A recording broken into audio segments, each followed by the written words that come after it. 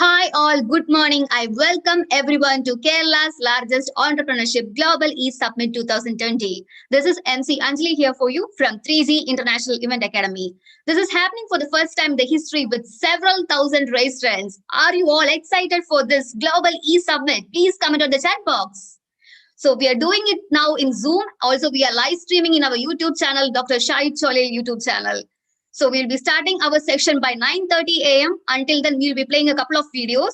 Yes, so Bia, Maria is ready, Mark is ready. So I request everyone to please call your friends and please make them, please tell them to join this session, this awesome session, this awesome conference. So until then, we'll be playing a couple of videos. We'll be starting by 9:30 a.m. Over to technical team for the videos, please. Yeah, thank you.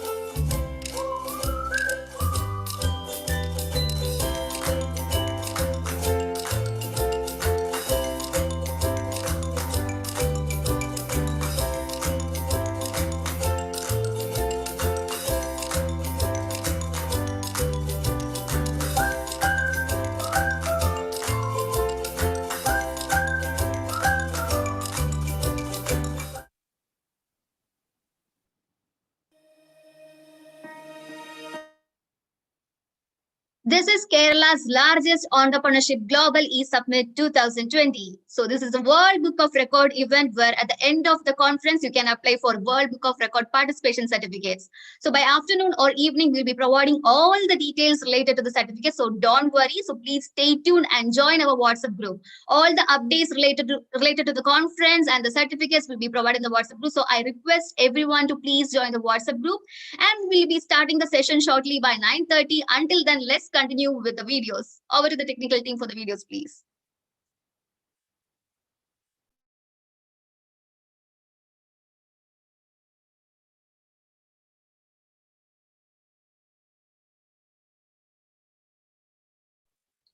So like everyone, so like we have people from many areas. Yes, okay, so like we'll be playing a couple of videos until 9:30. We'll be playing videos, so all the informations related to this conference will be provided in the video. So please do watch the video. Over to technical team for the videos, please. Yeah, please continue with the videos.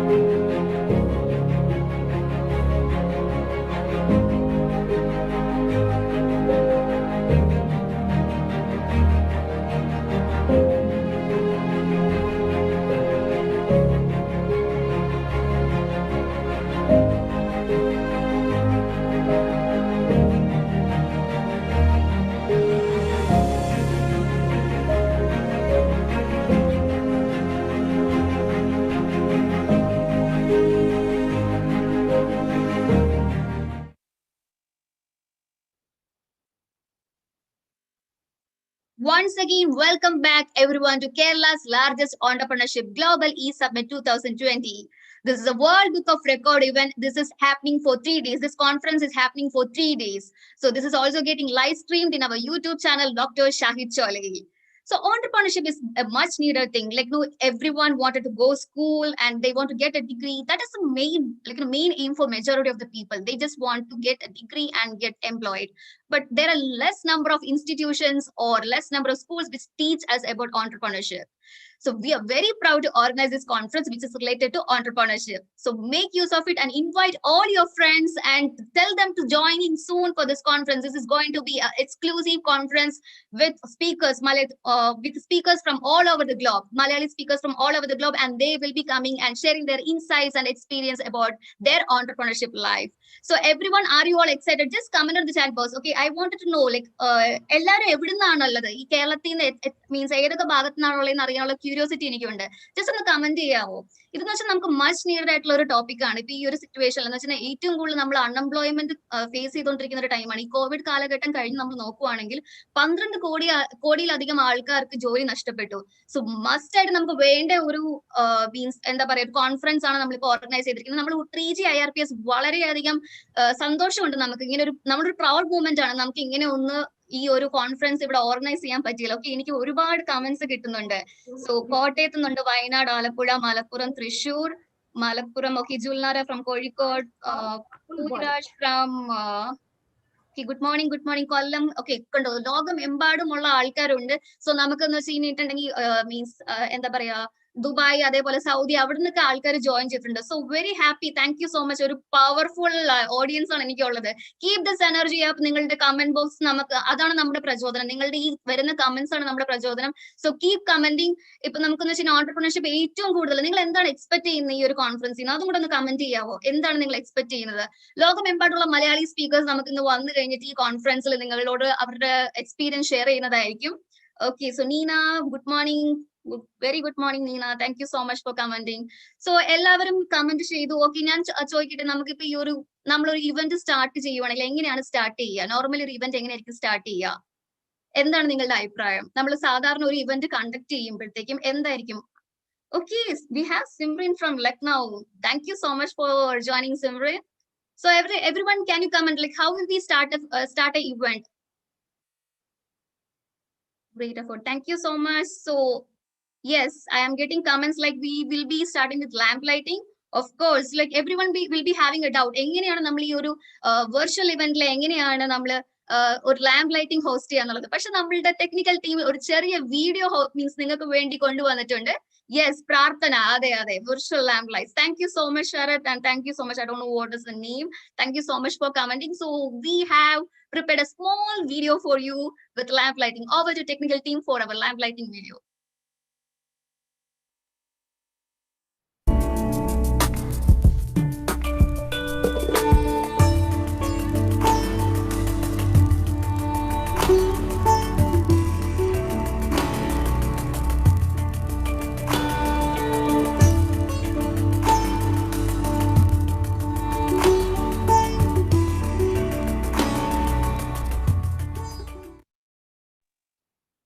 Wow, that was a lovely video അല്ലേ? So I had got many comments. അപ്പൊ എന്ന് വെച്ചാൽ എല്ലാവരും ഈ ഒരു technical team വളരെയധികം സന്തോഷമുണ്ട് ഇങ്ങനെ ഒരു വീഡിയോ നമുക്ക് കൊണ്ടുവന്ന് ഒരു പ്രാർത്ഥനയോടെ നമുക്ക് സ്റ്റാർട്ട് ചെയ്യാൻ പറ്റിയതിൽ, ഒരു ലാമ്പ് ലൈറ്റിംഗോടെ സ്റ്റാർട്ട് ചെയ്യാൻ പറ്റിയതിൽ.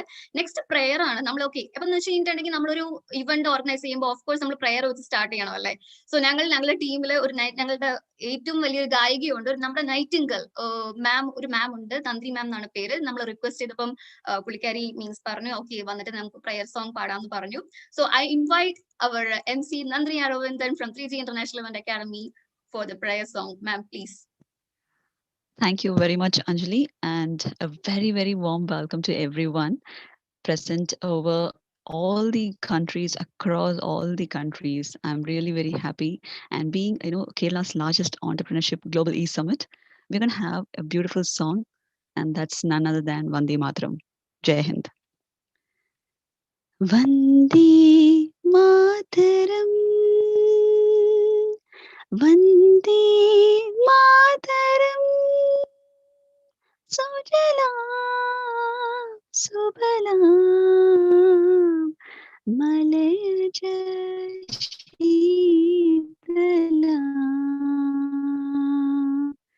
Sasya Shyamalam Mataram Vande Mataram Vande Mataram. Jai Hind.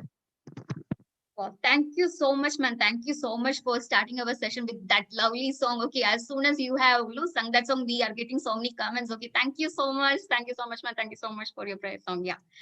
So everyone, thank you so much for commenting. Yes, okay, we are getting a lot of comments for Nandri ma'am. Thank you so much. So like ഇപ്പം നമുക്ക് വന്നിട്ട് ഈ ഒരു ഇവന്റിൽ എന്ന് വെച്ചാൽ നമ്മൾ event തുടങ്ങുമ്പോൾ നമുക്ക് ചീഫ് ഗസ്റ്റ് ആയിട്ട് ആരെ വിളിക്കണം എന്ന് ആലോചിച്ച് കഴിഞ്ഞപ്പോഴത്തേക്കും നമുക്ക് ഇതിലും വലിയൊരു ആപ്പ് പേഴ്സണാലിറ്റീനെ കിട്ടിയില്ല. Okay, so like we were thinking okay who will be called as a chief guest for this conference.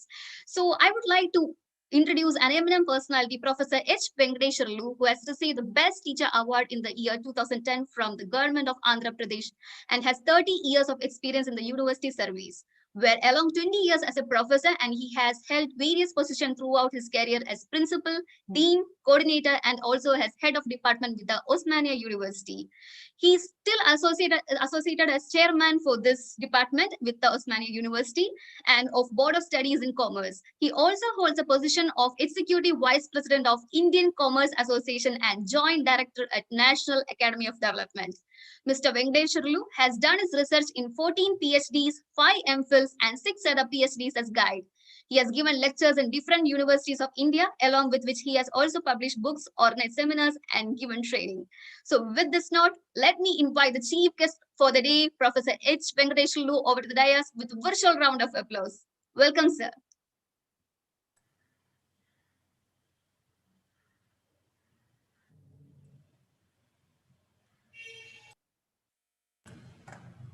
So I would request you to test your audio.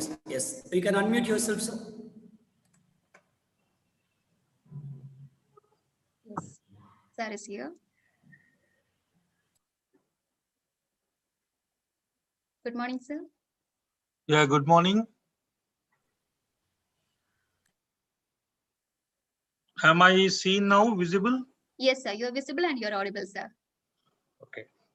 Yeah, please. Go ahead. Yes, Anjali, you can invite him again so that yes, he gets the cue to start. Okay, so like we have an eminent personality here, Professor H. Venkateswarlu, who has received the Best Teacher Award in the year 2010 from the government of Andhra Pradesh and has 30 years of experience in You are university repeating that. service. Okay. That's fine. Okay, so welcome, sir. Yeah. Very good morning to all those who are present in the program.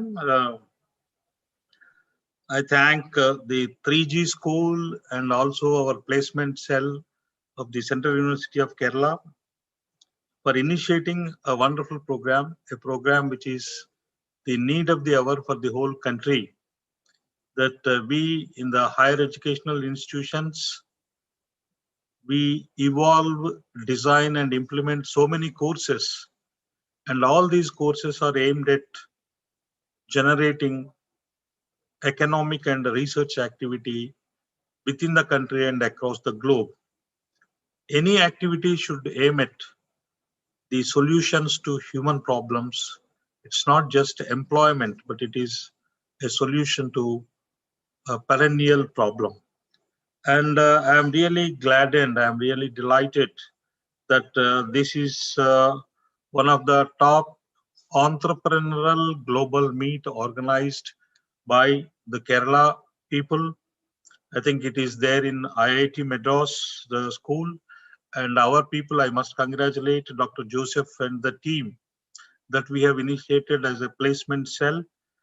And one of the main tasks, one of the main jobs of a university is to provide the career guidance that we have been talking about last, say, 3 decades or so.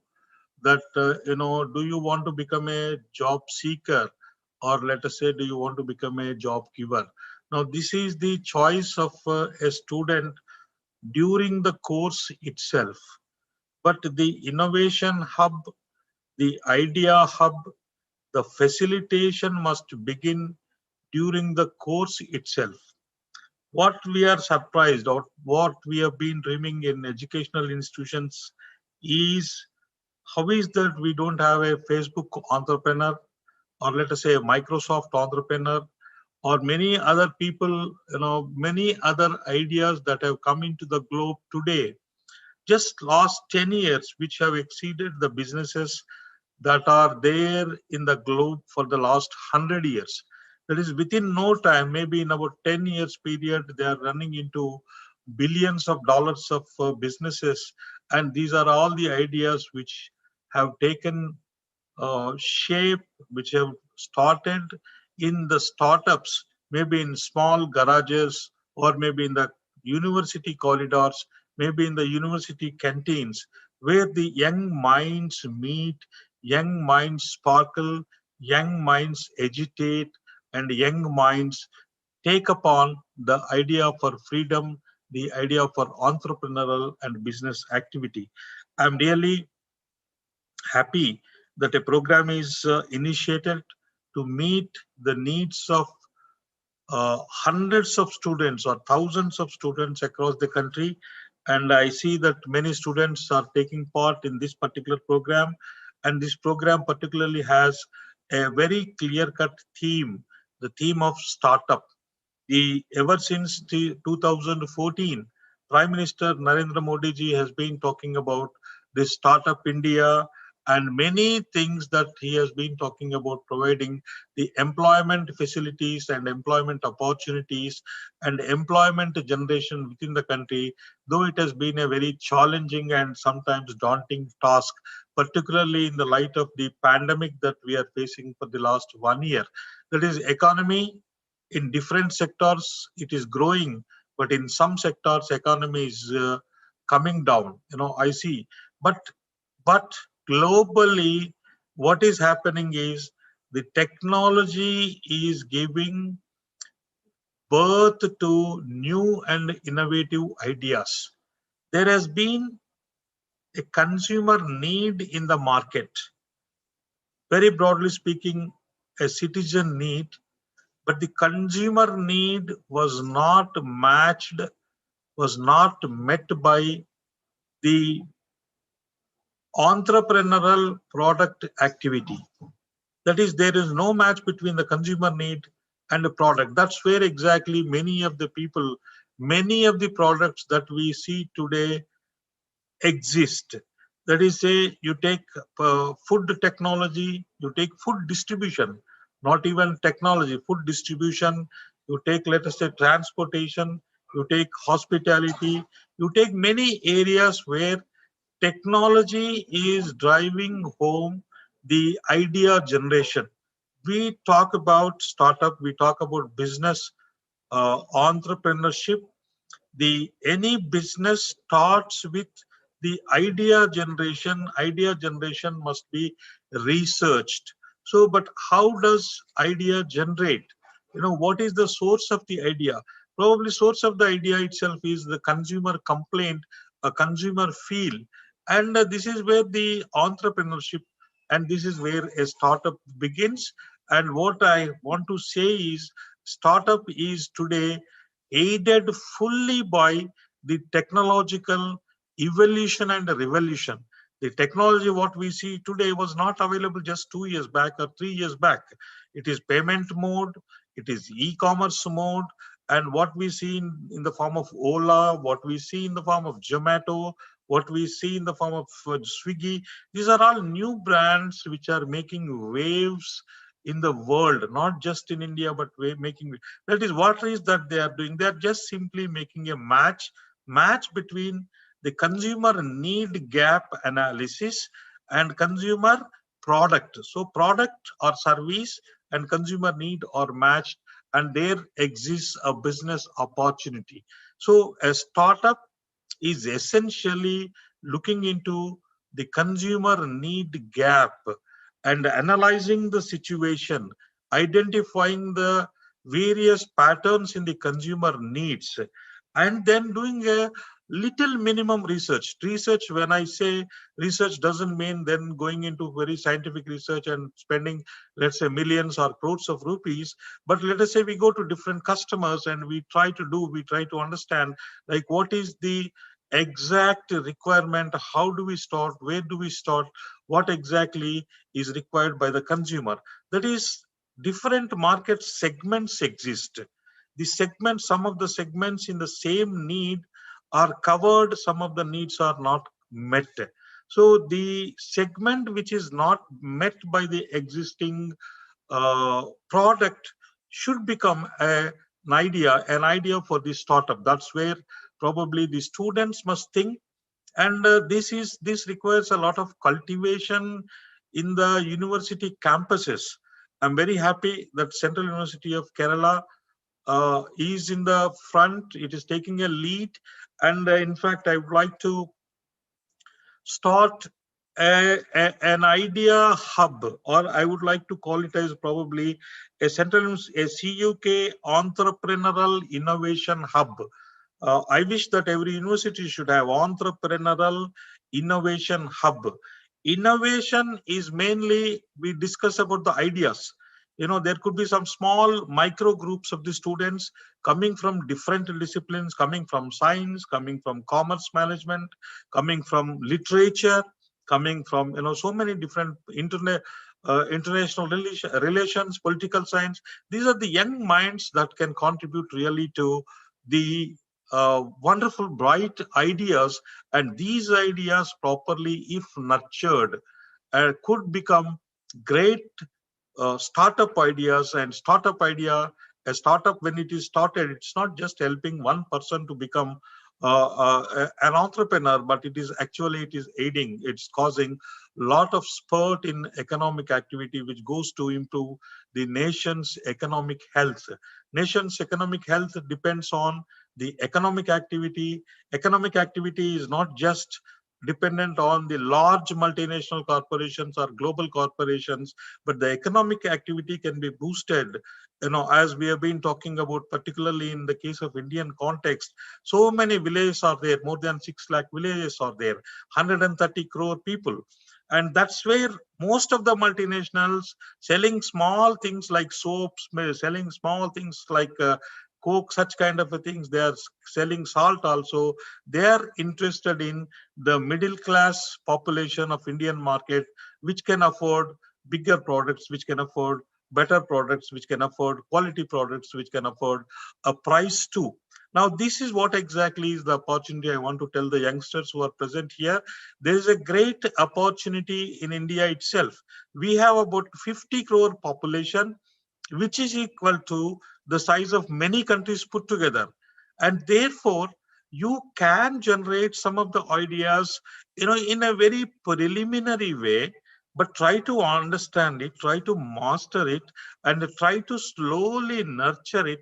Try to take the guidance of different organizations which are available with the government of India and probably with the government of Kerala, and probably then you can launch your business idea. This is where I'm sure the 3G school, which is in the IIT campus, with brightest of the bright brains, would inculcate, would trigger, would give a lot of ideas to start the startup ideas. I am really happy that the organizers have asked me to be here this morning as the chief guest to start the program.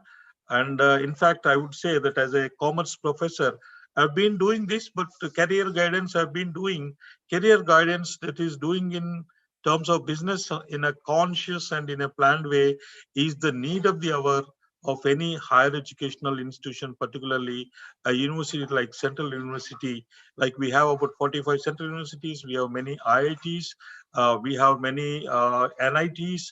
All these things can contribute, and they can come to the help of many students. And it's not just helping the students, but it is helping a nation, helping the country to take up a very large economic activity, which is very good in the long run. With this, without going into many details, I'm a marketing teacher. I can go into many aspects of business analysis and business marketing, but I would really congratulate the organizers, whoever is at the back of this program. And I congratulate and I thank all the people, and I wish the 3-day program where I find some 1,000, more than thousands of students across the globe who are participating in this largest, you are claiming it as largest Kerala entrepreneurial program. And I wish the entrepreneurial program a grand success. Thank you very much. Thank you so much, sir. Thank you so much for sharing your insights, and like you beautifully explained about how to generate that ideas, and how, like you rightly said, like no, like if you are starting with the entrepreneurship, it's not only helping an individual, it's helping an economy as a whole, and it's no, it's contributing a lot to our nation. Thank you so much for sharing your insights. So like we are like people are thanking you in chat box. Thank you so much, participants, and like we are humbled to have a great personality as our chief guest, and we are honored with your presence, sir. Thank you so much. Thank you, Ma. Thank you. So like we have a token of small token of love as a certificate. So I request my technical team to please produce a certificate for our chief guest.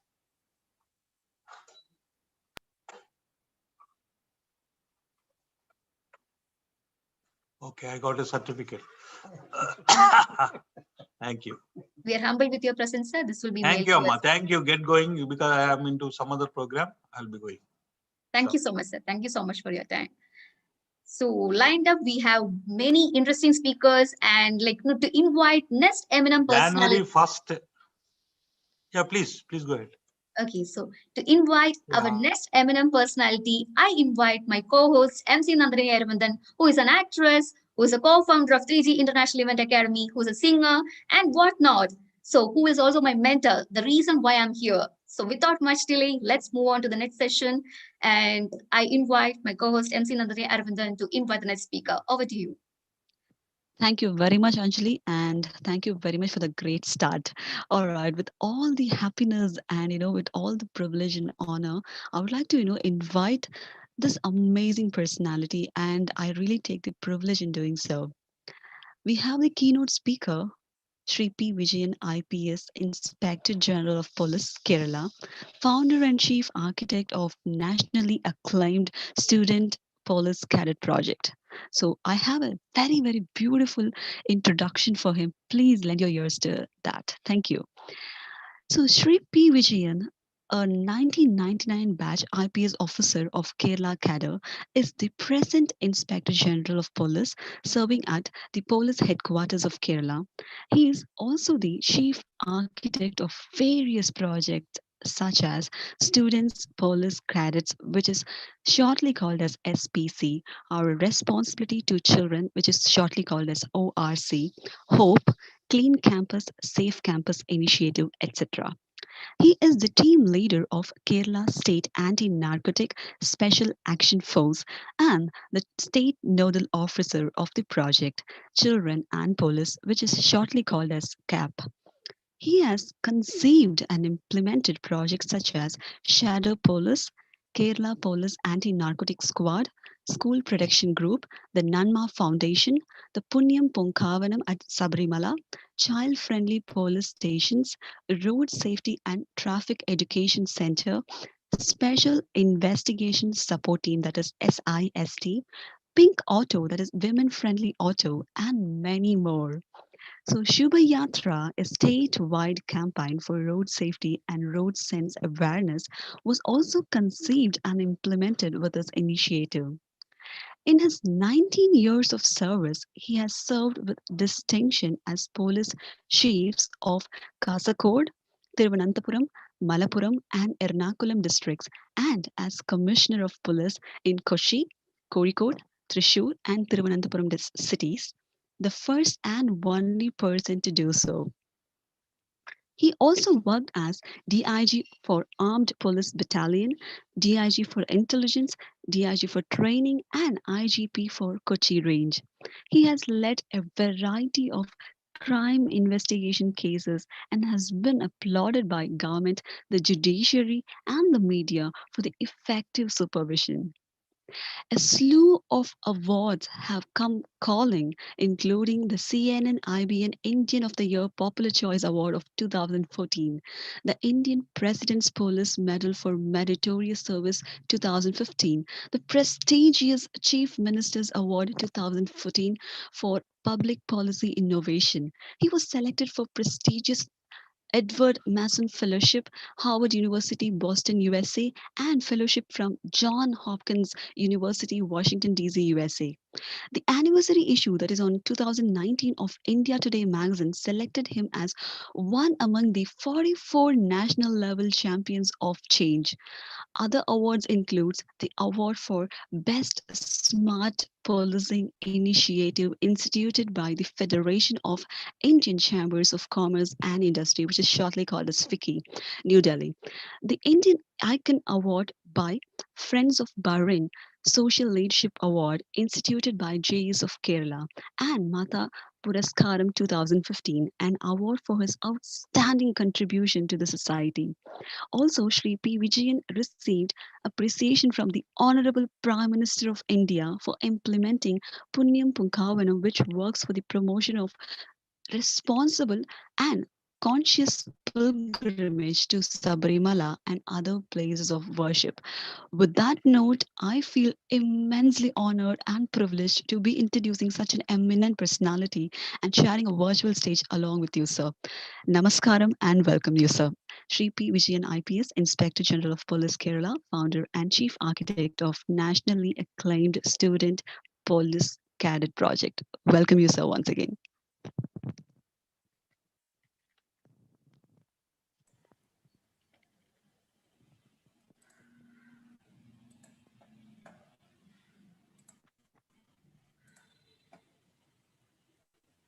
Yes, sir, we are ready. You can unmute yourself and you can start, sir.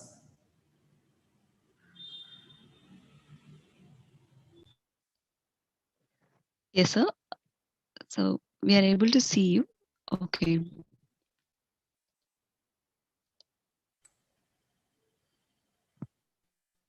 Okay, sir. I request you to start off the video. We are not able to see you now.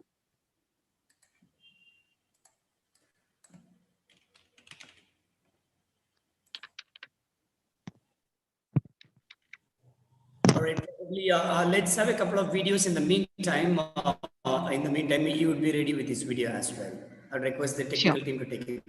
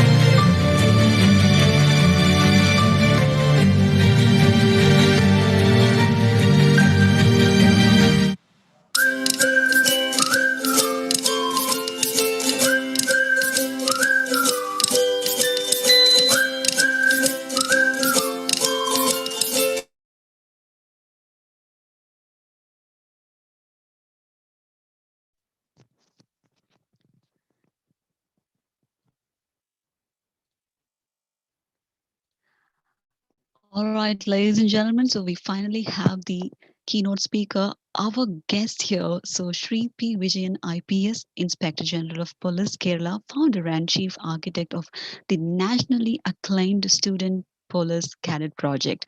I feel immensely honored and privileged to be introducing such an eminent personality and sharing a virtual stage along with you, sir. So namaskaram and welcome you, sir, once again.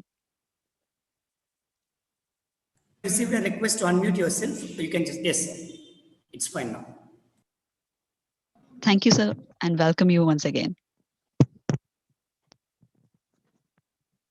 That's. Can I start? Yes, sir. Yes, sir. Thank you very much.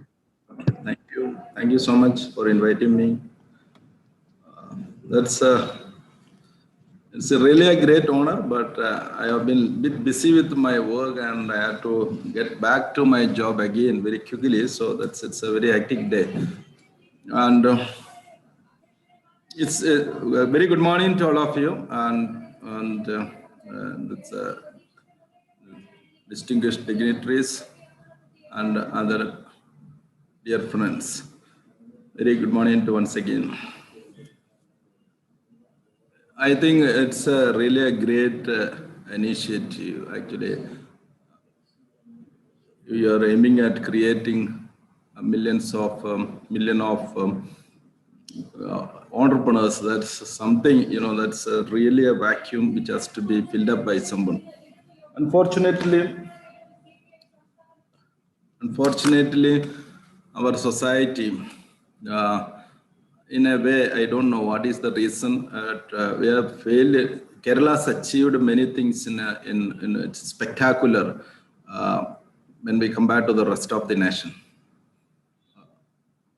Actually, especially in the case of social indices, I think we are the best among the many states.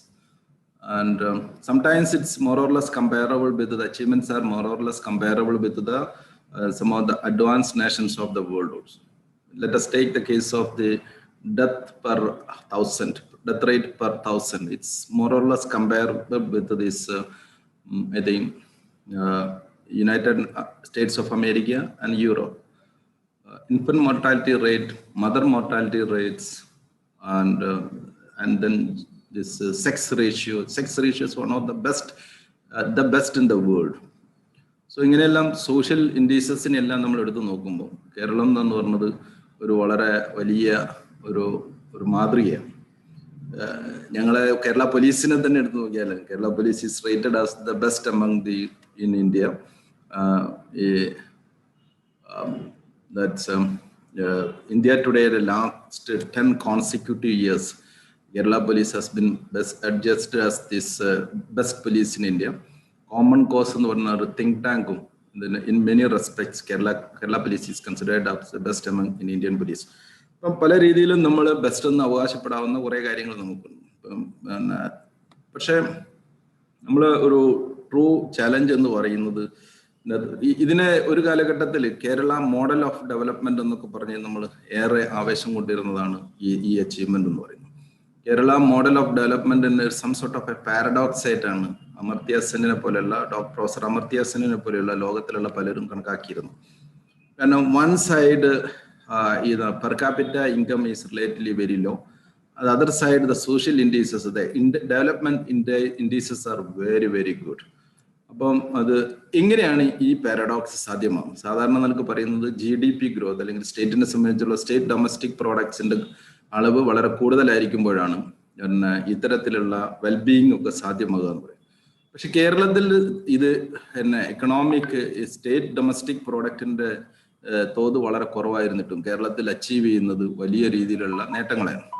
ഇതിനെയാണ് ഒരു പാരഡോക്സിന് Kerala model of development എന്ന് പറഞ്ഞത്. പക്ഷെ പിന്നീട് ഉണ്ടായിരുന്ന centre for development studies Trivandrum അതുപോലെയുള്ള പല ഏജൻസീസും ഇതൊരു ഒരു പാരഡോക്സ് എന്ന് പറയുന്ന ഒരു മിത്താണെന്നും it's not exactly a paradox, there is income. പക്ഷെ ആ income within the state generate ചെയ്യുന്നതല്ല, മറിച്ച് ഇത് ജനറേറ്റ് ചെയ്യുന്നത് ഔട്ട്സൈഡ് എക്സ്പാർട്ട് 2.2 million വരുന്ന എക്സ്പാട്രിയേറ്റ് കേരളീയൻസിന്റെ റെമിറ്റൻസസ് കാൽക്കുലേറ്റ് ചെയ്യുമ്പോൾ ഈ പാരഡോക്സ് മനസ്സിലാവും എന്ന് പറയുന്നു. നമുക്ക് we can very safely say that that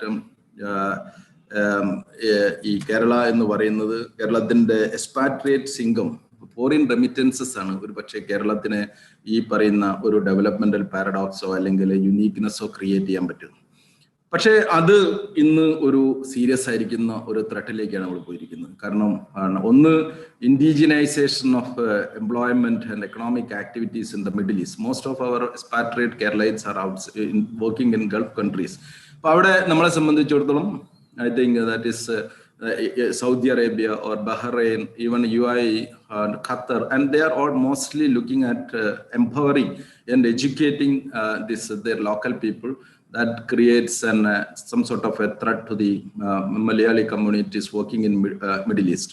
Moreover, that is a very serious threat, and even in medical field and then even business field and many other areas. Actually, traditionally, other nations people occupy the പോസ്റ്റുകളെല്ലാം തന്നെ middle ഈസ്റ്റിൽ കയറിക്കൊണ്ടിരിക്കുന്നു. മറ്റൊരു കാര്യം, oil crisis എന്ന് പറയുന്നത് അത് ഒരു പക്ഷേ എത്രത്തോളം ഇനി ഈ oil as A major source of income എന്ന് പറയുന്നത് എത്ര കാലം നിലനിൽക്കുന്നു നമുക്കറിയില്ല.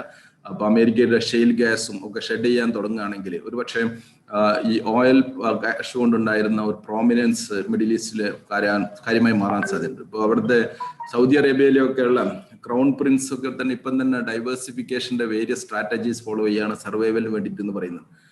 അവിടുത്തെ ഈ ഓയിൽ മണി കൊണ്ടുണ്ടായിരുന്നതിന്റെ കുറെ ബെനിഫിറ്റ് നമ്മളെ ഈ കേരള മോഡൽ ഓഫ് ഡെവലപ്മെന്റിന് സഹായിച്ചിട്ടുണ്ട് എന്നുള്ളത് യാതൊരു സംശയമില്ല. ആ ഒരു benefit most probably we may lose in coming years എന്നുള്ളതാണ്. ഇതിന്റെ കൂടെയാണ് നമ്മളെ സംബന്ധിച്ചിടത്തോളം നമുക്ക് വന്നിരിക്കുന്ന മറ്റൊരു ചാലഞ്ച് എന്ന് പറയുന്നത് ഈ new normals created by this that COVID-19 ആണ്. ലോക ചരിത്രത്തെ എഴുതപ്പെടാൻ പോകുന്നത് രണ്ടായിട്ടായിരിക്കും. പ്രീ കോവിഡ് പീരീഡും post COVID period. I don't know when will reach to that post COVID period എന്ന് എനിക്കറിയില്ല. പക്ഷെ ഇപ്പം നമ്മൾ അതിനെ പാൻഡമിക്കിനെ ഇപ്പോഴും സ്ട്രഗിൾ ചെയ്തുകൊണ്ടിരിക്കുന്ന ഒരു അവസ്ഥയാണ്. ഈ COVID-19 പീരീഡിൽ നമ്മൾ എങ്ങനെയായിരിക്കും പുതിയ റിയാലിറ്റീനെ അഡ്ജസ്റ്റ് ചെയ്യാൻ പോകുന്നത്? കാരണം it's a huge threat to the employment. It's actually ആളുകൾ എനിക്ക് തോന്നുന്നു സ്റ്റാറ്റിസ്റ്റിക്സ് പ്രൊഡ്യൂസ് ചെയ്യുന്നത് നിർത്തിയിരിക്കുന്നു എന്നാണ് തോന്നുന്നത്. കാരണം it's the adverse impact on the economy in many fields, and domestic production in industry and service sector, and that is when we take the case of this employment generation has become, it's really employment cases that is level, it has gone to a very very critical low condition level right now. ഇങ്ങനെയുള്ള ഒരു സിറ്റുവേഷനിൽ ഈ new നോർമൽസിന് എങ്ങനെ സാധ്യമാവും? മാത്രമല്ല, പുതിയ ഒരു സാഹചര്യത്തിൽ more protective ആയിരിക്കുന്ന ഒരു എക്കണോമി ലോകത്തിൽ എല്ലാവരും ഉണ്ടാകാനുള്ള ഒരു സാധ്യത. ഇപ്പം തന്നെ പലയിടത്തും അത് ട്രംപിനിസവും പല രീതിയിൽ എല്ലാവരും തന്നെ അവരുടെ ബോർഡേഴ്സ്, എക്കണോമിക് ബോർഡേഴ്സ് ക്ലോസ് ചെയ്യുന്നതുകൊണ്ട് തന്നെ free movement of at least labour എന്ന് പറയുന്നത് it will be very very difficult. I don't know what will happen to this movement of capital തന്നെ. I think foreign domestic investment എന്ന് പറയുന്നത് അത്ര വലിയ രീതിയിൽ പോകുമ്പോൾ എന്നറിയില്ല. ഫോറിൻ ഇൻസ്റ്റിറ്റ്യൂഷണൽ ഇൻവെസ്റ്റ്മെന്റ് എന്നുള്ള ഷെയർ ബ്രോക്കേഴ്സും മറ്റും കൊണ്ടുവരുന്ന പണം, I think that it is a very highly flying money. It can stay or it can go.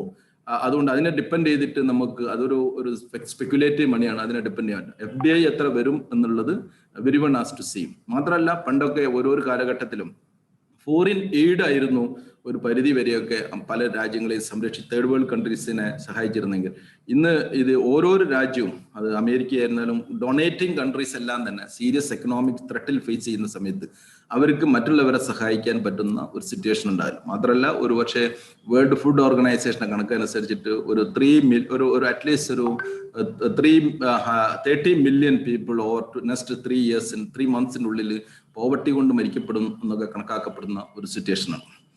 ഈ ഒരു കോവിഡ് ക്രിയേറ്റ് ചെയ്തിരിക്കുന്ന ന്യൂ നോർമലില് നമ്മൾ നേരത്തെ ഒരു റിയാലിറ്റി പ്രീ കോവിഡ് പീരീഡിന്റെ ഒരു ജീവിത രീതിയും ചിന്താഗതിയും മാനസിക അവസ്ഥയുമായിട്ട് നമ്മൾ പോയി കഴിഞ്ഞാൽ, അത് ഗവൺമെന്റ് ആയിക്കോട്ടെ, ഓർഗനൈസേഷൻസ് ആയിക്കോട്ടെ, വ്യക്തികളായിക്കോട്ടെ, പ്രീ കോവിഡ് മൈൻഡിലെ ഒരു മൈൻഡ് സെറ്റുമായിട്ട് പോവുകയാണെങ്കിൽ they will be phasing huge challenges in coming years എന്നുള്ളതിൽ യാതൊരു സംശയമില്ല. അൺഫോർച്ചുനേറ്റ്ലി അതിന്റെ മോസ്റ്റ് സീരിയസ് വിക്ടിംസ് എന്ന് പറയുന്നത് നമ്മുടെ യങ്സ്റ്റേഴ്സ് ആയിരിക്കും എന്നുള്ളതും ഒരു മറ്റൊരു പ്രധാന കൺസേൺ ആണ്. ഇവിടെ അതിന്റെ ഒപ്പം തന്നെ ഈ ന്യൂ നോർമൽ ഒരു പക്ഷേ ഈ പ്രീ കോവിഡ് ഡിസംബറിൽ വുഹാനിൽ തുടങ്ങിയിരിക്കുന്ന COVID-19 പാൻഡമിക്, അത് ഒരുപക്ഷെ ഇന്ത്യയിലൊക്കെ നമ്മൾ അതിന്റെ തിക്തഫലങ്ങൾ അനുഭവിച്ചു തുടങ്ങിയത് ഒരു ഫെബ്രുവരിയിലൊക്കെ ആയിരിക്കും.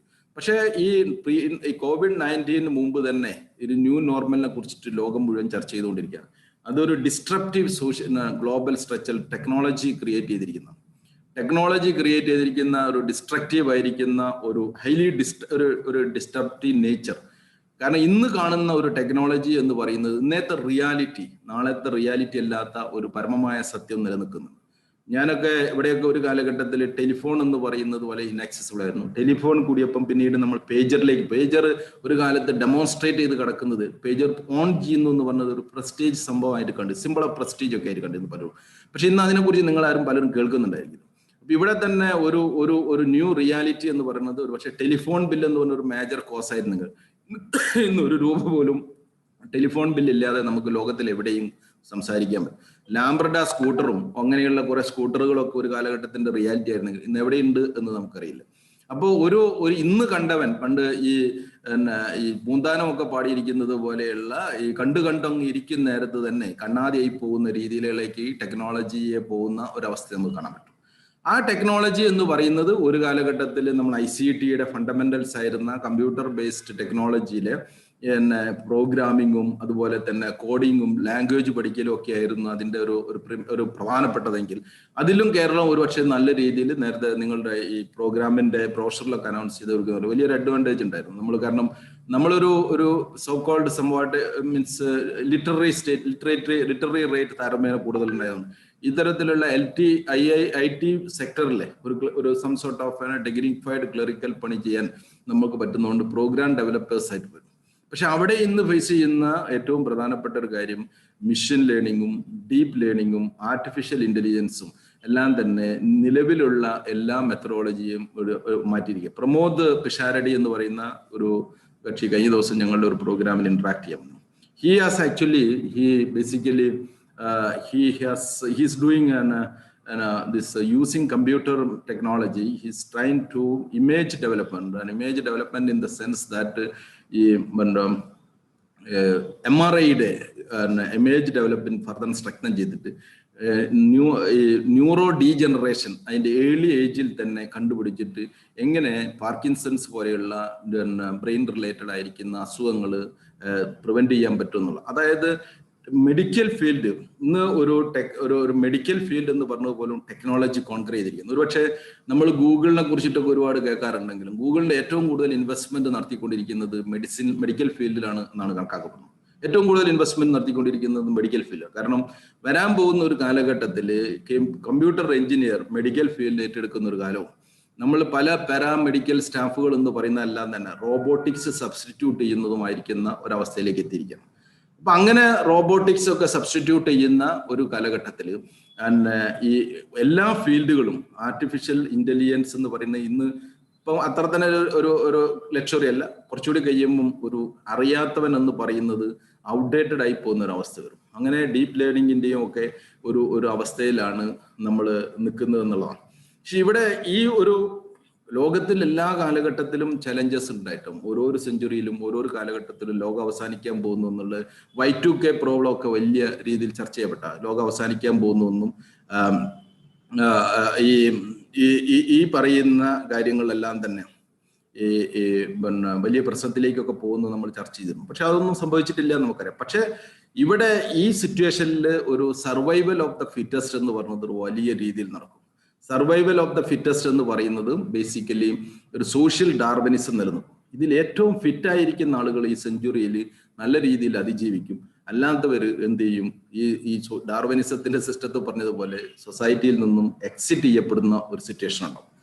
ആ ഒരു എക്സിറ്റ് ചെയ്യുന്ന സിറ്റുവേഷനിലേക്ക് നമ്മളിപ്പോൾ എടുത്തു നോക്കിയാൽ പണ്ട് ഒരു കാലത്ത് LLB എടുക്കുന്നത് ഒരു വലിയ പ്രൊഫഷനായിരുന്നു. പക്ഷേ ഇപ്പൊ IBM ഡെവലപ്പ് ചെയ്തിരിക്കുന്ന ഒരു സോഫ്റ്റ്വെയർ വെച്ചിട്ട് പല ഹൈ പ്രൊഫഷണൽ ലോയേഴ്സ് കൊടുക്കുന്നേക്കാൾ വലിയ രീതിയിലുള്ള കൺസൾട്ടൻസി കൊടുക്കാൻ ഇന്ന് ഈ സംവിധാനത്തിന് അവർ ഡെവലപ്പ് ചെയ്തിരിക്കുന്ന മെക്കാനിസത്തിന് പറ്റുമെന്നാണ് പറയുന്നത്.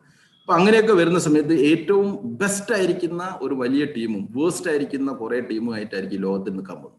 ഇത് പോലീസ് ഉദ്യോഗസ്ഥനായിരിക്കുന്ന എന്നെ പോലെയുള്ള ആളുകൾക്കുള്ള ഒരു ടെൻഷൻ എന്ന് പറഞ്ഞത് there is a huge chances of disturbance in society and violence, depression, violence and distress. കാരണം ഒരുപാട് ആളുകൾ അൺഎംപ്ലോയിഡ് ആയിട്ടും അതിജീവനം തന്നെ വലിയ പ്രശ്നമായി മാറും.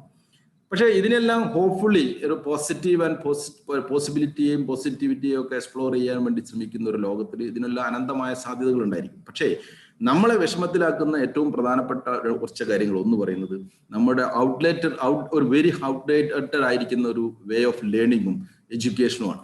നമ്മൾ പഠിക്കുന്ന, I am very sad to say that, എൻ്റെ മുമ്പിൽ ഇരിക്കുന്ന കുറെ പേരെങ്കിലും സ്റ്റുഡൻസ് ആയിരിക്കുമെന്ന് ഞാൻ കരുതുന്നു. നമ്മൾ പഠിക്കുന്ന പല കാര്യങ്ങളും ഇന്നത്തെ കാലഘട്ടത്തിന് യാതൊരു ഉപയോഗവും ഇല്ല എന്ന് മനസ്സിലാക്കുന്നു. നിങ്ങൾ പഠിക്കുന്ന പല കാര്യങ്ങളും ഇന്നത്തെ ലോകത്തിന്റെ 21st century 2020 ഇന്നത്തെ ലോകം മൂവ് ചെയ്യുന്നതിൽ നിന്നും മിനിമം ഒരു 200 years പിറകിലായിരിക്കും നിങ്ങളിപ്പം പഠിക്കുന്നത് എന്നുള്ളതിൽ യാതൊരു സംശയവുമില്ല. പണ്ട് സുമാർ ഐക്കോട് സാർ പറഞ്ഞിരിക്കുന്ന ഒരു കാര്യമുണ്ട്.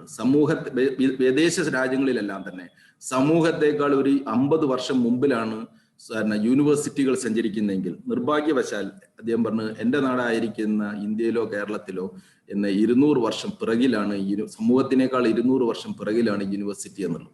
നമ്മൾ ഈ ലോകത്തിന്റെ ഇങ്ങനെ പോകുന്ന ഡീപ്പ് ലേണിംഗിന്റെയും മിഷൻ ലേണിംഗിന്റെയും ബിഗ് ഡാറ്റയുടെയും ഓയിൽ എന്ന് പറഞ്ഞാൽ ഞാൻ നേരത്തെ പറഞ്ഞിരിക്കുന്ന സൗദി അറേബ്യയും ഖത്തറിന്റെയും ഒക്കെ അതിജീവന തന്ത്രത്തിന്റെ അല്ലെങ്കിൽ റിച്ച്നെസിന്റെ ഏറ്റവും വലിയൊരു സോഴ്സും കേരളത്തിന്റെ അതിജീവന തന്ത്രത്തിന്റെ ഒരു വലിയ ഭാഗവുമായിരുന്നെങ്കിൽ oil was the money, oil was the mine field actually. പക്ഷെ ഇന്ന് ബിഗ് ഡാറ്റ എന്ന് പറഞ്ഞ് ഡാറ്റ മാറ്റേഴ്സ് ഇൻ സൊസൈറ്റി എന്നുള്ള, money matters, land matters, slave matters എന്നൊക്കെ പഴയ കാലത്ത് പറയുന്നത് പോലെ ഇന്ന് ഡാറ്റ മാറ്റേഴ്സ് എന്നുള്ളതാണ്. ബിഗ് ഡാറ്റ മാനേജ്മെന്റും അതിന്റെ അനാലിസിസും ഒക്കെ നടക്കുന്ന സമയത്ത് നമ്മൾ ഈ പഠിക്കപ്പെടുന്ന വിദ്യാഭ്യാസം കൊണ്ട് എത്രത്തോളം നമുക്ക് അതിലേക്ക് പോകാൻ പറ്റുമെന്നുള്ളത് എല്ലാവരും ഗൗരവമായിട്ട് ആലോചിക്കേണ്ടത്. അപ്പൊ ഈ ഔട്ട്ഡേറ്റഡ് ആയിരിക്കുന്ന ഒരു ലേണിംഗ് വേയും, കാരണം കുറെ പാഠങ്ങൾ പഠിക്കുകയും ആ പരീക്ഷയ്ക്ക് റീപ്രൊഡ്യൂസ് ചെയ്യും, അതുപോലെ തന്നെ ഒരു ഇനാക്റ്റീവ് ആയിരിക്കുന്ന വൺ സൈഡഡ് ആയിരിക്കുന്ന ഒരു ഡെഡ് ലേണിംഗ് പ്രാക്ടീസും ഒക്കെ നമ്മൾ നടത്തുമ്പോൾ ഇന്ററാക്റ്റീവ് ആയിട്ടോ സ്റ്റുഡൻറ് സെന്റേഡ് ആയിട്ടോ ടീം സെന്റേഡ് ആയിട്ടോ അല്ല ഒരു എഡ്യൂക്കേഷൻ പ്രാക്ടീസും അല്ലാതെ നമ്മൾ നടക്കുകയാണെങ്കിൽ എങ്ങനെയാണ് നമുക്ക് ഈ കാലഘട്ടത്തിൽ അതിജീവിക്കാൻ പറ്റുക എന്നറിയുന്നത്. ഇവിടെ ഒരു കേരളത്തെ സംബന്ധിച്ചോളം ഇവിടെയാണ് ഓണ്ടർപ്രണർഷിപ്പിനെ കുറിച്ചിട്ടുള്ള ഏറ്റവും പ്രാധാന്യം വരുന്നത്. ഈ 21st century എന്ന് പറയുന്നത് ബേസിക്കലി എംപ്ലോയീസിന്റെ അല്ലത എംപ്ലോയറുടെ ലോകമാണ്. അല്ലെങ്കിൽ നമ്മൾ ആർക്കൊക്കെ തൊഴിൽ കൊടുക്കാൻ പറ്റും എന്നുള്ളതാണ് നമ്മൾ ആലോചിക്കാൻ പറ്റുന്നത്. ഏറ്റവും സേഫസ്റ്റ് സൈഡ് എന്ന് പറഞ്ഞത് തൊഴിൽ അന്വേഷിച്ച് പോകുന്നതിനേക്കാൾ നല്ലത് തൊഴിൽ കൊടുക്കുന്ന ഒരാളായി മാറാൻ തുടക്കം മുതലേ ചിന്തിക്കുന്നതായിരിക്കും ഏറ്റവും നല്ലത്.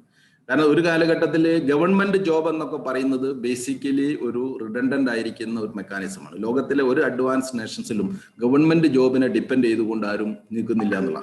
നമ്മൾ അണ്ടർ ഡെവലപ്ഡ് ആയിരിക്കുന്ന കൺട്രീസിൽ മാത്രമാണ് ഗവൺമെന്റ് ജോബിന് വേണ്ടിയിട്ട് അന്വേഷിച്ച് നടക്കുന്നത്. കഴിവും ആത്മാർത്ഥതയും ഒക്കെ ഉള്ള ആളുകൾക്ക്, ഏറ്റവും കൂടുതൽ ക്രിയേറ്റിവിറ്റിയും ഉള്ള ആളുകൾക്ക് ഏറ്റവും നന്നാക്കി ഷൈൻ ചെയ്യാൻ പറ്റുന്നത് സ്വകാര്യ മേഖലയിലെ സെൽഫ് ഓണർഷിപ്പ് ആയിരിക്കും എന്നുള്ളത്. പക്ഷേ നിർഭാഗ്യവശാൽ കേരളത്തിന്റെ ഒരു culture, Kerala people are very enterprising. Kerala people are basically very enterprising ആണ്. കാരണം എന്റർപ്രൈസിങ് ആയതുകൊണ്ടാണ് ഉരു താണ്ടിയിട്ടും ഒക്കെ തന്നെ ലോകത്തിന്റെ പല ഭാഗത്തും ഇന്ത്യക്ക് എത്തി. ഒരു പക്ഷേ മൂണിൽ പോയി കഴിഞ്ഞാലും അവിടെ ഒരു തട്ടുകട മലയാളിൻ്റെതായിട്ട് ഉണ്ടാകാൻ സാധ്യതയുണ്ട് എന്ന് പലപ്പോഴും തമാശക്കെങ്കിലും പറയാറുണ്ട്. ഇപ്പൊ മൂണിന്റെ അപ്പുറത്ത് മാർസിൽ പോയാലും ഒരു പക്ഷെ കാണാൻ സാധ്യതയുണ്ട്. അത്രയും എന്റർപ്രൈസിങ്ങും അഡ്വഞ്ചറസും ഒക്കെ ആയിട്ട് പോകാൻ കഴിവുള്ളവരാണ് മലയാളികൾ എന്തെങ്കിലും. പക്ഷെ ദേ ആർ നോട്ട് ഓണ്ടർപ്രണേഴ്സ്. അതാണ് ഇതിന്റെ ഒരു വലിയൊരു പ്രശ്നം. എന്റർപ്രൈസിങ് എന്ന് പറയുന്നത് വലിയ എന്താ പറയാ, എന്റർപ്രൈസിങ് പീപ്പിൾ ആണ്. ഒരു സിംഗിൾ വേർഡിൽ മലയാളികളെ പറയാൻ പറ്റുന്നത് ഹൈലി എന്റർപ്രൈസിങ് ആണ്, but not actually really entrepreneurs ആണ് എന്നുള്ള. എന്റർപ്രൈസിങ് എന്ന് പറഞ്ഞാൽ വളരെ ആക്റ്റീവ് ആയിരിക്കാനും വളരെ ഡൈനാമിക് ആയിരിക്കാനും ഭയങ്കര ക്രിയേറ്റീവ് ആയിരിക്കും. നമ്മൾ സമരങ്ങളിലും എല്ലാ കാര്യങ്ങളും വളരെ ആക്റ്റീവായിട്ട് നടന്നുകൊണ്ടിരിക്കുന്നതിന്റെ കാര്യം നമ്മൾ വളരെ എന്റർപ്രൈസിങ് ആയിട്ട് പോകുന്ന ആളുകളാണ്. പക്ഷേ ഓണ്ടർപ്രണർഷിപ്പ് എന്ന് പറഞ്ഞാൽ ബിയോണ്ട് ദാറ്റ് ആണ്. It is much beyond that ആണ്. ഏറ്റവും പ്രധാനപ്പെട്ടിരിക്കുന്ന ഒരു നല്ല ഓണ്ടർപ്രണർ ആകണമെങ്കിൽ നമ്മൾ എന്ത് ചെയ്യേണ്ടതുണ്ട്? നമ്മളുടെ ഒരു ഗോൾ നമ്മുടെ ജീവിതത്തിൽ ഉണ്ടായിരിക്കണം. V should have A goal. ജീവിതത്തിൽ ഒരു ലക്ഷ്യം നമ്മളെ മുന്നിൽ ഇങ്ങനെ കടന്നിട്ട് ഒരു വലിയ സ്വപ്നം നമ്മളെ മുമ്പിൽ നിൽക്കുക, ഒരു വലിയ സ്വപ്നം അല്ലെങ്കിൽ ഒരു ഗ്രേറ്റ് വിഷൻ നമ്മളെ മുമ്പിൽ ഉണ്ടാകുക. ആ ഗ്രേറ്റ് വിഷൻ എന്ന് പറഞ്ഞാൽ തന്നെ എന്താണ്? ശരിക്കും വിഷ്വലൈസേഷൻ ഓഫ് ദി ഫ്യൂച്ചർ ആണ്. നമ്മൾ ഭാവിയെ കുറിച്ചിട്ടുള്ള നമ്മളുടെ ഒരു വലിയ സ്വപ്നം നമ്മളെ മുമ്പിൽ ഉണ്ടാകുക, ഒരു കാഴ്ചപ്പാടുണ്ടാകുക. ഇന്നേക്ക് 10 വർഷം കഴിയുമ്പോൾ ഞാൻ ഇന്ന സ്ഥലത്തെത്തണം, ഇന്ന രീതിയിലൊക്കെ എൻ്റെ ഇതിലൂടെ കടന്നു പോകണം എന്നൊക്കെ ചിന്തിക്കുന്ന. പണ്ട് ജാക്മ എന്ന് പറയുന്ന ഈ അലിബാബയുടെ കഥ നിങ്ങൾ കേട്ടിരിക്കും. അലിബാബ എന്ന് പറഞ്ഞൊരു പുസ്തകമുണ്ട്, പറ്റുകയാണെങ്കിൽ നിങ്ങൾ വാങ്ങിക്കണം. വായിക്കണം. അതായത് അതിൽ പറയുന്നതാണ് അദ്ദേഹം 1999 ചൈനയിൽ ലെസ് ദാൻ 1% ആളുകൾ മാത്രം ഇന്റർനെറ്റ് യൂസ് ചെയ്യും. അതിൽ ലെസ് ദാൻ 1%, ആ യൂസ് ചെയ്യുന്നതിൽ തന്നെ ലെസ് ദാൻ 1% ആളുകൾ മാത്രം ഇ-കൊമേഴ്സ് നടത്തുകയും ചെയ്യുന്ന ഒരു കാലഘട്ടത്തിൽ ഒരു ഹൈസ്കൂൾ ഇംഗ്ലീഷ് അധ്യാപകനായിരുന്ന ജാക്മ സ്വപ്നം കാണുന്നുണ്ട്. അതായത് ലോകത്തിലെ ഏറ്റവും വലിയ ഇ-കൊമേഴ്സ് കമ്പനി ചൈനയിൽ നിന്നുള്ള എൻ്റെതായിരിക്കുമെന്നുള്ളത്.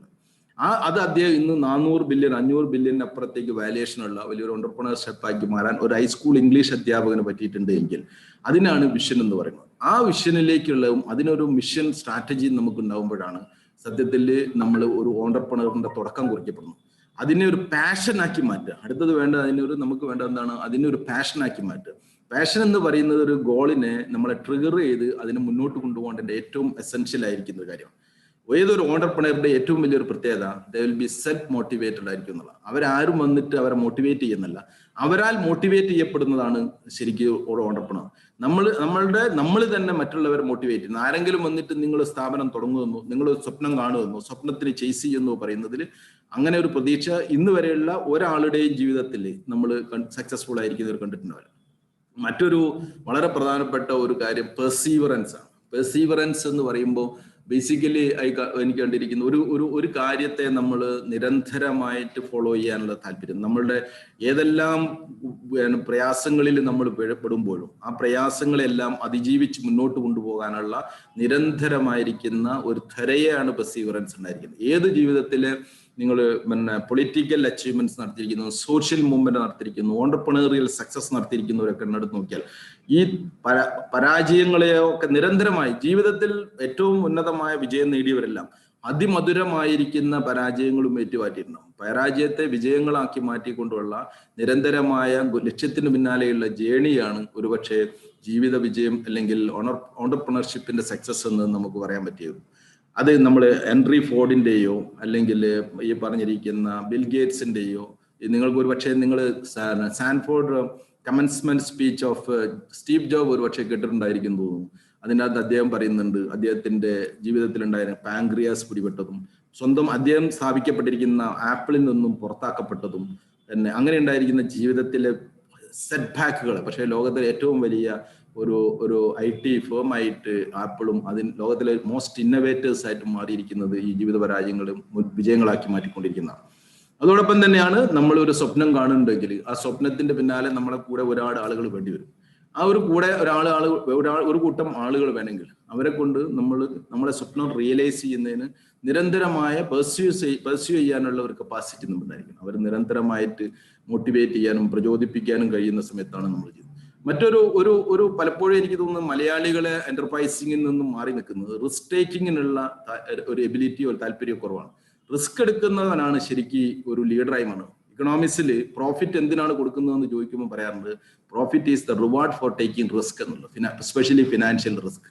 അത് ഫിനാൻഷ്യൽ റിസ്ക് എടുക്കാനുള്ള ഒരു മെന്റാലിറ്റിയാണ്. പല ആളുകളും അങ്ങനെ നമ്മൾ ചെറുതും വലുതായിരിക്കുന്ന കേരളത്തിൽ തന്നെയുള്ള നമ്മളെ യൂസഫ് അലിയോ അല്ലെങ്കിൽ ജിയോജിത്തിന്റെ മിസ്റ്റർ CJ ജോർജോ അല്ലെങ്കിൽ കൊച്ചൗസഫ് ചിറ്റിലപ്പള്ളിയോ അങ്ങനെ നമ്മൾ കേരളത്തിൽ നിന്നും മറ്റ് പല എസ്റ്റാബ്ലിഷ്മെന്റും കുറച്ച് എണ്ണയെ നമുക്ക് പറയാനുള്ളൂ. അവരെടുത്ത് നോക്കിയാൽ തന്നെ ഇത്തരത്തിലുള്ള റിസ്ക് എടുത്തിരിക്കുന്നവരെ ആയിരിക്കും കാണാൻ പറ്റും. അതോടൊപ്പം തന്നെയാണ് നമ്മൾ ഈ കംഫർട്ട് സോൺ ബ്രേക്ക് ചെയ്യാനുള്ള ഒരു താല്പര്യം. നമ്മൾ പലപ്പോഴും തന്നെ ഒരു എങ്ങനെയെങ്കിലും ഒരു സർക്കാർ ജോലി കിട്ടുക, പണ്ട് ഏതോ സിനിമയിൽ മോഹൻലാൽ പറഞ്ഞ പോലെ ജോലി കിട്ടിയിട്ട് വേണം എനിക്ക് കുറച്ച് ലീവ് എടുക്കാൻ എന്ന് കരുതിയിട്ട് ഇത് നടക്കുന്ന ഒരു അന്തരീക്ഷത്തിൽ നമ്മൾ നിന്ന് കഴിഞ്ഞാലും ഒരു പക്ഷെ എന്തായിരിക്കും ഈ പറയുന്ന ഒരു ഓണ്ടർപ്രണർഷിപ്പിലേക്ക് നമുക്ക് പോകാൻ പറ്റിയെന്ന് പറഞ്ഞു. ഒരുപക്ഷെ എനിക്ക് തോന്നുന്നത് 21st സെഞ്ചുറിയിൽ ഇതെല്ലാം നമ്മൾ എല്ലാ കാലഘട്ടത്തിലും ഉണ്ടായിരിക്കേണ്ടുന്ന basic trades or qualities or requirements for a entrepreneur ആണെങ്കിൽ അത് ഒരു പക്ഷേ ജീവിതത്തിലെ പലരുടെയും ഒരു പക്ഷേ ജീവിതത്തിന്റെ കഥകൾ നമ്മൾ സക്സസ്ഫുൾ ഓണ്ടർപ്രണേഴ്സിന്റെ കഥകൾ എടുത്ത് നോക്കിയാൽ ഇതൊക്കെ തന്നെ ആയിരിക്കും കോമൺ ആയിരിക്കും. പക്ഷെ 21st സെഞ്ചുറിയിൽ എത്തുമ്പോൾ അതിലേക്ക് ഒരു 4 C കൂടി ചേരുമ്പോഴാണ് ഒരു പക്ഷേ നമ്മൾ ഏറ്റവും സക്സസ്ഫുൾ ആകുന്നത്. ആ ഒരു 4 C's എന്ന് പറയുന്നതിൽ ഏറ്റവും പ്രധാനപ്പെട്ട ഒന്ന് ക്രിയേറ്റിവിറ്റിയാണ്. ഇവിടെ ക്രിയേറ്റിവിറ്റിയും ഇന്നോവേഷനും ഒരു പക്ഷേ ഒന്നിച്ചു പോകേണ്ടുന്ന കാര്യമാണ്. നമ്മൾ നിരന്തരമായി ഈ ഡിസ്ട്രപ്ഷൻസ് ഇൻ ടെക്നോളജി വേൾഡും ദർബൈ ദ സൊസൈറ്റിയും ക്രിയേറ്റ് ചെയ്യപ്പെട്ടിരിക്കുന്നത് very very high level of creative ആയിരിക്കുന്ന ഇന്നോവേറ്റീവ് ആയിട്ട് പ്രോഡക്ട്സുകൾ വന്നുകൊണ്ടിരിക്കുന്നതാണ്. ആ ഇന്നോവേറ്റീവ്സ് ആയ പ്രോഡക്ട്സുകൾ നമുക്ക് വരണമെങ്കിൽ ക്രിയേറ്റീവ് ആയിരിക്കുന്ന ചിന്തകൾ വേണം.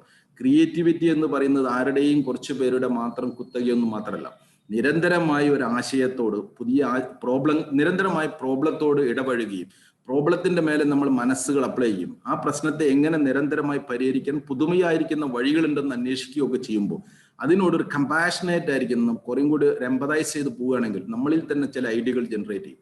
ഈ ഐഡിയകളെ നമ്മൾ ഒരു ആക്ടിവിറ്റി ആയിട്ട് ട്രാൻസ്ലേറ്റ് ചെയ്യുമ്പോൾ അല്ലെങ്കിൽ ഒരു പ്രോഡക്റ്റ് ആയിട്ട് മാറ്റുമ്പോൾ അതിനാണ് ശരിക്കും ഇന്നോവേഷന്റെ പ്രോസസ്സ് എന്ന് പറയുന്നത്. അതല്ലാതെ അതിലൊരു വലിയ വേറെ പക്ഷെ ആ ഒരു രീതിയിൽ പ്രോബ്ലത്തെ നോക്കിക്കാണാനും സോൾവ് ചെയ്യാനും പറ്റുന്ന ആളുകളാണ് സത്യത്തിൽ ക്രിയേറ്റിവിറ്റിയുടെ വക്താക്കളായി മാറുന്നു എന്നും പറയാറ്, പ്രത്യേകിച്ചും ബിസിനസ്. മറ്റൊരു പ്രധാനപ്പെട്ട ഒരു കാര്യം എന്ന് പറയുന്നത് കൊളാബറേഷനാണ്. നിങ്ങൾക്കറിയാം, കൊളാബറേഷൻ എന്ന് പറയുന്നത് ഒരുപക്ഷെ ഇന്ന് ഒരാൾക്കും ഇൻഡിവിജ്വൽ ആയിട്ട് ചെയ്യാൻ പറ്റില്ല. നിങ്ങൾ ഇൻഫോസിസ് എടുത്തു നോക്കുക. ഇൻഫോസിസ് 9 പേരടങ്ങുന്ന ആളുകളാണ് ഉണ്ടാക്കിയിരിക്കുന്നത്. മൈൻഡ് ട്രീ എടുത്ത് നോക്കിയാൽ ലാർജ് നമ്പർ ഓഫ് പീപ്പിൾ ആണ്. നിങ്ങൾ ഒരുപക്ഷെ ബിൽഗേറ്റ്സ് എന്ന് പറയുന്ന മഹാനായ കക്ഷി, അദ്ദേഹത്തിന്റെ പോൾ അലൻ എന്ന് പറയുന്നതാണ് അദ്ദേഹത്തിന്റെ പാർട്ട്ണർ. നിങ്ങൾ എടുത്ത് നോക്കുക, ഗൂഗിൾ 3 പേര് കൂടിയിട്ടാണ്, ഫേസ്ബുക്കിലുണ്ട്. അങ്ങനെ ഒരു പക്ഷേ ഇന്ന് ലോകത്തിലെ എല്ലാം തന്നെ ഒരു ഇൻഡിവിജ്വൽ മാത്രമല്ല, ഒരു ടീം കൂടി ചേർന്ന് ഒരു team collaboration is very very important. ആ കൊളാബറേഷന് നമുക്ക് പറ്റുന്നു. ടീം ബിൽഡിംഗ് നമ്മളൊരു ഐസൊലേറ്റഡ് ആയിരിക്കുന്ന വേൾഡിലാണോ ജീവിക്കുന്നത് എന്നുള്ളതാണ്. അതോടൊപ്പം മറ്റൊരു പ്രധാനപ്പെട്ട ഒരു കാര്യം പ്രോബ്ലം സോൾവിങ് അല്ലെങ്കിൽ critical thinking and problem solving എബിലിറ്റിയാണ്. ഞാൻ നേരത്തെ പറഞ്ഞതുപോലെ ഏതൊരു പ്രശ്നത്തെയും വളരെ കൂലങ്കുശമായി പഠിക്കാൻ നോക്കുകയും അതിന്റെ പ്രോബ്ലത്തിന്റെ സോഴ്സ് കണ്ടെത്താൻ ശ്രമിക്കുകയും അതിനെ വേരിയസ് ടൂൾസ് വെച്ച് അനലൈസ് ചെയ്യും, വീണ്ടും അതിൽ നിന്ന് ഇൻഫറൻസസ് ഡെവലപ്പ് ചെയ്യും.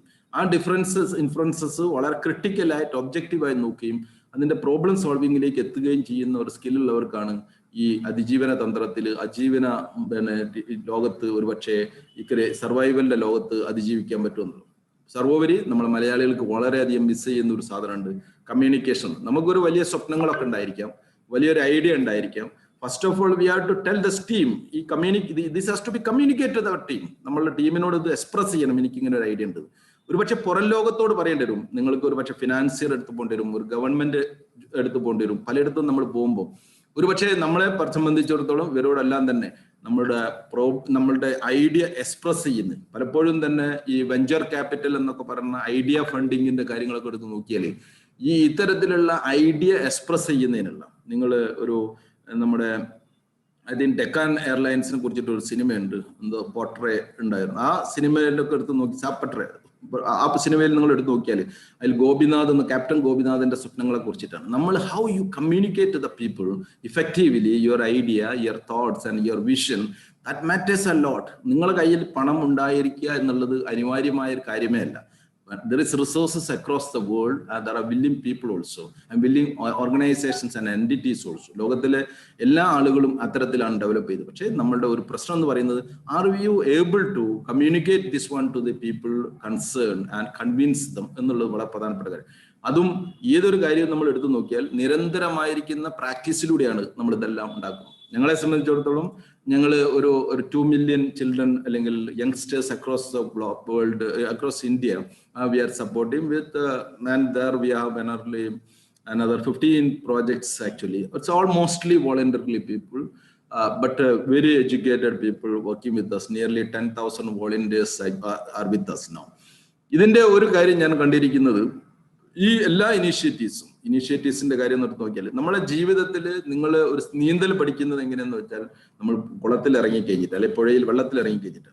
ഓണ്ടർപ്രണർഷിപ്പും അത് സോഷ്യൽ ഓണ്ടർപ്രണർഷിപ്പ് ആയിരുന്നാലും ഇൻഡസ്ട്രിയൽ ഓണ്ടർപ്രണർഷിപ്പ് ആയാലും നമ്മൾ അതിൻ്റെ അകത്ത് ഇറങ്ങി ചെല്ലുമ്പോഴാണ്.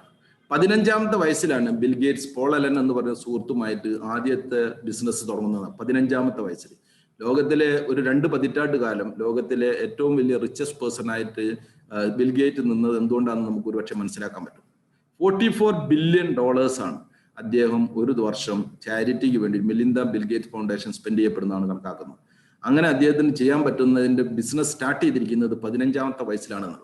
നിർഭാഗ്യവശാൽ നമ്മളുടെ യങ്സ്റ്റേഴ്സിന്റെ, നിങ്ങളിൽ എത്ര പേരുണ്ടെന്ന് എനിക്കറിയില്ല, വലിയ ഒരു അപകടം എന്ന് പറയുന്നത് അവർ പഠിക്കുന്ന സമയത്ത് ഒരു ജോലിയും കാര്യമായിട്ട് ചെയ്യില്ല എന്നുള്ള. ജോലി ചെയ്യുക എന്ന് പറയുന്നത് എന്തെങ്കിലും ബിസിനസ് തുടങ്ങുന്നതാകാം, കൃഷി ചെയ്യുന്നതാകാം, ഈ സോഷ്യൽ ഓണ്ടർപ്രണേഴ്സ് ആകാം, ഈ സോഷ്യൽ മൂവ്മെന്റ് ആകാം. ഇത്തരം കാര്യങ്ങൾ ചെയ്യുന്നവരുടെ എണ്ണം വളരെ വളരെ കുറവാണ് എന്നുള്ള. പക്ഷെ എൻ്റെയൊക്കെ ജീവിതത്തിൽ ഒരുപക്ഷെ ഞാനൊരു 10 വയസ്സിലോ 15 വയസ്സിലോ ഒക്കെ തുടങ്ങിയിരിക്കുന്ന പരിശീലന കളരികളിൽ നിന്നാണ്. എന്നെ സംബന്ധിച്ചിടത്തോളം എൻ്റെ യൂണിവേഴ്സിറ്റി എന്ന് പറയുന്നത് ഇത്തരം കിട്ടിയിരിക്കുന്ന പരിശീലനങ്ങളിൽ നിന്ന് കിട്ടിയിരിക്കുന്നതാണ്. ഞാൻ ഞാൻ ഡിഗ്രിക്ക് ഡിഗ്രി ഒക്കെ പഠിക്കുമ്പോൾ soap making and bed making ആയിരുന്നു നമ്മളുടെ ബിസിനസ് എന്ന് പറഞ്ഞത്. പല ബിസിനസ്സുകളും വലിയ സക്സസ് ആയിരുന്നോ എന്നല്ല, പലരും സക്സസ് ആകുമ്പോൾ ബിസിനസ് സക്സസ് ആയാലും അങ്ങനെയൊക്കെ കുറച്ച് കാലങ്ങൾ പോയിട്ടുണ്ട്. പക്ഷേ അത് കഴിഞ്ഞിട്ട് പിന്നീട് എഡ്യൂക്കേഷൻ സെക്ടർ, വേരിയസ് മേഖലകളിൽ നമ്മൾ ഒരുപാട് മേഖലകളിൽ നടക്കുകയും, പക്ഷെ ഇവിടെ നിന്നൊക്കെ കിട്ടിയിരിക്കുന്ന അനുഭവ സമ്പത്ത് എന്ന് പറയുന്നത് ബേസിക്കലി ഈ പിന്നീട് ഉണ്ടാകുന്ന ഏതൊരു മൂവ്മെന്റും, ഇന്നിപ്പോൾ സ്റ്റുഡന്റ് പോലീസ് കാഡറ്റ് എന്നുള്ള ഒരു പ്രോഗ്രാം ഒക്കെ government of India around 500-600 crores ഒരു വർഷം ഇതിനു വേണ്ടി ചിലവാക്കുന്ന രീതിയിലേക്കൊക്കെ ഉയരുന്നുണ്ടെങ്കിൽ അതിന് കിട്ടിയിരിക്കുന്ന ലേണിംഗ് എന്ന് പറയുന്നത് ഈ ചെറുപ്പകാലത്തെ ചെയ്തു വരുന്നിരിക്കുന്ന കാര്യങ്ങളാണ്. പക്ഷേ അൺഫോർച്ചുനേറ്റ്ലി ഐ തിങ്ക് ദാറ്റ് നമ്മളെ സംബന്ധിച്ചിടത്തോളം ജോലി ചെയ്തുകൊണ്ട് പഠിക്കുക എന്ന് പറഞ്ഞത് ദാരിദ്ര്യത്തിന്റെ ലക്ഷണമായിട്ടോ അല്ലെങ്കിൽ മറ്റെന്തെങ്കിലും രീതിയിലുള്ള ഒരു ലക്ഷണമായിട്ടോ അച്ഛനമ്മമാരുടെ ഒരു കഴിവ് കുറവുകളായിട്ടോ ഒക്കെയാണ് കണക്കപ്പെടുന്നത്. അത് ഒരു പക്ഷേ അങ്ങനെ ഏതെങ്കിലും രീതിയിൽ ഈ ഒരു പാഠപുസ്തകങ്ങളിൽ ലേണിംഗ് ബൈ ഡൂയിങ് എന്നുള്ള ഗ്രേറ്റർ എക്സ്പീരിയൻസ് എന്ന് കിട്ടണമെങ്കിൽ നമ്മൾ പഠിക്കുന്ന സമയത്ത് തന്നെ ഇത്തരത്തിലുള്ള ട്രേറ്റുകൾ കാണിച്ചുകൊണ്ടിരിക്കണം. ലോകത്തിലുള്ള ഏത് ബിസിനസ് ഓണ്ടർപ്രണേഴ്സിന്റെയും കണക്കെടുത്ത് നോക്കിയാൽ അവരൊക്കെ ചെറുപ്പകാലത്ത് മുതൽക്ക്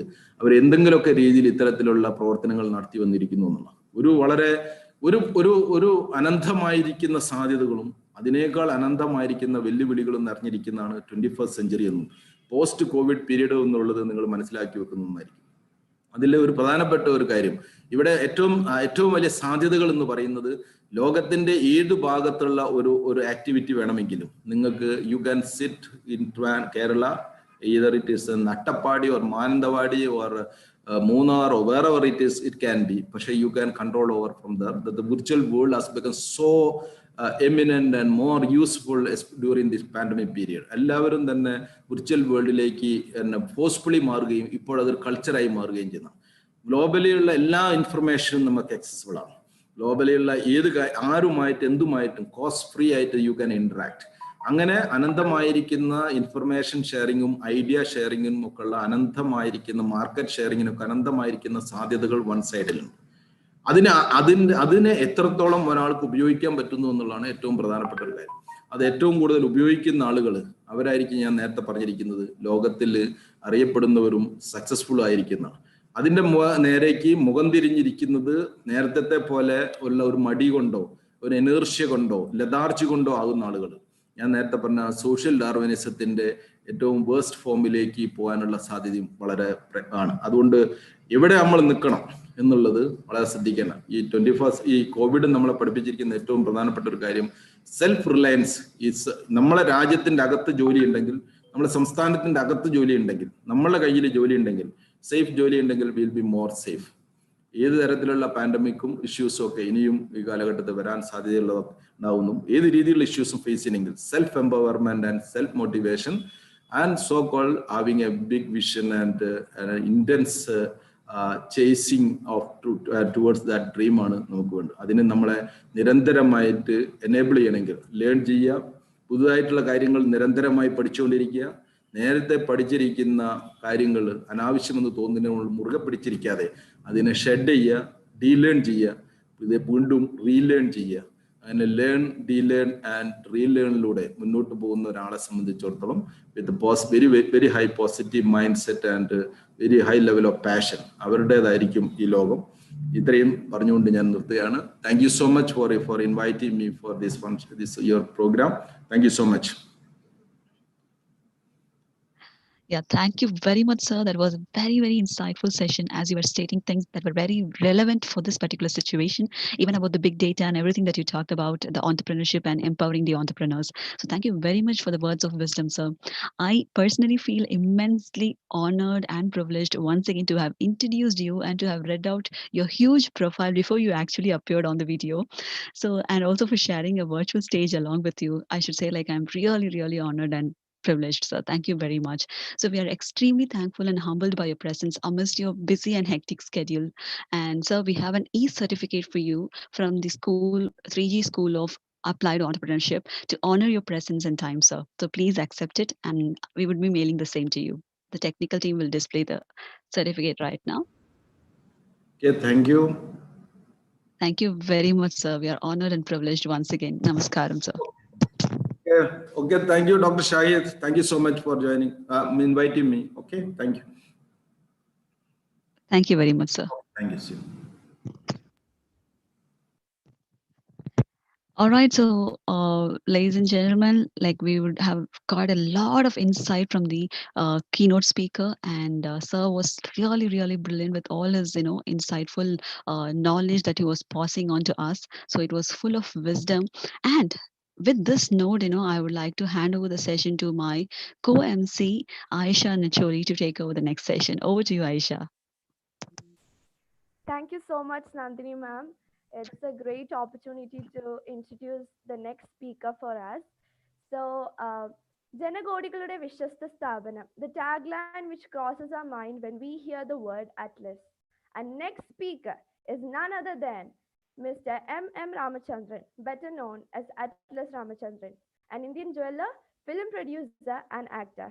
He is the chairman and founder of Atlas Jewelry, which is apparently famous for its tagline by Mr. Ramachandran himself saying in the ads. He has produced and distributed films under the banner Chandrakanth Films. Vaishali 1988 and Sugridam 1994 are few of his classic films. Dear speaker, we will be hearing a short buzzer prior to 5 minutes of the session, ending time, and a long buzzer exactly at the end of the session time. Thank you. We welcome you, sir. On to you for the session. Thank you. Good morning, everybody, and maybe good evening to people who are in the other side of the hemisphere. Okay. Now, ഞാനിവിടെ അധികം സംസാരിക്കാനല്ല വന്നിരിക്കുന്നത്. നേരെ മറിച്ച് എല്ലാവരുടെയും ചോദ്യങ്ങൾക്ക് ഉത്തരം പറയാനാണ് വന്നിരിക്കുന്നത്. കാരണം വെറുതെ നമ്മളിങ്ങനെ സംസാരിച്ചു കൊണ്ടുപോയാൽ അത് ഒരു വൺ മാൻ ഷോ ആയി മാറും. അപ്പോൾ ചോദ്യങ്ങൾ ചോദിക്കാനുള്ളവർക്ക് എന്താണ് അവർക്ക് എന്നിൽ നിന്ന് അറിയേണ്ടത് എന്ന് വെച്ചാൽ അതിനുള്ള ഉത്തരം കിട്ടിയില്ലെങ്കിൽ അവർക്ക് സങ്കടമാവും. അതുകൊണ്ട് എല്ലാവരും വെൽക്കം ചെയ്തുകൊണ്ട് ഞാൻ ഇതിലേക്ക് കടക്കുകയാണ്. അതിൻ്റെ ഒപ്പം ഈ 3G സ്കൂൾ ഓഫ് അപ്ലൈഡ് എൻ്റർപ്രന്യൂർഷിപ്പിൻ്റെ ഓളിനോളായ ഷാഹിദിനും ഇർഫാനയ്ക്കും ഒരിക്കൽ നന്ദി പറയട്ടെ ആദ്യം തന്നെ. ഓക്കെ, ഇനി എനിക്ക് പറയാനുള്ളത് ഞാൻ തുടങ്ങുന്നത് എങ്ങനെയാന്ന് വെച്ചാൽ,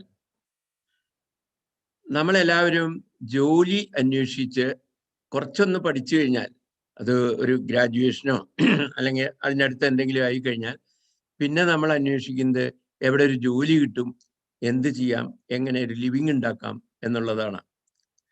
പക്ഷെ ഞാൻ പറയുന്നു, നമ്മൾ ഏത് സമയവും വെറുതെ ഒരു ജോലിക്ക് മാത്രം ശ്രമിക്കരുത്. നമ്മളെല്ലാവരും സ്വന്തമായിട്ട് ജോലി കണ്ടുപിടിക്കണം, ജോലി ഉണ്ടാക്കണം. അങ്ങനെ ജോലി ഉണ്ടാക്കിയാൽ മറ്റുള്ളവർക്ക് കൂടി നമ്മളൊരു സർവീസ് ചെയ്യുകയായിരിക്കും. അതുകൊണ്ട് തന്നെയാണ് മിസ്റ്റർ ഷാഹിദ് ഈ പരിപാടിക്ക് എന്നെ വിളിച്ചപ്പോൾ എനിക്ക് വളരെ സന്തോഷമുണ്ടായത്. എൻ്റെ ചില അനുഭവത്തിൽ നിന്നുകൂടി തുടങ്ങാം. അതായത് എത്രയോ കാലങ്ങൾക്ക് മുമ്പ്, മേ ബി ഒരു ഹാഫ് എ സെഞ്ചുറി എന്ന് തന്നെ പറയണം, 1962 ഞാൻ BCom പാസ്സാവുന്നത് കേരളവർമ്മ കോളേജിൽ നിന്ന്. അതിനുശേഷം നാച്ചുറലി എല്ലാവരെയും പോലെ ഞാനും ഒരു ജോലി കിട്ടുമോ എന്ന് വിചാരിച്ച് പലതും ശ്രമിച്ചു നോക്കി. പക്ഷേ കേരളത്തിലൊരു ജോലിയും ഉണ്ടായിരുന്നില്ല അന്ന്, പ്രത്യേകിച്ച് അന്ന്. ഇന്ന് പിന്നെയും കുറേ ജോലികളൊക്കെ ഉണ്ടെന്ന് തോന്നുന്നു. പക്ഷേ അന്ന് കേരളത്തിലൊരു ജോലി കിട്ടുക എന്നുള്ളത് അസാധ്യമായിരുന്നു. അതുകൊണ്ട് ഞാൻ ഡൽഹിയിൽ പോയി. അവിടെ ആദ്യം തന്നെ കനറ ബാങ്കിൽ ഒരു അപ്രന്റീസ് ക്ലാർക്ക് എന്നാണ് പറയുന്നത്, ജോലി നോക്കി. അതിൻ്റെ ഒപ്പം ഡൽഹി സ്കൂൾ ഓഫ് എക്കണോമിക്സിലെ BA ഇക്കണോമിക്സിനും കൂടി പഠിച്ചിരുന്നു, MA ഇക്കണോമിക്സ് റാദർ. അത് കഴിഞ്ഞിട്ടാണ് അവിടെ CAIB പാസ്സായി. പിന്നെ സ്റ്റേറ്റ് ബാങ്ക് ഓഫ് ഇന്ത്യയിൽ ജോയിൻ ചെയ്തു. അതിനുശേഷം കമേഴ്ഷ്യൽ ബാങ്ക് ഓഫ് കുവൈറ്റിൽ ജോയിൻ ചെയ്തു. അങ്ങനെയാണ് എൻ്റെ ഈ ജീവിതം തുടങ്ങുന്നത്. കമേഴ്ഷ്യൽ ബാങ്ക് ഓഫ് കുവൈറ്റിൽ ഇരിക്കുമ്പോഴാണ് എനിക്ക് തോന്നിയത്, എന്തിനാണ് ഞാൻ ഇത്രയധികം ജോലി മറ്റുള്ളവർക്ക് വേണ്ടി ചെയ്യുന്നത്. അതായത് അവിടെ ജോലി സമയം എന്ന് പറയുന്നത് രാവിലെ 7:30 മണി മുതൽ തുടങ്ങും. അവിടെ ചൂടുള്ള സ്ഥലമാണല്ലോ ഈ കുവൈറ്റ്. അപ്പോൾ അധികം വൈകാതെ 7:30 മണിക്ക് തന്നെ ജോലിക്ക് പോകണം. 8 മണിക്ക് ബാങ്ക് ഓപ്പൺ ചെയ്യും. അതിനുശേഷം 1:30 മണി 2 മണി വരെ ബാങ്കില് ആദ്യത്തെ ജോലി. പിന്നെ അവരെനിക്കൊരു സ്പെഷ്യൽ ജോലി തന്നു, ഒരു പാർട്ട് ടൈം ജോലി കൂടി. അതിനൊരു സ്പെഷ്യൽ സാലറിയും അവർ തന്നിരുന്നു, ഈ കുവൈറ്റി ബാങ്ക് മാനേജേഴ്സിനെ ട്രെയിൻ ചെയ്യിക്കുക എന്നുള്ളത്. അതുകൂടി കഴിഞ്ഞ് വരുമ്പോഴേക്കും മണി 7:30 കഴിയും. അങ്ങനെ 12 മണിക്കൂറിൽ നേരത്തിലധികം വേറെ ആളുകൾക്ക് വേണ്ടി ജോലി ചെയ്യുമ്പോൾ എനിക്ക് തോന്നി, ഇത്രയും എനർജിയും ടൈമും ഞാൻ എൻ്റെ സ്വന്തം ബിസിനസ്സിന് വേണ്ടി ഡിവോട്ട് ചെയ്താൽ അതല്ലേ കുറച്ചുകൂടി നല്ലത് എന്ന് തോന്നി. അങ്ങനെ ആ ആശയം മനസ്സിൽ ഇങ്ങനെ വെച്ചുകൊണ്ട് നടക്കുമ്പോഴാണ് ഒരു ദിവസം വളരെ ആക്സിഡൻ്റലായിട്ട് ഒരു ക്യൂ കാണുന്നു. റോഡില് വളരെയധികം ആൾക്കാർ ഒത്തുകൂടി നിൽക്കുകയാണ്. അവിടെ കാറൊക്കെ നിർത്തി ആ ചെറുപ്രായത്തിൻ്റെ ജിജ്ഞാസയുണ്ടല്ലോ, എന്താണ് നിങ്ങളെല്ലാവരും ഇവിടെ നിൽക്കുന്നത്? What happened, please tell me. അവിടെ നിന്നൊരാൾ പറഞ്ഞു, എന്താണ് ലോകത്തിൽ നടക്കുന്നതെന്ന് അറിഞ്ഞൂടെ? സ്വർണത്തിൻ്റെ വില വളരെ താന്നിരിക്കുന്നു പെട്ടെന്ന്. ഞങ്ങളാരും സ്വർണം വാങ്ങിച്ചിട്ടില്ല കഴിഞ്ഞ 2-3 കൊല്ലമായിട്ട്.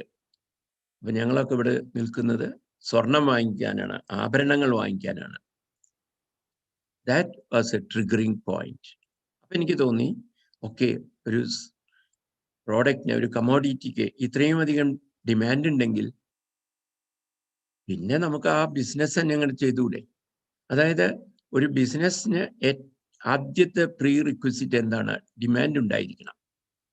ഡിമാൻഡുള്ളൊരു പ്രോഡക്റ്റ് അല്ലെങ്കിൽ സർവീസ് നമുക്ക് കണ്ടുപിടിക്കാൻ പറ്റിയാൽ പിന്നെ ബാക്കി കാര്യങ്ങളെല്ലാം ഫോളോ ചെയ്യും. അതായത് എവിടുന്ന് ഇത് സപ്ലൈ എവിടെയെന്നാണ്, അതിനെ എങ്ങനെ ഓർഗനൈസ് ചെയ്യാം, ഇതിനു വേണ്ട ക്യാപിറ്റൽ എങ്ങനെയാണ് ഉണ്ടാക്കാം, മുതലായ കാര്യങ്ങൾ. അപ്പൊ ഈ സ്വർണത്തിന്റെ ബിസിനസ് ആയിരുന്നു ഞാൻ കണ്ടത്. എനിക്കാണെങ്കിൽ സ്വർണത്തിനെ പറ്റിയിട്ട് ഒന്നും അറിഞ്ഞൂടാ. പലരും പലപ്പോഴും എൻ്റെ അടുത്ത് പറയാറുണ്ട്, ഓ സാർ, എനിക്ക് ആ ബിസിനസ് ചെയ്യാൻ, എനിക്ക് അതിൻ്റെ ഒന്നും അറിഞ്ഞൂടാ, പിന്നെ ഞാൻ എങ്ങനെയാ ബിസിനസ് ചെയ്യാൻ?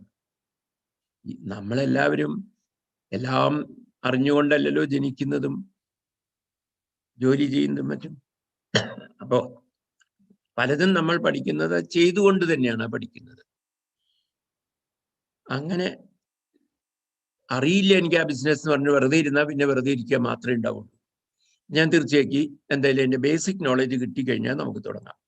എവിടുന്ന് കിട്ടും ബേസിക് നോളജ്? അത് സ്വർണ്ണപ്പണിക്കാരുടെ നല്ലേ കിട്ടുക. പക്ഷെ അൺഫോർച്ചുനേറ്റ്ലി അന്ന് കുവൈറ്റിലെ സ്വർണ്ണപ്പണിക്കാരെ കണ്ടുകിട്ടുക വലിയ പ്രയാസമായിരുന്നു. കാരണം 2-3 കൊല്ലമായിട്ട് വളരെയധികം വില കൂടി നിൽക്കുന്നതുകൊണ്ട് അവർക്ക് ജോലി ഇല്ലാതാവുകയും അവരെല്ലാവരും നാട്ടിൽ പോവുകയൊക്കെ ചെയ്തു. പക്ഷെ അവസാനം എനിക്ക് ഒരാളെ കിട്ടി, കോട്ടയം അടുത്ത് പള്ളത്ത് നിന്നുള്ള ഒരു മാധവനോട് ഞാൻ ചോദിച്ചു, ഈ സ്വർണ്ണ ബിസിനസിനെ പറ്റി എന്തെങ്കിലും പറഞ്ഞു തരാമോ എന്ന് ചോദിച്ചു. അദ്ദേഹം ആദ്യമൊന്നും അത്ര ബില്ലിംഗ് ഒന്നും ആയിരുന്നില്ല. പിന്നെ കുറെ ഞാൻ പറഞ്ഞു, ഞാനിത് ഒരു ബിസിനസ് ചെയ്യാൻ വേണ്ടിയിട്ട് തന്നെയാണ് ചോദിക്കുന്നത്, ഞാൻ ബാങ്കിൽ മാനേജറാണ്, ഇനി ഞാൻ ഈ ബിസിനസ് ചെയ്യാൻ ആഗ്രഹിക്കുകയാണ്, അതുകൊണ്ടൊന്ന് പറഞ്ഞു തരൂ എന്ന് പറഞ്ഞു. അപ്പോൾ ആളെ ഒന്ന് അളന്നു നോക്കി അദ്ദേഹം പറഞ്ഞു, ഇതാ നമ്മൾ സ്വർണം മേടിക്കുന്നു 24 ക്യാരറ്റ്, അതായത് പ്യൂർ ഗോൾഡ്, അതിനെ 22 ആക്കുന്നു, ആഭരണങ്ങളാക്കുന്നു, വിൽക്കുന്നു. That's all, very simple.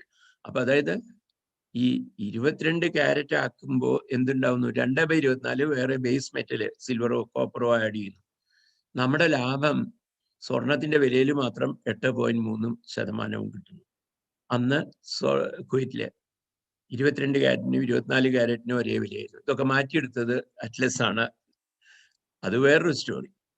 അപ്പോൾ എന്തായിരുന്നാലും ഞാനത് തുടങ്ങി. അത് ഈ കുവൈറ്റിലെ ഒരേ ഒരു ചർച്ച്, ക്രിസ്ത്യൻ ചർച്ചിന്റെ തൊട്ടടുത്തായിരുന്നു. അവർക്കൊക്കെ വലിയ സന്തോഷമായി. ഞങ്ങളുടെ ചർച്ചിന്റെ തൊട്ടടുത്ത് തന്നെ സാറ് തുടങ്ങിയല്ലോ, ഇനി ഞങ്ങൾ ഇതിനു വേണ്ടി ഡൗൺ ടൗണിലൊന്നും പോകണ്ടല്ലോ. അങ്ങനെ അവരുടെ സപ്പോർട്ട് കൂടി തുടങ്ങി. അപ്പൊ ഇതൊക്കെ ഞാൻ എൻ്റെ എക്സ്പീരിയൻസ് ആണ് പറഞ്ഞത്. ഞാൻ പറയുന്നത് എന്റർപ്രന്യൂർഷിപ്പ്, ഇവരുടെ പേര് തന്നെ 3G സ്കൂൾ ഓഫ് അപ്ലൈഡ് എന്റർപ്രന്യൂർഷിപ്പ്, അത് തന്നെ വളരെ നല്ലൊരു പേരായി എനിക്ക് തോന്നുന്നു. അപ്പോൾ ജോലി അന്വേഷിച്ച് വേറെ വല്ലവർക്കും വേണ്ടി ജോലി ചെയ്യുന്നതിനേക്കാൾ നല്ലത് യങ്സ്റ്റേഴ്സിനോട് എനിക്ക് പറയാനുള്ളത്, നിങ്ങൾ സ്വന്തമായിട്ട് ഒരു എന്റർപ്രൈസ് തുടങ്ങുക. അപ്പോൾ നാട്ടിലത്തെ ഈ പ്രോബ്ലം, ഈ തൊഴിലില്ലായ്മ അവസാനിക്കും. നാട്ടിലെന്ന് മാത്രമല്ല, ലോകം മുഴുവനും ഇപ്പൊ തൊഴിലില്ലായ്മയാണല്ലോ ഫേസ് ചെയ്യുന്നത്. പ്രത്യേകിച്ച് കോവിഡ് വന്നപ്പോൾ പലരുടെയും ജോലി നഷ്ടപ്പെട്ടു. പിന്നെ എല്ലാ അപകടങ്ങളെയും തന്നെ ഓരോ ചാൻസ് ആയിട്ട് കാണാം. ഇപ്പൊ കോവിഡ് വന്നിരുന്നില്ലെങ്കിൽ നമ്മളെല്ലാവരും വെറുതെ വീട്ടിലിരിക്കും, ഉള്ള ജോലിയും ചെയ്തുകൊണ്ടിരിക്കും. സാറ്റിസ്ഫൈഡ് ആണോ അല്ലയോ എന്നുള്ളതൊക്കെ വേറെ കാര്യം. ഏതായാലും ജോലിയുണ്ടല്ലോ എന്ന് വിചാരിച്ചുകൊണ്ടിരിക്കും. പക്ഷെ ഇപ്പോ നമുക്ക് വളരെയധികം ഇന്നോവേറ്റീവ് ആയിരിക്കേണ്ടിയിരിക്കുന്നു. എന്താന്ന് വെച്ചാൽ വളരെയധികം ആൾക്കാരുടെ ജോലി പോയി കഴിഞ്ഞു. ഇനിയും അടുത്ത കൊല്ലങ്ങളിൽ എന്താണ് സംഭവിക്കാൻ പോകുന്നത്? വളരെയധികം ജോലി ഇനിയും നഷ്ടപ്പെടും എന്ന് തന്നെയാണ് എനിക്ക് തോന്നുന്നത്. അതുകൊണ്ട് സ്വന്തമായി ഒരു ജോലി, ഒരു business, it is not a bed of roses എന്ന് ഞാൻ ആദ്യമേ പറയാൻ ആഗ്രഹിക്കുകയാണ്. ഓക്കെ, സാർ പറഞ്ഞു ഞാൻ എടുത്തു ചാടുന്നു, ഞാൻ നാളെ തന്നെ ഒരു ബിസിനസ് തുടങ്ങുകയാണ്. അങ്ങനെയല്ല. അതിൻ്റെ എല്ലാ വശങ്ങളും ആലോചിച്ചിട്ട് വേണം തുടങ്ങാൻ. ജോലിയാണെങ്കിൽ നിങ്ങൾക്ക് ഒരേ ഒരു ബോസേ ചിലപ്പോൾ ഉണ്ടാവുള്ളൂ, നിങ്ങളുടെ ഇമ്മീഡിയറ്റ് ബോസ്. അവരോട് മാത്രമേ ആൻസറബിൾ ആവുള്ളൂ. എന്നാൽ സ്വന്തം ബിസിനസ് ആണെങ്കിൽ ചിലപ്പോൾ നിങ്ങളുടെ ബോസസ് ആയിരക്കണക്കിനോ 10,000 ആയിരിക്കും. എല്ലാ കസ്റ്റമേഴ്സും നിങ്ങളുടെ ബോസാണ്. അവരെ സാറ്റിസ്ഫൈ ചെയ്യണം. അവർക്ക് എന്താണ് ആവശ്യം അത് കൊടുത്താൽ മാത്രമേ ബിസിനസ് ഉണ്ടാവുള്ളൂ. അതാണ് ഒരു സെയിൽസ്മാൻ ചെയ്യേണ്ടത്. എവറി എന്റർപ്രന്യൂർ ഈസ് എ സെയിൽസ്മാൻ എന്ന് ആദ്യം മനസ്സിലാക്കുക. സെയിൽസിൽ ഇൻട്രസ്റ്റ് ഇല്ലെങ്കിൽ ഒരിക്കലും നിങ്ങൾക്ക് എന്റർപ്രന്യൂർ ആവാൻ പറ്റില്ല. എന്നാൽ നേരെ മറിച്ച് നിങ്ങൾക്ക് അതിൽ ഇൻട്രസ്റ്റ് ഉണ്ടെങ്കിൽ ബാക്കി എല്ലാ സംഭവങ്ങളും ഫോളോ ചെയ്യും നിങ്ങളെ, അല്ലെങ്കിൽ നിങ്ങൾക്ക് ഈസി ആയിട്ട് അച്ചീവ് ചെയ്യാൻ പറ്റുന്നതാണ്. ഓഫ് കോഴ്സ് ക്യാപിറ്റൽ വേണം. ആദ്യത്തെ ചോദ്യം, അയ്യോ സാർ എൻ്റെ കയ്യിൽ എവിടെ പൈസ ഇല്ലല്ലോ, ഞാൻ എങ്ങനെ തുടങ്ങും? എൻ്റെ കയ്യിൽ എമൗണ്ട് ഒന്നുമില്ല. അല്പസ്വല്പമൊക്കെ എമൗണ്ട് ഉണ്ടാവണം, അത്രേ ഞാൻ പറയുള്ളൂ. അത് കഴിഞ്ഞാൽ ചിലപ്പോൾ അതുകൊണ്ടൊന്നും മതിയാവില്ല എന്നുള്ളത് അറിയാലോ. അപ്പോൾ ലൈക്ക് മൈൻഡഡ് ആയിട്ടുള്ള ആൾക്കാരെ വിളിച്ച് ഒരുമിച്ച് ബിസിനസ് തുടങ്ങാം. ഈ ലോൺ എടുക്കുക എന്നുള്ള പരിപാടി പ്രത്യേകിച്ച് ബാങ്കുകളിൽ നിന്ന് ഒരിക്കലും ചെയ്യരുത്. കാരണം അതിന് വളരെയധികം പ്രത്യാഘാതങ്ങളുണ്ട് എന്ന് നമ്മുടെ നാട്ടിലെ ജപ്തികളും അതും ഇതൊക്കെ കണ്ടുപഠിച്ചിട്ടുണ്ടല്ലോ അല്ലേ. അപ്പൊ ലൈക്ക് മൈൻഡഡ് ആയിട്ടുള്ള ആൾക്കാർ കൂടി ഒരു എഗ്രിമെന്റ് വെച്ചിട്ട് ബിസിനസ് തുടങ്ങിക്കഴിഞ്ഞാൽ അത് വളരെ നന്നായി പോകും. അങ്ങനെ ക്യാപിറ്റൽ അത് നിങ്ങളെ ഒരു സ്റ്റംബ്ലിംഗ് ബ്ലോക്ക് ആയിട്ട് നിങ്ങൾ ഒരിക്കലും കരുതരുത്. പിന്നെ ഓരോ ബിസിനസ്സിനും അതിൻ്റെതായ പ്രത്യേകതകളുണ്ട്. അതെന്താന്ന് സ്റ്റഡി ചെയ്തിട്ട്, ആദ്യം ഞാൻ പറഞ്ഞല്ലോ, ഡിമാൻഡ് ഉണ്ടെങ്കിൽ നിങ്ങൾക്ക് സുഖമായിട്ട് ബിസിനസ് ചെയ്യാൻ പറ്റും. ആ ഡിമാൻഡുള്ള സംഭവം ഏതാണ്, എന്ത് ഐറ്റത്തിനാണ് കൂടുതൽ ഡിമാൻഡ് എന്ന് കണ്ടുപിടിച്ചിട്ട് അത് തന്നെ ചെയ്യണം. സപ്ലൈ എൻഷുർ ചെയ്യണം. എവിടുന്ന് കിട്ടും, ആരുണ്ടാക്കി തരും, ഫാക്ടറി വേണമോ അതോ സർവീസ് മതിയോ? പിന്നെ ഇപ്പോ ഇ കോമേഴ്സ് അല്ലേ എല്ലാ ദിക്കിലും. ഇ കോമേഴ്സ് ഞാൻ ഒരു 8-10 കൊല്ലം മുമ്പ് തുടങ്ങിയതാണ്. പക്ഷെ അന്നത് അത്ര സക്സസ്ഫുൾ ആയില്ല, കാരണം അതൊക്കെ പിടിച്ചു വരുന്നേ ഉള്ളൂ. എന്നാൽ നേരെ മറിച്ച് ഇപ്പോ ഈ ആമസോണിന്റെ ഒക്കെ സ്റ്റോറി എടുത്ത് നോക്കൂ, ഫ്ലിപ്കാർട്ട്, അവരെയൊക്കെ വളരെ സുഖമായിട്ട് ഓൺലൈനിൽ ബിസിനസ് സാധനങ്ങൾ സപ്ലൈ ചെയ്യുന്നു, അത് നന്നായി പോകുന്നു. അപ്പോൾ ഓൺലൈനിലൊക്കെ ആ വക ബിസിനസ്സുകളെല്ലാം തന്നെ ഇപ്പോൾ ഇമ്പ്രൂവ് ചെയ്യാണ്. അങ്ങനെ പല വിധത്തിലുള്ള ചാൻസസും വരും. ഓക്കെ, ഇനി നിങ്ങൾക്ക് ഇപ്പം ഞാൻ ഏകദേശം പകുതി സമയം എടുത്തു കഴിഞ്ഞു. ഇനി അടുത്ത 15 നിമിഷം ഞാൻ നിങ്ങളുടെ ചോദ്യങ്ങൾക്ക് വേണ്ടി ഞാൻ കാത്തിരിക്കുകയാണ്.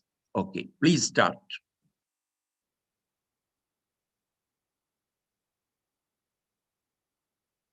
എവിടെ host? Please You ask can anybody ask with your questions in the chat box. yes.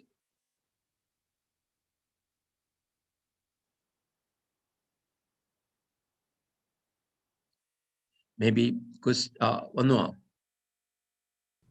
Why do people? Okay, question and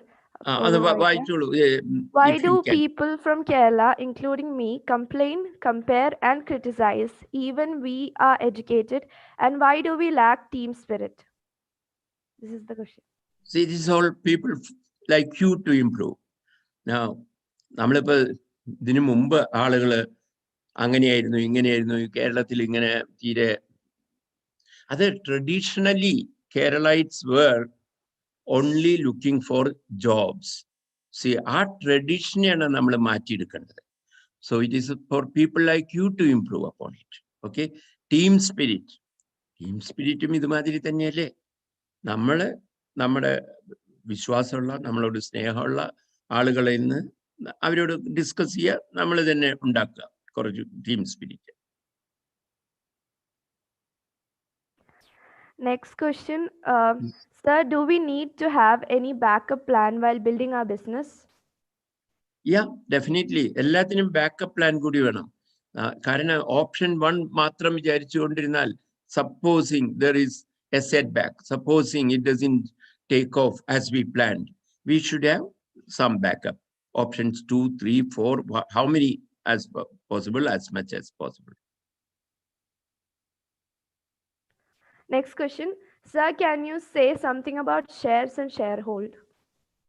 Shares, you see, shares എന്ന് പറയുമ്പോൾ നമ്മൾ ഈ സ്റ്റോക്ക് എക്സ്ചേഞ്ചിൽ ലിസ്റ്റ് ചെയ്ത ഷെയർസിനെ പറ്റിയിട്ടാണോ ചോദ്യം എന്നറിയണം. അതാണെങ്കിൽ എനിക്ക് പറയാനുള്ളത് that is a very very good thing to do. എന്ന് വെച്ചാൽ നമ്മുടെ കമ്പനിയുടെ ഷെയർസ് നമ്മൾ ഇഷ്യൂ ചെയ്യുന്നു ടു ദ പബ്ലിക്. പക്ഷെ അതിന് വളരെയധികം റെഗുലേഷൻസ് എല്ലാ രാജ്യങ്ങളിലും ഉണ്ട്. അല്ലാതെ നമ്മൾ just like that we cannot go and float shares. അതിന് നമ്മുടേതായ ബേസിക്സ് ഉണ്ടാവണം. ആ ബേസിക് ഡെവലപ്പ് ചെയ്തതിന് ശേഷം മാത്രമേ ഇങ്ങനെ ഷെയർസ് ഇഷ്യൂ ചെയ്യാൻ പറ്റുള്ളൂ, IPOന് പോകാൻ പറ്റുള്ളൂ. അപ്പോൾ ആ ഒരു ബേസിക് ഉണ്ടാക്കിയതിന് ശേഷം ഇതിനെല്ലാം പോകാവുന്നതാണ്. Next question. Sir, ഫ്യൂച്ചറിൽ ചാൻസ് ഉള്ള ബിസിനസ് ഇംപ്ലിമെന്റ് ചെയ്യുന്നതാണോ നമ്മുടെ ഇൻട്രസ്റ്റ് ഉള്ളതിലേക്ക് ടേൺ ചെയ്യുന്നതാണോ ബെറ്റർ? ഇത് രണ്ടും വേണം. അതായത് നമ്മുടെ ഇൻട്രസ്റ്റ് ഇല്ലാത്ത ഒരു ബിസിനസ് ചെയ്യരുത്. നമ്മൾ ഒരു ബിസിനസ് നല്ലതാണെന്ന് കണ്ടാൽ you should inculcate interest in to that will be the easiest thing. നേരെ മറിച്ച് നമുക്ക് ഇഷ്ടമില്ലാതെ കണ്ട ഇന്നാലും അത് എനിക്ക് തോന്നി അതുകൊണ്ട് ഞാൻ അതങ്ങ് ചെയ്തു എന്ന് പറഞ്ഞാൽ നാളെ നിങ്ങൾ റിഗ്രറ്റ് ചെയ്യും. സോ യു എന്തൊരു ജോലി ചെയ്താലും അതിൽ ഇൻട്രസ്റ്റോട് കൂടി ചെയ്യാൻ ആദ്യം പഠിക്കുക. ഇതാണ് എനിക്ക് പറയാനുള്ളത്. Next question. Sir, could you provide us chances to change the society? I'm sorry, chances to change the society. Change the society. Change yourself first. Then change people at your home. And then you think of society. Then you think of nation. And then you think of the world. Okay. Next, what is the best idea to raise capital for a business? Yeah, it is possible, provided you have an idea. If you have an idea, if you know that this item is going to do well, this service is going to be of great interest to the public, you can definitely raise money from your friends to begin with. And then later on, you can go in a big way. As I said, even go floating shares, IPOs, and things like that. But that's all after a much longer time. To begin with, you should have your own money, a little. You don't have to have everything by yourself. Take money from your friends, and then you think, slowly develop it, and then take from other people also. ഒരാൾ stock എക്സ്ചേഞ്ചിനെ കുറിച്ച് ചോദിക്കുന്നുണ്ട്. Stock exchange എന്ന് പറഞ്ഞാൽ എന്താണ്? Stock exchange, that is a place where people, with the shares of the listed companies. What is a listed company then? First of all, you should know what is a listed company. There are so many companies in the world. അതിന് ചില conditions, ആ conditions satisfy ചെയ്യുന്ന കമ്പനീസിന്റെ shares particular stock എക്സ്ചേഞ്ചിൽ list ചെയ്ത് ഇരിക്കും. ഇപ്പോൾ ഇന്ത്യയിലത്താണെങ്കിൽ ഇന്ത്യയിലെ main ആയിട്ടുള്ളത് ബോംബെ സ്റ്റോക്ക് എക്സ്ചേഞ്ച്, അതിന്റെ ഇൻഡെക്സ് ആണ് സെൻസെക്സ്. അതുമാതിരി ന്യൂഡൽഹിയിലത്തെ അത് നിഫ്റ്റി എന്ന് പറയും. അതൊക്കെ വെറും ഇൻഡെക്സ് മാത്രം. നമ്മുടെ കമ്പനിയുടെ ഷെയർസ് അതിൽ ലിസ്റ്റ് ചെയ്ത് കഴിഞ്ഞാലുള്ള ഗുണം എന്താണെന്ന് വെച്ചാൽ ആളുകൾക്ക് അവർക്ക് ഷെയർസ് വേണ്ട എന്ന് തോന്നിയാൽ ഉടനെ തന്നെ സ്റ്റോക്ക് എക്സ്ചേഞ്ചിൽ അത് വിൽക്കാൻ പറ്റും. അതുമാതിരി എനിക്ക് ഇന്ന കമ്പനിയിലത്തെ ഷെയർ വാങ്ങിക്കണമെങ്കിൽ അതും ഉടനെ വാങ്ങിക്കാൻ പറ്റും. അപ്പൊ stock exchange is A medium, nothing more than that. പക്ഷെ ആ മീഡിയമായിട്ട് ആക്ട് ചെയ്യാനായിട്ട് ഗവൺമെന്റ് ഓഫ് ഇന്ത്യ വളരെ അധികം റെസ്ട്രിക്ഷൻസ് വെച്ചിട്ടുണ്ട്. അതില് ഫസ്റ്റ് ആൻഡ് ഫോർമോസ്റ്റ് സെബി എന്ന് പറയുന്ന ഒരു organisation, securities and exchange board of India ആണ്. അവര് ആണ് ഈ സ്റ്റോക്ക് എക്സ്ചേഞ്ചിനെ പറ്റിയിട്ടുള്ള കാര്യങ്ങളെല്ലാം ഡീൽ ചെയ്യുന്നത്. ആ കണ്ടീഷൻസ് ഒക്കെ നമ്മൾ അക്കോംപ്ലിഷ് ചെയ്യുകയാണെങ്കിൽ നമുക്ക് സ്റ്റോക്ക് എക്സ്ചേഞ്ചിനോട് പറയാം, ഞങ്ങൾ അതെല്ലാം അക്കോംപ്ലിഷ് ചെയ്തിട്ടുണ്ട്, പ്ലീസ് ലിസ്റ്റ് അവർ കമ്പനി. അങ്ങനെ ലിസ്റ്റ് ചെയ്താൽ നമുക്ക് ഈ സ്റ്റോക്ക് എക്സ്ചേഞ്ചിൽ നിന്ന് വളരെ എളുപ്പത്തിൽ വിൽക്കാനും വാങ്ങിക്കാനും പറ്റും. ഓക്കെ, അതുമാതിരി ഫർദറായിട്ട് ക്യാപിറ്റൽ റേസ് ചെയ്യാനും വളരെ ഹെൽപ്ഫുൾ ആവും. ഓക്കെ, അടുത്ത ക്വസ്റ്റ്യൻ ഞാനും സാറിനോട് ചോദിക്കണം എന്ന് വിചാരിച്ച ഒരു ക്വസ്റ്റ്യൻ ആണ്. Sir, what is insight on failures in life? What is insight? What was the question? What is your insight on failures in life? Like, sir, കുറെ challenges ഒക്കെ ഉണ്ടായിരുന്നു. Yeah, you see, actually, you don't call it as a failure. Okay, life ഇപ്പൊ ഒരു coin എടുത്തു കഴിഞ്ഞാൽ രണ്ട് side ഉണ്ട് അല്ലെ? അപ്പൊ ഒരു side let's say tail and head എന്ന് പറയും. അപ്പൊ ഹെഡ് മാത്രം എപ്പോഴും വരണം നമ്മൾ ടോസ് ചെയ്താൽ എന്ന് പറയാൻ പറ്റില്ലല്ലോ. നമ്മളൊരു കോയിൻ ടോസ് ചെയ്ത് കഴിഞ്ഞാൽ പലപ്പോഴും ഹെഡ് വരും, പലപ്പോഴും ടെയിലും വരും. ഇതിനെ രണ്ടിനെയും അക്സെപ്റ്റ് ചെയ്യാനുള്ള ഒരു മെന്റാലിറ്റി, അതാണ് ജീവിതത്തിൽ അത്യാവശ്യം. അപ്പോ ഏത് സമയവും നമ്മൾ ഇങ്ങനെ ഇങ്ങനെ മുകളിലേക്ക് കർവല്ലാതെ കണ്ട് സ്ട്രെയിറ്റ് ലൈനായിട്ട് ഇങ്ങനെ മുകളിലേക്ക് പോയിക്കൊണ്ടിരിക്കും എന്ന് വിചാരിക്കരുത്. അത് ഇടയ്ക്കൊന്ന് പോസ് ചെയ്യും. ഇത് ഒരു പോസ് ആണ്, ഫെയിലിയർ എന്നല്ല പറയാൻ, ജസ്റ്റ് എ പോസ്.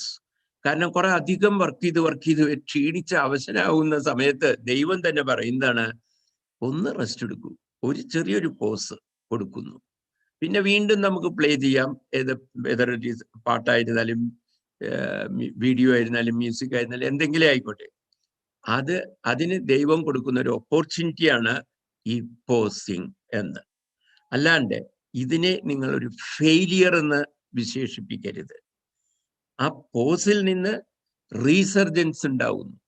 ആ പോസ് ഇല്ലെങ്കിൽ പിന്നെ റീസർജൻസ് എന്ന് പറയാനില്ല. പഴയ മാതിരി തന്നെ പതുക്കെ മുകളിലേക്ക് കയറി പോകുന്നത് ആയിരിക്കും. അതിനേക്കാൾ നല്ലത് ഒരു വളരെ വലിയ കാര്യത്തിൽ സംഭവമായിട്ട് മുകളിലേക്ക് പോകണമെങ്കിൽ ഈ പോസിങ്ങിന്റെ അത്യാവശ്യമുണ്ട്. I think I have made it clear. Yes sir. അടുത്ത ക്വസ്റ്റ്യൻ, ഇപ്പോൾ ട്രേഡിംഗിലേക്ക് ഒരുപാട് പേര് പോകുന്നുണ്ട്. അപ്പോൾ what do you think about it? That itself shows that there is a great chance. അപ്പോ ഈ എന്തുകൊണ്ട് ഇത്ര അധികം ആളുകൾ അതിലേക്ക് പോകുന്നു? അത് ചാൻസ് ഉള്ളത് കൊണ്ട് മാത്രമല്ലേ. ഇപ്പൊ ഞാനിവിടെ ദുബായിൽ ആണല്ലോ ഇപ്പൊ താമസിക്കുന്നത്. ദുബായില് ഞാൻ കാണുന്നത് എന്താന്ന് വെച്ചാൽ ഓരോ മാർക്കറ്റ്സ് ഉണ്ട്. ഒരു മാർക്കറ്റില് ആദ്യം 2 or 3 ട്രേഡേഴ്സേ ഉണ്ടാവുള്ളൂ. കുറച്ച് കഴിയുമ്പോഴേക്കും ഞാൻ പോകുമ്പോൾ അവിടെ കാണുന്നത് 10 പിന്നീട് അത് 100. അതെന്താണ് കാരണം? എല്ലാവർക്കും, എല്ലാ കസ്റ്റമേഴ്സിനും ഒരേ സ്ഥലത്ത് വന്നാൽ അത് വളരെ എളുപ്പത്തിൽ അവർക്ക് വേണ്ട സാധനം ഒരു കടയിലില്ലെങ്കിൽ വേറെ കടയിൽ നിന്ന് വാങ്ങിക്കാൻ പറ്റും. അങ്ങനെയാണ് ഇപ്പൊ ഗോൾഡ് മാർക്കറ്റ് ഡേറയിലുള്ളത്. അവിടെ 700 സ്വർണ്ണക്കടകളാണുള്ളത്. എന്തുകൊണ്ട്? എല്ലാവരും വിചാരിക്കുന്ന ഒരു കടയിലില്ലെങ്കിൽ വേറൊരു കടയിൽ കിട്ടും. അതുമാതിരി ഷോപ്പിംഗ് അറൗണ്ടാണ് എല്ലാവരും കസ്റ്റമേഴ്സിൻ്റെയും ചെയ്യുന്നത്. ഒരു കടയിൽ പാറ്റേൺസ് പോരെങ്കിൽ മറ്റുള്ള കടയിൽ നിന്ന് വാങ്ങിക്കാം. ഒരു കടയിലത്തെ മേക്കിംഗ് ചാർജ് കുറവാണെങ്കിൽ മറ്റേതിൽ നിന്ന് വാങ്ങിക്കാം. അങ്ങനെ പല പല കാര്യങ്ങൾ നോക്കിയിട്ടാണ് ജനം ഇപ്പോൾ അവരുടെ പർച്ചേസസ് ഒക്കെ നടത്തുന്നത്. അതുകൊണ്ട് ട്രേഡ് കുറെ അധികം ആളുകളുണ്ടെന്ന് വെച്ചാൽ that is only giving you a further impetus, a further boost to your business. അത് കണ്ട് പേടിച്ചു പോകരുത് കേട്ടോ. ഓക്കെ. அடுத்த question. Sir, how do we come out of our comfort zone?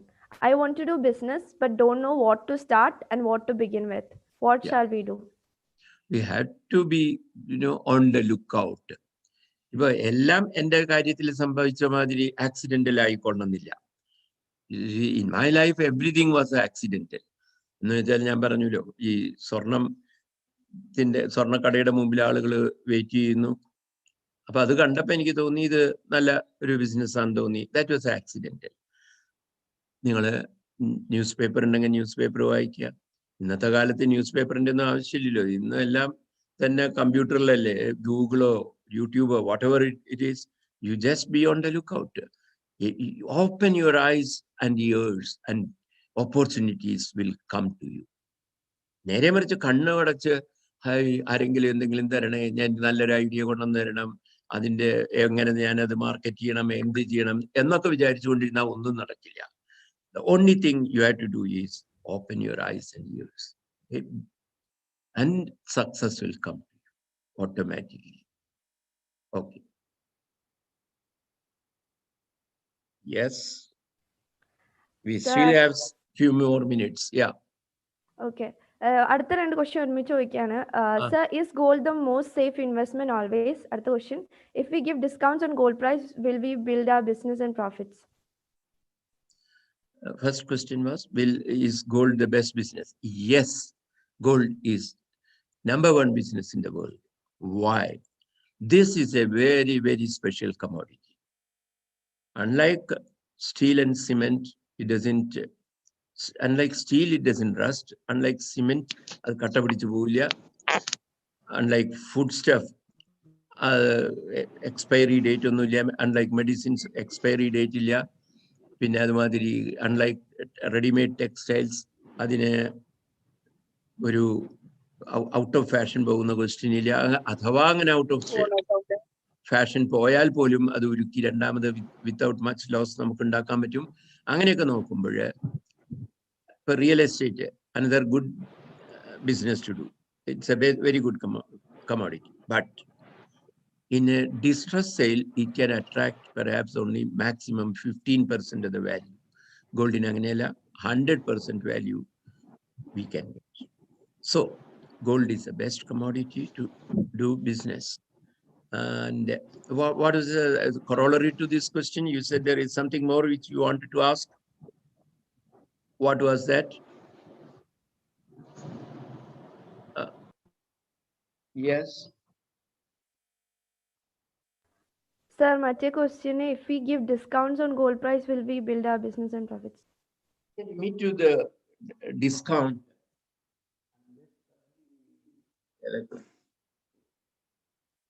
See, the question is discount. Discount you can give only on making charges. You cannot give a discount on the price of the gold. If anybody gives discount on the gold price, then you have to think of the purity of the gold. It may not be that good. Otherwise, you are not able to give a discount on the gold price. Okay. I can even tell you there were examples. Some fellow was giving big discount, and finally no customer came to him because they all knew. അവര് പറയുന്നത് എന്താണെന്നറിയോ, ഈ മർച്ചന്റിന് അറിയാം അയാളുടെ ഗോൾഡിന് എന്ത് വിലയുണ്ടെന്ന്. ആ വില, എന്റെ ഗോൾഡിന് ഇത്ര വിലയുള്ളൂ. എല്ലാ കടകളിലും ലെറ്റസ് 30 ദിർഹാം കൊടുത്തിരുന്നു ഒരു 22 കാരറ്റിന്. ഇയാള് 29.5 പറഞ്ഞപ്പോൾ ആളുകൾ പറഞ്ഞു അയാളുടെ സ്വർണം അത്രയ്ക്കേ ഉള്ളൂ എന്ന് അയാൾക്ക് അറിയാം. അതുകൊണ്ട് don't go after discounts. Okay, you can have all sorts of promotions, definitely, but discount in gold is not the correct way. Yes. Sir, we actually ran out of time. Thank you so much for answering all the questions. Thank you so much for enlightening us. Sir, we have an e-certificate for you from 3G School of Applied Entrepreneurship. Please accept it, sir. Thank you. So nice of you. Thank you very much, both to you and to Shahid. Okay. It's nice of you to have invited me for such a session. And I also thank all the people who were patiently listening to me. Thank you. Sir, privilege, sir. Thank you. Thank you. Bye. Bye. So, Aisha, Okay. So I'm can you leaving. please remind about that? We have a certificate for Atlas Ramachandra, sir. So we are very much honored for your presence, sir. We have a certificate for you. So, I would request our technical team to display this certificate. Okay. Yeah, so this is a token of honor, sir, from 3G IRPS. Thank you so much, sir. We are honored by your presence. Thank you so much, sir. Thank you. Thank you very Now much. I invite MC Anjali to continue with the next section. Okay, thank you so much, MC Aisha, and thank you so much, Atlas Ramachandran sir. It was a very interactive session. നമുക്ക് കാണാം comment ബോക്സിൽ ഇനിയും ഞങ്ങൾക്ക് സാറിന്റെ ഒരുപാട് കാര്യങ്ങൾ അറിയണമെന്നുണ്ട്, ഒരുപാട് സാറിന്റെ അടുത്ത് നിന്ന് മീൻസ് നമുക്ക് അറിയണമെന്നുണ്ട്, ഒരുപാട് ചോദിക്കണമെന്നുണ്ട്. പക്ഷെ സമയപരിധി മൂലം മാത്രം നമ്മൾ സാറിനോട് മീൻസ് താങ്ക് യു ആണ്. മൂവിയാണ്. Thank you so much sir. Okay, bye. Okay, so everyone, this is a World Book of Record event. 3G IRPS in the largest career guidance, largest entrepreneurship conference ആണ് നിങ്ങൾ ഇപ്പോൾ കണ്ടുകൊണ്ടിരിക്കുന്നത്. നമുക്ക് next ഒരു eminent personality ഉണ്ട്. എല്ലാവരും just ഒന്ന് comment ചെയ്ത് എല്ലാവരും റെഡി ആണോ? It's going to be a very exciting speaker. Just ഒന്ന് കമന്റ് ചെയ്യുക. എത്ര പേര് എൻജോയ് ചെയ്യുന്നുണ്ട് ഈ session? Okay, everyone is ready. Okay, thank you so much. Oh wow, ഭയങ്കര എനർജറ്റിക് ആയിട്ടുള്ള ഓഡിയൻസ് ആണ് നമുക്കുള്ളത്. സോ ഞാൻ ഒരു ചെറിയ നോട്ടോടെ തുടങ്ങാം. നിങ്ങൾക്ക് ഇച്ഛാശക്തി ഉണ്ടെങ്കിൽ എന്തും ചെയ്യുന്നതിന് നിങ്ങൾക്ക് 1000ഓളം വഴികളുണ്ടെന്ന് യുവതലമുറയോട് പറഞ്ഞ് വിസ്മയിപ്പിക്കുന്ന ഒരു യുവ സംരംഭകനാണ് നമ്മളുടെ നെക്സ്റ്റ് സ്പീക്കർ. ഇഡ്ലി മാവും ദോശമാവും വിറ്റ് ലോകത്തോളം വളർന്ന മലയാളി, ഫറൂഖ് കോളേജിൽ നിന്ന് പ്രീ ഡിഗ്രിയും കോഴിക്കോട് NITയിൽ നിന്ന് എഞ്ചിനീയറിംഗ് ബിരുദവും ബാംഗ്ലൂർ IIMൽ നിന്ന് MBAയും പൂർത്തിയാക്കിയ ഈ വയനാട് സ്വദേശിയായ യുവാവാണ് നമ്മളുടെ ഈ ഇന്നത്തെ സ്പീക്കർ. സോ വേറിട്ട വഴിയിലൂടെയാണ് ഇദ്ദേഹത്തിന്റെ സഞ്ചാരം. ഒന്നുമില്ലായ്മയിൽ നിന്നും തുടങ്ങി ഇന്ന് 2000 കോടിയിലധികം ആസ്തിയുള്ള ബിസിനസ് സാമ്രാജ്യത്തിന്റെ ഉടമയാണ് ഇദ്ദേഹം. ഭാവനകളില്ലാതെയും ലക്ഷ്യങ്ങളില്ലാതെയും പുതിയ സ്റ്റാർട്ടപ്പുകളിലേക്ക് ഓടുന്ന പുതുതലമുറയ്ക്ക് എന്നും മാതൃകയാണ് ഈ പുഞ്ചിരിക്കുന്ന യുവാവ്. ID Fresh CEO PC Mustafa എന്ന ഈ വിജയഗാഥകൾ തീർത്ത യുവ സംരംഭകനെ നമുക്ക് സ്വാഗതം ചെയ്യാം. ഹാർദികമായ സ്വാഗതം sir. Good morning sir. Morning. So നമുക്ക് ഇതൊരു ഇന്ററാക്റ്റീവ് സെഷൻ ആയിരിക്കും. നമുക്ക് കുറച്ച് ക്വസ്റ്റ്യൻസ് ഉണ്ട്. സോ മെയിൻ വൈൽ പാർട്ടിസിപ്പൻസ് ആർക്കെങ്കിലും സാറിനോട് എന്തെങ്കിലും ക്വസ്റ്റ്യൻ ചോദിക്കാനുണ്ടെങ്കിൽ കമന്റ് ബോക്സിൽ ഇടുക. തീർച്ചയായിട്ടും നമ്മൾ അതിൽ നിന്ന് 1-2 ക്വസ്റ്റ്യൻസ് എടുക്കുന്നതായിരിക്കും. So sir, my first question, ഫോക്കസിനെ കുറിച്ച് സാർ ധാരാളമായി പല ഇന്റർവ്യൂകളിലും അതേപോലെ തന്നെ ആർട്ടിക്കിൾസിലും ഞാൻ കണ്ടിട്ടുണ്ട്, സാർ പറയുന്നത് കണ്ടിട്ടുണ്ട്. അതിനെ കുറിച്ചൊന്ന് സിമ്പിളായി നിർവചിക്കാമോ? In the name of God, peace be unto you. Thank you again for this wonderful opportunity. ലൈഫിൽ ഫോക്കസ് വളരെ ഇമ്പോർട്ടൻ്റ് ആണ്. ബിസിനസ്സിൽ ഇമ്പോർട്ടൻ്റ് ആണ്, നമുക്കറിയാം. അതേപോലെ ലൈഫിൽ ഇമ്പോർട്ടൻ്റ് ആണ്. അപ്പോൾ ഫോക്കസ് എന്ന് പറയുന്നത് എന്താണ് എന്നുള്ളത് പലർക്കും സംശയം ഉണ്ടാവാറുണ്ട്. അപ്പോൾ അത് ഞാൻ മനസ്സിലാക്കിയ ഫോക്കസ് എന്താണെന്ന് വെച്ചാൽ, നമ്മുടെ മുമ്പിൽ പല പല വഴികളുണ്ടാവും. ബട്ട് ആ ചില വഴികളിൽ നമ്മൾ ഡിസ്ട്രാക്ട് ചെയ്യും. അപ്പം ആ ഡിസ്ട്രാക്ഷനിൽ നിന്ന് മാറി നിൽക്കലാണ് ഫോക്കസ് എന്നുള്ളത്. ഞാനൊരു എക്സാമ്പിൾ പറയാം. നിങ്ങൾ നമ്മുടെ ആനിമൽ പ്ലാനറ്റ് അല്ലെ ഡിസ്കവറി ചാനലിൽ ഉണ്ടാവില്ലേ, അതിനകത്ത് നിങ്ങൾ കാണുന്നുണ്ടാവും, ലെറ്റ്സ് സേ ഒരു ചീറ്റ ഒരു സീബ്രനെ ചേസ് ചെയ്യും അല്ലെ. ഒരു കൂട്ടം സീബ്ര ഉണ്ടെങ്കിൽ ആ ചീറ്റ ആദ്യം ഒരു സീബ്രനെ കണ്ണുവെക്കും, എന്നിട്ട് അതിനെ ചേസ് ചെയ്യും. ചേസ് ചെയ്ത് കുറെ കഴിയുമ്പം ഈ സീബ്ര അങ്ങനെ ടയർഡാവും. ചീറ്റ ടയർഡായിട്ടുണ്ടാവില്ല. അപ്പം സീബ്രനെ കൂടെ ബാക്കിയുള്ള സീബ്രാസിന് അറിയാം ഇത് പിന്നെ ചീറ്റ ടയർഡല്ല, സീബ്ര ടയർഡാണ്, ഇപ്പൊ സീബ്രനെ പിടിക്കുന്നുള്ളത്. അപ്പം ബാക്കിയുള്ള സീബ്ര എന്ത് ചെയ്യുന്നത് ശ്രദ്ധിച്ചിട്ടുണ്ടോ? ആ ചാനൽ നിങ്ങൾ കണ്ടാൽ മനസ്സിലാവും.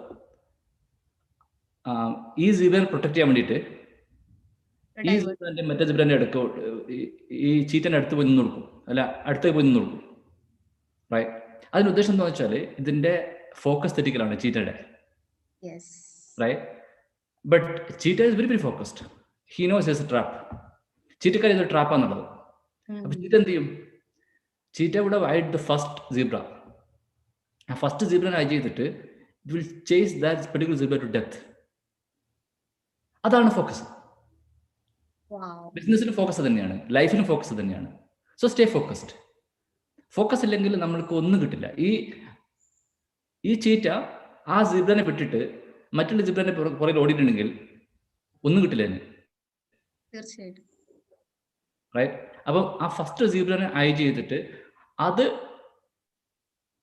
എന്തായാലും ചേസ് ചെയ്ത് പിടിക്കലാണ് ചീറ്റയുടെ റെസ്പോൺസിബിലിറ്റി. നമ്മുടെ ബിസിനസ്സിലും ലൈഫിലും ഫോക്കസ് എന്ന് പറയുമ്പം എന്നെ മനസ്സിൽ വരുന്നത് ഈ ഒരു പിക്ചറാണ്, അല്ലെ ഈ ഒരു സീനാണ്. Beautiful explanation sir, beautiful. Thank you so much. So next, നമ്മുടെ ലൈഫിൽ എല്ലാവർക്കും കുറച്ച് എത്തിക്സ് ഉണ്ടാവും, എല്ലാവർക്കും അവരുടേതായ എത്തിക്സ് ഉണ്ടാവും. സോ ബിസിനസ് ആൻഡ് എത്തിക്സ് ഒരുമിച്ച് കൊണ്ടുപോകാൻ കഴിയുമോ? അതാണ് എന്റെ അടുത്ത ചോദ്യം. നമ്മുടെ നാട്ടില് ഞാൻ വയനാട്ടുകാരനാണ്, ഒരു ഗ്രാമപ്രദേശക്കാരനാണ്. അപ്പം ഞാൻ നാട്ടിലുള്ള ഒരു സീൻ പറയാം. അതായത് ഒരു കച്ചവടം ചെയ്തു ആരെങ്കിലും എന്തെങ്കിലും, ലെസ്സേ ഒരു സ്ഥലം വാങ്ങിച്ചു, അയാൾ എന്നിട്ട് വാക്ക് മാറി, അല്ല കച്ചവടം നടന്നില്ല, ഇല്ലെങ്കിൽ അയാൾ ചീറ്റ് ചെയ്തു. റൈറ്റ്. അപ്പം ഉടനെ പറയുന്നത് എന്താണെന്ന് അറിയാം, അവനങ്ങനെ തന്നെയാണ്, അവന് ബിസിനസ്സുകാരനല്ലേ. റൈറ്റ്. യൂഷ്വലി ഇതാണ്. ബിസിനസ് എന്താ തെറ്റാണോ? ബിസിനസ്സുകാരൻ വഞ്ചിക്കുന്ന ആളുകളാണോ? അല്ല. ബിസിനസ് റൺ ചെയ്യണമെങ്കിൽ എത്തിക്സ് വളരെ ഇമ്പോർട്ടൻ്റ് ആണ്. റൈറ്റ്. ബട്ട് നമ്മുടെ നാട്ടിലുള്ള ഒരു പിക്ചർ അല്ലെങ്കിൽ ഒരു എന്താ പറയാ, ഒരു പെർസെപ്ഷൻ കാഴ്ചപ്പാടെന്ന് വെച്ചാല് ബിസിനസ്സുകാര് ആളുകളാണ് എന്നാണ്. പക്ഷെ അങ്ങനെയല്ല. ഞാൻ എൻ്റെ ഒരു എക്സ്പീരിയൻസ് പറയാം. പൈസ ഉണ്ടാക്കാൻ വലിയ ബുദ്ധിമുട്ടൊന്നുമില്ല. If you look at my background, എനിക്ക് ചെറുപ്പത്തിൽ 3 നേരം ഭക്ഷണം കഴിക്കാൻ ബുദ്ധിമുട്ടുള്ള ഒരാളായിരുന്നു. എനിക്ക് എന്താ പറയുക,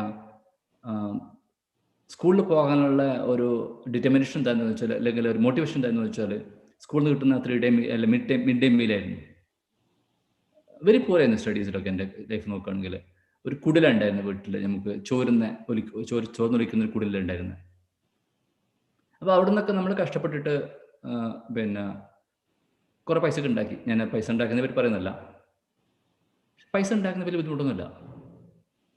ഞാൻ സത്യമായിട്ട് പറഞ്ഞത്, പൈസ ഉണ്ടാക്കാൻ പല പല വഴികളുണ്ട്. But then making money without compromising values, making money without taking short cuts is tough. നല്ല ടഫാണ്. അതൊരു യുദ്ധം പോലെയാണ്. It's like a war. Right? You have to be prepared for failure, for attack anytime. But then അതാണ് fun. Right. എങ്ങനെയും പൈസ ഉണ്ടാക്കാനെങ്കിൽ മോഹൻലാലൊക്കെ പറയുന്ന പല ഡയലോഗ്സ് ഉണ്ട്, അത് ഫോളോ ചെയ്താൽ മതി. റൈറ്റ്. നമുക്കതിനൊന്നും ആവശ്യമില്ല. Making money without compromising values is what makes a human being. Right? And for the right purpose. I'll be proud to narrate the story to my grandchildren one day in future that I have never taken shortcuts in my life. ID, we built a business without compromising values. അത് എളുപ്പമൊന്നുമല്ലായിരുന്നു, but determination matters. Shortcut എടുക്കണ്ട എന്ന് തീരുമാനിച്ചാൽ അത് ഒഴിവാക്കാനുള്ള പല വഴികളും മുമ്പിലുണ്ടാവും. എടുക്കണം തീരുമാനിച്ചാലോ അതിന് നമുക്ക് പല വഴികൾ കാണിക്കും. ഞാൻ ജസ്റ്റ് എക്സാമ്പിൾ പറയാം. ഞങ്ങൾ കഷ്ടപ്പെടുന്ന സമയത്ത്, ഭയങ്കര ടഫായിട്ട് പോകുന്ന സമയത്ത്, അതായത് സാലറി കൊടുക്കാൻ ബുദ്ധിമുട്ടുള്ള സമയത്ത്, 6 മാസത്തോളം നമ്മൾ സാലറി ഡിലേ ആയി സ്റ്റാഫിന്. ആ സിറ്റുവേഷനിൽ പോലും ഞങ്ങൾ പലിശ എടുത്തിട്ടില്ല. ബിക്കോസ് വി നോ ഇൻട്രസ്റ്റ്, പലിശ ഒരു ട്രാപ്പാണ്. അതിൽ വീണ് കഴിഞ്ഞാൽ പിന്നെ നമുക്ക് കരകയറാൻ ബുദ്ധിമുട്ടാണ്. അതെൻ്റെ വാല്യൂസിനെതിരാണ്.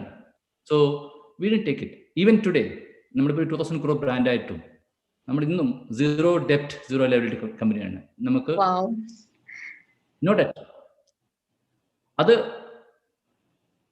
ബൈ ചോയ്സ് ആണ്, ഇറ്റ്സ് നോട്ട് ബൈ ചാൻസ്. അതാണ് ഞാൻ പറയുന്നത്, വാല്യൂസ് കോംപ്രമൈസ് ചെയ്യാതെ ബിസിനസ് ചെയ്യാൻ പറ്റും എന്ന് ലോകത്ത് തെളിയിക്കലാണ് ഞങ്ങളുടെ ഒരു commitment. To some great extent we are on the way. Achieve ചെയ്തെന്ന് പറയാൻ പറ്റില്ല, we are on the way. ഒരു സെൽഫ് മെയ്ഡ് പേഴ്സണാലിറ്റിയാണ് നമ്മുടെ മുന്നിൽ നിൽക്കുന്നത്. നമ്മുടെ ഈ സെഷനിൽ ജോയിൻ ചെയ്ത എല്ലാവർക്കും ഒരു പ്രചോദനമാണ് സർ. സോ ഞാനൊരു ആർട്ടിക്കിൾ വായിക്കേണ്ടത്, അതിൽ മീൻസ് എന്റെ ഓർമ്മ ശരിയാണെങ്കിൽ ഏതോ ഒരു സ്റ്റാർ ഹോട്ടലിന് വേണ്ടിയിട്ട് ഒരു കോൺട്രാക്ട് വന്നു. പക്ഷെ അത് ഒരു ബാർ ആയതുകൊണ്ട് അവിടേക്ക് സാറ് സപ്ലൈ ചെയ്യില്ല എന്ന് തീരുമാനമെടുത്തു, സാറും സാറിന്റെ ടീമും. അത് ശരിയാണോ? അത് ശരിയാണ്. ഈ പറയുന്ന ടൈമിന് തന്നെയായിരുന്നു ഈ 6 മാസം സാലറി ടൈമിന് ഞാൻ ഒരു എന്താ പറയാ, ഒരു ഇന്ത്യയിലാണ് ഞാൻ വർക്ക് ചെയ്ത് തുടങ്ങുന്നത്. അപ്പൊ ഇന്ത്യയിലേക്ക് ജോബ് ക്വിറ്റ് ചെയ്ത് ഞാൻ എൻ്റെ കസിൻസും കൂടെ ഫുൾ ടൈം ഓണ്ടർപ്രണർഷിപ്പിലേക്ക് മൂവ് ചെയ്ത സമയമാണ് 2009 ടൈമിലാണ്, ഓൾമോസ്റ്റ് 10 years ബാക്ക്. അന്ന് ഞാൻ ഈ ഇഡ്ലി ബിസിനസ് സ്റ്റാർട്ട് ചെയ്തേ ഉള്ളൂ, പച്ച പിടിച്ച് വരുന്നേ ഉള്ളൂ. അപ്പൊ ഇഡ്ലി ബിസിനസ് എന്നുള്ള ഒരു ഫാൻസി ബിസിനസ് ഒന്നും അല്ല. ഇൻവെസ്റ്റ് ചെയ്യാൻ റെഡിയല്ല. ആരോടും നമ്മൾ ഇൻവെസ്റ്റ്മെന്റ് പോയാൽ പറയും ഇഡ്ലി ബിസിനസ്സോ അരിക്കച്ചവടോ ഒക്കെയാണ് ഒരുമാതിരി നമ്മളൊരു എന്താ പറയുക, ഒരു വിലയില്ലാത്ത രീതിയിൽ. പക്ഷെ ഞങ്ങൾ പിസ്സ ബിസിനസ് സ്റ്റാർട്ട് ചെയ്തെങ്കിലും ചിലപ്പം കുറെ ആളുകൾ നമ്മളെ പുറകിൽ ഉണ്ടാവുന്നു. ഈ ബിസിനസ് എന്നുള്ളത് ആർക്കും ഒരു എന്താ പറയുക, ഒരു റെസ്പെക്ട് ഇല്ലാത്ത പുച്ഛം എന്ന് പറയാം, ആ ഒരു ഇതായിരുന്നു. അപ്പം ഞങ്ങളുടെ മുമ്പില് ബിസിനസ് ഗ്രോ ചെയ്യാനുള്ള വഴികൾ ഒക്കെ അടഞ്ഞു കിടക്കുകയാണ്. കാരണം ഇതിന് ഇൻവെസ്റ്റ്മെന്റ് ആരും തരാൻ റെഡിയല്ല. ഞങ്ങൾക്കാണെങ്കിൽ പലിശയ്ക്ക് പിന്നെ ലോൺ എടുക്കാൻ പറ്റില്ല നമ്മുടെ വാല്യൂസ് പ്രകാരം. ഞങ്ങളുടെ അടുത്താണ് പൈസ ഇല്ല. ഞങ്ങൾ കുറച്ച് പൈസയേ ഉള്ളൂ, ആ പൈസയൊക്കെ ഞങ്ങൾ ഓൾറെഡി ഇൻവെസ്റ്റ് പോയിട്ടുണ്ട്. സോ ബിസിനസ് സ്കെയിൽ ചെയ്യാൻ മുന്നോട്ട് വേറെ വഴികൾ നോക്കുമ്പോൾ ഞങ്ങൾ വിചാരിച്ചു ഒരു രക്ഷയില്ല, അങ്ങനെയാണ് നമുക്ക് കാര്യം ചെയ്യാം. നമ്മൾ തന്നെ എങ്ങനെയാണെങ്കിൽ കുറച്ചും കൂടെ പ്രൊഡക്റ്റ് കൂടെ ഐഡന്റിഫൈ ചെയ്തിട്ട് സെല് ചെയ്യാം. അങ്ങനെയാണ് ഞങ്ങൾ ഈ ഡയമണ്ട് കട്ട്സ് എന്നുള്ള, അല്ലെങ്കിൽ നമ്മുടെ നാട്ടിൽ പെട്ടിയപ്പം 6 നമ്പർ എന്നൊക്കെ പറയുന്ന ഒരു ഐറ്റം നമ്മൾ ലോഞ്ച് ചെയ്തു. അത് അന്ന് നമ്മളൊരു റവന്യൂ ഒരു 1 crore ഒക്കെ ഉള്ള ഒരു കൊല്ലത്തിലേക്ക്, ചെറിയ പ്രോഫിറ്റ് ഒക്കെ ഉണ്ടാവും, അങ്ങനെ ഉണ്ടാകുന്നത്. ബട്ട് രണ്ടറ്റവും കൂട്ടിമുട്ടിക്കാൻ ബുദ്ധിമുട്ടാണ്. ആ സമയത്ത് ഈ product, the newly launch product was doing well in the market. അങ്ങനെ ഒരു ദിവസം ഒരു കോൾ വന്നു ഒരു ലാർജ് ഹോട്ടൽ ഗ്രൂപ്പിൽ നിന്ന്. ഒരു വെസ്റ്റേൺ ഷെഫാണ്. അങ്ങനെ he wanted to buy thousands of kgs of his diamond cuts from me. അത് that order value was too huge. അന്ന് നോക്കുകയാണെങ്കിൽ ഞങ്ങളുടെ 1 yearന്റെ revenue was coming from this 1 order. Right, it was like a dream come true situation for an entrepreneur.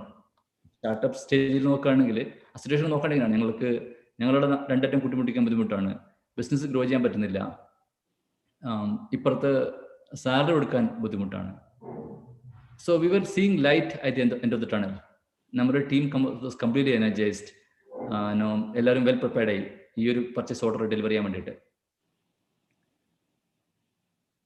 But I was business man, right?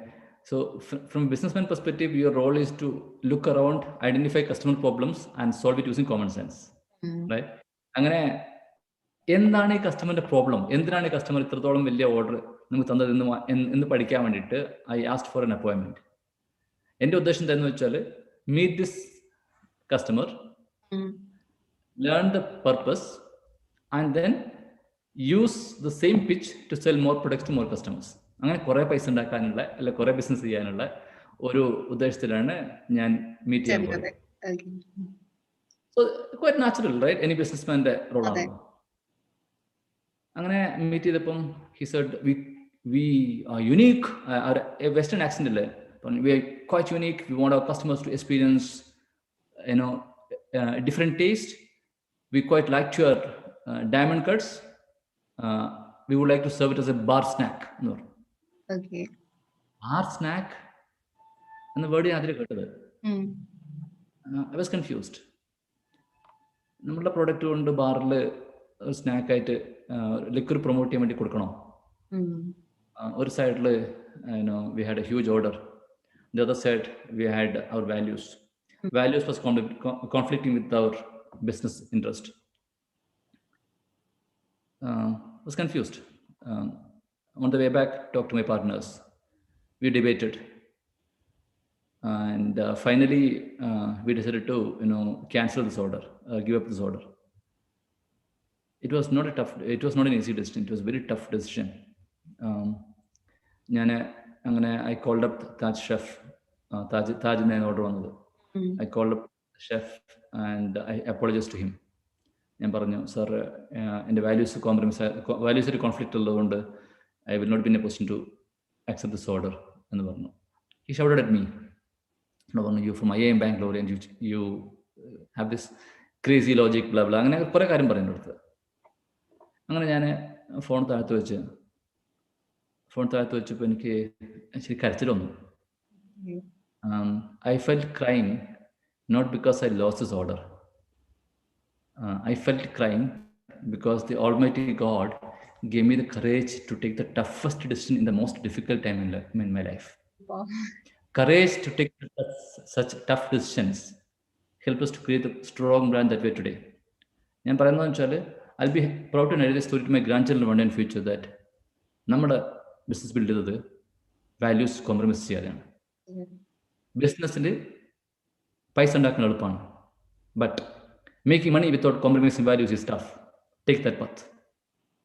തീർച്ചയായിട്ടും ഞങ്ങൾക്ക് ഭയങ്കര inspiration ആണ്. എന്ന് വെച്ചാൽ ഇത്രയും വലിയൊരു ക്രൈസിസ് മൊമെന്റിൽ പോലും സാറിന്റെ ഒരു വിൽ പവർ, ആ ദൃഢനിശ്ചയം, അതുപോലെ എത്തിക്സ് ആയാലും എനിക്ക് ഇതുവഴി മാത്രം എനിക്ക് പൈസ ഉണ്ടാക്കിയാൽ മതി എന്നുള്ള ദൃഢനിശ്ചയം. So salute sir. എന്ന് വെച്ച് കഴിഞ്ഞാൽ മിക്ക ആൾക്കാർക്കും ഇല്ലാത്തൊരു കാര്യമാണത്. സോ നമുക്ക് എല്ലാവർക്കും ഇൻസ്പിറേഷൻ ആണ്. Such A great personality is here. So നമുക്ക് നെക്സ്റ്റ് ക്വസ്റ്റ്യനിലേക്ക് പോവാം. സാർ നെക്സ്റ്റ് ഒരു 6ാം ക്ലാസ്സിൽ സാർ ഫീൽ ആയിട്ടുണ്ടെന്നുള്ളത് ഞാനൊരു ആർട്ടിക്കിളിൽ വായിക്കുകയുണ്ടായി. അതുകൊണ്ട് മീൻസ് ഇപ്പൊ ലൈഫിൽ ഒരുപാട് ക്രിറ്റിസിസം കാര്യങ്ങളൊക്കെ ഉണ്ടായിട്ടുണ്ടാവും, പക്ഷെ അതുകൊണ്ട് ഉണ്ടായ മെച്ചം എന്തെങ്കിലും ഉണ്ടെങ്കിൽ അതൊന്ന് പറയാമോ? എനിക്ക് തോന്നുന്നു എൻ്റെ ലൈഫിൽ 6ാം ക്ലാസ്സിലെ ഫെയിലിയർ വളരെ ഹെൽപ്ഫുൾ ആയിരുന്നു. ഒന്ന്, കുറെ കാര്യമുണ്ട്, ഞാൻ ജസ്റ്റ് സമ്മറൈസ് ചെയ്യാം in the interest of time. ഒന്നുണ്ടായത്, ഞാനൊരു ആവറേജ് സ്റ്റുഡൻറ്റ്, അതിൽ ബിലോ ആവറേജ് സ്റ്റുഡൻ്റ് ആയിരുന്നു. അപ്പം ബിലോ ആവറേജ് സ്റ്റുഡൻ്റ് എനിക്ക് 2ാമത്തെ പ്രാവശ്യം പഠിച്ചപ്പോൾ കുറച്ചും കാര്യം മനസ്സിലായി എന്നാണ് പറയാം. രണ്ടാമത്തത്, ഞാൻ മാത്സിൽ അന്ന് നല്ലതായിരുന്നു. I was doing well in maths at that time. അപ്പം എൻ്റെ ഫസ്റ്റ് എക്സാമിൽ തന്നെ, 6th സെക്കൻഡ് ടൈമിൻ്റെ ഫസ്റ്റ് എക്സാം തന്നെ ഐ ബിക്കേം ക്ലാസ് ടോപ്പർ മാത്സിൽ. അപ്പം 6ാം ക്ലാസ്സിൽ ഫെയിലായ ഒരു കുട്ടി പെട്ടെന്ന് ക്ലാസ് ടോപ്പർ ഒരു സബ്ജക്റ്റിലാകുക എന്നുള്ളത് it was A surprise for everyone. Teachers ഒക്കെ ഭയങ്കര ഷോക്കായി. അതിനകത്തോണ്ട് എനിക്ക് കിട്ടിയ മെച്ചം എന്താ പറയുക, ഞാനൊരു സക്സസ് കണ്ടു. That success gave me confidence, and then confidence gives me more success. ലൈഫിൽ അത് തന്നെയാണ്. നമ്മൾക്ക് ചെറിയൊരു സക്സസ് നമ്മൾ കാണുമ്പോൾ, നമ്മൾ എക്സ്പീരിയൻസ് ചെയ്യുമ്പോൾ നമ്മുടെ കോൺഫിഡൻസ് വല്ലാതെ ബൂസ്റ്റ് ചെയ്യും. നമ്മുടെ കോൺഫിഡൻസ് ബൂസ്റ്റ് ചെയ്യുമ്പോൾ നമ്മൾ പിന്നെയും സക്സസ് കൂടും. അതൊരു വിഷ്വസ് സർക്കിളാണ്. എൻ്റെ ലൈഫിൽ ഉണ്ടായത് തന്നെയാണ്. എനിക്ക് തോന്നുന്നത് എനിക്ക് കോൺഫിഡൻസ് വരാൻ തുടങ്ങിയതിന് ശേഷമാണ്. ആ confidence give me more success, right? Third ഉള്ളത് എനിക്ക് തോന്നുന്നതെന്ന് വെച്ചാൽ, എൻ്റെ സ്റ്റഡീസിൽ ഫോക്കസ് ചെയ്തുകൊണ്ട് തന്നെ എൻ്റെ ഇമ്മീഡിയറ്റ് പ്രയോറിറ്റി ഒക്കെ പിന്നെ വീട്ടിലെ പട്ടിണി മാറ്റലും പരിപാടിയൊക്കെയായി മാറി. കൂലിപ്പണിക്ക് ഞാനത് ശേഷം പതുവേ 6ാം ക്ലാസ് തോറ്റ് കൂലിപ്പണിക്ക് പോകാൻ തുടങ്ങിയിരുന്നു. അപ്പോൾ അത് നിർത്തി തിരിച്ചു പോയി കുറച്ചും കൂടി ഫോക്കസ്ഡ് ആയി എന്നോട് പറയാം. സ്റ്റഡീസിൽ ഫോക്കസ് ചെയ്തു.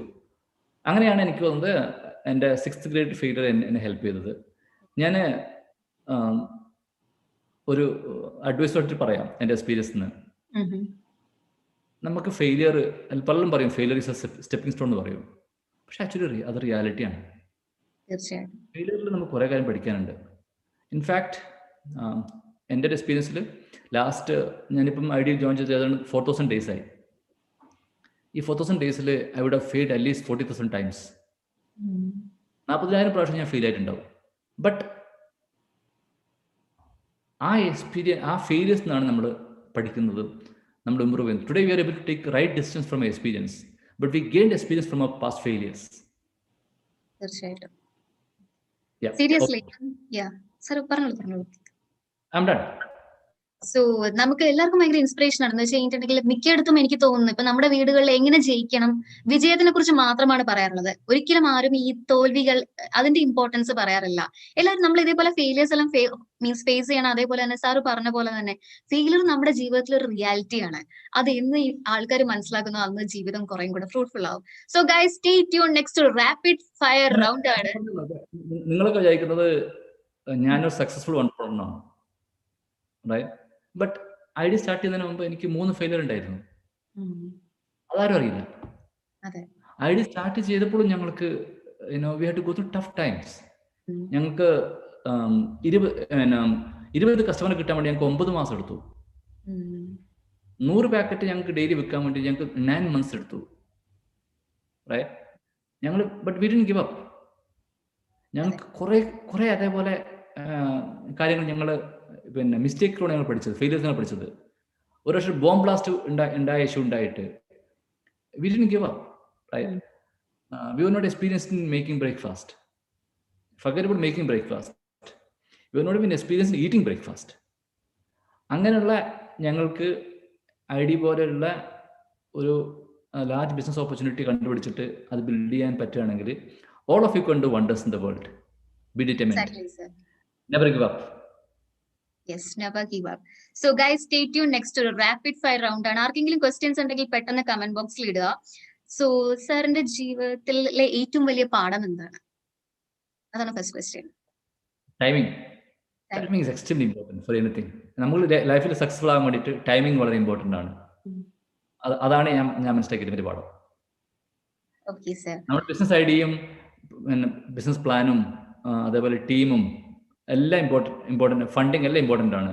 പക്ഷെ അതിനേക്കാളൊക്കെ മോസ്റ്റ് ഇമ്പോർട്ടൻ്റ് തിങ് എന്ന് വെച്ചാൽ റൈറ്റ് ടൈമിംഗ് ആണ് ഇമ്പോർട്ടൻ്റ്.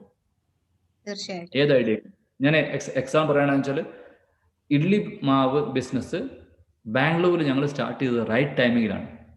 അതിന് 10 വർഷം മുമ്പ് സ്റ്റാർട്ട് ചെയ്താൽ മേ ബി അത് ഫെയിൽ ആവുമായിരുന്നു. ഇപ്പം സ്റ്റാർട്ട് ചെയ്തതിന് കുറെ കോമ്പറ്റീഷൻ ഉണ്ടാവുമായിരുന്നു. ഞങ്ങൾ അവിടെ സ്റ്റാർട്ട് ചെയ്തത് വി ബിക്കേം ദ ഫസ്റ്റ് മൂവർ. അങ്ങനെയാണ് ഞങ്ങൾ അത് ബിൽഡ് ചെയ്തത്. തീർച്ചയായിട്ടും. ഞാൻ ബാംഗ്ലൂരിൽ നിന്ന് കഴിഞ്ഞപ്പോഴത്തേക്കും പല മലയാളികളും അവിടെ മീൻസ് നമ്മള് എന്താ പറയാ, നമ്മുടെ ബ്രേക്ക്ഫാസ്റ്റ് എന്ന് പറയുന്നത് ID പാക്കറ്റിലൂടെയാണ് തുടങ്ങുന്നത്. സോ എനിക്ക് ഭയങ്കര നൊസ്റ്റാൾജിക് ഫീൽ ആയിരുന്നു സാറ് വന്നപ്പം. So okay, with that next question. സ്വപ്നങ്ങളെ കുറിച്ച് സാർ ഒരുപാട് എഴുതി വെക്കാറുണ്ടെന്നുള്ളത് ഞാൻ പലപ്പോഴും വായിച്ചിട്ടുണ്ട്. സോ അത് നമ്മുടെ ജീവിതത്തിൽ എന്തെങ്കിലും രീതിയിൽ കോൺട്രിബ്യൂട്ട് ചെയ്തു, എന്തെങ്കിലും സ്വാധീനം ചെലുത്താൻ പറ്റുമോ അങ്ങനെ എഴുതി വെക്കുന്നത്? അതിനെ കുറിച്ച് എന്താണ് സാറിന്റെ അഭിപ്രായം? ജീവിതത്തില് വിജയിച്ച ആളുകൾക്കൊക്കെ സ്വപ്നങ്ങൾ ഉണ്ടായിരുന്നു. അവർക്ക് സ്വപ്നങ്ങൾ ഉണ്ടായെന്ന് മാത്രമല്ല, അവരുടെ സ്വപ്നങ്ങൾ അവർ എഴുതി വെച്ചിരുന്നു. സോ ഞാൻ പഠിച്ചത് അല്ലെങ്കിൽ ഞാൻ മനസ്സിലാക്കിയത് സ്വപ്നങ്ങൾ ഉണ്ടാവല് വളരെ ഇമ്പോർട്ടൻ്റ് ആണ്. മാത്രമല്ല ആ സ്വപ്നങ്ങൾ എഴുതി വെച്ചിട്ട് ആ സ്വപ്നങ്ങൾ ചേസ് ചെയ്യുമ്പോഴാണ് നമ്മൾ സക്സസ്ഫുൾ ആവുന്നത്. എനിക്ക് ഇന്ന് ഈ പ്രോഗ്രാമിൽ അറ്റൻഡ് ചെയ്ത് എല്ലാവരോടും പറയാനുള്ളത്, ഒരു കാര്യം നിങ്ങൾ ഈ ഹാഫ് ആൻ അവർ സെഷനിൽ നിങ്ങൾ ചെയ്യാനുള്ളത്, റൈറ്റ് ഡൗൺ യുവർ ഡ്രീംസ്. നിങ്ങൾ എഴുതി വെച്ച് നോക്കൂ. I can watch it for you. You will become successful. നിങ്ങൾക്ക് ആർക്കെങ്കിലും ജീവിതത്തിൽ സക്സസ്ഫുൾ ആവണം എന്ന ആഗ്രഹം ഉണ്ടെങ്കിൽ ഒരൊറ്റ കാര്യം ചെയ്താൽ മതി, റൈറ്റ് ഡൗൺ യുവർ ഡ്രീംസ്. ഞാൻ എൻ്റെ ഒരു എക്സ്പീരിയൻസ് പറയാം. ഞാൻ മീറ്റ് ചെയ്ത ഒരു ചെറിയ പെൺകുട്ടി ഉണ്ടായിരുന്നു, ഷാഹിദ എന്നാണ് അവളുടെ പേര്. She was in 10th that time. ഒരു മോട്ടിവേഷൻ ക്ലാസ്സിൽ മീറ്റ് ചെയ്തത്. അപ്പം ഞാൻ അവളോട് ചോദിച്ചു, വാട്ട്സ് യുവർ ഡ്രീം എന്ന് പറഞ്ഞപ്പോൾ I want to become a doctor എന്ന് പറഞ്ഞു. അവളുടെ സ്വപ്നം അതായിരുന്നു. അവിടെ ഒരു പാവപ്പെട്ട ഒരു ഉസ്താദിൻ്റെ മകളായിരുന്നു അവള്. She was from very poor family. ഒരു കുടിലിൽ താമസിക്കുന്ന ഒരു കുട്ടിയായിരുന്നു. അങ്ങനെ ഞാൻ ഇതിൻ്റെ ഇമ്പോർട്ടൻസ് ഞാൻ പറഞ്ഞു, importance of writing down the dreams എന്ന് പറഞ്ഞു. ഞാൻ കുറച്ച് മുമ്പ് ഒരു ദിവസം ഒരു പാർക്കിൽ വെച്ചിട്ട് ആ കുട്ടിയെ കണ്ടു. എനിക്ക് അവൾക്ക് മനസ്സിലായില്ല, പക്ഷേ ഷീ കുഡ് റെക്കഗ്നൈസ് മീ. എന്നോട് വന്നിട്ട് പറഞ്ഞു, സാറേ ഞാൻ സാറിൻ്റെ ക്ലാസ് കഴിഞ്ഞ ശേഷം I did write down my dream and today I am A doctor എന്ന് പറഞ്ഞു. ഞാൻ ചോദിച്ചു, എന്താ ചെയ്തത് മോൾ, എന്താ ചെയ്തതെന്ന് ചോദിച്ചു. അപ്പം അവിടെ നിന്ന് പറഞ്ഞു, എൻ്റെ വീട്ടിലെ ഒരു റൂമേ ഉള്ളൂ, അതിനകത്ത് ഞാൻ പഠിക്കുന്നതും ഞാൻ ഉറങ്ങുന്നതൊക്കെ ആ റൂമിലാണ്. ആ റൂമിൻ്റെ പുറത്ത് ഞാൻ എൻ്റെ പേര് എഴുതി വെച്ചു. 10th ക്ലാസ് പഠിക്കുന്ന കുട്ടി എഴുതി വെച്ചു. എന്താ എഴുതി വെച്ചറിയാം? Doctor Shahida. And she became a doctor. അവളുടെ ഡ്രീം അതാണ്. അത് ഷീ റോട്ട് ഇറ്റ് ഡൗൺ. അപ്പോൾ എനിക്ക് നിങ്ങളോടൊക്കെ പറയാനുള്ളതാണ്, നിങ്ങൾക്ക് ലൈഫിൽ ഡ്രീംസ് ഉണ്ടാവും. ആ സ്വപ്നം കണ്ടിട്ട് മാത്രം കാര്യമില്ല, കാരണം സ്വപ്നം എല്ലാവർക്കും ഉണ്ട്. Write down your dreams and chase your dreams. അങ്ങനെയാണ് നമ്മൾ സക്സസ്ഫുൾ ആവുന്നത്. തീർച്ചയായിട്ടും. Yeah. Thank you so much sir, beautifully explain. So നമുക്ക് ഹേന എന്നുള്ളൊരു പാർട്ടിസിപ്പന്റ് ഒരു ക്വസ്റ്റ്യൻ ചോദിച്ചിട്ടുണ്ട്. What was your inspiration to start this business? എനിക്കും ചോദിക്കണം എന്ന് ആഗ്രഹം ഉണ്ടായിരുന്നു. എന്ന് വെച്ചാൽ ഒരു വേറിട്ടൊരു ചിന്താഗതിയാണല്ലോ, ദോശമാവ് ഇഡ്ലി മാവ്. അതെ. അപ്പം ഞാൻ പറഞ്ഞില്ലേ, ഞാൻ കുറെ കഷ്ടപ്പെട്ടിട്ടാണ് പഠിച്ചതൊക്കെ. എന്നിട്ട് ജോബൊക്കെ കിട്ടി, പെട്ടെന്ന് കുറച്ച് പൈസ ഒക്കെ ഉണ്ടായി. പിന്നെ ഞങ്ങളുടെ നാട്ടിലെ അല്ല ഞങ്ങളുടെ വില്ലേജിലെ ഏറ്റവും പാവപ്പെട്ട ഒരു കുടുംബത്തിൽപ്പെട്ട ആളായിരുന്നു ഞാൻ. അപ്പം ജോലിയൊക്കെ കിട്ടി പെട്ടെന്ന് കുറേ പൈസ ഒക്കെ ഉണ്ടായി, നാല് വീടൊക്കെ വെച്ചു. What next? നമ്മുടെ നാട്ടിൽ എന്ത് ചെയ്യാൻ പറ്റും? നമ്മുടെ നാട്ടിലുള്ള ജോലി ഇല്ലാത്ത ആളുകൾക്ക് എന്ത് ചെയ്യാൻ പറ്റും എന്നുള്ള ഒരു തോട്ട് പ്രോസസ്സാണ് I should do something different എന്നുള്ള ഒരു ഇതിൽ നിന്ന് വന്നിട്ട് ഞാൻ ജോബ് ക്വിറ്റ് ചെയ്യാൻ ഡിസൈഡ് ചെയ്തത്. അങ്ങനെയാണ് തിരിച്ചു വന്നത്. ഞാൻ എൻ്റെ കസിൻസ് കൂടെ ജോയിൻ ചെയ്ത് ID ബിസിനസ് സ്റ്റാർട്ട് ചെയ്തത്. So basically idli business start ചെയ്യാനുള്ള ഒരു ഇൻസ്പിറേഷൻ എന്താണെന്ന് വെച്ചാൽ there were a lot of unemployed youth from my village, very smart youth in my village. They were not able to get a good career break. അവർക്ക് ഒരു നല്ല job കൊടുക്കണം എന്നുള്ള ഒരു സ്വപ്നത്തിൽ നിന്നാണ് ഞങ്ങൾ ഒരു ബിസിനസ് സ്റ്റാർട്ട് ചെയ്യാം എന്നുള്ള ഐഡിയ എത്തിയത്. ഇഡ്ലി ബിസിനസ്സിലേക്ക് എത്താനുള്ള കാരണം പറയാണ്. അത് supplier batter supply in my cousins shop, അങ്ങനെയാണ് നമ്മൾ സ്റ്റാർട്ട് ചെയ്തത്. ബട്ട് ഒരു വെൽ പെയ്ഡ് ജോബ് ക്വിറ്റ് ചെയ്തിട്ട് ഒരു ബിസിനസ്സിലേക്ക് ഇറങ്ങാനുള്ള ഒരു ഡിസിഷൻ എടുക്കാൻ കാരണം we want to create employment for smart kids from my village. അങ്ങനെയാണ് അതാണ് inspiration. Okay, right decision sir. എന്ന് വെച്ച് കഴിഞ്ഞാൽ മിക്കയിടത്തും നമ്മുടെ ഇന്ത്യയിൽ എന്ന് വെച്ച് കഴിഞ്ഞാൽ നമുക്ക് ഒരുപാട് ഓപ്പർച്യൂണിറ്റീസ് ഉണ്ട്. നമ്മുടെ കൂടെ ഏതാണ്ട് 1600 ആളുകളുണ്ട്. വാവ്, സൂപ്പർ. സോ നമുക്ക് റൈറ്റ് പേഴ്സൺ ആണ് ഈ ഒരു സെഷനിൽ നമുക്ക് ഇപ്പോൾ ഉള്ളത്. എന്ന് വെച്ച് കഴിഞ്ഞിട്ടുണ്ടെങ്കിൽ ഈ ഒന്നുമില്ലായ്മയിൽ നിന്ന് തുടങ്ങി ഒരു സക്സസ്ഫുൾ ഓണ്ടർപ്രണർ ആയി, ഒരു ഷോർട്ട് കട്ടും എടുക്കാതെ സക്സസ്ഫുൾ ഓണ്ടർപ്രണർ ആയി. ഓക്കെ സർ, സോ നെക്സ്റ്റ് ക്വസ്റ്റ്യനിലേക്ക് ഞാൻ പോവാം. ജീവിതത്തിൽ ബാക്കി വന്നിട്ടുള്ള സ്വപ്നങ്ങൾ എന്തൊക്കെയാണ് സാർ? സ്വപ്നങ്ങളെ കുറിച്ച് പറഞ്ഞല്ലോ. അപ്പം എന്ന് വെച്ച് കഴിഞ്ഞാൽ അച്ചീവ് ചെയ്യാൻ ഇനി ആഗ്രഹിക്കുന്ന സ്വപ്നങ്ങൾ എന്തൊക്കെയാണെന്ന് പറയാമോ? കുറേ സ്വപ്നങ്ങൾ ബാക്കിയുണ്ട്. എൻ്റെ ഏറ്റവും വലിയ സ്വപ്നം എന്താണെന്ന് വെച്ചാൽ മരിക്കുമ്പം സ്വർഗം കണ്ട് മരിക്കണം എന്നാണ്. അതാണ് ഏറ്റവും വലിയ സ്വപ്നം. ബാക്കിയുള്ളത് ആ വഴിയിൽ പക്ഷെ കുറെ സ്വപ്നങ്ങളുണ്ട്. അതെല്ലാം ചില ബിസിനസ് സ്വപ്നങ്ങളുണ്ട്, ചിലത് സോഷ്യൽ സർവീസ് പ്രൊജക്ട്സ് സ്വപ്നങ്ങളുണ്ട്, പേഴ്സണൽ സ്വപ്നങ്ങൾ വരെ ഉണ്ടാവും. But at the end of the day എൻ്റെ ഡെത്ത് ബെഡിൽ എനിക്ക് മരിക്കുമ്പോൾ സ്വർഗം കാണണം എന്നാണ് എൻ്റെ ഏറ്റവും വലിയ സ്വപ്നം ഇപ്പോൾ. Beautiful answer. ഞാൻ എന്തെങ്കിലും പ്രോജക്റ്റിനെ കുറിച്ച് പറയുന്നായിരുന്നു എക്സ്പെക്ട് ചെയ്തത്. Beautiful answers. സോ ഇത്രയും സിമ്പിൾ ആയിട്ടുള്ള മനുഷ്യനാണ് ഞാൻ അറിഞ്ഞില്ല. സോ എനിക്ക് അടുത്ത ഒരു ക്വസ്റ്റ്യൻ ഉണ്ട്. ഫവാസ് എന്ന് പറഞ്ഞിട്ടുള്ള ഒരു പാർട്ടിസിപ്പന്റ് ചോദിച്ചിട്ടുണ്ട്, സ്വയം കോൺഫിഡൻസ് നേടാൻ എന്താണ് വഴി, അല്ലെങ്കിൽ സെൽഫ് കോൺഫിഡന്റ് ആവാൻ എന്താ ഒരു വഴി, ഒന്ന് പറയാമോ? ഞാൻ പറഞ്ഞല്ലോ, ആദ്യമായിട്ട് ഫെയിലിയേഴ്സ് അക്സെപ്റ്റ് ചെയ്യാൻ പഠിക്കുക. ഫെയിലിയേഴ്സ് ലൈഫിന്റെ പാർട്ടാണെന്ന് പഠിച്ചു കഴിഞ്ഞാൽ തന്നെ എനിക്ക് ആദ്യം കോൺഫിഡൻസ് വരും. രണ്ടാമത്തത് ചെറിയ സക്സസ് നമ്മൾ സെലിബ്രേറ്റ് ചെയ്യാം. സക്സസ് നമ്മൾ സെലിബ്രേറ്റ് ചെയ്യുന്ന കോൺഫിഡൻസ് കൂടും. തീർച്ചയായിട്ടും. ഇതാണ് എൻ്റെ ക്വിക്ക് 2 ടിപ്സ്. ഇപ്പം ഞാൻ പറഞ്ഞല്ലോ, എനിക്ക് ഇപ്പം എൻ്റെ കോൺഫിഡൻസ് വെരി ഹൈ ആണ്. ഇപ്പം നിങ്ങൾ എൻ്റെ അടുത്ത് ID ഇപ്പം 2 years ബാക്ക് ID ഏത് സൈസ് ആവും എന്ന് ചോദിച്ചാൽ ഞാൻ പറയും 1000 crores എന്നാണ് പറയും. ഇപ്പം ഞാൻ ചോദിച്ചാൽ ഞാൻ പറയും $1 billion ബിസിനസ് എന്ന് പറയും.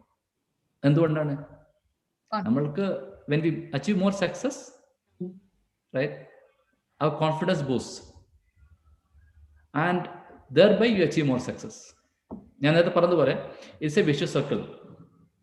More confidence will get you more success and more success will get you more confidence. തീർച്ചയായിട്ടും. അങ്ങനെ റൊട്ടേറ്റ് ചെയ്തുകൊണ്ടിരിക്കും. നമ്മൾ ആ വലയത്തിന്റെ ഉള്ളിലാണ്, നമ്മൾ അത് കണ്ടെത്തി സാർ പറഞ്ഞ പോലെ തന്നെ നേരായ വഴിയിലേക്ക് പോവുക. മീൻസ് നമ്മൾ ഇതേപോലെ തന്നെ നമ്മുടെ റിയാലിറ്റി അക്സെപ്റ്റ് ചെയ്യുക. അപ്പൊ തന്നെ നമ്മൾ ഇതേപോലെ കോൺഫിഡന്റ് ആവും. Beautiful answers.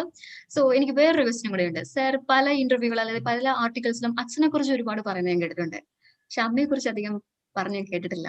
സോ ഞങ്ങൾക്ക് അതിനെ കുറിച്ച് അറിയാൻ കൂടുതൽ താല്പര്യമുണ്ട്. അമ്മ എങ്ങനെയായിരുന്നു സാറിനെ ഇൻസ്പയർ ചെയ്തത്, അല്ലെങ്കിൽ സാറിന്റെ ജീവിതത്തിലെ അമ്മയുടെ റോൾ എന്താണ്, ഒന്ന് പറയാമോ? ലൈഫിലെ ഞാൻ പറഞ്ഞത്, നമ്മളെല്ലാവരുടെ ലൈഫിൽ നമ്മളൊക്കെ സക്സസ്ഫുൾ ആവുന്നത് വേറെ കുറെ ആളുകളുടെ സാക്രിഫൈസ് കൊണ്ടാണ്. തീർച്ചയായിട്ടും. എൻ്റെ ഉപ്പയും ഉമ്മയും പട്ടിണി കിടന്നിട്ടാണ് എന്നെ പഠിപ്പിച്ചത്. അവര് കഷ്ടപ്പെട്ടിട്ട് ഫോറസ്റ്റിലേക്ക് പോയിട്ട് വിറക് പെറുക്കൊണ്ടുവന്നിട്ടാണ് വിറ്റിട്ടാണ് എൻ്റെ ഉമ്മ എന്നെ പഠിപ്പിച്ചത്. എൻ്റെ ഉപ്പ കൂലിപ്പണിക്ക് പോയിട്ടാണ് എന്നെ പഠിപ്പിച്ചത്. അപ്പം ഞാൻ ഈ ലെവലിൽ എത്തിയത് 100% credit goes to my parents. എൻ്റെ ഉപ്പയും ഉമ്മയാണ് എന്നെ ഇവിടെ എത്തിച്ചത്. ഞാൻ ഉമ്മേനെ പറ്റി സ്പെഷ്യലി പറയുകയാണെങ്കിൽ ഈ നെവർ ഗിവ് അപ്പ് എന്നുള്ള ആറ്റിറ്റ്യൂഡിനെ കിട്ടിയ ഉമ്മേൻ്റെ അടുത്ത് നിന്നാണ്. ഉപ്പാൻ്റെ അടുത്ത് ഞാൻ പഠിച്ച എത്തിക്സ് വാല്യൂസൊക്കെ ഉപ്പാൻ്റെ പഠിച്ചിട്ടുണ്ട്. ഉമ്മാൻ്റെ അടുത്ത് നിന്ന് ഞാൻ നെവർ ഗിവ് അപ്പ് എന്ന ആറ്റിറ്റ്യൂഡ് പഠിച്ചിട്ടുണ്ട്. ചുരുക്കി പറയുകയാണെങ്കിൽ എൻ്റെ ഉപ്പാക്കും ഉമ്മാക്കും എന്നെ ഇവിടെ എത്തിക്കാൻ പറ്റുകയാണെങ്കിൽ all of us can do wonders in the world. തീർച്ചയായിട്ടും. ഒറ്റ കാര്യം, അതുകൊണ്ട് തന്നെ എൻ്റെ ലൈഫിലെ മോസ്റ്റ് ഇൻസ്പിറേഷണൽ പേഴ്സണാലിറ്റീസ് നോക്കുകയാണെങ്കിൽ എൻ്റെ ഉപ്പയമ്മയാണ്. വാവ്, റൈറ്റ്ലി സെഡ് സാർ. എന്ന് വെച്ചാൽ സാറിന്റെ ഈ എളിമയും അതേപോലെ തന്നെ സാറിന്റെ ഒരു എത്തിക്സും വാല്യൂസും സാറിന്റെ സംസാരവും കേൾക്കുമ്പോൾ തന്നെ നമുക്ക് മനസ്സിലാവും you are raised rightly. Like no huge credits to your parents, huge respect to your parents. And like നമുക്ക് സാറിന്റെ അടുത്ത് നിന്ന് ഇനി ഒരുപാട് കേൾക്കണമെന്നുണ്ട്, ബട്ട് സമയപരിധി മൂലം മാത്രം നമ്മളിത് വൈൻഡപ്പ് ചെയ്യുകയാണ്. പക്ഷേ എല്ലാവർക്കും ഒരു ഇൻസ്പിറേഷൻ പേഴ്സണാലിറ്റി ഉണ്ട്. എല്ലാവരും നമ്മുടെ കമന്റ് ബോക്സിൽ നോക്കി ഓക്കെ എല്ലാവരും ഒന്ന് പറഞ്ഞു എങ്ങനെയുണ്ടായിരുന്നു സാറിന്റെ സെഷൻ, സാറിന്റെ ഒരു സ്റ്റോറി, സാറിന്റെ ലൈഫ് എക്സ്പീരിയൻസ്. ഓക്കെ, നമുക്ക് ഒരുപാട് ഹാർട്ട് ഇമോജീസ് കിട്ടുന്നുണ്ട് സാർ. സോ ഒരുപാട് പേര് താങ്ക് ചെയ്യുന്നുണ്ട്. Really it was A really inspiring session. ഇതേപോലെ ഒരു സെൽഫ് മെയ്ഡ് മാൻ, ഒന്നുമില്ലായ്മയിൽ നിന്ന് വന്ന് ഒരുപാട് തോൽവികൾ ജീവിതത്തിന്റെ പാഠമാക്കി ഇതേപോലെ നമ്മുടെ മുന്നിൽ ഇപ്പൊ ഇൻസ്പിറേഷനായി ഒരു മീൻസ് എന്താ പറയാ വലിയ ഒരു മിഷന്റെ ഒരു വലിയ ഒരു എന്താ പറയാ ഒരു ഓൺടർപ്രണർ ആണ് നമ്മുടെ മുന്നിൽ ഇരിക്കുന്നത്. Right person for the right conference. Thank you so much sir, thank you so much for your time. ഞാൻ ഭയങ്കര ഓണേർഡ് ആണ് ഇപ്പൊ ഈ ഒരു മൊമെന്റിൽ എനിക്ക് സാറിനെ ഇന്റർവ്യൂ ചെയ്യാൻ പറ്റിയതിൽ. സാറിനെ കുറിച്ച് ഒരുപാട് കേട്ടിട്ടുണ്ട്, ഇഡ്ലി മാവെല്ലാം കാണുമ്പോൾ സാറിന്റെ പല സ്റ്റോറീസും കേട്ടിട്ടുണ്ട്. ഓക്കെ, ഇതും കൂടെ ഞാൻ പറഞ്ഞിട്ട് ഞാൻ സെഷൻ വൈൻഡപ്പ് ചെയ്യാം. ഓക്കെ, ഈ സെഷൻ വൈൻഡപ്പ് ചെയ്യാം. എന്ന് വെച്ചിട്ടുണ്ടെങ്കിൽ ചെന്നൈയിൽ എവിടെ ഫ്ലഡ് ഉണ്ടായപ്പോഴത്തേക്കും സാർ ഫ്രീ ആയിട്ട് പോയിട്ട് ഇഡ്ലി മാവ് സപ്ലൈ ചെയ്തു എന്ന് ഞാൻ എവിടെയോ വായിച്ചിട്ടുണ്ട്. എന്നിട്ട് മീൻസ് എവിടെയോ ഇതേപോലെ ഒരു വെൻഡിങ് മെഷീന്റെ അടുത്ത് സാർ ഇങ്ങനെ പറഞ്ഞു, മീൻസ് അവിടെ കൊണ്ടുവച്ചിട്ട് പറഞ്ഞു എന്താ പറയാ, ഞങ്ങൾ നിങ്ങളെ വിശ്വസിക്കുന്നു, നിങ്ങൾ ഞങ്ങളെയും വിശ്വസിക്കില്ലേ, അങ്ങനെ എന്തോ ഒരു കോട്ട് വെച്ചിട്ടുണ്ടായി. അതെല്ലാം റിയലി ഇൻസ്പയറിംഗ് ആണ്. എന്ന് വെച്ചിട്ടുണ്ടെങ്കിൽ നമ്മൾ ഇതുവരെ കാണാത്ത ഒരു model of thoughts, model of ideas, ഒരു ഡിഫറെന്റ് രീതിയിൽ സഞ്ചരിക്കുന്ന ഒരു എന്താ പറയാ ഒരു മിഷൻ ആണ് ID. So thank you so much sir, thank you so much for joining.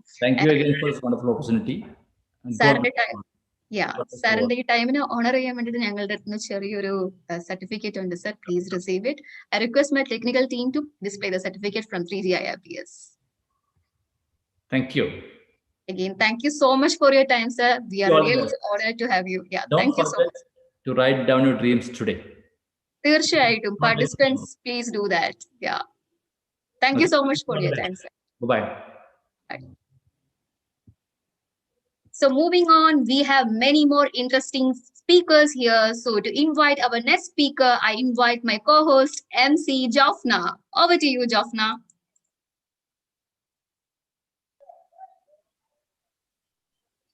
Thank you so much, Anjali, for inviting me. I'm so honored and privileged to invite the next eminent personality. Yes, it's none other than our founder, Dr. Sahid Cholayal, the founder, Mission 3D Humanitarian, Egalitarian Global Race Awardee 2018 at Harvard University. He is the man, the myth, and the legend behind it all, a humanitarian, serial entrepreneur, futurist, and a strong advocate of technological singularity. He is the founder and chairman of 3G IRPS IIT Madras Research Park. Dr. Sahid's venture into multifarious field for decade has resulted in a fecundity of thoughts and eye-opening experiences around the world. His contribution has no demarcations. His person presence has been enlightening experts across the globe. The organization 3G IRPS focuses on third millennium human-centric problems through naturalistic thinking. With this intro, it's my pleasure to invite you, sir. Very good morning, each one of you. നമ്മൾക്ക് വളരെ ഞാനും കേട്ടുകൊണ്ടിരിക്കുകയായിരുന്നു. വളരെ interesting ആയിട്ടുള്ള exciting ആയിട്ടുള്ള ഒരുപാട് പാഠങ്ങളാണ് നമ്മുടെ മുസ്തഫാജി അതുപോലെ തന്നെ രാമചന്ദ്രൻജി എല്ലാം തന്നിരിക്കുന്നത്. എല്ലാവരും ഒരേ വാക്കിൽ തന്നെയാണ് ഫെയിലിയർ എന്നുള്ള ഒരു പാഠം. ഈ ഫെയിലിയറിന് ലേണിംഗ് ഇപ്പം പുള്ളിക്കും ഒരുപാട് കോമണാലിറ്റി. ഇപ്പം ഞാനൊക്കെ കണ്ടത് എന്താന്ന് പറഞ്ഞാൽ ഇപ്പം പുള്ളിയും തോറ്റിട്ടുണ്ട് 6ാം ക്ലാസ്സിൽ, ഞാനും തോറ്റിട്ടുണ്ട്. നമ്മളൊക്കെ ഒരേ സ്റ്റെപ്പ്, ഒരുപക്ഷെ ഞാനും പുള്ളിയൊക്കെ ഒരേ ഏരിയയിൽ നിന്നാണ് വരുന്നത്, കാലിക്കറ്റിൽ നിന്നാണ് വരുന്നത്. ഞങ്ങളൊക്കെ തോറ്റവരും കൂടിയാണ് 6ാം ക്ലാസ്സിൽ. അപ്പൊ തീർച്ചയായിട്ടും തോൽവി വളരെ ഇമ്പോർട്ടൻ്റ് ആണെന്നത്, ഈ തോൽവി എന്നുള്ളത് ഒരു ലേണിംഗ്. ഇപ്പൊ രാമചന്ദ്രൻജി വളരെ വ്യക്തമായിട്ടും പറഞ്ഞു, തോൽവി എന്ന് പറയുന്നത് വളരെ ഇമ്പോർട്ടൻറ്റ്. ഇപ്പം നമ്മളെല്ലാവരും നമുക്കറിയാം, ജനിച്ചു കഴിഞ്ഞാൽ നമ്മൾ ബേബീസ് ആയിട്ട് ക്രൗൾ ചെയ്ത് ഒരു സ്റ്റെപ്പ് എടുത്ത് നമ്മൾ ഓടുന്നതിന് മുമ്പ് ഒരുപാട് ഈ ഫെയിലിയർ വളരെ ഇമ്പോർട്ടൻ്റ്. ഫെയിലിയറിനെ ഫെയിലിയർ എന്ന് വിളിക്കാൻ പാടില്ല. It's all learning. ഇപ്പം മുസ്തഫ പറഞ്ഞ മാതിരി തന്നെ പുള്ളിക്ക് പുള്ളി പറയുന്നത് ഇത് തുടങ്ങുന്നതിന് മുമ്പ് ഒരു 3 ബിസിനസ്സിനെ കുറിച്ച് പറയുന്നു. ഇപ്പൊ ഒരു വളരെ വ്യത്യസ്തമായിട്ടുള്ള ഒരു സെഷനാണ് ഞാൻ എടുക്കാൻ പോകുന്നത്. ഒരു ഇത്തിരി ടെക്നോളജി ഒക്കെ കലർത്തിയിട്ടാണ് വരുന്നത്. ഒരു ഫ്യൂച്ചറിനെ കുറിച്ച് പറയുന്ന ഒരു സെഷനും കൂടിയാണ്. ഇതുവരെ നമ്മൾ ഒരു ഇന്റർവ്യൂ മോഡിലാണ് പോയത്. ഇനി ഒരു പ്രസന്റേഷൻ മോഡിലേക്ക് പോവുകയാണ്. I am going to share my screen. എൻ്റെ സ്ക്രീന് കാണാൻ ഒന്ന് ഉറപ്പുവരുത്താവോ? കാണുന്നുണ്ടോ? എംസീസ് സ്ക്രീൻ കാണുന്നുണ്ടോ? കാണുന്നുണ്ട്. ഓക്കെ. നിങ്ങൾക്ക് ഇതിന്റെ ടോപ്പിൽ കാണാം ഒരു വളരെ ഇമ്പോർട്ടൻ്റ് ആയിട്ടുള്ള ഒരു മെസ്സേജും കൂടിയാണ്. Digitising the demographic dividend before it turn to demographic nightmare.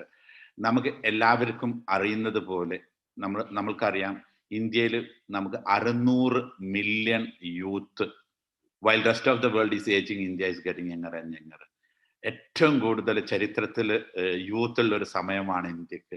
നമ്മൾ ഇതുവരെ നമ്മളെല്ലാവരും തന്നെ നമുക്ക് ഏറ്റവും നല്ലൊരു ഓപ്പർച്യൂണിറ്റി ഉള്ള സമയമാണ്. നമ്മൾ ഇതിനെ ഡെമോഗ്രാഫിക് ഡിവിഡൻഡ് എന്നാണ് വിളിക്കുന്നത്. അപ്പം ഒരു ഡിജിറ്റൈസേഷൻ വരികയാണെങ്കിൽ ഇപ്പം നമുക്ക് എല്ലാവർക്കും ഇപ്പൊ പറയുക കൊറോണ പീരീഡിൽ ജോലി നഷ്ടപ്പെട്ടുകൊണ്ടിരിക്കുകയാണ്. അപ്പം ഇതൊരു ഡെമോഗ്രാഫിക് നൈറ്റ്മെയർ ആകുന്നതിന് മുമ്പ് ഇതിന് ഡിവിഡൻഡിനെ എടുക്കുക എന്നൊരു ലക്ഷ്യത്തോടു കൂടി തുടങ്ങിയ ഒരു പ്രൊജക്റ്റാണ് build India to serve the world എന്നാണ് ഈ പ്രൊജക്ട്. നമുക്ക് 3G institute of research and policies ആണ് ഇതിന്റെ ഓർഗനൈസർ. ഇതേക്കുറിച്ചൊരു കുറച്ച് വാക്കുകൾ ഈ കമ്പനിയെ കുറിച്ച് പറഞ്ഞ് ഞാൻ തുടങ്ങുകയാണ്. 3G School of Applied Entrepreneurship, Seeding Entrepreneurs 4.0, New Age Entrepreneurship. ഇപ്പൊ നമ്മൾ IIT ബോംബെ ഇൻക്യുബേറ്റഡ് ചെയ്ത കമ്പനിയാണ്. ഇതിന്റെ റിസർച്ചുകളെല്ലാം നടന്നത് ഹാർവാർഡ് MIT-യിലാണ്. ISB ഹൈദരാബാദിലാണ് ലോഞ്ച് ചെയ്തത്. ഇപ്പൊ ഹെഡ് ക്വാർട്ടേഴ്സ് ഉള്ളത് IIT മദ്രാസ് റിസർച്ച് പാർക്കിലാണ്. ഇപ്പൊ എന്താണ് നമ്മൾ ചെയ്യുന്നത്? We are a academic research organisation. ഒരുപക്ഷെ ഇന്ത്യയിലെ ഒരു പ്രൈവറ്റ് ആയിട്ടുള്ള ഒരു അക്കാഡമിക്കിനെ കുറിച്ച് പഠിക്കുന്ന ഒരേ ഒരു കമ്പനിയാണ് നമ്മൾ. എന്തിലാണ് റിസർച്ച് ചെയ്യുന്നതെന്ന് ചോദിച്ചു കഴിഞ്ഞാൽ ആർട്ടിഫിഷ്യൽ ഇന്റലിജൻസും എഡ്യൂക്കേഷനിലാണ് റിസർച്ച് ചെയ്യുന്നത്. ഇപ്പൊ എന്തുകൊണ്ട് ഇന്ത്യ സ്പെസിഫിക് ആയിട്ട് എടുത്തു എന്ന് ചോദിച്ചു കഴിഞ്ഞാൽ, ഇപ്പൊ നമ്മൾ ഇന്ത്യയിലേക്ക് വരുന്ന സമയത്ത് ഒരേ ഒരു ചോദ്യമായിരുന്നു നമ്മളെ മുന്നിൽ ഉണ്ടായിരുന്നത്. ഇപ്പം ആർട്ടിഫിഷ്യൽ ഇന്റലിജൻസിനെ കുറിച്ചാണ് നമ്മൾ പഠിക്കുന്നത്. അതിൽ ഏറ്റവും വലിയൊരു വിക്ടിം നമ്മൾ കണ്ടത് അതൊരു പക്ഷേ ഇന്ത്യ ആകാം. അൺലെസ് ആൻഡ് അണ്ടിൽ വി ഇന്റർവെന്റ്, നമ്മൾ അതിനെ എന്തെങ്കിലും ഒരു സൊല്യൂഷൻ കൊണ്ട് തടഞ്ഞിട്ടില്ലെങ്കിൽ അതൊരു വലിയൊരു പ്രോബ്ലം ആകാം എന്ന് കണ്ട് ഇന്ത്യയിൽ വന്നു. ഒരു ചോദ്യം നമ്മൾ ചോദിച്ചത് എന്താണെന്ന് ചോദിച്ചാൽ ഒരുപക്ഷെ നിങ്ങൾക്ക് അതിന് ഒരു മറുപടി തരാൻ പറ്റും. ആ ചോദ്യം എന്താണെന്ന് ചോദിച്ചാൽ, നമ്മുടെ മുന്നിൽ ഇപ്പൊ ഇന്ത്യയിൽ 1947 ശേഷം നമുക്കറിയാം നമ്മൾ ലാർജസ്റ്റ് എഞ്ചിനീയറിംഗ് പ്രൊഡ്യൂസിങ് കൺട്രിയാണ്. APJ സർ അബ്ദുൽ കലാം സാറിന്റെ ഒരുപാട് കോൺട്രിബ്യൂഷൻ നമുക്കുണ്ടായത്. അതൊരിക്കലും നമ്മളൊരു എഡ്യൂക്കേഷന്റെ ഗുണമായിട്ടല്ല നമ്മൾ കൺസിഡർ, കാരണം ഈ സ്പേസ് എഡ്യൂക്കേഷന്റെ ഒരു ഔട്ട്കം അല്ലായിരുന്നു. അപ്പം ഇന്ത്യയിൽ നമ്മൾ ഒരു ഗൂസ് പമ്പ് ചെയ്യുന്ന in terms of invention and innovation ഉള്ള എന്താണ് 1947 ശേഷം ഉണ്ടായത് ഒന്ന് ചോദിക്കുകയാണെങ്കിൽ ആർക്കെങ്കിലും ഉത്തരം തരാൻ പറ്റുമോ? 1947 ശേഷം നമ്മൾക്ക് അഭിമാനിക്കാവുന്ന ഒരു ഇൻവെൻഷൻ ആൻഡ് ഇന്നോവേഷൻ എന്താണ് എന്നുള്ളത്. നമ്മളൊക്കെ പഠിക്കുന്ന കുട്ടികളാണ്. ഇസ്രോനെ കുറിച്ച് ഞാൻ പറഞ്ഞു ഓൾറെഡി. APJ സാറിന്റെ ഔട്ട്പുട്ടിനെ കുറിച്ച്, അതൊരിക്കലും നമ്മുടെ എഡ്യൂക്കേഷൻ ഔട്ട്പുട്ട് അത് മാത്രം എടുക്കുകയാണെങ്കിൽ വേറൊരു ക്ലാസ് ഉണ്ട്, അത് എങ്ങനെ ഉണ്ടായി എന്താണ്. കാരണം APJനോടൊപ്പം റൈറ്റ് വിങ്ങുള്ള പല ആളുകളും ഇന്ന് നമ്മളോടൊപ്പം 3Gയിലുണ്ട്, നമ്മളോടൊപ്പം ഈ റിസർച്ചിലുണ്ട്. അപ്പൊ അതല്ലാതെ ഒരു അഭിമാനിക്കാവുന്ന ഒരു ഇൻവെൻഷൻ ആൻഡ് ഇന്നോവേഷൻ എന്താണ് നമുക്ക് ഇന്ത്യയിലുള്ളത്? നമുക്കറിയാം ലാസ്റ്റ് രാമൻ എഫക്റ്റിൽ CV രാമൻ അവാർഡാണ് നമുക്ക് നോബൽ പ്രൈസിൽ കിട്ടിയത്. ഇപ്പം നമ്മളൊക്കെ പഠിക്കുന്ന കുട്ടികളാണ്, നിങ്ങളൊക്കെ ഒരുപാട് ഡിബേറ്റുകളും ഡിസ്കഷനിലും ഒക്കെ പങ്കെടുത്തവരാണ്. നമുക്ക് അഭിമാനിക്കാവുന്ന ഒന്ന്, വളരെ സിമ്പിൾ ആയിട്ടുള്ള ഒരു ചോദ്യമാണ്, എന്താണുള്ളത്? സർ, നമ്മുടെ ഒരു പാർട്ടിസിപ്പന്റ് വൈറ്റ് റെവല്യൂഷൻ എന്ന് പറഞ്ഞിരിക്കുന്നു. ഓക്കെ,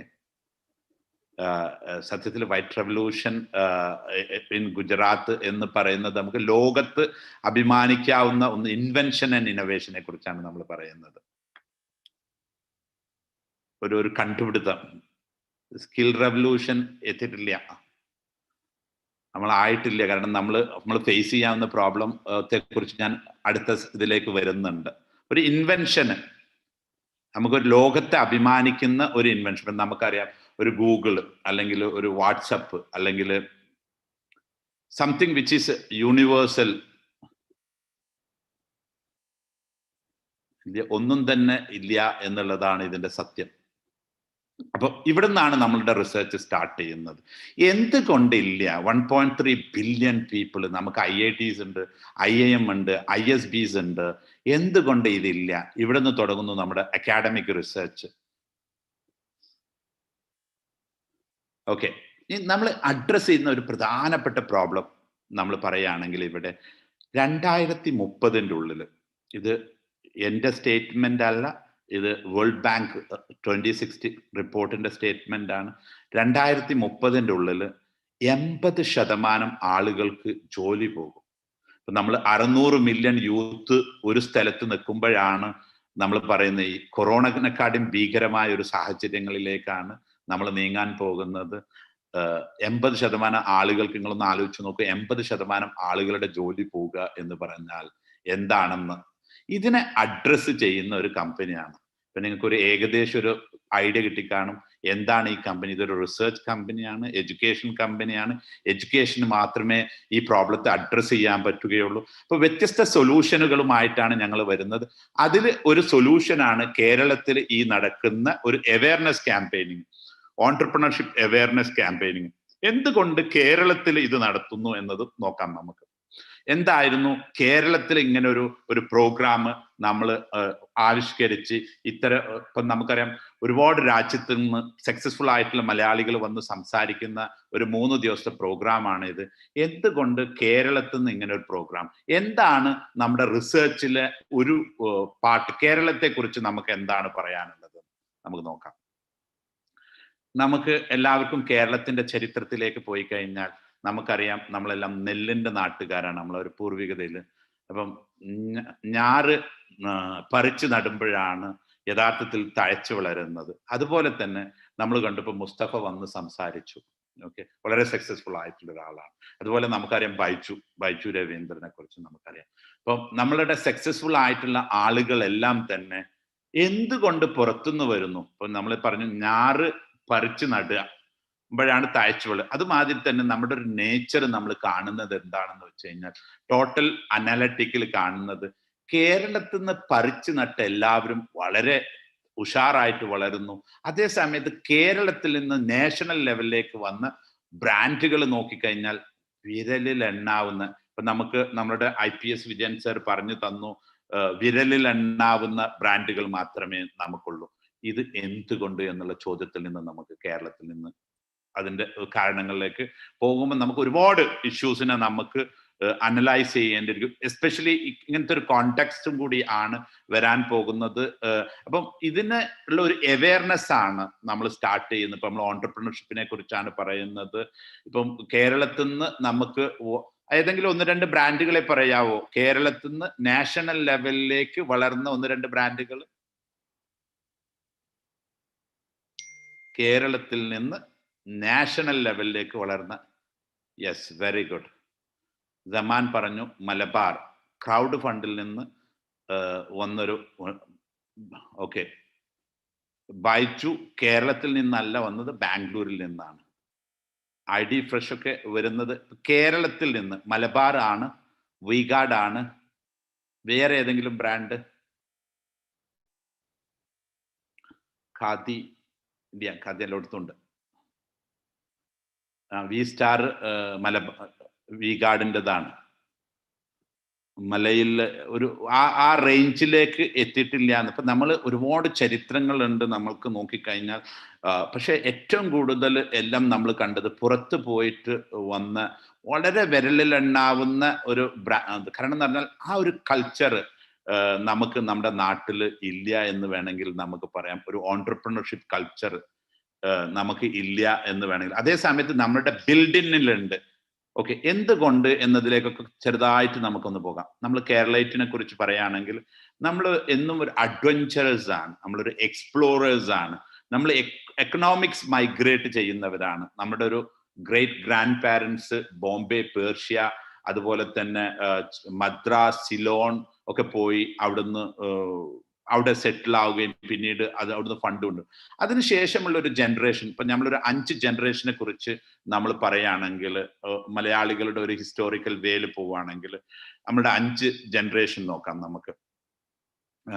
നമ്മുടെ ഗ്രേറ്റ് പാരൻസ് എല്ലാം ബോംബെ, പേർഷ്യ, മദ്രാസ്, സിലോൺ ഒക്കെ പോയി അതിനുശേഷമുള്ള ഒരു ജനറേഷൻ വന്നത് ബോംബെ വഴി ഗൾഫിൽ എത്തുകയും ഇപ്പം ഉരുകളിലും ഷിപ്പുകളിലും ഗൾഫ് നാടുകളിൽ എത്തുകയും പിന്നീട് ഒരു 2 ജനറേഷൻ അതായിരുന്നു നമുക്ക് ഗൾഫ് നാടുകളുടെ ബൂമിങ്ങിലാണ് പിന്നത്തെ ഒരു 2 ജനറേഷൻ നമുക്ക് കണ്ടത്.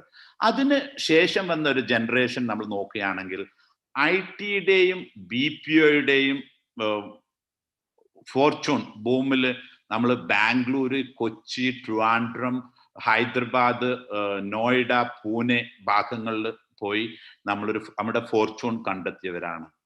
ഇനി എവിടെയാണ് എന്നതാണ് നമ്മളുടെ ചോദ്യം.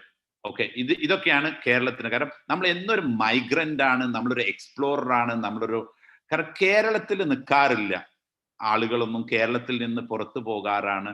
വിജയൻ സാറ് വളരെ വ്യക്തമായിട്ടും പറഞ്ഞു, എൻഡിൽ നമുക്ക് ഏറ്റവും കൂടുതൽ റെമിറ്റൻസ് കിട്ടുന്നത് പുറം രാജ്യങ്ങളിൽ നിന്നാണ്. ഇനി എന്തുകൊണ്ട് ഇതൊക്കെ ഇവിടെ ഇങ്ങനെ സൂചിപ്പിക്കുന്നു എന്ന് ചോദിച്ചാൽ, ഇപ്പം എന്താണ് ഫ്യൂച്ചർ, നിങ്ങൾ എങ്ങോട്ടാണ് പോവുക എന്നുള്ള ചോദ്യത്തെയാണ് ഇതൊക്കെ. ഇതുവരെയുള്ളവരൊക്കെ ഇങ്ങനെ സ്ഥലങ്ങളിലൊക്കെ പോയിട്ടാണ് അവരെ ഫോർച്യൂൺ കണ്ടെത്തി. അപ്പൊ നിങ്ങൾ എല്ലാവരും എങ്ങോട്ടാണ് പോകുന്നത്? നിങ്ങളൊക്കെ എങ്ങോട്ടാണ് പോവുക? നിങ്ങളൊക്കെ എങ്ങോട്ട് പോകും ഇപ്പൊ നിങ്ങളുടെ ഫോർച്യൂണിന് കാണാൻ? എങ്ങോട്ടായിരിക്കും പോവുക?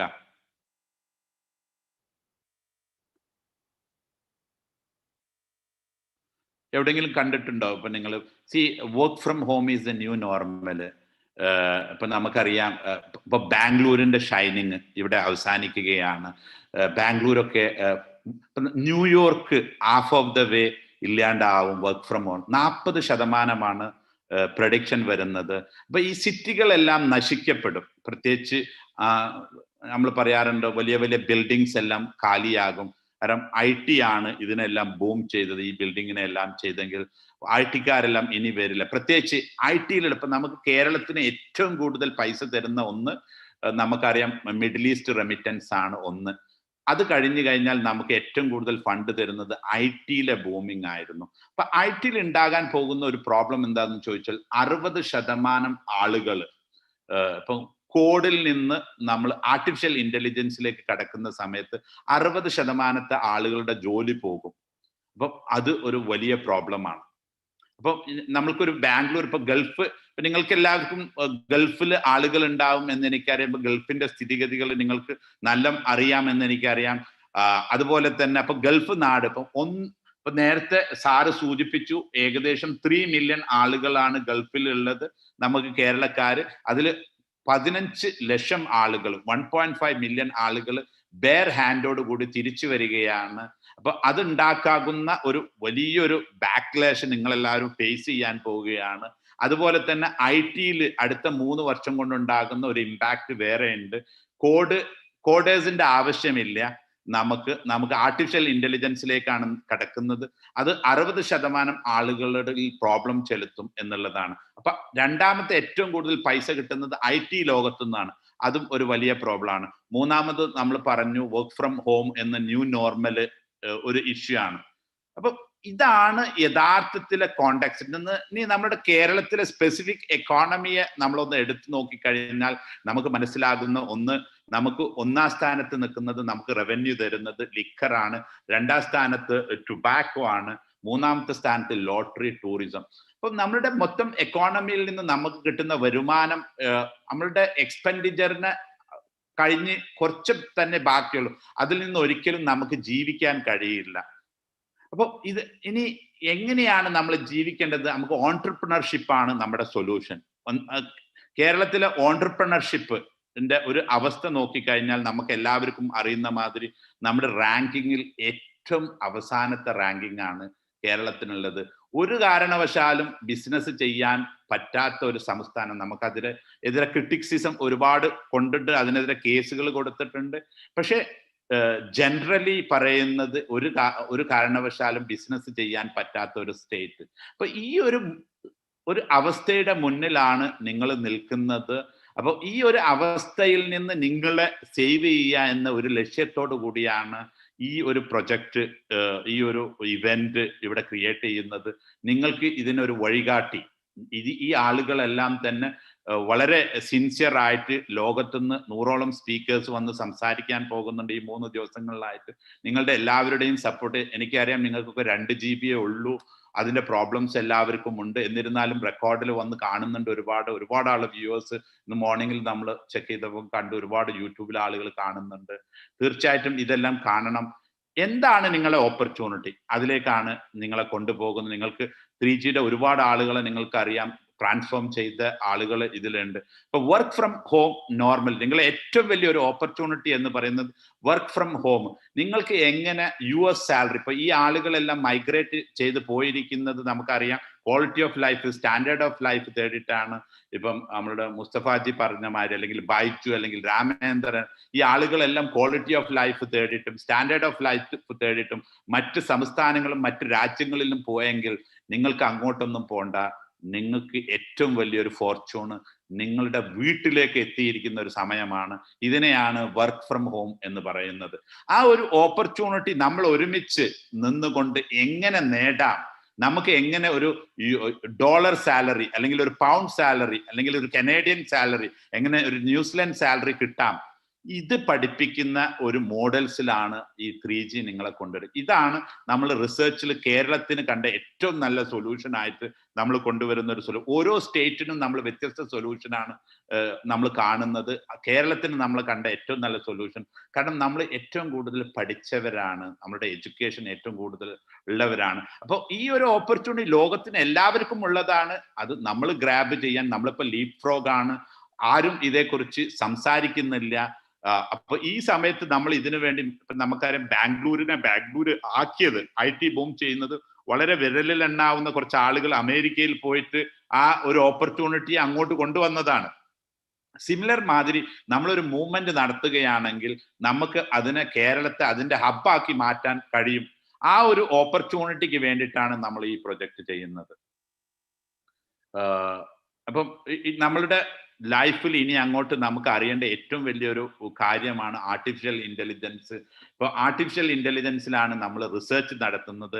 നിങ്ങൾ എല്ലാവരും കേട്ട് കാണും, കണ്ടു കാണും. ഒരുപാട് സെഷനിൽ നമ്മൾ ആർട്ടിഫിഷ്യൽ ഇന്റലിജൻസ് നമ്മൾ ഡിസ്കസ് ചെയ്താണ് ഇതിൽ പലരുമായിട്ട്. ആർട്ടിഫിഷ്യൽ ഇന്റലിജൻസ് എന്ന് പറഞ്ഞാൽ വളരെ സിമ്പിളാണ്. ഇപ്പൊ ഈ ആർട്ടിഫിഷ്യൽ ഇന്റലിജൻസിന്റെ ബസ് വേർഡ് ആണ് നമുക്ക് ഇനി അങ്ങോട്ട് കേൾക്കാൻ പറ്റുക. പക്ഷെ ആർട്ടിഫിഷ്യൽ ഇന്റലിജൻസിനൊന്നും നിങ്ങൾ വലിയ മൈൻഡ് ചെയ്യേണ്ട. ആർട്ടിഫിഷ്യൽ ഇന്റലിജൻസിന്റെ എഫക്റ്റിനെ കുറിച്ചാണ് നിങ്ങൾ. ആർട്ടിഫിഷ്യൽ ഇന്റലിജൻസ് എന്ന് പറയുന്നത് ഏതൊരാൾക്കും ഒരു 2 ആഴ്ച 3 ആഴ്ച ഇരുന്ന് പഠിക്കാവുന്ന ഒരു സാധനമാണ്. എന്താണ് ഈ ആർട്ടിഫിഷ്യൽ അല്ലെങ്കിൽ കൃത്രിമ ബുദ്ധി എന്ന് പറയുന്നത്? മിഷൻ കാണിക്കുന്ന ബുദ്ധിയെയാണ് നമ്മൾ ആർട്ടിഫിഷ്യൽ ഇന്റലിജൻസ് എന്ന് പറയുന്നത്. Okay, Munawar is asking to speak on English too. Okay, I'll try. Okay, because majority of the audience is Malayalis, this is the reason.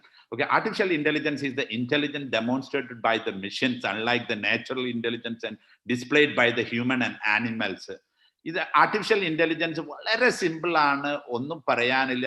Missions കാണിക്കുന്ന ബുദ്ധിയാണ് നമ്മൾ ആർട്ടിഫിഷ്യൽ ഇന്റലിജൻസ് എന്ന് പറയുന്നത്.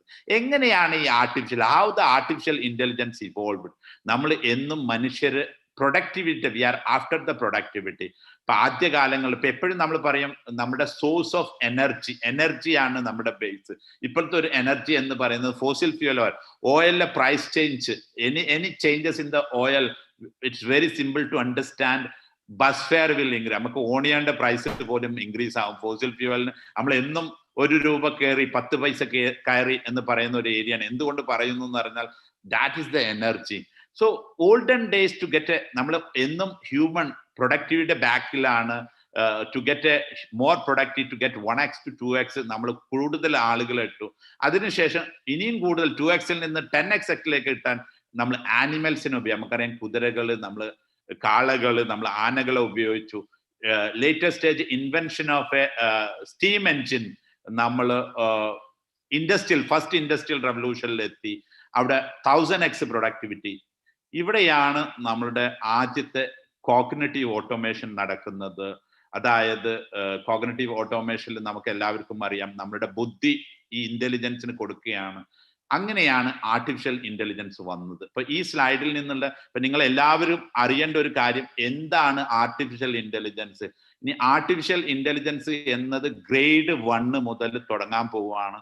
തുടങ്ങിയിട്ടില്ലെങ്കിൽ ഒരു കാര്യവുമില്ല എന്നുള്ളത് നിങ്ങൾക്ക് ഞാൻ അടുത്ത 2 സ്ലൈഡിൽ പ്രൂവ് ചെയ്യും. കിൻഡർ ഗാർഡൻ മുതൽ ആർട്ടിഫിഷ്യൽ ഇന്റലിജൻസ് പഠിച്ചേ പറ്റൂ. പഠിച്ചിട്ടില്ലെങ്കിൽ നമ്മുടെ life 1.6 billion children's are preparing not for today, we are preparing for yesterday. എന്തുകൊണ്ട് പഠിക്കണം എന്നുള്ള 2 സ്ലൈഡിലൂടെ ഞാൻ പറഞ്ഞു മനസ്സിലാക്കുന്നതാണ്. ഈ സ്ലൈഡിൽ നിന്ന് നിങ്ങൾക്ക് മനസ്സിലാകേണ്ടത് ആർട്ടിഫിഷ്യൽ ഇന്റലിജൻസ്, കൃത്രിമ ബുദ്ധി വളരെ സിമ്പിളാണ്. മെഷീൻ കാണിക്കുന്ന ബുദ്ധിയാണ് നമ്മൾ അത് പറയുന്നത്. അത് ഇവോൾവ് ചെയ്തത് എങ്ങനെയെന്ന് നിങ്ങൾക്ക് മനസ്സിലായി കാണും. ഇനി ഈ ഒരു ചെറിയ ഒരു കമ്പാരിസൺ ഒരുപാട് സെഷനിൽ നമ്മൾ ഇത് കമ്പയർ ചെയ്താണ്. എന്നാലും പുതിയ ആളുകൾ ഉള്ളത് കൊണ്ട് നമ്മൾ ഒന്ന് ജസ്റ്റ് പറഞ്ഞു പോകുന്നു എന്നത് മാത്രം. അപ്പൊ നമുക്കറിയാം ഈ ഒരു കമ്പാരിസൺ നിങ്ങൾ എല്ലാവരും ഇതിൽ ഒരുപാട് ആളുകളുടെ പാരന്റ്സ് ഇതിലുണ്ടാവും. There are many parents. We are in a transition movement. We are going to have an unprecedented situation. That we are going to have a too tough decade. We are in a transition. It never ever happened in the history. We are going to face the toughest problem on the history. നമ്മൾ face ചെയ്യാൻ പോവുകയാണ്. എന്തുകൊണ്ടാണ് ഇത് toughest ആവുന്നതെന്ന് നമുക്ക് നോക്കാം. But it's a transition movement. It's not a permanent issue. Elimination of employment is not happen first time. It happen many time. നമുക്ക് എല്ലാവർക്കും അറിയാം അഗ്രികൾച്ചറിലാണ് പണ്ട് നമ്മളൊക്കെ നിന്നത്. ഇന്ന് ആരും അഗ്രികൾച്ചറിലല്ല. എലിമിനേഷൻ ഓഫ് എംപ്ലോയ്മെന്റ് ഒരുപാട് തവണ ഉണ്ടായിട്ടുണ്ട്. പക്ഷെ എന്താണ് പണ്ടും ഇന്നും തമ്മിലുള്ള ഒരു ഡിഫറൻസ് എന്ന് നോക്കാം നമുക്ക്. അപ്പം ഈ ഒരു വളരെ ഇതായിട്ടുള്ള ഒരു അൺഡിവൈഡഡ് അറ്റൻഷൻ എനിക്ക് വേണം ഇവിടെ നിങ്ങൾക്ക് ഇത് മനസ്സിലാക്കി തരാൻ വേണ്ടിയിട്ട്. ഇവിടുത്തെ ഒരു പ്രോബ്ലം എന്ന് പറയുന്നത് നമ്മുടെ ബുദ്ധി, മനുഷ്യ ബുദ്ധിയെയും കൃത്രിമ ബുദ്ധിയെയും തമ്മിലുള്ള ഒരു അനലറ്റിക് ആണ് ഈ സ്ലൈഡിലൂടെ നിങ്ങൾക്ക് മനസ്സിലാകുന്നു. നമ്മൾ എത്രത്തോളം നമ്മൾ ഇൻഫീരിയർ ആണ് മനുഷ്യ ബുദ്ധി എന്ന് തെളിയുകയുണ്ടായി ഇടയ്ക്ക് ഒരു ഇഷ്യൂസിലൂടെ. അത് എന്താണെന്നും കൂടി ഞാൻ പറഞ്ഞ് ഈ സ്ലൈഡിന്റെ ഒരു ടേക്ക് അവേ എന്താണെന്ന് ചോദിച്ചാൽ, ആർട്ടിഫിഷ്യൽ ഇന്റലിജൻസ്, കൃത്രിമ ബുദ്ധി മനുഷ്യ ബുദ്ധിയെ മറികടക്കുന്ന ഒരു സാഹചര്യമാണ് ട്രാൻസിഷൻ എന്ന് പറയുന്നത്. അതായത് നമ്മളിപ്പം പറയുന്നത് പാൻഡമിക്കിനെ കുറിച്ചല്ല, നമ്മളിപ്പം പറയുന്നത് പൊളിറ്റിക്സിനെ കുറിച്ചല്ല. നമ്മൾ പറയുന്നത് എന്താണെന്ന് ചോദിച്ചു കഴിഞ്ഞാൽ മനുഷ്യ ബുദ്ധിയെ കൃത്രിമ ബുദ്ധി മറികടക്കുന്ന ഒരു സിറ്റുവേഷനിലെ ഒരു ട്രാൻസിഷൻ മൊമെന്റിലാണ് നമ്മൾ നിൽക്കുന്നത്. അതുകൊണ്ടാണ് 80% ആളുകൾക്ക് ജോലി പോകുന്നത്. ഓക്കെ, എങ്ങനെയാണെന്ന് നമുക്ക് നോക്കാം ഇത് നടക്കുന്നത്. ഇപ്പോൾ മനുഷ്യ ബുദ്ധിയുടെ 200 ഹെഡ്സ് ആണ് അതിന്റെ ഫ്രീക്വൻസി. കൃത്രിമ ബുദ്ധിക്ക് 200 GHz ആണ്. അപ്പൊ അതുപോലെ തന്നെ മനുഷ്യ ബുദ്ധിയുടെ സ്പീഡ്, ട്രാൻസ്മിഷൻ സ്പീഡ്, ഇപ്പൊ നമുക്കറിയാം 5 സെൻസസുകളിൽ നിന്നും നമ്മൾ ഇൻഫോർമേഷൻ ബ്രെയിനിൽ 80 ബില്യൺ ന്യൂറോൺസ് ഉണ്ട്. അതിന് ഇൻഫോർമേഷൻ കൊടുത്ത് തിരിച്ച് ആക്ഷൻ എടുക്കുന്ന ഒരു സമയം. ഇത് ബയോളജി പഠിച്ചവർക്കറിയാം ആക്സോൺ എന്താണെന്ന്. ഒരു ഉദാഹരണത്തിന് പറയുകയാണെങ്കിൽ, നമ്മൾ എവിടെയെങ്കിലും നമ്മൾ കാലൊന്ന് വെച്ച് കുത്തി കഴിഞ്ഞാൽ ആ പെയിന് വരുന്ന ബ്രെയിനിൽ പോയി കാല് വലിക്കാൻ എടുക്കുന്ന ആ ഒരു സ്പീഡ് സമയം, ഇത് ആക്സോണിലൂടെയാണ് നടക്കുന്നത്. ഇത് 200 മീറ്റർ/സെക്കൻഡ് ആണ്. അതേ സമയത്ത് നമ്മുടെ ആർട്ടിഫിഷ്യൽ ഇന്റലിജൻസിന്റെ ഒരു ട്രാൻസ്മിഷൻ സ്പീഡ് എന്ന് പറയുന്നത് 3 മില്യൺ മീറ്റർ/സെക്കൻഡ് ആണ്. ഓക്കെ, അതുപോലെ തന്നെ നമ്മുടെ പവർ, ഇപ്പൊ നമ്മൾ പറയുന്നത് power of brain is 20 what. ഇപ്പൊ നിങ്ങൾ ആരെങ്കിലും ആൽഫ ഗോ എന്ന മൂവി കണ്ടിട്ടുണ്ടോ? ആൽഫ ഗോ എന്ന മൂവി കണ്ടിട്ടുണ്ടോ? നിങ്ങൾ കാണേണ്ട ഒരു മൂവിയാണ്. ആർട്ടിഫിഷ്യൽ ഇന്റലിജൻസിന്റെ ഈ മൂവി മനുഷ്യ ബുദ്ധിയെ യഥാർത്ഥത്തിൽ മനുഷ്യ ബുദ്ധിയും കൃത്രിമ ബുദ്ധിയും തമ്മിലുള്ള ഒരു മത്സരമായിരുന്നു അത്. മനുഷ്യ ബുദ്ധി ഫെയിലിയർ ആയി ലോകത്തിന്റെ ബ്രെയിന്റെ ക്രൈസിസ് ഡേ എന്ന് വിളിക്കുന്നതാണ് 2016 നടന്ന ഒരു ഗെയിമാണ്. ഇതിന്റെ ഒരു ഡോക്യുമെന്ററിയാണ് ആൽഫ ഗോ എന്ന് പറയുന്നത്. ഏകദേശം 6 മില്യൺ ആളുകൾ ഡയറക്റ്റ് വ്യൂ ചെയ്ത് ടെലികാസ്റ്റ് ചെയ്ത ഒരു ഇതാണ്. എന്താണെന്ന് ചോദിച്ചു കഴിഞ്ഞാൽ ഗോ എന്നുള്ള ഒരു ബോർഡ് ഗെയിം, നമുക്കറിയാം ചെസ് നമ്മൾ ഒരു ബോർഡ് ഗെയിമാണ്. അതുപോലെ തന്നെ ചൈനീസ് ബോർഡ് ഗെയിമാണ് ഗോ എന്ന് പറയുന്നത്. ഈ ഗോ എന്ന ഗെയിം ഏറ്റവും അപ്പൊ ഈ ഗോ എന്ന് പറയുന്നത് വേൾഡിലെ ആറ്റത്തിന്റെ അത്ര സ്ട്രാറ്റജി ഉണ്ട്. അപ്പൊ അതിലൊക്കെ കളിക്കുന്നവരൊന്നും സ്കൂളിലൊന്നും പോവില്ല. ഇതൊരു ചൈനയുടെ ഒരു പ്രൈഡ് ഗെയിമാണ്. 2600 വർഷത്തെ പഴക്കമുണ്ട്. കൊറിയയിലെ ലീ സെഡോൾ ആയിരുന്നു അതിലെ ചാമ്പ്യൻ. ഒരു ആൽഗോരിതം ഇത് കണ്ടെത്തിയത് രണ്ട് ആളുകളാണ്, ബ്രിട്ടീഷുകാരാണ്.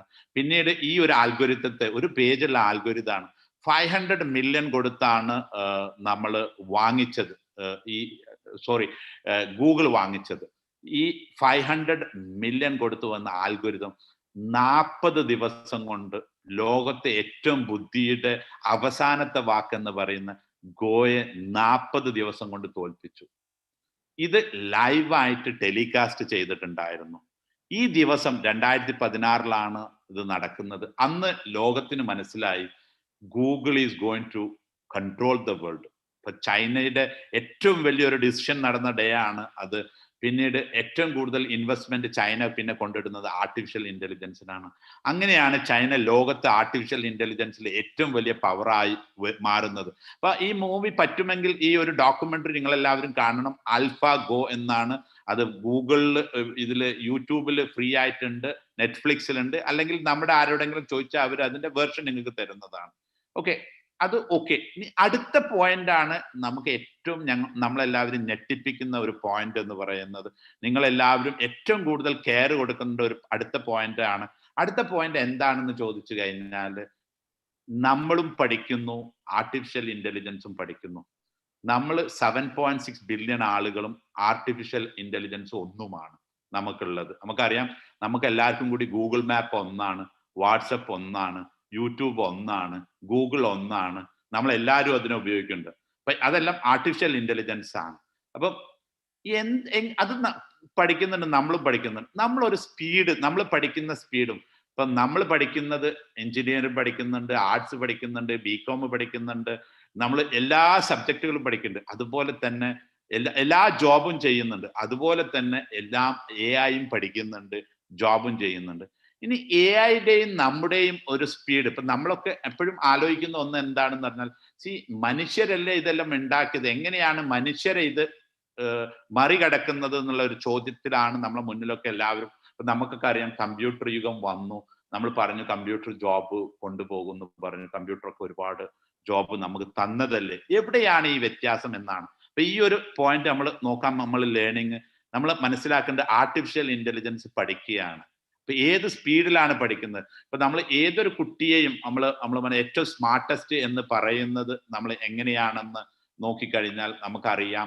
നമ്മളൊരു കോമ്പറ്റീഷനിൽ അവനെ കൊണ്ടിടും. ആ കോമ്പറ്റീഷനിൽ അപ്പൊ നമ്മൾ ഒരു സ്മാർട്ടസ്റ്റ് ഒരു കുട്ടീനെ നമ്മൾ എടുത്തിട്ട് നമ്മൾ AI ആയിട്ട് കമ്പയർ ചെയ്യുകയാണെങ്കിൽ, AI പഠിക്കുന്നത് അവന്റെ ഒരു 1 വീക്കിൽ 20,000 വർഷത്തെ ഹ്യൂമൻ ലെവൽ റിസർച്ച് ആണ് AI പഠിക്കുന്നത്.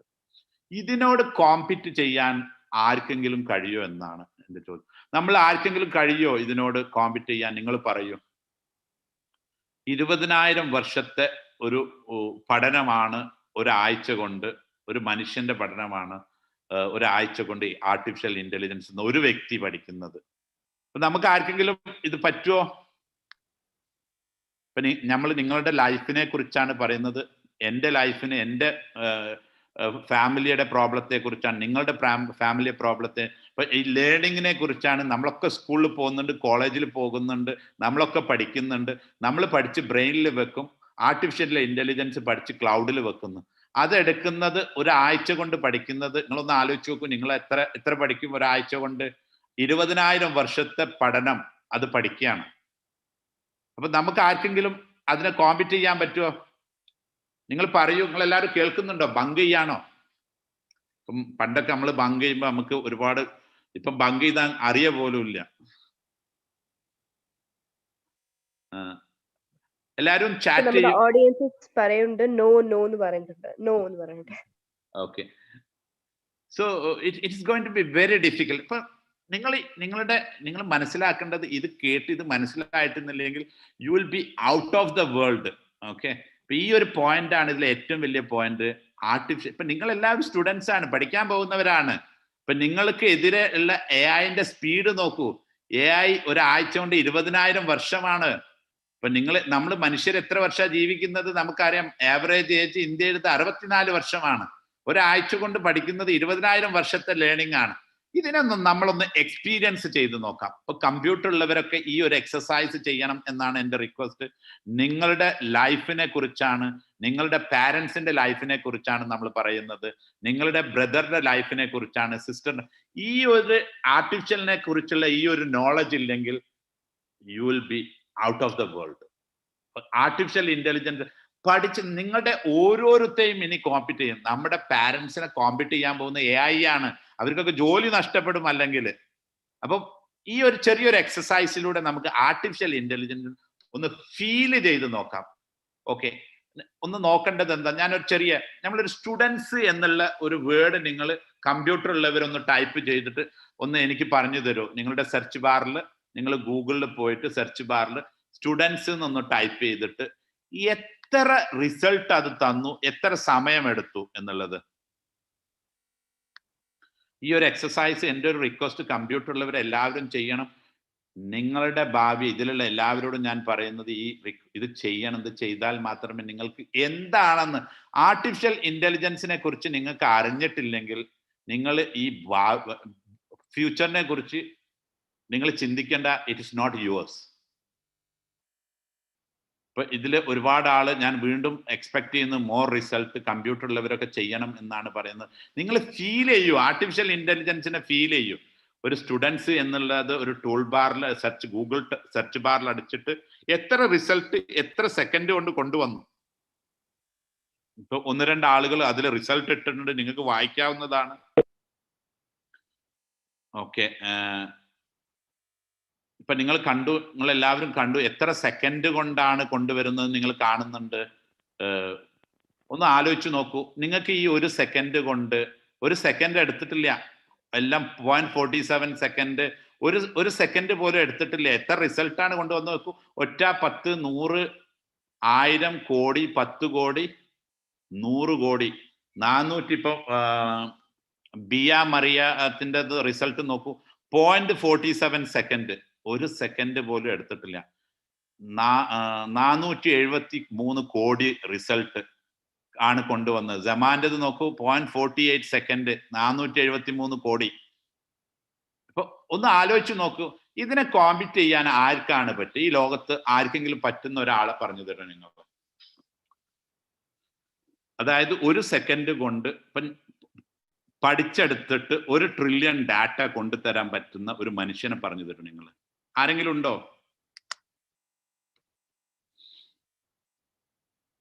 മനുഷ്യര് ആരെങ്കിലും ഉണ്ടോ? നിങ്ങൾ നോക്കേണ്ടത് എന്താണ്, നിങ്ങളുടെ ജോബിനെ കുറിച്ചാണ് പറയുന്നത്. നിങ്ങളിപ്പോ പഠിക്കുകയാണ്, നിങ്ങൾ എക്സാം എഴുതുകയാണ്. ഈ എക്സാം എഴുതുമ്പോൾ നിങ്ങളിപ്പുറത്ത് AI എക്സാം എഴുതുകയാണ്. നമുക്ക് എല്ലാവർക്കും പാടെ ഒരു ഗൂഗിൾ മാപ്പ് മതി, ഒരു ഗൂഗിൾ മതി, ഒരു യൂട്യൂബ് മതി. നിങ്ങൾക്ക് എല്ലാവർക്കും പാടെ ഒരു കമ്പ്യൂട്ടർ മതി. ഫ്യൂച്ചറിൽ ഒരു ഡോക്ടറേ ഉള്ളൂ കേട്ടോ, ഒരു ഡ്രൈവറേ ഉള്ളൂ ലോകത്ത്, ബാക്കിയെല്ലാം മാറുകയാണ്. ഇവിടുന്ന് എന്താണ് നമുക്ക് മനസ്സിലാകുന്നത്? ഇതാണ് നമ്മുടെ ഏറ്റവും വലിയ ഇന്നത്തെ പ്രോബ്ലം എന്ന് പറയുന്നത്. ഇവിടുന്ന് വേണം നിങ്ങളുടെ ലൈഫിനെ കുറിച്ച് ചിന്തിക്കാൻ. ഇപ്പൊ നിങ്ങൾ എല്ലാവരും ആരോടാണ് നിങ്ങൾ എല്ലാവരും കോമ്പീറ്റ് ചെയ്യാൻ പോകുന്നത്? ഒന്ന് ടൈപ്പ് ചെയ്തു തരൂ. ആരോടാണ് നിങ്ങൾ എല്ലാവരും കോമ്പീറ്റ് ചെയ്യുക? നിങ്ങളെ കോമ്പറ്റേറ്റർ ആരാണ്? AI. ഇപ്പൊ ആർക്കെങ്കിലും ഡൗട്ട് ഉണ്ടോ AI എന്താണെന്ന്? നമ്മൾ പറഞ്ഞു AI എന്ന് പറയുന്നത് മെഷീൻ കാണിക്കുന്ന ഈ കൃത്രിമ ബുദ്ധിയാണ് നമ്മൾ AI എന്ന് പറയുന്നത്. എങ്ങനെയാണ് ഇവോൾവ് ചെയ്തതെന്ന് പറയുന്നത്. നിങ്ങളുടെ എല്ലാവരുടെയും കോമ്പറ്റേറ്റർ ആരാണ്? ആർട്ടിഫിഷ്യൽ ഇന്റലിജൻസിനെ കുറിച്ച് നിങ്ങൾ അറിയണ്ട, നിങ്ങൾ ഒന്നറിഞ്ഞോളൂ, നിങ്ങളുടെ എല്ലാവരുടെയും കോമ്പറ്റേറ്റർ AI ആണ്. ഇപ്പൊ AI ആണ് നിങ്ങളുടെ എല്ലാം ജോബ് എടുക്കാൻ പോകുന്നത്. നമ്മുടെ അച്ഛന്റെ ജോബ്, നമ്മുടെ അമ്മയുടെ ജോബ്, നമ്മുടെ മുഴുവൻ ടീച്ചേഴ്സിന്റെ ജോബ് എടുക്കാൻ പോകുന്നത് ആരാണ്? AI ആണ്. ഇപ്പൊ നമ്മൾ ചോദിക്കുകയുണ്ടായി, ഇപ്പൊ ആരോടോ സംസാരിച്ച സമയത്ത്, ഈ വർഷം നമ്മൾ ഗവൺമെന്റ് സ്കൂളിൽ എല്ലാം റെക്കോർഡ് ചെയ്തു അയച്ചു, കുട്ടികളൊക്കെ പാസ്സായി.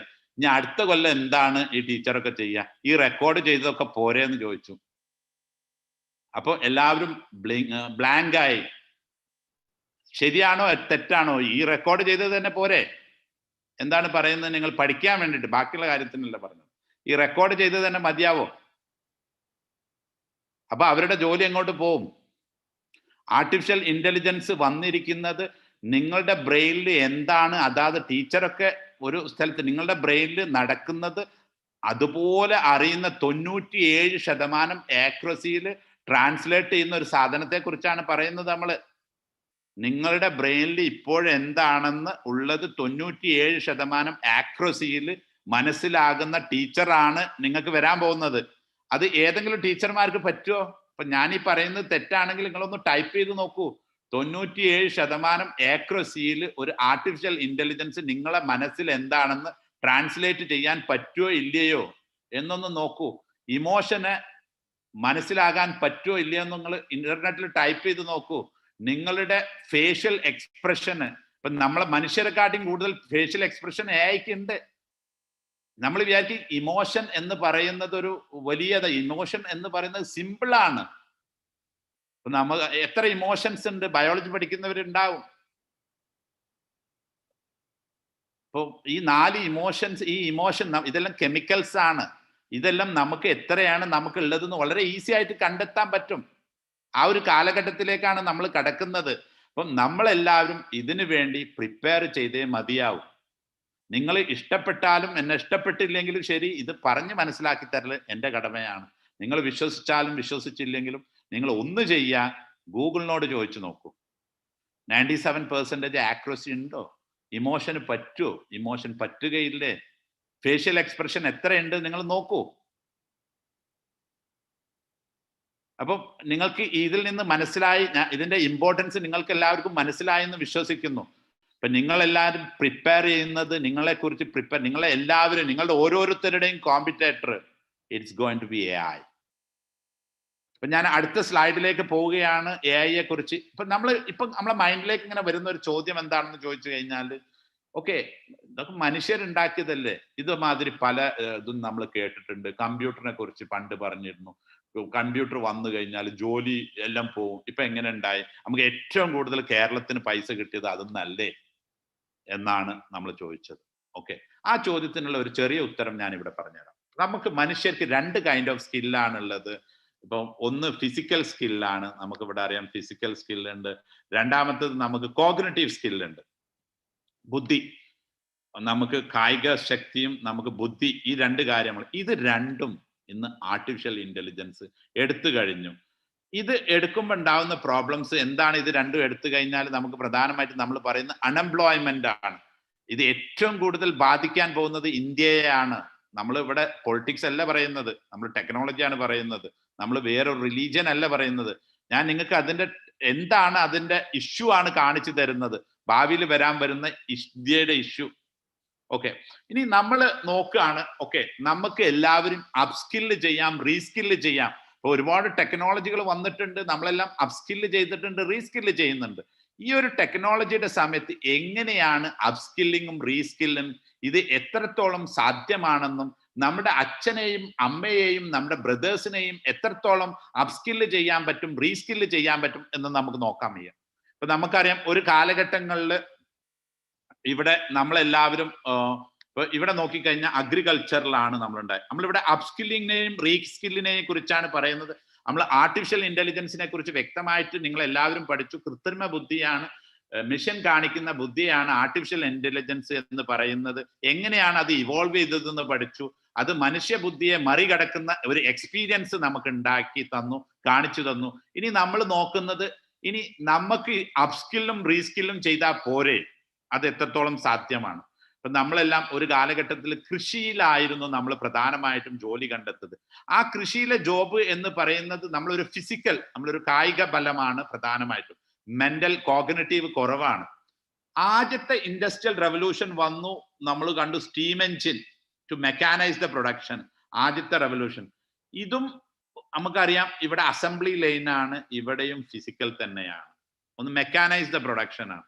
രണ്ടാമത്തെ വ്യാവസായിക വിപ്ലവം വന്നു, ഇലക്ട്രിസിറ്റി ആണ് അതിലെ പ്രധാനമായിട്ടും കാരണക്കാരൻ. ആക്സലറേറ്റ് ദ പ്രൊഡക്ഷൻ, അവിടെയും നമ്മൾ കണ്ടു ഫിസിക്കലാണ്, അസംബ്ലി ലൈനാണ്. നമ്മളൊക്കെ അറിയാം നമ്മുടെ ഈ സ്കൂൾ സിസ്റ്റം എല്ലാം ഉണ്ടാക്കിയിരിക്കുന്നത് മാസ് പ്രൊഡക്ഷന് വേണ്ടിയിട്ടാണ്. നമ്മുടെ സ്കൂൾ സിസ്റ്റം എല്ലാം ഉണ്ടാക്കിയത്. പക്ഷെ മൂന്നാം വ്യാവസായിക വിപ്ലവമാണ് നമുക്ക് ഏറ്റവും വലിയ ഇമ്പോർട്ടന്റ്. നിങ്ങൾക്ക് ഇതുമാതിരി ആരും പറഞ്ഞു തന്നിട്ടുണ്ടാവില്ല.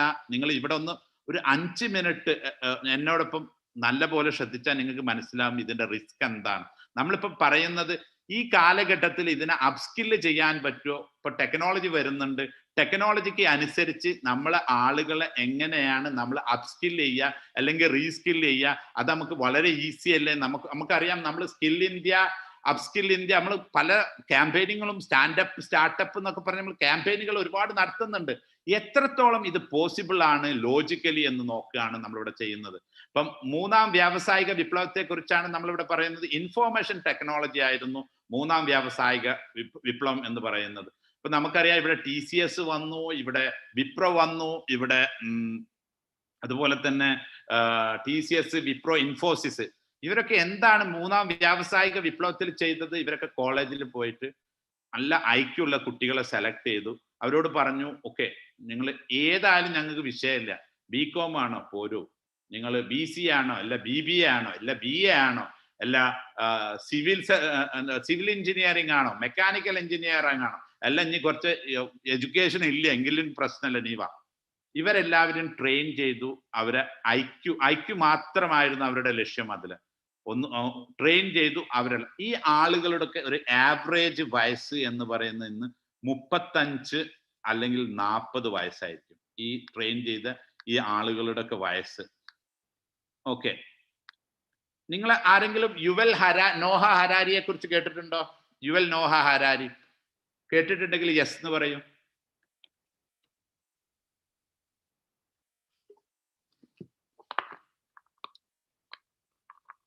കേട്ടിട്ടുണ്ടോ Noah Harari? Okay, Noah Harari ഇപ്പം കഴിഞ്ഞ ഒരു വേൾഡ് എക്കണോമിക് ഫോറത്തിൽ നിന്ന് പറഞ്ഞ ഒന്നാണ്, യൂസ്ലെസ് ക്ലാസ്. 40 വയസ്സിന്റെ മുകളിലുള്ള ആളുകളൊക്കെ യൂസ്ലെസ് ആയിരിക്കും ഇനി അങ്ങോട്ട് എന്ന് പറയുണ്ടായി. അതിന്റെ കാരണമാണ് ഞാൻ നിങ്ങൾക്ക് ഇവിടെ എക്സ്പ്ലെയിൻ ചെയ്തു തരുന്നത്. എന്തുകൊണ്ടാണ് നോഹ ഹരാരി ഈ 40 വയസ്സിന്റെ മുകളിലുള്ള ആളുകളൊക്കെ യൂസ്ലെസ്? 40 വയസ്സിന്റെ മുകളിൽ എന്ന് പറഞ്ഞാൽ നമ്മളെ അച്ഛനെയും അമ്മയെ കുറിച്ചാണ് പറയുന്നത്. അവരെ എന്തുകൊണ്ടാണ് ഈ യൂസ്ലെസ് ആവുന്നത് എന്ന്, അത് എന്തുകൊണ്ടാണ് അങ്ങനെ ഈ നോഹ ഹരാരി പറയാൻ കാരണം എന്നാണ് നമ്മളിവിടെ പറയുന്നത്. അപ്പൊ നമ്മൾ മനസ്സിലാക്കി ഈ IT-യിലെ ഏറ്റവും കൂടുതൽ അപ്ഡേഷൻ കണ്ട വയസ്സെന്ന്. നിങ്ങൾക്കൊന്നും പ്രോബ്ലം ഇല്ല, ജനറേഷൻ Z, നിങ്ങൾ മൊബൈലിൽ ജനിച്ചവരാണ്. നിങ്ങളുടെ അടുത്ത് ഒരുപാട് എക്സ്പ്ലോർ ചെയ്യാനുള്ള സമയമുണ്ട്. നമ്മുടെ അച്ഛനമ്മമാർക്ക് നമുക്ക് ഫുഡ് കൊണ്ടുവരണം, നമുക്ക് വസ്ത്രം വേണം, നമുക്ക് വേണ്ടത്. അവരുടെ അടുത്ത് ഈ ടെക്നോളജി ഒന്നും അപ്ഗ്രേഡ് ചെയ്യാനുള്ള സമയമില്ല. അവർക്ക് മാക്സിമം ഒരു വാട്സപ്പ്, നീ എന്തെങ്കിലും ഉണ്ടെങ്കിൽ ഒരു ചെറിയൊരു ഇൻസ്റ്റാഗ്രാം അല്ലെങ്കിൽ ഒരു ഫേസ്ബുക്ക്, ഇതേ അവർക്ക് അറിയൂ. എന്താണ് സംഭവിക്കാൻ പോകുന്നതെന്ന് നമുക്ക് നോക്കാം. എന്താണ് ഇവിടുത്തെ, എന്തുകൊണ്ട് നോഹ ഹരാരി 40 വയസ്സിന് മുകളിലുള്ളവരെ യൂസ്ലെസ്, എന്നെ പോലത്തെ ആളുകളെ, എനിക്ക് 46 വയസ്സായി, എന്തുകൊണ്ട് പറയുന്നു? ഇപ്പൊ എൻ്റെ ഒരു വാല്യൂ സിസ്റ്റം, എൻ്റെ ഒരു കൾച്ചർ, ഇപ്പൊ ഞാൻ ഉള്ള ഒരു കാലഘട്ടത്തിൽ സ്കേഴ്സിറ്റി ഓഫ് ഇൻഫോർമേഷന്റെ കാലഘട്ടം. ഞങ്ങൾക്ക് എന്തെങ്കിലുമൊക്കെ അറിയണമെങ്കിൽ അച്ഛൻ, അമ്മ, ഗ്രാൻഡ് പാരൻസ്, റിലീജിയസ് ഇൻസ്റ്റിറ്റ്യൂഷന്, അതുപോലെ തന്നെ എൻ്റെ സ്കൂള്, കോളേജ്, ലൈബ്രറി, വീക്കിലികൾ, ഇതൊക്കെയാണ് എൻ്റെ സോഴ്സ്, ഇതൊക്കെയാണ് എൻ്റെ വാല്യൂ സിസ്റ്റം തന്നത്. അന്ന് സ്കേഴ്സിറ്റി ഓഫ് ഇൻഫോർമേഷന്റെ കാലഘട്ടമാണ്. ഇന്ന് ഓവർഫ്ലോ ഓഫ് ഇൻഫോർമേഷൻ. നിങ്ങളൊക്കെ ഇൻഫോർമേഷനെ പല രീതിയിലും ബ്ലോക്ക് ചെയ്യാണ്. അന്ന് ഇല്ല, അന്ന് ഞങ്ങൾ പത്രങ്ങളൊക്കെ പൈസ എടുത്ത് വായിക്കണം. ഇന്ന് നിങ്ങൾക്ക് അതൊന്നുമില്ല, നിങ്ങൾ പത്രം വായിക്കാൻ തന്നെ റെഡിയല്ല. ഓവർഫ്ലോ ഓഫ് ഇൻഫോർമേഷൻ ആണ്. ഞങ്ങളെ വാല്യൂ സിസ്റ്റം മുഴുവൻ ഇൻസ്റ്റാൾ ചെയ്തത് ഞങ്ങൾക്ക് ഈ പറയുന്ന കാര്യങ്ങളാണ്. ഞങ്ങളുടെ grand parents, institution, religious institution ഒക്കെയാണ്. അപ്പൊ ഞങ്ങളെ പഠിപ്പിച്ചു തന്ന എൻ്റെ അച്ഛനാണ് എന്നെ ബസ് കയറാൻ പഠിപ്പിച്ചത്, അതുപോലെ തന്നെ കാര്യങ്ങളൊക്കെ പഠിപ്പിച്ചത്. ഇന്ന് അതല്ല സിറ്റുവേഷൻസ്. ഇന്ന് കംപ്ലീറ്റ്ലി നിങ്ങൾ അച്ഛനും കേൾക്കില്ല, അമ്മയും കേൾക്കില്ല. നിങ്ങൾ നേരെ ഗൂഗിളിൽ പോയിട്ടാണ് ചോദിക്കുക, ഈ അച്ഛൻ പറയുന്നത് അമ്മ പറയുന്നത് എത്രത്തോളം ശരിയാണ്, ചേട്ടൻ പറയുന്നത് അല്ലെങ്കിൽ ടീച്ചർ പറയുന്നത് എത്രത്തോളം ശരിയാണ്. ഇവിടെ എന്താണ് വരാൻ പോകുന്നത്? ഇനി അങ്ങോട്ട് എല്ലാം ടെക്നോളജി. നിങ്ങൾക്കെല്ലാം അറിയാം, ഇന്ന് ഒരു ഇലക്ട്രിസിറ്റി പേയ്മെന്റ് അടയ്ക്കുന്നത് ടെക്നോളജിയിലൂടെയാണ്. ഇന്ന് നിങ്ങൾക്ക് ഇലക്ട്രിസിറ്റി പേയ്മെന്റ് ഓൺലൈൻ അടയ്ക്കണമെങ്കിൽ നിങ്ങളുടെ അച്ഛൻ ആരോടാണ് ചോദിക്കുക? ഇതിന്റെ ഉത്തരം ഒന്ന് പറഞ്ഞു തരുമോ നിങ്ങൾ? അവർക്കൊരു കമ്പ്യൂട്ടർ വാങ്ങിക്കണം, അവർക്കൊരു മൊബൈൽ വാങ്ങിക്കണമെങ്കിൽ അവർ ആരോടാണ് ചോദിക്കുക? ആരോടായിരിക്കും? യെസ്, നിങ്ങളോട്. ചിൽഡ്രൻ. ഇതിനെയാണ് റിവേഴ്സൽ പാരന്റിങ് എന്ന് പറയുന്നത്. നമ്മളെ അച്ഛനമ്മമാർക്ക് ഒന്നും ചെയ്യാൻ പറ്റാത്തൊരവസ്ഥ. ടെക്നോളജിയിൽ ഇപ്പം ഒരു സൂം ഓപ്പറേറ്റ് ചെയ്യാൻ പറഞ്ഞ മീറ്റിംഗ്സ് ഒക്കെ സൂമിലാണ്. ഓപ്പറേറ്റ് ചെയ്യാൻ അവരെ കൊണ്ട് കഴിയില്ല. അവർക്ക് ടെക്നോളജിയുടെ പ്രോബ്ലം വരികയാണ്. അവർക്ക് ഇനി വാങ്ങിക്കുന്നതെല്ലാം സ്വിഗ്ഗി, ഉബർ ഈറ്റ്, ഇങ്ങനത്തതൊക്കെയാണ് വരുന്നത്. ഇതിൽ പേയ്മെന്റ് നടത്തണം, ഇതിലെ പേയ്മെന്റ് പോയി, ഇതിന്റെ പൈസ ഇതാവുന്നില്ല, എനിക്ക് എൻ്റെ ജിപേ നടക്കുന്നില്ല. ഇപ്പൊ ഈ റിവേഴ്സൽ പാരന്റിങ് വരുമ്പോ എന്താ സംഭവിക്കുന്നത്? അവരുടെ വാല്യൂ സിസ്റ്റത്തിന് ഓപ്പോസിറ്റ് ആയിട്ട് മാറുകയാണ്. കുട്ടികൾക്ക് കൂടുതൽ നോളജുകളും വലിയ ആളുകൾക്ക് ഇല്ലായ്മയും. ഇതിനെയാണ് യൂസ്ലെസ് ക്ലാസ് എന്ന് പറയുന്നത്. സ്വന്തത്തിന് തന്നെ ഉപകരിക്കാത്തൊരവസ്ഥ. ഒരു മനുഷ്യൻ അവനോ അവന്റെ മക്കൾക്കോ അവന്റെ വീട്ടുകാർക്കോ അവന്റെ നാട്ടുകാർക്കോ അവന്റെ രാജ്യത്തിനോ ഉപയോഗിക്കാൻ പറ്റാത്ത ഒരു അവസ്ഥയിലേക്കാണ് ടെക്നോളജി 2 ഡീക്കേഡ് നമ്മളെ കൊണ്ടുപോകാൻ പോകുന്നത്. ഇതുകൊണ്ടാണ് യുവൽ നോഹ ഹരാരി പറഞ്ഞത് യൂസ്ലെസ് ക്ലാസ് എന്ന്. ഇനി മറ്റൊന്ന് നോക്കാം. നമ്മളെല്ലാവരും അറിയാം, നമ്മൾ 4th ഇൻഡസ്ട്രിയൽ റെവല്യൂഷനിലേക്ക് കടക്കുകയാണ്. ആദ്യത്തെ സ്പീക്കേഴ്സ് ഒക്കെ നിങ്ങൾക്ക് വളരെ വ്യക്തമായിട്ട് പറയും എന്താണ് ഈ 4th ഇൻഡസ്ട്രി, 4ാം വ്യാവസായിക വിപ്ലവം. അതൊരു ഫ്യൂഷൻ ഓഫ് ടെക്നോളജിയാണ്. ആർട്ടിഫിഷ്യൽ ഇന്റലിജൻസ് ഉണ്ട്, 3D പ്രിന്റിംഗ് ഉണ്ട്, ക്വാണ്ടം കമ്പ്യൂട്ടിംഗ് ഉണ്ട്, റോബോട്ടിക് ഉണ്ട്, ബ്ലോക്ക് ചെയിൻ ഉണ്ട്. Fundamentally it is going to change everything on earth. എല്ലാം ചേഞ്ച് ആവാൻ പോവുകയാണ് നമ്മുടെ. അപ്പൊ ഇമാജിൻ 50 വർഷത്തെ ഇപ്പൊ ഇവിടുത്തെ ഒരു പ്രശ്നം എന്താണെന്ന് ചോദിച്ചാൽ, ഇവിടെ ആകെ ജോബ് ഉണ്ടാകുന്ന ഡിസൈൻ സ്റ്റേജിലുള്ളവർക്ക് മാത്രമേ ജോബ് ഉള്ളൂ, ബാക്കിയുള്ള ആർക്കും ജോബില്ല. നമുക്ക് അനലറ്റിക്കൽ ജോബാണ് ഏറ്റവും കൂടുതൽ ഉണ്ടാവുക.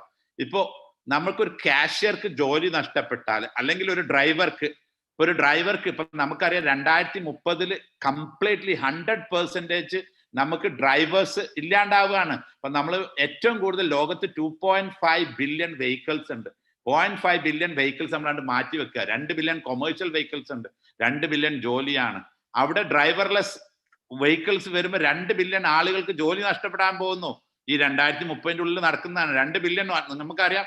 ഓട്ടോറിക്ഷ ഡ്രൈവർ മുതൽ പിക്കപ്പ് ഡ്രൈവർ മുതൽ ഒക്കെ. ഇപ്പൊ നമ്മൾ വിചാരിക്കും ഇതൊക്കെ എങ്ങനെയാണ് ഇതൊക്കെ കേരളത്തിൽ വരിക, എങ്ങനെയാണ് നമ്മളെ റോഡൊന്നും അതിന് പറ്റും. ഈ ടെക്നോളജി ഓൾറെഡി വന്നു കഴിഞ്ഞു. ഡ്രോണ് മതി നമുക്ക് ഇതെല്ലാം ചെയ്യാൻ. 1.29 മില്യൺ ആളുകൾ ഒരു വർഷത്തിൽ റോഡ് ആക്സിഡന്റിൽ മരിക്കുന്നുണ്ട്. നമുക്ക് ഈ വില പിടിച്ച ഓയിലിന് കൊടുത്ത ഒരു സാധനം വേണ്ട, സോളാറിൽ ഓടുന്ന 3D പ്രിന്റ് എടുക്കാൻ പറ്റുന്ന ഡ്രോൺ ഇന്ന് വന്നു കഴിഞ്ഞു.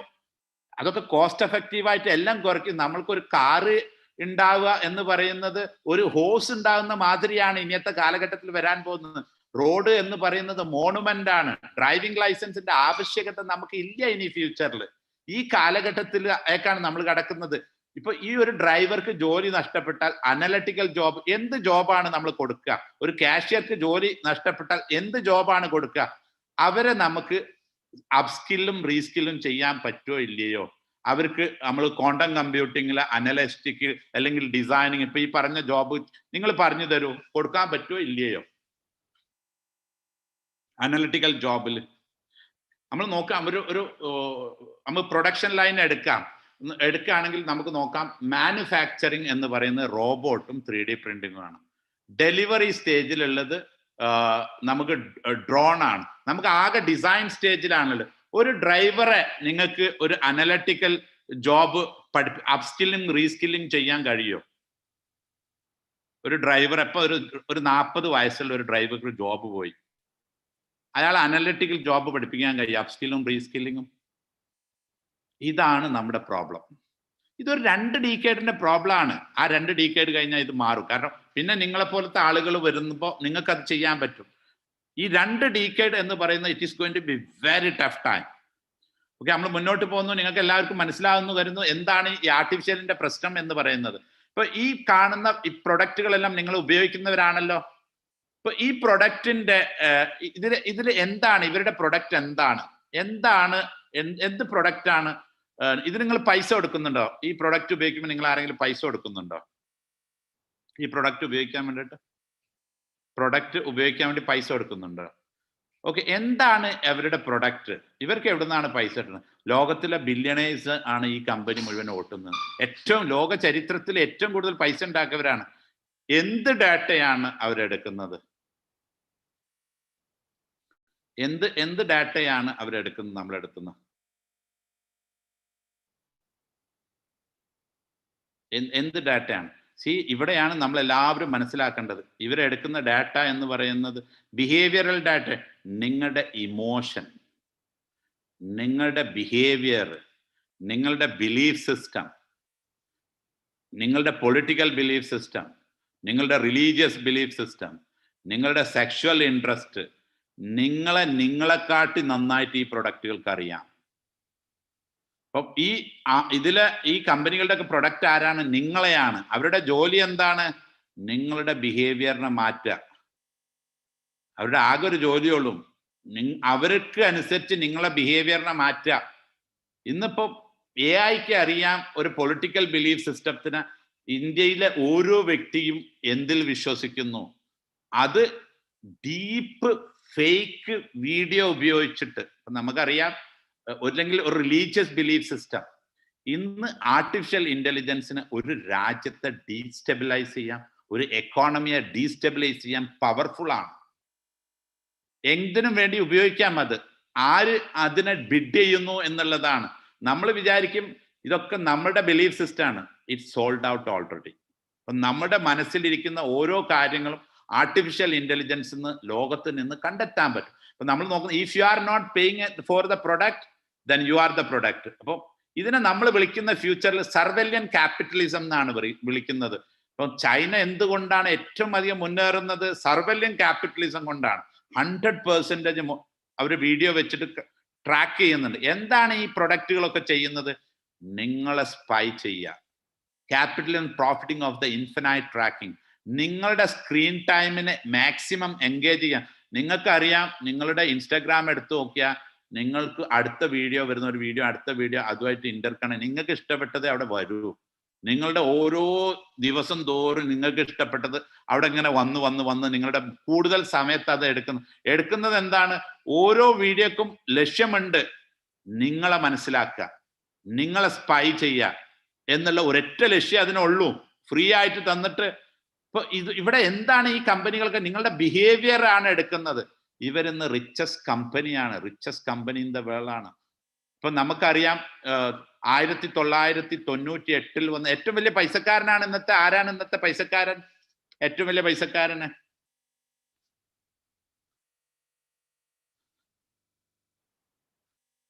ഏറ്റവും നല്ല പൈസക്കാരൻ ആരാണ്? ബെസോസ്. ഓക്കെ, ജെഫ് ബെസോസ് 1998 തുടങ്ങിയ കമ്പനിയിൽ നിന്ന് ഏറ്റവും കൂടുതൽ ലോക ചരിത്രത്തിൽ 1.5 ട്രില്യൺ ആണ് ഉണ്ടാക്കിയിരിക്കുന്നത്. അപ്പൊ ഈ കമ്പനികളെല്ലാം തന്നെ 9 കമ്പനി, നിങ്ങൾ ഏത് കമ്പനി എവിടുന്ന് അവർ പൈസ ഉണ്ടാക്കി? എന്തുകൊണ്ട് ഇത്ര അധികം പൈസ? അവിടെയാണ് നിങ്ങൾ നോക്കേണ്ടത് ബിഹേവിയറൽ ഡാറ്റ. ഇപ്പം ഗൂഗിള്, ആമസോണ്, മൈക്രോസോഫ്റ്റ്, ആലിബാബ, ഈ കമ്പനികളെല്ലാം തന്നെ വന്നിരിക്കുന്നത് നിങ്ങൾക്ക് എല്ലാവർക്കും അറിയാം. ഇതൊക്കെ നിങ്ങളെ മുന്നിൽ ഇവരാണ് പൈസ ഉണ്ടാക്കിയത്. അപ്പൊ നിങ്ങൾ മനസ്സിലാക്കേണ്ട ടേക്ക് അവേ എന്താണ് ഇതിൽ എന്നാ? ഈ സ്ലൈഡിൽ നിന്നുള്ള നിങ്ങളുടെ ടേക്ക് അവേ എന്താണെന്ന് ചോദിച്ചു കഴിഞ്ഞാൽ, ഈ സ്ലൈഡിൽ നിന്നുള്ള take away, you are a hackable human is a hackable animal for artificial intelligence. നിങ്ങളെ കുറിച്ച് നിങ്ങളെക്കാട്ടി നന്നാക്കി പുറത്തുള്ള AI-ക്ക് നിങ്ങളുടെ സെക്ഷൽ ഇൻട്രസ്റ്റ് ആണ് ഫസ്റ്റ് പിടിക്കുന്നത്. കാരണം നമ്മുടെ ഐബോൾ മൂവ്മെന്റ് എന്ന് അറിയാം നമ്മുടെ സെക്ഷൽ ഇൻട്രസ്റ്റ്. ഇപ്പൊ നമ്മളിപ്പോ ഒരു ഉദാഹരണത്തിന് ഇത് എങ്ങനെയാണ് ഇവർ ഉപയോഗിക്കുന്നത്? ഇപ്പൊ ആൽഗോരിതംസിന് അറിയാം യുവൽ നോഹ ഹരാരിയൊക്കെ വളരെ വ്യക്തമായിട്ടും അത് പറയുന്നുണ്ട്. പുള്ളി ഒരു എക്സാമ്പിളിലൂടെ അത് സൂചിപ്പിക്കുകയുണ്ടായി. ഒരു പെപ്സിയും കോലയുടെയും പരസ്യം വെച്ചിട്ടാണ് പുള്ളി അതിൽ എക്സ്പ്ലെയിൻ ചെയ്യുന്നത്. ഒരു പെപ്സിക്ക് അറിയാം ഈ ഒരു വ്യക്തി let us say that എന്താണ് ഹോമോസെക്ഷൽ ടൈപ്പ്, അതിനെന്താ നമ്മൾ വിളിക്കുക, എനിക്ക് കിട്ടുന്നില്ല, എന്താ പറയാ ഹോമോസെക്ഷലിന് നമ്മൾ വിളിക്കുന്നത്?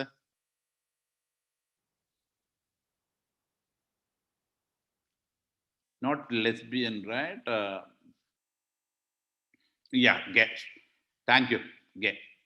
Okay, ഒരു ഗേ ആണെന്ന് ആൽഗോരിതത്തിന് മനസ്സിലായി കഴിഞ്ഞാൽ ഒരു ആഡ്, പെപ്സിക്ക് അറിയാം ഒരു ഗേ ആണെന്നും കൊക്കക്കോലക്ക് അറിയാം എന്താണ്, എങ്ങനെയാണ് രണ്ടുപേരും ആഡ് ഇടാൻ നോക്കാം.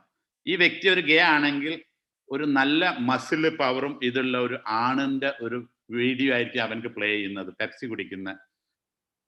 അതേ സമയത്ത് നോർമൽ ആണെങ്കിൽ പെണ്ണിൻ്റെതാണ്. അതേ സമയത്ത് കൊക്കക്കോലക്ക് ഇത് അറിയില്ലെങ്കിൽ സെയിം വ്യക്തിക്ക് ഒരു ബിക്കിനി ഉള്ള ഒരു ആഡ് ഇട്ടെങ്കിൽ അത് എഫക്റ്റീവ് ആവില്ല. ഇത് കണ്ടിന്യൂസ് ചെയ്യുന്ന സമയത്ത് ഈ ഗേ പോയിട്ട് പെപ്സി വാങ്ങിക്കും. ഇപ്പൊ നമ്മൾക്ക് അറിയുന്നില്ല നമ്മുടെ ബിഹേവിയർ ഇവർ ചേഞ്ച് ചെയ്യുന്നത്. ഇപ്പൊ നമ്മളെ കുറിച്ച് നമ്മളെ വ്യക്തമായിട്ടും നമ്മുടെ സെക്ഷൽ ഇൻട്രസ്റ്റ് 100% അവർക്ക് അറിയാം. നമ്മളെ കാര്യം നന്നാക്കിയാരോ അവര് നമുക്ക് പറഞ്ഞൊരു മാച്ച് ഏതാണെന്ന്. അപ്പൊ നമ്മൾ മനസ്സിലാക്കേണ്ടത് നമ്മളെ കുറിച്ച് 100% ഇവർക്ക് അറിയാം. Human is a hackable animal. ഇനി എന്ത് ചേഞ്ചസ് ആണ് ഇതിൽ വരാൻ പോകുന്നത് എന്ന് നമുക്ക് നോക്കാം. ഇപ്പൊ ഈ ഒരു ഇതിൽ നിന്ന് ജോബ് ചേഞ്ചസിനെ കുറിച്ച് നോക്കാം. നമ്മുടെ പാരന്റ്സ് നമുക്ക് 3 റെവല്യൂഷൻ ആണ് പ്രധാനമായും.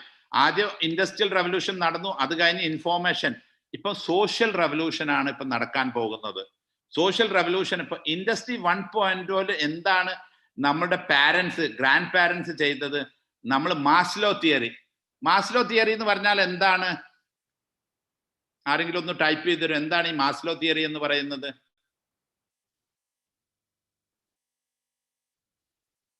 മാസ്ലോ തിയറി കേട്ടിട്ടില്ലേ? മാസ്ലോ തിയറി നമ്മൾ റൊട്ടി കപ്ഡ മക്കാൻ എന്ന് പറയുന്ന, യെസ്, ബേസിക് നീഡ്. ഇപ്പൊ നമ്മളുടെ ഗ്രേറ്റ് ഗ്രാൻഡ് പാരന്റ്സ് നമ്മൾ റൊട്ടി കപ്ഡ മക്കാൻ, ഫുഡ്, ക്ലോത്ത്, ഷെൽട്ടർ, പാർപ്പിടം, ഭക്ഷണം, വസ്ത്രം, ഇതിനെയാണ് അഡ്രസ് ചെയ്തത്. ഇപ്പം മുസ്തഫ വന്ന് നമുക്ക് പറഞ്ഞു തന്നു, മുസ്തഫയുടെ കാലഘട്ടം നമുക്ക് പറഞ്ഞു തന്നു. പുള്ളി പറഞ്ഞു തന്നു ആദ്യ കാലഘട്ടത്തിലൊക്കെ അവരെങ്ങനെ പട്ടിണി മാറ്റാൻ വേണ്ടിയാണ്, ബേസിക്കലാണ് അവർ അഡ്രസ് ചെയ്തത്. നമ്മുടെ പാരന്റ്സ് ഒക്കെ എന്തിനാണ് അഡ്രസ് ചെയ്യുന്നത്? സ്റ്റാൻഡേർഡ് ഓഫ് ലൈഫിനെയാണ്. ഇപ്പൊ ഇവിടെ മാസ്ലോ തിയറിയാണ് അഡ്രസ് ചെയ്തത്, ഇവിടെ സ്റ്റാൻഡേർഡ് ഓഫ് ലൈഫിനെയാണ് അഡ്രസ് ചെയ്തത്. ഇൻഡസ്ട്രി 3.0 ഇപ്പൊ ഉള്ളത്, ഇപ്പൊ ഉള്ള ആളുകൾ എന്തിനാണ് അഡ്രസ് ചെയ്യുന്നത്? ക്വാളിറ്റി ഓഫ് ലൈഫിനെയാണ് അഡ്രസ് ചെയ്യുന്നത്. എന്നാൽ നിങ്ങൾ എന്തിനാണ് അഡ്രസ് ചെയ്യാൻ പോകുന്നത്? വളരെ ഇമ്പോർട്ടൻറ്റ് പോയിന്റ് ആണ് ഇവിടെ പറയുന്നത് കേട്ടോ. നിങ്ങൾ വീണ്ടും മാസ്ലോക്ക് പോകാൻ പോവാണ്. നിങ്ങളിൽ പലരും, എന്നിൽ പലരും മാസ്ലോ തിയറിക്ക് വീണ്ടും പോകും. മാസ്ലോ തിയറി എന്താണ്? റൊട്ടി കപ്പട മക്കാൻ, പട്ടിണിയിലേക്കാണ് നമ്മൾ പോകുന്നത് കുറച്ച കാലത്തേക്ക്.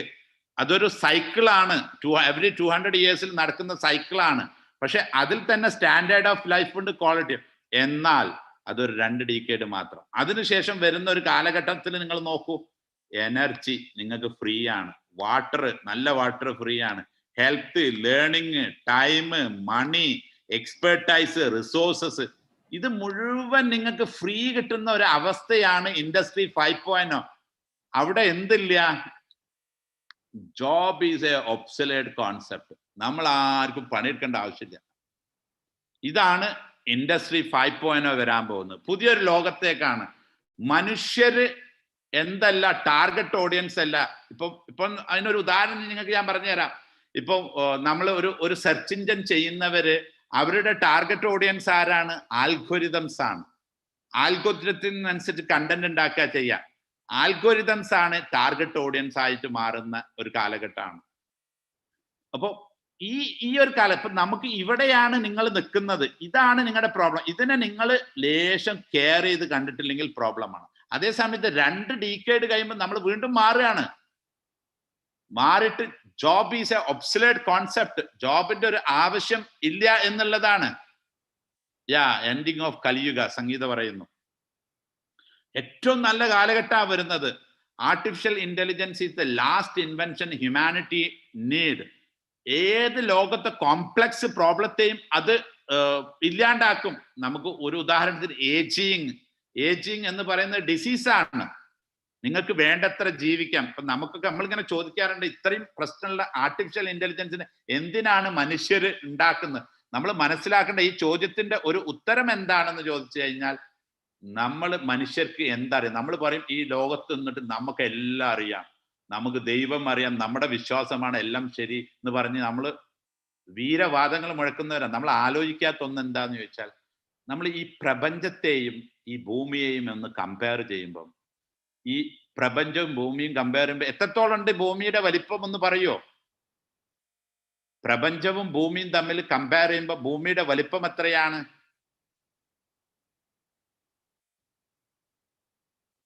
Pin point. Very good.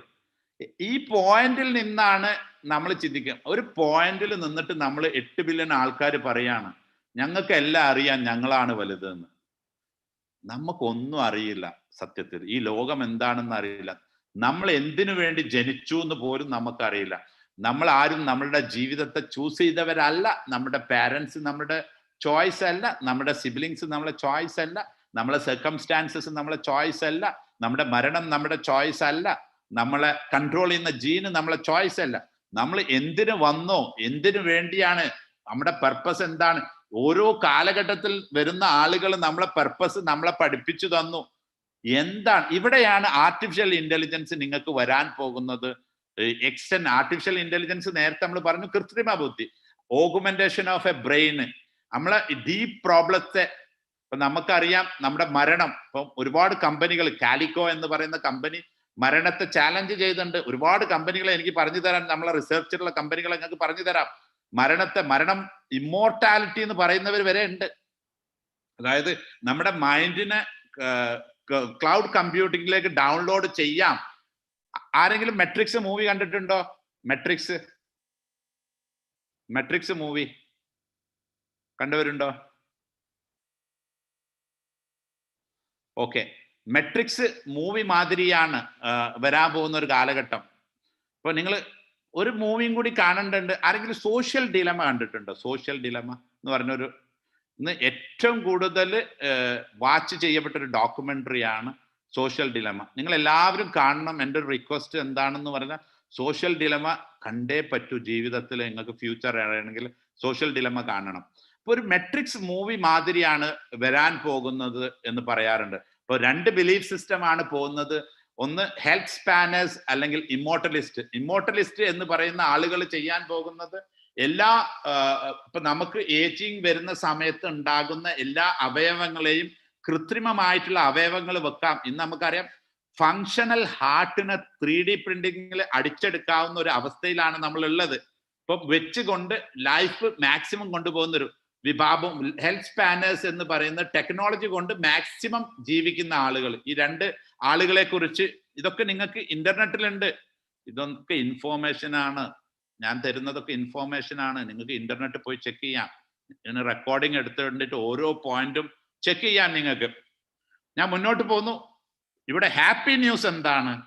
നിങ്ങൾ എല്ലാവരും മനസ്സിലാക്കേണ്ടത് 5.0 നമ്മൾ പേടിക്കേണ്ട ആവശ്യമില്ല. അപ്പോൾ ഈ 2 ഡീക്കേഡ് നിങ്ങൾ എല്ലാവരും കെയർഫുൾ ആയിരിക്കണം. ഇവിടെയാണ് നമ്മൾ അച്ഛനോട് പറയേണ്ടത്, അമ്മയോട് പറയേണ്ടത്. ഈ ആർട്ടിഫിഷ്യൽ ഇന്റലിജൻസ് 2 ഡീക്കേഡ് അതൊരു ട്രാൻസിഷൻ ആണ്. ഇത് എല്ലാ കാലം ഇപ്പൊ നമുക്കറിയാം, ഒരു കുതിര വണ്ടി ഓടിക്കുന്ന കാലഘട്ടത്തിൽ ഈ നമ്മളുടെ വെഹിക്കിൾസ് വന്നപ്പോൾ നമ്മൾ എറിഞ്ഞിട്ടുണ്ട് വെഹിക്കിൾസിനെ. പക്ഷെ അത് നമുക്ക് പിന്നീട് ഉപകരിച്ചു. ആ കാലഘട്ടത്തിൽ ഒരുപാട് ആൾക്ക് ജോലി പോയിട്ടുണ്ടെങ്കിലും പിന്നീട് അത് ഉപകാരമാണ്. അതുപോലെ തന്നെയാണ് ഈ AI നമുക്ക് ഉപകരിക്കും. ഓക്കെ, എല്ലാവരുടെ മൈൻഡിലേക്കും വരുന്ന ഒരു ചോദ്യമാണ്, എന്താണ് ഈ AI-യും മിഷൻ ലേണിങ്ങും അല്ലെങ്കിൽ ആർട്ടിഫിഷ്യൽ ഇന്റലിജൻസും? പണ്ടത്തെ ടെക്നോളജിയും ഇപ്പോഴത്തെ ടെക്നോളജിയും തമ്മിൽ എന്താണ് ഈ AI? ഓക്കെ, ശരി, കൃത്രിമ ബുദ്ധിയാണ്. അപ്പൊ ഇതുപോലെ തന്നെ ഒരുപാട് ടെക്നോളജിയുടെ സാധനമൊക്കെ നമ്മൾ കണ്ടു. എന്താണ് ഈ ആർട്ടിഫിഷ്യൽ ഇന്റലിജൻസ്, മെഷീൻസ് ഇന്റലിജൻസ് എന്നൊക്കെ പറഞ്ഞാൽ? ഇത് സാധാരണഗതിയിൽ നമ്മളെ മൈൻഡിലേക്ക് വരുന്ന ഒരു ചോദ്യം. അപ്പൊ ഇതിൽ നമ്മൾ മനസ്സിലാക്കേണ്ട ഒരു കാര്യം, പണ്ടത്തെ ടെക്നോളജി ഇപ്പോഴത്തെ ടെക്നോളജിയിലെ ഒരു പ്രധാനപ്പെട്ട വ്യത്യാസം ഇങ്ങനെ ആലോചിച്ചാൽ മതി മനസ്സിലാക്കാൻ വേണ്ടി. പണ്ടത്തെ ടെക്നോളജി ചെയ്യാന്നുള്ളതാണ്. അപ്പൊ നമ്മൾ ഒരു പ്രോസസ്സ് ഉണ്ടാക്കി അതിന്റെ സ്റ്റെപ്പ് 1, സ്റ്റെപ്പ് 2, സ്റ്റെപ്പ് 3, സ്റ്റെപ്പ് 4 എന്നിട്ട് കൊടുത്തിട്ട് ഒരു മിഷനെ കൊണ്ട് ചെയ്യിക്കുകയാണ്. അതേ സമയത്ത് ആർട്ടിഫിഷ്യൽ ഇന്റലിജൻസ് എന്ന് പറയുന്നത് പുള്ളി തന്നെ സ്റ്റെപ്പ് ഉണ്ടാക്കും, പുള്ളി തന്നെ ചെയ്യും. അതായത് മനുഷ്യന് ആണ് തിങ്കിങ് ഉണ്ടായത്, മനുഷ്യനെക്കാട്ടിയും വലിയ തിങ്കിങ് വരിക എന്നുള്ളതാണ്. ഇപ്പൊ ഇത് രണ്ടുമാണ് ഇങ്ങനെ ആലോചിക്കുമ്പോൾ നമുക്ക് പെട്ടെന്ന് പിടുത്തം കിട്ടും. ഇപ്പൊ ഇതിന് വലിയ ഒരു എന്താണ് പറയാ, റോക്കറ്റ് സയൻസ് ഒന്നും ഇല്ലേ, ഇത് മനസ്സിലാക്കാൻ അത്രേ ഉള്ളൂ. ഒന്ന് പണ്ട് സ്റ്റെപ്പ് കൊടുത്ത് നമ്മളൊരു മിഷനെ പഠിപ്പിച്ച് ഓരോ സ്റ്റെപ്പ് ചെയ്യുന്നതിന് പകരം ഇവിടെ തിങ്കിങ് കൊണ്ടുവന്നിട്ട് മനുഷ്യൻ എങ്ങനെയാണോ ചെയ്യുന്നത് അത് തന്നെയാണ് ഇവിടെ ചെയ്യുന്നത്. ഇപ്പൊ ഇതിലുള്ള പ്രധാന വ്യത്യാസം, പണ്ട് അറ്റൻഡഡ് ഓട്ടോമേഷൻ ആണ് നമ്മൾ പറഞ്ഞു RPA software data AI and stimulations ഉപയോഗിക്കുന്നത്. ഇവിടെ വായിച്ചാൽ നിങ്ങൾക്ക് കിട്ടും. ഇവിടെ നോക്കൂ, ഇവിടെ നമ്മൾ യൂസ് സ്ട്രക്ചേർഡ് ഇൻപുട്ടിനെ ഒരു സ്ട്രക്ചർ ചെയ്തിട്ട് അതിന് ലോജിക് ഉണ്ടാക്കിയിട്ട് റിപ്പീറ്റേറ്റീവ് പ്രോസസ്സ് ഉണ്ടാക്കിയിട്ട് ഇത് അറ്റൻഡഡ്, ഇവിടെ ഒരു ഹ്യൂമൻ ഇന്റർവെൻഷൻ ഉണ്ട് ഈ ടെക്നോളജിക്ക്. അതേ സമയത്ത് ആർട്ടിഫിഷ്യൽ ഇന്റലിജൻസിനും മിഷൻ ലേണിംഗിന് ഡാറ്റനെ ഉപയോഗിച്ച് അൺഅറ്റൻഡഡ് ആണ്, മനുഷ്യന്റെ ഒരു ആവശ്യമില്ല. AI use unstructured input and develop it's on logic. അതായത് കുറച്ച് കഴിഞ്ഞാൽ നമ്മളെ എക്കോണമി, ഇപ്പൊ നമുക്കറിയാം, നമ്മൾ ഗൂഗിളിൽ കയറി ഇരുന്നാൽ ചിലപ്പോൾ ഗൂഗിൾ മാപ്പ് ഇരുമ്പോൾ ചിലപ്പോൾ നമ്മൾ കാണും ദൂരേക്കുള്ള നമുക്കറിയുന്ന റൂട്ട് പലപ്പോഴും അത് കാണിച്ചു തരില്ല. നമുക്കറിയാം കാരണം അത് ടോട്ടൽ അനലൈസ് ചെയ്തിട്ട് പറഞ്ഞ് അത് എടുക്കുന്ന റൂട്ട് സമയം കാര്യങ്ങളൊക്കെ നോക്കിയിട്ടാണ് വരുന്നത്. അപ്പൊ ഇനി അങ്ങോട്ട് വരുമ്പോൾ AI സ്വന്തമായിട്ട് തീരുമാനങ്ങൾ എടുക്കുകയാണ്. മനുഷ്യന്റെ ഏറ്റവും, ഞാനും നിങ്ങളും നമ്മളെല്ലാവരും നമ്മൾ ആലോചിക്കേണ്ട എന്താ, നമ്മളെല്ലാവരും നമ്മൾ ഒറ്റ ഡിഫറൻസ് ഉള്ളൂ, തീരുമാനം എടുക്കുക എന്നുള്ളത്. ഇപ്പൊ AI തീരുമാനം എടുക്കുന്നു, നമ്മളെക്കാട്ടി ബെറ്റർ ആയിട്ടുള്ള ഡിസിഷൻ എടുക്കുന്നു. ഇപ്പൊ നമ്മൾ പറയും 3D എന്ന് പറയും, DDD, ഡാറ്റ ഡ്രിവൺ ഡിസിഷൻ. അപ്പോ ഈ ഡാറ്റകളിൽ നിന്ന് ഡിസിഷൻ എടുക്കാൻ പറ്റുക, ഇതാണ് വ്യത്യാസം. എല്ലാവർക്കും മനസ്സിലായോ? മെഷീൻ ലേണിംഗും പണ്ടത്തെ ടെക്നോളജി തമ്മിലുള്ള വ്യത്യാസം ക്ലിയർ ആണോ? ഞാൻ ഒന്നുകൂടി പറയണോ? ആർക്കെങ്കിലും വേണമെങ്കിൽ പറഞ്ഞുതരാം. ഒന്ന് മനസ്സിലായിട്ടുണ്ടെങ്കിൽ യെസ് പറയൂ. വളരെ ഇമ്പോർട്ടൻ്റ്, നിങ്ങൾക്ക് മനസ്സിലാകേണ്ട ഒരു പോയിന്റ് ആണത്. എപ്പോഴും മനസ്സിലേക്ക് വരുന്നതാണ്, എന്താ പഴയ ടെക്നോളജി പുതിയ ടെക്നോളജി തമ്മിലുള്ള വ്യത്യാസം. ഉത്തരം ക്ലിയർ ആണല്ലോ? ഓക്കെ, പ്ലീസ് എക്സ്പ്ലെയിൻ അഗൈൻ എന്ന് പറയുന്നുണ്ട്. ഓക്കെ, ഒന്ന് നമ്മൾ മനസ്സിലേക്ക് വെക്കേണ്ടത് പണ്ടത്തെ ടെക്നോളജി ഒക്കെ ചെയ്യാന്നുള്ളതാ. ഇവിടെ കണ്ടു ഡൂയിങ്. ഇപ്പോഴത്തെ ടെക്നോളജി തിങ്കിങ് ആണ്. അതായത് അത് തന്നെ സ്റ്റെപ്പ് ഉണ്ടാവും. പണ്ടത്തെ ടെക്നോളജി നമ്മൾ കുറെ പഠിച്ചതിന് ശേഷം സ്റ്റെപ്പ് ഉണ്ടാക്കി പ്രോസസ്സ് പറഞ്ഞു കൊടുക്കുകയാണ്. അപ്പൊ അതായത് ഒരു സോഫ്റ്റ്വെയർ നമ്മൾ ഉണ്ടാക്കുകയാണ്, ഇനി സോഫ്റ്റ്വെയർ നമ്മളെല്ലാം ഉണ്ടാക്കി AI സ്വന്തമായിട്ട് ഉണ്ടാക്കി കൊണ്ടുവരും നമുക്ക് വേണ്ടിയിട്ട്. തിങ്കിങ് ആണ് വരുന്നത്. ഇവിടെ പഴയ ടെക്നോളജിക്കൊക്കെ ഒരു ഹ്യൂമൻ ഇന്റർവെൻഷൻ വേണം, ഇനിയത്തെ ടെക്നോളജിക്ക് ഹ്യൂമൻ ഇന്റർവെൻഷൻ വേണ്ട. ഇതാണ് ഇവിടുത്തെ പ്രധാന വ്യത്യാസങ്ങൾ വരുന്നത്. അൺസ്ട്രക്ചേർഡ് ഡാറ്റയാണ്. ഇവിടെ നമ്മൾ സ്ട്രക്ചർ ചെയ്ത് ഒരു സ്ട്രക്ചർ ചെയ്യാണ് ഡാറ്റ. സ്റ്റെപ്പ് നീ ആദ്യം ഇത് ചെയ്യ്, സ്റ്റെപ്പ് 2 ഇത് ചെയ്യ്, സ്റ്റെപ്പ് 3 ഇത് ചെയ്യ്, സ്റ്റെപ്പ് 4 ഇത് ചെയ്യ്. അത് സ്ട്രക്ചറാണ്.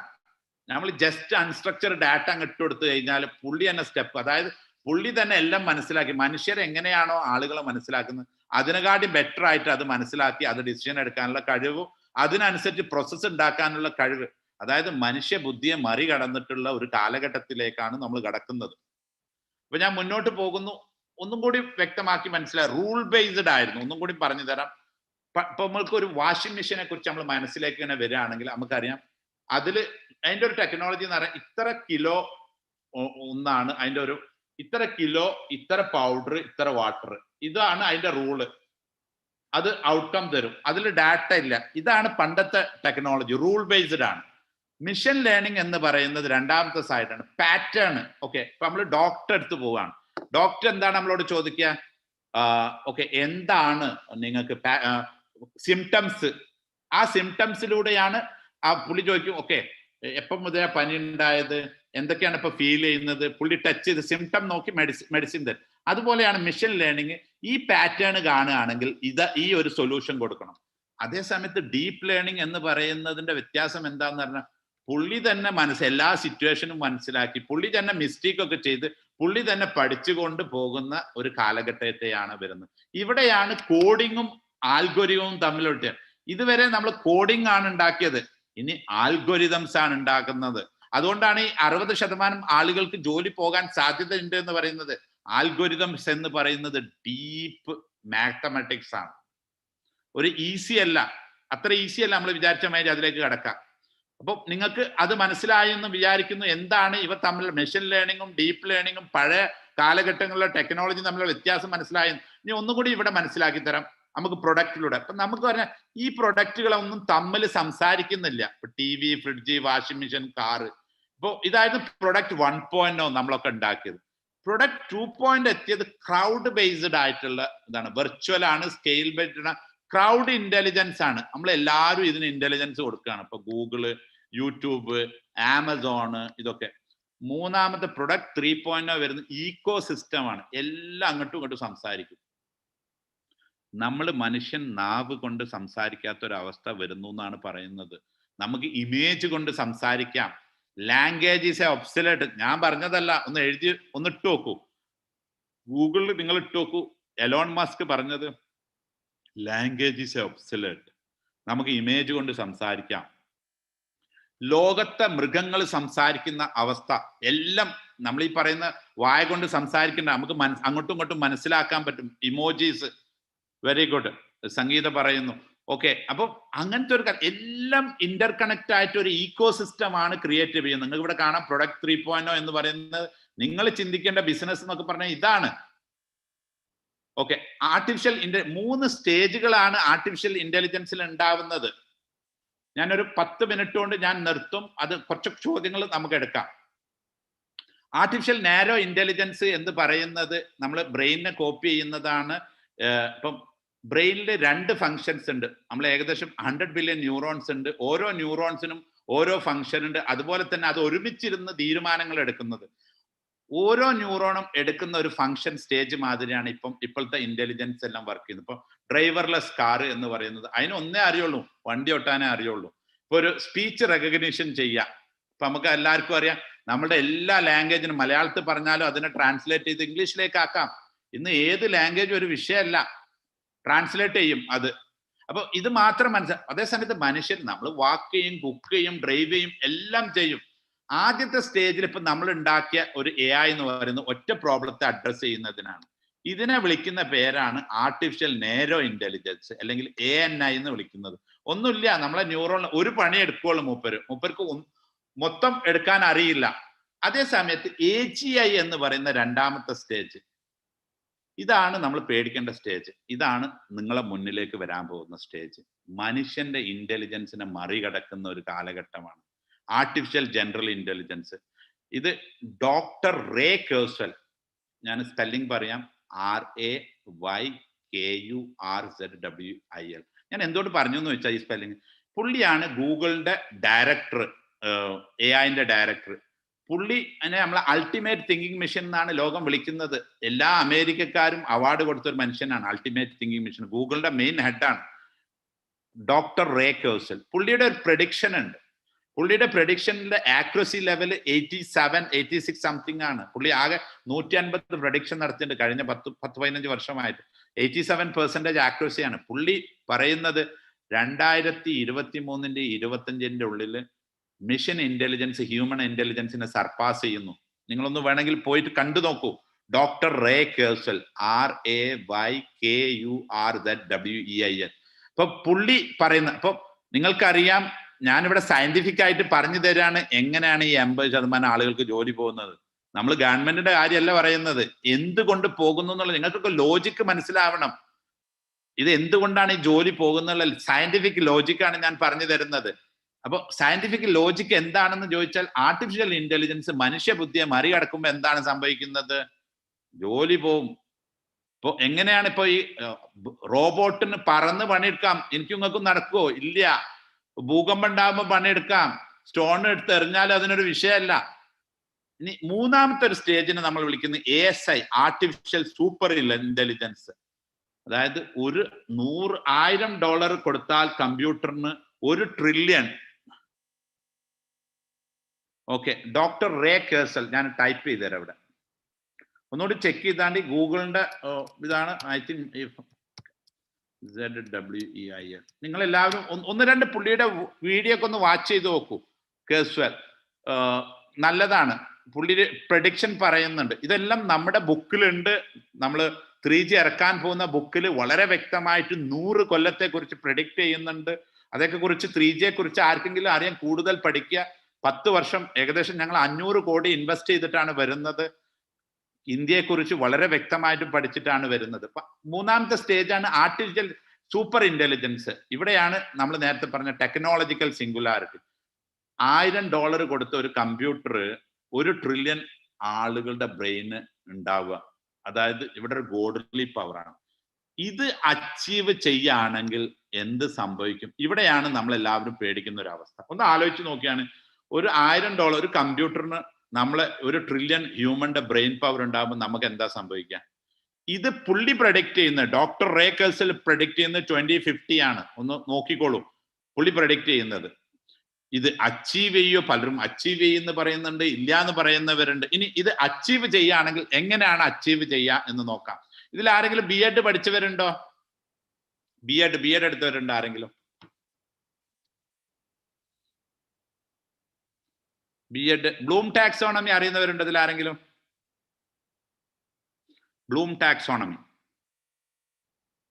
ആരുല്ലേ B.Ed പഠിച്ചവര്? ഓക്കെ. ഈ ബ്ലൂം ടാക്സോണമിയും ടെക്നോളജിയും തമ്മിൽ ഉണ്ടാക്കിയ ഒരു ആൽഗോരിതമാണ് ഇത്. ഞാനാണ് ഉണ്ടാക്കിയത്. ഓക്കെ. AI നമ്മൾക്ക് കോൺഷ്യസ് അച്ചീവ് ചെയ്യുകയാണെങ്കിൽ അത് എങ്ങനെയാണ് അച്ചീവ് ചെയ്യുന്നത് എന്ന് നോക്കാം നമുക്ക്. ഇപ്പോൾ ഇത് ബ്ലൂം ടാക്സോണമി അറിയുന്നവർക്ക് നമുക്കൊക്കെ അറിയാം. ആദ്യം നമ്മളൊരു ബേബി വന്നു കഴിഞ്ഞാൽ ആദ്യം നമ്മൾ റിമെമ്പർ ചെയ്യും. ഏതൊരു ഇൻഫോർമേഷൻ നമുക്ക് കിട്ടുകഴിഞ്ഞാൽ അതിനെ ഓർത്തെടുക്കുക. പിന്നെ നമ്മൾ അതിനെ മനസ്സിലാക്കിയെടുക്കും. പിന്നെ നമ്മൾ അപ്ലൈ ചെയ്യും. ഇതാണ് ആദ്യത്തെ സ്റ്റേജ്. ഇതിനെയാണ് നമ്മൾ ആർട്ടിഫിഷ്യൽ നേരോ ഇന്റലിജൻസ് നമ്മൾ ഉപയോഗിക്കുന്നത്. ഇവിടെ നമ്മൾ പറയും സിൻടാക്സ്, പ്രഡിക്ഷൻ, സിമാറ്റിക്സ്, ഇത് കമ്പ്യൂട്ടർ വേർഡിങ് ആണ്, സൊല്യൂഷൻ, ഇതാണ് ടെക്നോ. ഇവിടുന്ന് അങ്ങോട്ടാണ്, ഇതൊക്കെ നമ്മളുടെ കുട്ടികളുടെ പ്രായമാണ്. ഇവിടെ നമ്മൾ ഏകദേശം ഒരു 7ാം ക്ലാസ് 8ാം ക്ലാസ്സിലൊക്കെ അനലൈസ് ചെയ്ത് ഇവാലുവേറ്റ് ചെയ്ത്, ഇതാണ് ഇതിന്റെ ഏറ്റവും വലിയ സ്റ്റേജ്.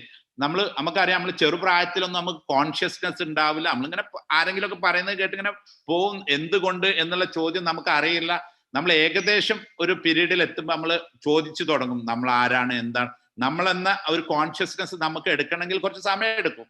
ഞാൻ എന്ന ആ ഭാവത്തിലേക്ക് എത്തണമെങ്കിൽ കുറച്ച് നമ്മൾ അത് എക്സ്പെക്ട് ചെയ്യുന്നെങ്കിലും അത് റിയാലിറ്റി നമുക്ക് ഫീൽ ചെയ്യാൻ, ഞാൻ എന്ന ഭാവം ഞാൻ കാണിക്കുന്നുണ്ടെന്ന് ഫീൽ ചെയ്യാമെങ്കിൽ കുറച്ച് സമയം എടുക്കും.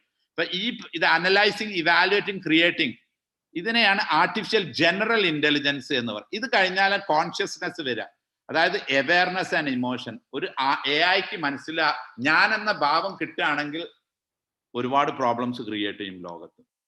ഇതാണ് AI കോൺഷ്യസിന്റെ ഹിയറാർക്കി വരുന്നത്. അപ്പൊ ഇത് എത്തണമെങ്കിൽ ഇപ്പൊ കമ്പ്യൂട്ടറുകൾ ചെയ്യുന്നത് ആദ്യം കാര്യങ്ങൾ ഒബ്സർവ് ചെയ്യും. നമ്മൾ മനുഷ്യർ കണ്ണുകൊണ്ടും ഇതുകൊണ്ടൊക്കെ കാണിക്കുന്ന ഒബ്സർവ് ചെയ്യും. അത് കഴിഞ്ഞിട്ട് നമ്മൾ മെഷർ ചെയ്യും. അതിനെ ഒന്നിങ്ങനെ കാൽക്കുലേറ്റ് ചെയ്തു മെന്റൽ ഫാക്ടർ. എന്നിട്ട് നമ്മൾ അതിനെ പ്രെഡിക്റ്റ് ചെയ്യും. ഇനി പ്രെഡിക്റ്റ് ചെയ്യുക മാത്രമല്ല, ഫ്യൂച്ചർ ടെക്നോളജി എക്സ്പ്ലെയിൻ ചെയ്തു തരും. ഫോർ എക്സാമ്പിൾ, ഇതൊക്കെ നിങ്ങൾക്ക് കാണാം. കാരണം ഇതെല്ലാം എന്തിൽ ചെയ്യുന്നത്, ഇപ്പോഴത്തെ ടെക്നോളജി തന്നെ ചെയ്യുന്നുണ്ട്. ഗൂഗിൾ മാപ്പൊക്കെ വളരെ വ്യക്തമായിട്ടും ചെയ്യുന്നുണ്ട്.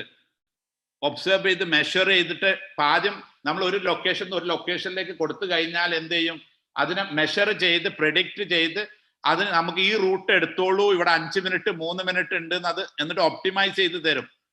അഡാപ്റ്റ് ചെയ്യും അതിനനുസരിച്ച്. പല ടെക്നോളജിയും ഇന്ന് എത്തിക്കഴിഞ്ഞു ഇതുമാതിരിത്തെ. ഇപ്പൊ ഇവിടെ നമ്മൾ മനസ്സിലാക്കുന്നത് ആർട്ടിഫിഷ്യൽ ഇന്റലിജൻസ് നമ്മൾ പഠിക്കുകയാണ് ചെയ്യുന്നത്. നമ്മളെക്കാട്ടി ഏറ്റവും കൂടുതൽ ആർട്ടിഫിഷ്യൽ ഇന്റലിജൻസ് ആണ് പഠിക്കുന്നത്. നിങ്ങൾ ഇവിടെ മനസ്സിലാക്കേണ്ട ഒരു കാര്യം, അത് നമ്മളെയും കുറിച്ച് പഠിക്കും. നമ്മളെക്കാട്ടി സ്പീഡിൽ 20,000 ഒരാഴ്ച കൊണ്ട് 20,000 വർഷത്തെ പഠനമാണത് പഠിക്കുന്നത്. അപ്പൊ ഇത് എന്തുകൊണ്ട് വരുന്നു എന്ന് ചോദിച്ചാൽ, ഈ ഒരു സാഹചര്യം, ഇന്റർനെറ്റ് നമുക്ക് വന്നു, കണക്ടിവിറ്റി വന്നു, ഡിവൈസസ് ഉണ്ട്, നമുക്ക് ക്ലൗഡ് കമ്പ്യൂട്ടിംഗ് ഉണ്ട്, artificial intelligence, machine intelligence, deep learning, IoT, ഇതെല്ലാം ഒരുമിച്ച് വരുന്നു എന്നതുകൊണ്ടാണ് ഈ ഒരു ഫെസിലിറ്റി നമുക്ക് കിട്ടുന്നത്. ഇനി എന്താണ് സംഭവിക്കാൻ പോകുന്നതെന്ന് വെച്ചാൽ, ആർട്ടിഫിഷ്യൽ ഇന്റലിജൻസ് ആദ്യം എന്ത് ചെയ്യും, എല്ലാത്തിനും റെക്കഗ്നൈസ് ചെയ്യും. ഫോർമുല റെക്കഗ്നൈസ് ചെയ്യാം, ഹാൻഡ് റൈറ്റിങ്, ലാംഗ്വേജ്, അതായത് അതെല്ലാം നമ്മൾ മനുഷ്യർ റെക്കഗ്നൈസ് ചെയ്യുന്ന മാതിരി എല്ലാത്തിനും റെക്കഗ്നൈസ് ചെയ്യുക ആദ്യത്തെ സ്റ്റെപ്പാണ്. അതിനുശേഷം അത് കൺവേർട്ട് എന്താക്കും, നമ്മളെ മാതിരി തന്നെ നോളജ് ആക്കും, അപ്ലിക്കേഷൻ ആക്കും, ചിലപ്പോൾ മിസ്റ്റേക്ക് ചെയ്യും, ബിഹേവിയർ ആക്കും, അണ്ടർസ്റ്റാൻഡ് ചെയ്യും. ഇത് അണ്ടർസ്റ്റാൻഡ് ചെയ്തതിന് ശേഷം ആൾക്കനുസരിച്ച് അത് കരിക്കുലം ഉണ്ടാക്കും. അത് ആൾക്കനുസരിച്ചുള്ള കണ്ടന്റ്, അതൊരു പ്രോബ്ലം സൊല്യൂഷൻ ആക്കും. എന്നിട്ട് നമ്മളോട് അത് കമ്മ്യൂണിക്കേറ്റ് ചെയ്യാൻ പോവുകയാണ്. എങ്ങനെയാണ് കമ്മ്യൂണിക്കേറ്റ് ചെയ്യുക? Speech, converse, ഗെസ്റ്റർ, emotions. അതായത് ഒരു മനുഷ്യൻ ചെയ്യുന്നതിന് ഇതാണ് ഒരു AI അവയർനെസ് വരികയാണെങ്കിൽ ഇതാണ് ഇതിന്റെ ഇക്വേഷൻ. രണ്ട് വാദമുണ്ട്, വരും എന്ന് പറയുന്നവരുണ്ട്, വരൂല എന്ന് പറയുന്നവരുണ്ട്. ഇതെല്ലാം നിങ്ങൾക്ക് വിട്ടു. ഇനി ഇതുകൊണ്ടുള്ള ബെനിഫിറ്റ് ഞാൻ സ്പീഡായിട്ട് പറഞ്ഞു പോകുന്നു. ഓക്കെ, ഇത് നമ്മൾ നേരത്തെ പറഞ്ഞു, നിങ്ങൾക്ക് 2 ഡീക്കേഡിനപ്പം ഫ്രീ, ഇതൊക്കെ ഫ്രീ ആയിട്ട് കിട്ടും. പൈസ വരെ ഫ്രീ ആയിട്ട് കിട്ടുന്ന കാലഘട്ടത്തിലാണ് വരാൻ പോകുന്നത്. പൈസ വരെ ഫ്രീ ആണ്. ഇപ്പൊ 15.7 ട്രില്യൺ ആണ് നിങ്ങൾക്ക് കിട്ടാൻ പോകുന്നത്. ലോക ചരിത്രത്തിൽ ആദ്യമായിട്ടാണ് ഇത്ര അധികം പൈസ ലോകത്തേക്ക് വരാൻ പോകുന്നത്. നിങ്ങളെ മുന്നിലേക്കാണ് വരുന്നതെല്ലാം. ഇപ്പൊ നിങ്ങൾക്ക് ഒരിക്കലും നിങ്ങളുടെ അച്ഛനെയോ നിങ്ങളുടെ അമ്മയെയോ നിങ്ങളുടെ പാരൻസിനെയോ നിങ്ങളുടെ കൺട്രിയെയോ നിങ്ങൾക്ക് ഒരിക്കലും ബ്ലെയിം ചെയ്യാൻ പറ്റില്ല. കാരണം എന്താന്ന് പറഞ്ഞാൽ, നിങ്ങളൊന്ന് നോക്കൂ, ഈ കമ്പനികളെല്ലാം വന്നത് 98 വന്ന കമ്പനിയാ ഗൂഗിള്. ആദ്യത്തെ ബില്യൺ ഉണ്ടാക്കിയത് 9 വർഷം. ഫേസ്ബുക്ക് വന്ന് ബില്യൺ ഉണ്ടാക്കിയത് നോക്കൂ.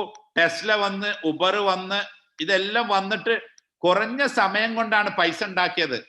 ഇവര് എല്ലാം തന്നെ 0 എന്നാണ് തുടങ്ങിയത്. പോക്കിമോൻ ഉണ്ടാക്കിയിരിക്കുന്നത് 4 ബില്യൺ 4 വർഷം കൊണ്ടാണ് ഉണ്ടാക്കിയിരിക്കുന്നത്. സോറി, 4 ആഴ്ച കൊണ്ട്. അപ്പൊ നിങ്ങൾക്ക് $1 ബില്യൺ ഉണ്ടാക്കണമെങ്കിൽ എന്ത് മതി? നിങ്ങൾക്ക് ഒരു എഡ്യൂക്കേഷനും വേണ്ട എന്നുള്ളതാണ് സത്യം.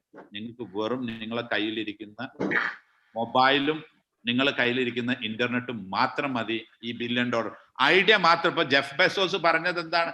I don't care what is happening in the board meeting. I am scared about 2 guys are sitting in the. 2 ആളുകൾ മതി തോൽപ്പിക്കാൻ.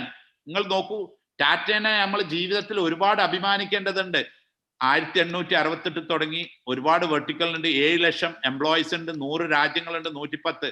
ഇപ്പൊ നിങ്ങൾ ഉപയോഗിക്കുന്ന വാട്സപ്പിൽ എത്ര എംപ്ലോയീസ് ഉണ്ട് നോക്കൂ? 13 ആള്.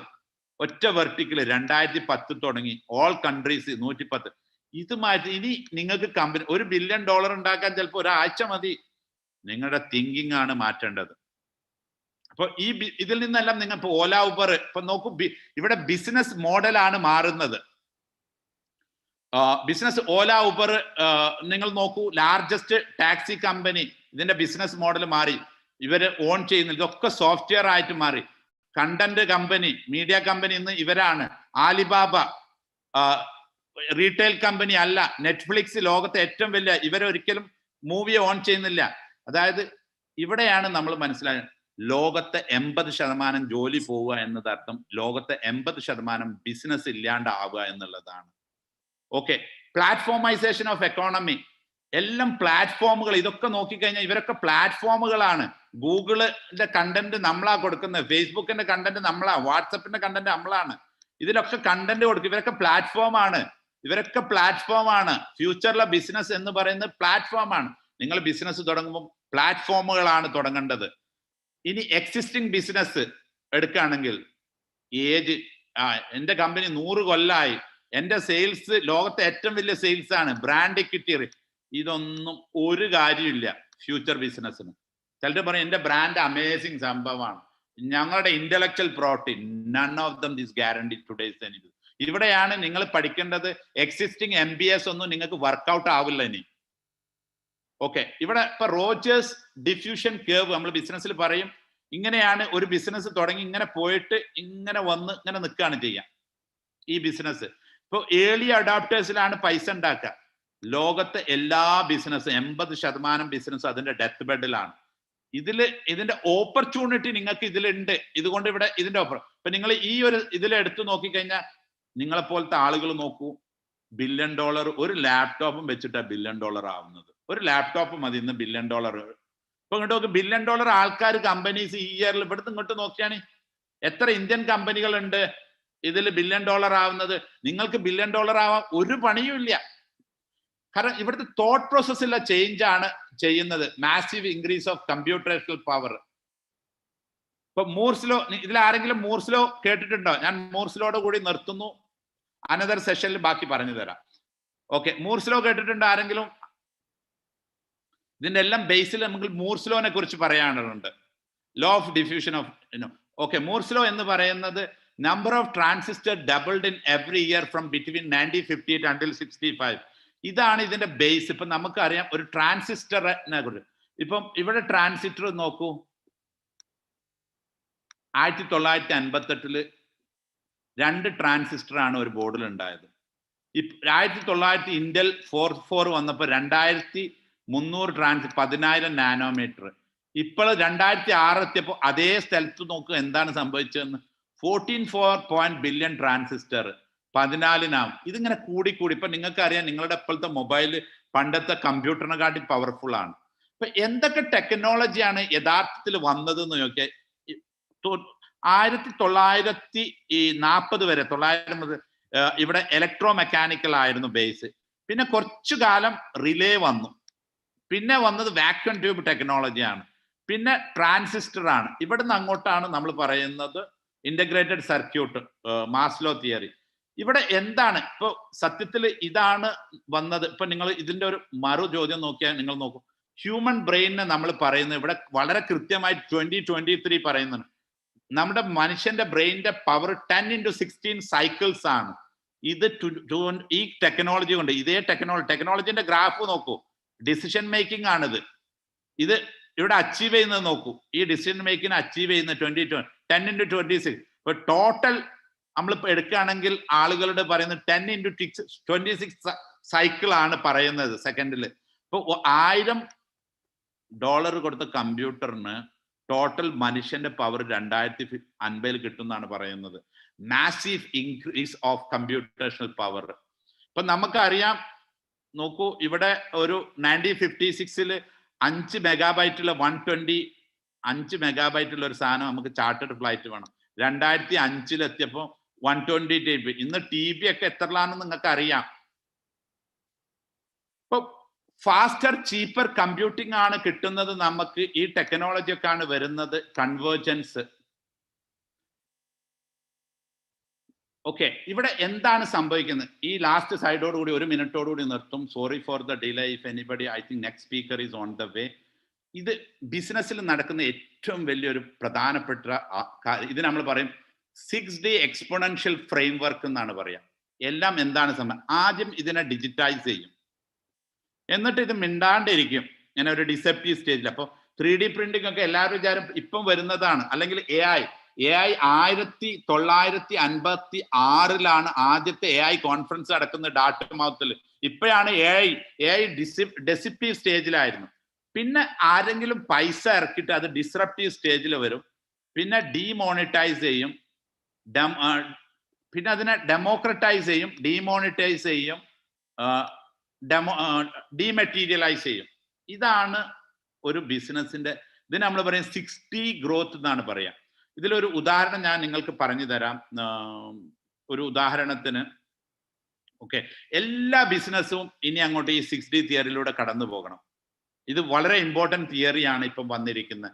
ഇപ്പം നമുക്ക് കാറുകൾ എടുത്താലും, നിങ്ങൾ ഏത് ടെക്നോളജി എടുത്താലും ആദ്യം നമുക്ക് അറിയാം, ആദ്യം ഇപ്പോൾ ഒരു ടെലിഫോണ് നമ്മൾ ആദ്യം അതിനെ ഡിജിറ്റൈസ് ചെയ്തു.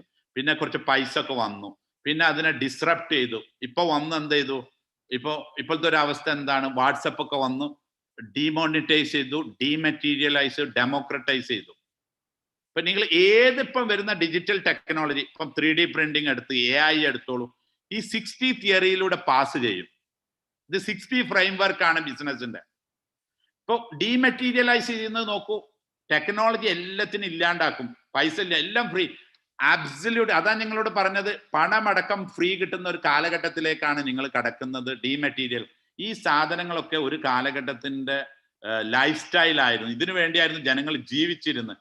ഇന്ന് നിങ്ങളുടെ പോക്കറ്റിൽ ഇതൊക്കെ ഫ്രീ ആണ്.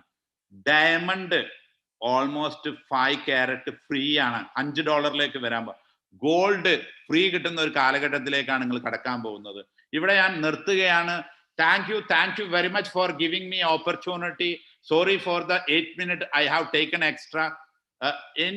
Okay, over to MC.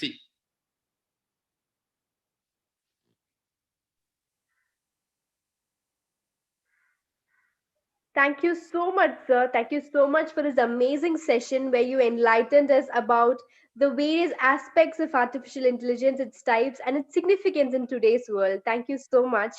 And it's my privilege to call next, to hand over the stage to next MC Rupali. Please do take over for the further proceedings. Thank you so much, MC Joshna, for inviting me. It's my privilege to introduce an eminent personality and speaker of this session. In fact, is one of the youngest speakers in this conference, Mr. Farhatullah, budding entrepreneur. Farhatullah is a final year engineering student. He is also a new age career YouTuber and Python developer. He is a graphic designer at 3G IRPS, and also he is trying to be a UI UX developer. Whatever the post and agenda copy you see related to 3G conferences, those are designed by him.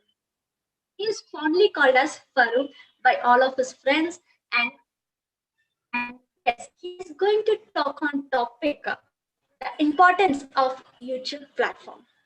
A small note to you, dear speaker, we will be hearing a short buzzer prior to 5 minutes of the session ending time, and a long buzzer exactly at the end of the session time. So thank you so much, and we welcome you, and over to you, Farouk. Okay, thank you. Thank you for introducing me. എല്ലാവർക്കും എന്നെ അറിയായിരിക്കും. ഇപ്പം introduce ചെയ്തത് എൻ്റെ പേര് ഫർഹത്തുള്ള. യൂട്യൂബിൻ്റെ സെഷനാണ് ഞാൻ എടുക്കുന്നത്. യൂട്യൂബിനെ കുറിച്ച് അറിയാത്ത ആരും ഉണ്ടാവില്ല. ഇപ്പൊ ഈ ഒരു കാലഘട്ടത്തിൽ COVID-19 വന്നതോടുകൂടി എല്ലാവരും ടിക്ടോക്ക് ഒക്കെ ബാനായി. അപ്പം യൂട്യൂബിലേക്ക് എല്ലാ ചെറിയ കുട്ടികൾ വരെ യൂട്യൂബേഴ്സായി മാറി. ഇപ്പം വൈറലായി കൊണ്ടിരിക്കുകയാണ് ചെറിയ ചെറിയ കുട്ടികളുടെ വീഡിയോസ് വരെ. സോ ചെറിയ കുട്ടികൾ ശ്രദ്ധിക്കേണ്ട അല്ലെങ്കിൽ മുതിർന്നവർ ശ്രദ്ധിക്കേണ്ട ഒരുപാട് കാര്യങ്ങളുണ്ട് യൂട്യൂബ് പ്ലാറ്റ്ഫോമിൽ. സോ കുറച്ച് ടിപ്സുകൾ ഞാൻ പറഞ്ഞുതരാം. എന്നാൽ അറിയുന്നത്, ഞാൻ ഒരു യൂട്യൂബറാണ്. ഇപ്പം 6 മാസമായിട്ടുണ്ടാവും എൻ്റെ യൂട്യൂബ് ചാനൽ തുടങ്ങിയിട്ട്. സോ ഞാനിപ്പം വീഡിയോ ഒന്നും ഇടാറില്ല. ഞാൻ അതിന് കുറച്ചും കൂടി പ്ലാറ്റ്ഫോമിൽ കുറച്ചും കൂടി പഠിക്കാനുണ്ട്. അതുകൊണ്ട് കുറച്ച് നിർത്തി വെച്ചിരിക്കുന്നത്. യൂട്യൂബ് നമ്മൾ തുടങ്ങുകയാണെങ്കിൽ തന്നെ നമ്മൾ യൂട്യൂബിനെ കുറിച്ച് അറിയണം. യൂട്യൂബിന്റെ ക്രിയേറ്റേഴ്സ് നമ്മൾ കാണണം. യൂട്യൂബിന്റെ ഓരോ rules and regulation, policy, privacy ഒക്കെ നമ്മൾ അറിഞ്ഞിരിക്കണം തുടങ്ങുകയാണെങ്കിൽ. അത് നമുക്ക് ഓൾറെഡി കാണിച്ചു തരും. നമ്മൾ ഏത് അപ്ലിക്കേഷൻ അല്ലെങ്കിൽ ഏത് സാധനം വാങ്ങുകയാണെങ്കിൽ അതിന്റെ ബാക്കിലോ അല്ലെങ്കിൽ ഏത് പേപ്പറിലായാലും നമുക്ക് അതിന്റെ റൂൾസ് ആൻഡ് റെഗുലേഷൻസ് പറഞ്ഞുതരും. സോ അതൊക്കെ നിങ്ങൾ വായിച്ചു നോക്കണം. അതിൽ ഒരുപാട് ഹൈഡ് ആയിട്ടുള്ള കണ്ടന്റുകൾ ഒരുപാട് ഉണ്ടാവും. നമുക്ക് നമ്മളുടെ ചാനലിനെ ചിലപ്പോൾ അഫക്ട് ചെയ്യുന്ന കാര്യങ്ങൾ വരെ നമ്മൾ അതിൽ പറഞ്ഞുതരും. നമ്മൾ അതൊക്കെ ശ്രദ്ധിച്ച് ഇതാക്കണം. സോ ഞാൻ സ്ക്രീൻ ഷെയർ ചെയ്യാണ്.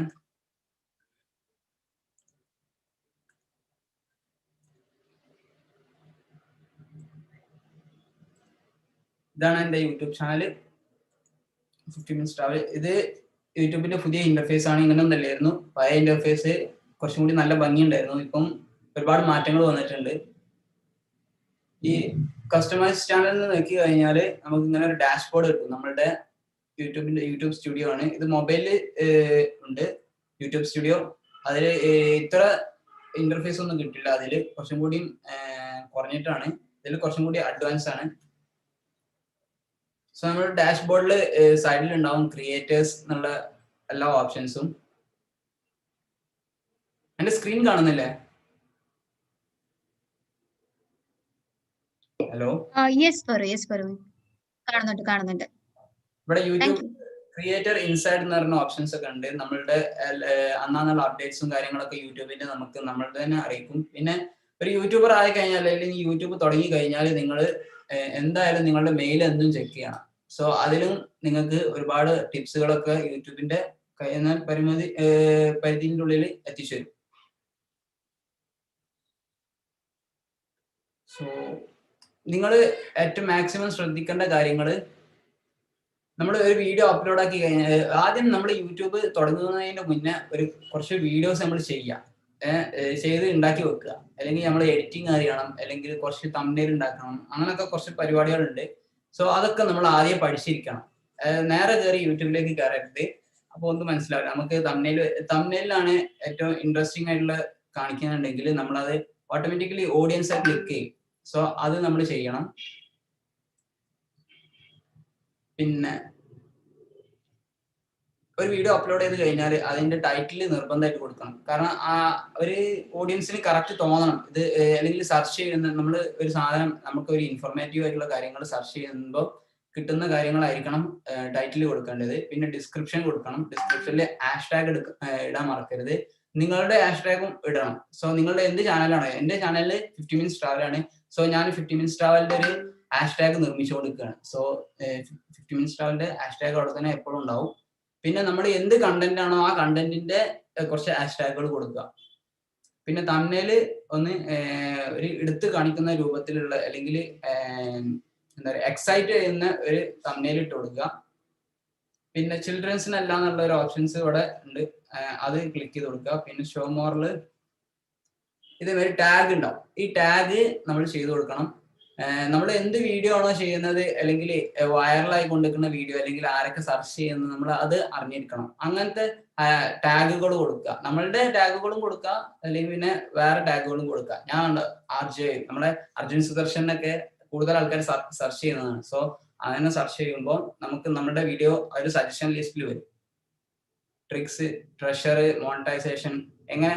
ഇപ്പം ഒരു യൂട്യൂബർ ചെറിയ കുട്ടികൾ ഇപ്പൊ എങ്ങനെ മോണിറ്റൈസ് ഞങ്ങൾക്ക് ഓപ്പൺ ആക്കാം എന്നുള്ളത് യൂട്യൂബിൽ തന്നെ നമുക്ക് നമ്മളുടെ ആവശ്യത്തിന് നമ്മൾ മറ്റുള്ളവരെ തന്നെ ചോദിക്കില്ല. നമ്മൾ ഗൂഗിളിനോട് യൂട്യൂബിനോടാണ് ചോദിക്കുന്നത്. പാരന്റ്സിനോട് ചോദിക്കുന്നത് വരെ നമ്മൾ യൂട്യൂബിനോടൊക്കെയാണ് ചോദിക്കുന്നത്. സോ നമ്മൾ അതൊക്കെ ഇതിൽ ഇൻക്ലൂഡ് ചെയ്യിക്കണം. പിന്നെ മാക്സിമം നിങ്ങൾ ശ്രദ്ധിക്കേണ്ട കാര്യം നമ്മളുടെ ഓവർവ്യൂ, ഒരു വീഡിയോയുടെ ഓവർവ്യൂ എന്ന് പറയുന്നത്, എന്റെ ഓവർവ്യൂ പറയുന്നത് 5 മിനിറ്റ്സ് ആണ്. 59 മിനിറ്റ്സിന്റെ വീഡിയോ ആണ് ഇത്. 5 മിനിറ്റ് ആൾക്കാർ കാണുള്ളൂ ആവറേജ്. അപ്പം മാക്സിമം പോയാൽ ചെറിയ ചെറിയ വീഡിയോസ് ഇടാൻ നോക്കുക. നിങ്ങളൊക്കെ ഒരു 10 മിനിറ്റ്, 12 മിനിറ്റ്, 15 മിനിറ്റ് ഒക്കെ ഒരു അത്യാവശ്യം നല്ല ഇടാൻ നോക്കുക. ഇതെന്റെ സ്ട്രീമിംഗ് ആണ്. സ്ട്രീമിംഗ് ആയതുകൊണ്ടാണ് 59 മിനിറ്റ്. സോ നിങ്ങളുടെ വാച്ച് അവേഴ്സ് നിങ്ങൾക്ക് കാണാൻ പറ്റും. നമ്മുടെ വെബിൽ കാണുകയാണെങ്കിൽ ഹവേഴ്സ് ടൈം ആയിട്ട് കാണാം. മൊബൈലിൽ നമുക്ക് യൂട്യൂബ് സ്റ്റുഡിയോ ഉണ്ട്, അതിൽ വാച്ച് മിനിറ്റ് ആയിട്ടാണ് കാണുക. വാച്ച് മിനിറ്റ് നമുക്ക് 2.5 ലക്ഷം ആണ്. I think 2.4 lakhs. പിന്നെ നമ്മളെ വീഡിയോ എത്രമാത്രം ആൾക്കാർക്ക് യൂട്യൂബിന്റെ റെക്കമെൻഡേഷനിലൂടെ എത്തിച്ചു, അത് 1700 എനിക്ക് റെക്കമെൻഡേഷൻ കിട്ടിയതാണ്. പിന്നെ അതിൽ നിന്ന് എത്ര ആൾക്കാർ വ്യൂ ചെയ്തു, 23 ആൾക്കാർ. അതിൽ നിന്ന് എത്ര ആൾക്കാർ കണ്ടു, വാച്ച് അവേഴ്സ് കിട്ടി എന്നുള്ള ഡീറ്റെയിൽസ് മൊത്തം കിട്ടും. സോ നിങ്ങൾ ശ്രദ്ധിക്കേണ്ട കാര്യങ്ങൾ, ചെറിയ ലെങ്ത് ഉള്ള വീഡിയോ ഇടാൻ നോക്കുക. മാക്സിമം എക്സൈറ്റ്മെന്റ് ആയിട്ടുള്ള കാര്യങ്ങൾ അല്ലെങ്കിൽ ഇന്നത്തെ കാലത്തേക്ക് ആവശ്യമുള്ള അല്ലെങ്കിൽ ഫ്യൂച്ചറിൽ ആവശ്യം സെർച്ച് ചെയ്യുന്ന അത്രയും ബെനിഫിറ്റ് ഉള്ള കാര്യങ്ങൾ നിങ്ങൾ ഇടാൻ നോക്കുക. എസ്പെഷ്യലി ടെക്നോളജിനെ കുറിച്ചുള്ളത്, പിന്നെ വ്ളോഗ്സ്, നമ്മുടെ നാടിനെ കുറിച്ച് അല്ലെങ്കിൽ അറിയപ്പെടാത്ത സ്ഥലങ്ങൾ, അല്ലെങ്കിൽ നമ്മൾ ഒരു യാത്ര പോകുന്നുണ്ടെങ്കിൽ ആ യാത്രേന്റെ ബഡ്ജറ്റ് എങ്ങനെ, എന്തൊക്കെയാണ് ഇതിൽ ഉൾക്കൊള്ളുന്നത്, എന്തൊക്കെ കാര്യങ്ങളൊക്കെ ഉള്ളത് ഉൾക്കൊള്ളിക്കാൻ നോക്കുക. മാക്സിമം നമ്മളാൽ കഴിയുന്നത് മറ്റുള്ളവർക്ക് ഇൻഫർമേഷൻ പാസ് ചെയ്യാൻ നോക്കുക. ഉപകാരമുള്ള കാര്യങ്ങൾ ചെയ്യുമ്പോൾ നമുക്ക് യൂട്യൂബ് എന്നും നിലനിൽക്കും, നമ്മുടെ ചാനൽ എന്നും എല്ലാവരും കാണും. സോ ഓവർവ്യൂവിൽ നമുക്ക് നല്ല വ്യൂസ് കിട്ടും സെർച്ച് ചെയ്യുന്ന കാര്യങ്ങളൊക്കെ ആവുമ്പോൾ. പിന്നെ മെയിൻലി യൂട്യൂബേഴ്സ് ശ്രദ്ധിക്കേണ്ട ഒരുപാട് ടഫസ്റ്റ് ആയിട്ടുള്ള ഒരു ഏരിയ ആണ് നമുക്ക് മോണിറ്റൈസ് ഓപ്പൺ ആവുക എന്നുള്ളത്. മോണിറ്റൈസ് ഓപ്പൺ ആവുക, എന്റെ മോണിറ്റൈസ് ഇപ്പം 514 സബ്സ്ക്രൈബേഴ്സ്, അത് 1000 ആവണം. Watch hours 4000. അത് കുറച്ച് ടഫാണ് നമുക്ക് കിട്ടാൻ. ആ ഒരു മേഖല കടന്നു കിട്ടാൻ ഒരുപാട് പ്രയാസം, നമ്മൾ ഒരുപാട് കഷ്ടപ്പെട്ടാലേ എന്തും കിട്ടുള്ളൂ. സോ നമ്മൾ കഷ്ടപ്പെടണം. ഒരു വീഡിയോ എഡിറ്റ് ചെയ്ത് പൂർത്തീകരിച്ച് നമ്മൾ മനസ്സറിഞ്ഞ് ചെയ്ത് കഴിഞ്ഞാൽ, നമ്മൾ എന്ത് മനസ്സറിഞ്ഞ് ചെയ്ത് കഴിഞ്ഞാലും നമുക്ക് അതിന് ബെനിഫിറ്റ് കിട്ടും. സോ നമ്മള് ഷോർട്ട് കട്ട് ഉപയോഗിക്കരുത് ഒരിക്കലും. യൂട്യൂബിൽ എവിടെ ആയാലും നമ്മൾ ഷോർട്ട് കട്ട് ഉപയോഗിക്കരുത്, നേർവഴിയിലേക്ക് പോവാ. സോ ഇത് നമുക്ക് കിട്ടാൻ സിമ്പിൾ ആണ്. നമുക്ക് ഇൻഫർമേഷൻ ആയിട്ടുള്ള കാര്യങ്ങൾ, നമുക്ക് മറ്റുള്ളവർക്ക് ഉപകാരമുള്ള കാര്യങ്ങൾ ചെയ്യുമ്പോൾ നമ്മൾ അവര് സെർച്ച് ചെയ്യും, അല്ലെങ്കിൽ അത് മറ്റുള്ളവർ പാസ് ചെയ്ത് ഇങ്ങനെ പോകും, ഷെയർ ചെയ്ത് പോകും. സോ നമുക്ക് നല്ല വാച്ച് അവേഴ്സ് ഉണ്ടാവും. സോ നിങ്ങൾ ഇൻഫർമേഷൻ ഉള്ള നല്ല നല്ല കാര്യങ്ങൾ ചെയ്ത് നോക്കുക. ഞാൻ എടുത്തത് എന്റെ ട്രാവൽ ബ്ലോഗ്സും പിന്നെ ഡെയിലി ലൈഫിലുള്ള ടെക്നോളജിനെ കുറിച്ചുള്ള കാര്യങ്ങളൊക്കെയാണ് ഞാൻ എടുത്തത്. സോ എനിക്ക് അന്ന് ഒരു 6 മാസം മുമ്പ് ഞാൻ അന്ന് എന്റെ ചിന്തയിൽ തോന്നിയിട്ടുള്ള കാര്യമാണ് ഞാൻ എടുത്തത്. നമുക്ക് വേണമെങ്കിൽ ഒന്നും കൂടി ചേഞ്ച് ചെയ്യാം, മാറ്റങ്ങളൊക്കെ വരുത്താം. പിന്നെ നിങ്ങൾ യൂട്യൂബിൽ ഇപ്പോഴത്തെ ടെക്നോളജി എല്ലാവരും കയറുന്നോണ്ട് ചെറിയ കുട്ടികൾ വരെ യൂട്യൂബിലാണ്. ഇപ്പോൾ അത് ശ്രദ്ധിക്കുന്ന എല്ലാവരും ട്രെയിലർ ഇടാൻ നോക്കുക നമ്മളുടെ ചാനലിന്. എന്റെ ട്രെയിലർ ഫസ്റ്റത്തെ കൊടികുത്തിമല വ്ളോഗ് 11th അത് ഇവിടെ ഫസ്റ്റത്തെ ഇതിൽ കണ്ടില്ലേ, ഫ്യൂച്ചേർഡ് വീഡിയോ ഓൺ റിട്ടേണിംഗ് സബ്സ്ക്രൈബേഴ്സ്. അതിൽ നമ്മൾ കൊടുക്കണം, നമുക്ക് ചേഞ്ച് ചെയ്യാം ഏത് വീഡിയോ നമുക്ക് എക്സൈറ്റ്മെന്റ് ആയിട്ടുള്ള അല്ലെങ്കിൽ അത്യാവശ്യം പോപ്പുലർ ആയിട്ടുള്ള വീഡിയോസ് വേണമെങ്കിൽ ഇട്ട് കൊടുക്കാം. പിന്നെ അത്യാവശ്യം ലെങ്ത് ഉള്ള വീഡിയോസ് വേണമെങ്കിൽ ഫസ്റ്റിൽ ഇട്ട് കൊടുക്കാം. ഒരു അയാള് സബ്സ്ക്രൈബ് ചെയ്തിട്ടില്ല ഫസ്റ്റ് കാണാനുള്ളതാണെങ്കിൽ. പിന്നെ യൂട്യൂബിൽ പുതിയൊരു ഓപ്ഷൻസ് വന്നതാണ് ഷോർട്ട് വീഡിയോസ്. ഷോർട്ട് വീഡിയോസിൽ എല്ലാവരും കാണുന്നുണ്ട്, സോ നല്ല വ്യൂസ് കിട്ടുന്നുണ്ട്. 15 സെക്കൻഡ് ആണ്, ബട്ട് ഒരു 5 മില്യൺ വ്യൂസ് അല്ലെങ്കിൽ 3 മില്യൺ വ്യൂസ് ഒക്കെ കിട്ടുമ്പോഴാണ് നമുക്ക് മോണിറ്റൈസിന്റെ ആ ഒരു അറ്റത്തേക്ക് എത്തുക. വ്യൂസ് സെക്കൻഡ് ആണ് അതിന്റെ പരിമിതി. ലെങ്ത് 1 മിനിറ്റ് 2 മിനിറ്റ് ഒക്കെ ആണെങ്കിൽ ഒരു 3 lakhs ഒക്കെ ആകുമ്പോൾ തന്നെ നമ്മുടെ മോണിറ്റൈസ് ഓപ്പൺ ആവും ഏകദേശം. പിന്നെ അപ്ലോഡ്സ്, പോപ്പുലർ വീഡിയോസ്, ഇതൊക്കെ നിങ്ങൾക്ക് ചെയ്യാൻ പറ്റുന്നുള്ളൂ. പിന്നെ അപ്കമിങ് ലൈവ് സ്ട്രീമിങ്, ഞാൻ ലൈവ് സ്ട്രീം നടത്തുകയാണെങ്കിൽ ഫസ്റ്റ് തന്നെ നമുക്ക് വരാനുള്ളത്. പിന്നെ പ്ലേലിസ്റ്റ് മാക്സിമം ഉണ്ടാക്കുക. നമ്മൾ എന്ത് വീഡിയോസ് ഉണ്ടാക്കുകയാണെങ്കിലും പ്ലേലിസ്റ്റ് ഉണ്ടാക്കി കൊടുക്കുക. അതിലേക്ക് ഒരു പാർട്ടായിട്ട് ഇടുകയാണെങ്കിൽ അതിലേക്ക് ഇട്ട് കൊടുക്കുക. എന്നിട്ട് നമ്മളുടെ ചാനലിന്റെ ഡിസ്ക്രിപ്ഷനിൽ നമ്മൾ കൊടുക്കുക, ഇങ്ങനെ ഒരു പ്ലേലിസ്റ്റ് ഉണ്ട്, നിങ്ങൾക്ക് ആവശ്യമുള്ള സാധനമാണ്, നിങ്ങൾ എടുക്കുക. വേണമെങ്കിൽ ആ ലിങ്ക് അവിടെ കൊടുക്കുക. അപ്പൊ മറ്റുള്ളവർ അത് സെർച്ച് ചെയ്ത് എടുക്കും.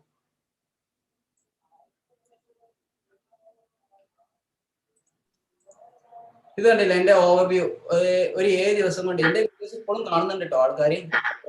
ഇപ്പൊ നമുക്ക് ഇവിടെ 48 അവേഴ്സിന്റെ ഉള്ളിൽ 40 ആൾക്കാർ. ഞാൻ ഇൻഫർമേഷൻ എന്റെ കോളേജിന്റെ റിവ്യൂ ആണ് ഇട്ടത്, അത് ഇപ്പോഴും ഇങ്ങനെ വന്നുകൊണ്ടിരിക്കുകയാണ്.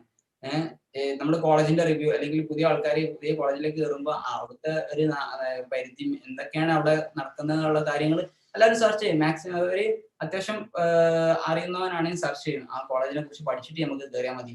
സോ ഞാൻ അങ്ങനെ ഒരു റിവ്യൂ ഇട്ടതാണ് എന്റെ കോളേജിനെ കുറിച്ചിട്ടുള്ള. ആ കോളേജിന്റെ വ്യൂസിലാണ് ഇപ്പൊ എല്ലാവരും നിൽക്കുന്നത്, കാണുന്നത്. 11 ആൾക്കാരെ കാണുന്നുണ്ട്. സോ നമ്മൾ 7 ദിവസം കൊണ്ട് 150 വ്യൂസിന്, അതായത് നമ്മൾ ആവശ്യമുള്ള സാധനങ്ങൾ ഇട്ട് കഴിഞ്ഞാൽ വ്യൂസ് ഇങ്ങനെ കൂടിക്കൊണ്ട് 28 ദിവസം കൊണ്ട് 1.1K. അപ്പം നമ്മൾ ശ്രദ്ധിക്കേണ്ട കാര്യങ്ങൾ പറഞ്ഞാൽ വാച്ച് മിനിറ്റ്, ഇതിന്റെ റിവ്യൂവിന്റെ വീഡിയോ എന്ന് പറയുന്നത് 11 മിനിറ്റ് ഇട്ടുണ്ട്. സോ നമ്മൾ റിവ്യൂ ആണ് ചെയ്തത്, അപ്പൊ എല്ലാ കാര്യങ്ങളും ഇൻക്ലൂഡ് ചെയ്തിട്ടുണ്ട്. ആ സ്ഥലങ്ങളും ആ ഒരു ഏരിയകൾ മൊത്തം നമ്മുടെ കോളേജിനെ കുറിച്ചിട്ടുള്ള എന്തൊക്കെയുള്ളതൊക്കെ പറഞ്ഞു കൊടുത്തിട്ടുണ്ട്. അതുകൊണ്ടാണ് ലെങ്ത് കൂടി. ആ ലെങ്ത്തിന്റെ ഞാൻ ആ വീഡിയോന്റെ ഇത് കാണിച്ചു തരാം.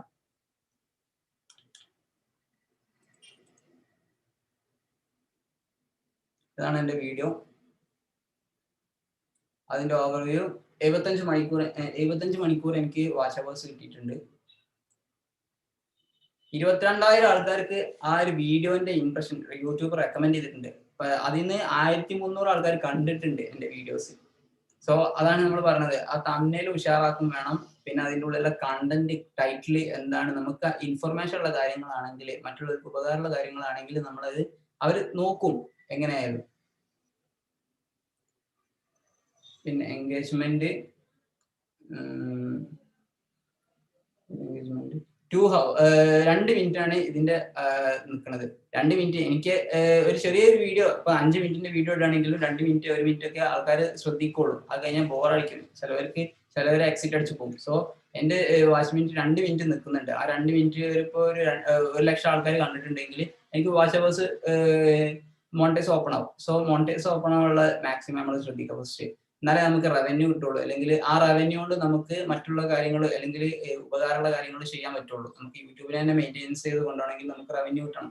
ഞാൻ ഇതുവരെ റവന്യൂ ഇല്ലാതെയാണ് എല്ലാ വീഡിയോസും ചെയ്തത്. അധികം ആൾക്കാരും യാത്ര ചെയ്യുമ്പോഴും നമ്മൾ പൈസ നല്ലോണം ചെലവാക്കും. സോ ഞാൻ പൈസ ചെലവാക്കിയിട്ടില്ല, എനിക്ക് ആ ഒരു ഇതിലേക്ക് എത്തിയിട്ടില്ല. സോ അതുകൊണ്ടാണ് ഇങ്ങനെ. പിന്നെ നമുക്ക് സബ്സ്ക്രൈബേഴ്സ് മാക്സിമം ഉണ്ടാക്കാൻ നോക്കണം. നമ്മുടെ ഫ്രണ്ട്സിലേക്ക് അറിയിക്കുക, അവർക്ക് ഇൻഫർമേഷൻ ഉള്ള കാര്യങ്ങളാണെങ്കിൽ ഇങ്ങനെ ഷെയർ ചെയ്ത് പോകുന്ന രീതിയിലുള്ള എന്തെങ്കിലും കണ്ടന്റ് ഇട്ട് കൊടുക്കുക. എന്റെ സബ്സ്ക്രൈബേഴ്സ് 78% ആൾക്കാർ സബ്സ്ക്രൈബ് ചെയ്യാത്ത ആൾക്കാരാണ് ഇത് കണ്ടിട്ടുള്ളത്. സബ്സ്ക്രൈബ് ചെയ്ത ആൾക്കാർ 21% കണ്ടിട്ടുള്ളത്. അപ്പൊ നിങ്ങൾ ശ്രദ്ധിക്കേണ്ട കാര്യം, ഫസ്റ്റ് തന്നെ നമ്മൾ ബെൽ ബട്ടൺ ക്ലിക്ക് ചെയ്യാൻ പറയുക. ഒരു ബ്ലോഗ് സ്റ്റാർട്ടിങ് ടൈമിൽ ബെൽ ബട്ടണും സബ്സ്ക്രൈബും ചെയ്യാൻ പറയുന്ന ഒരു ഓപ്ഷൻ വെച്ചു കൊടുക്കുക. പിന്നെ നിങ്ങൾ മോണിറ്റൈസ് ഓപ്പൺ ആവുന്നതിന് മുന്നേ കൺട്രി വെരിഫൈ ചെയ്യണം, മൊബൈൽ നമ്പർ വെരിഫൈ ചെയ്യണം. പിന്നെ മോണിറ്റൈസ് ഓപ്പൺ ആയി കഴിഞ്ഞാൽ ആഡ്സെൻസ് ആണ് ലിങ്ക് ചെയ്യിക്കേണ്ടത്. ലിങ്ക് ചെയ്യുമ്പോൾ നിങ്ങളുടെ അഡ്രസ്സ് കറക്റ്റ് കൊടുക്കണം. അതിലേക്ക് ഒരു പിൻ കോഡ് വരും. മാക്സിമം അത് ഇതുവരെ യൂട്യൂബിൽ അറിയുന്നവർ തോന്നുന്നുണ്ടാവും. എനിക്കും കുറച്ചൊക്കെ അറിയുള്ളൂ. ഞാൻ യൂട്യൂബേഴ്സിന്റെ പാനൽ ഡിസ്കഷനിൽ എനിക്ക് കുറച്ച് അർജുൻ ചേട്ടനും ഉണ്ണിച്ചേട്ടനും ഒക്കെ എനിക്ക് കുറച്ച് പറഞ്ഞു തന്നിട്ടുണ്ട് എന്തൊക്കെയാ അതിൽ ശ്രദ്ധിക്കേണ്ട. അവരൊക്കെ അത്യാവശ്യം നല്ല വ്യൂസ് 20 ദിവസം കൊണ്ട് ഫേമസ് ആയ ആൾക്കാരാണ്, അല്ലെങ്കിൽ ഒരു മാസങ്ങൾ കൊണ്ട് ഫേമസ് ആയ ആൾക്കാരാണ് അവരുടെ വീഡിയോസ്. അപ്പൊ അവർക്ക് ഒരുപാട് മേഖലകൾ കടന്നു കഴിഞ്ഞിട്ടാണ് അവർ ഇങ്ങനെ എത്തിയത്. അപ്പൊ അവരുടെ കഷ്ടപ്പാടുകളും എന്താണ് അവർ ഫേസ് ചെയ്തതുള്ളത് എനിക്ക് പറഞ്ഞു തന്നിട്ടുണ്ട്. സോ ഞാനും അതിലൂടെ എന്തൊക്കെ ശ്രദ്ധിച്ചു പോകേണ്ട കാര്യങ്ങളൊക്കെ ഞാൻ ശ്രദ്ധിച്ചിട്ടുണ്ട്.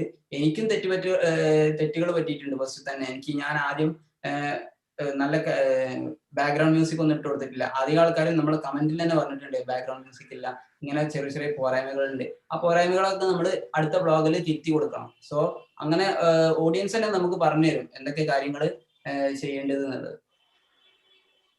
Okay, Faru, sorry to interrupt. Okay. Yeah, our time is up. Yeah. Okay. Could you please wind up soon?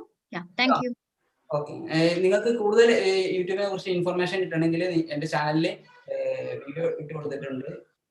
How to become new age career YouTuber എന്നുള്ളത് ഒരു വീഡിയോ ഇട്ട് കൊടുത്തിട്ടുണ്ട് 54 മിനിറ്റിന്റെ.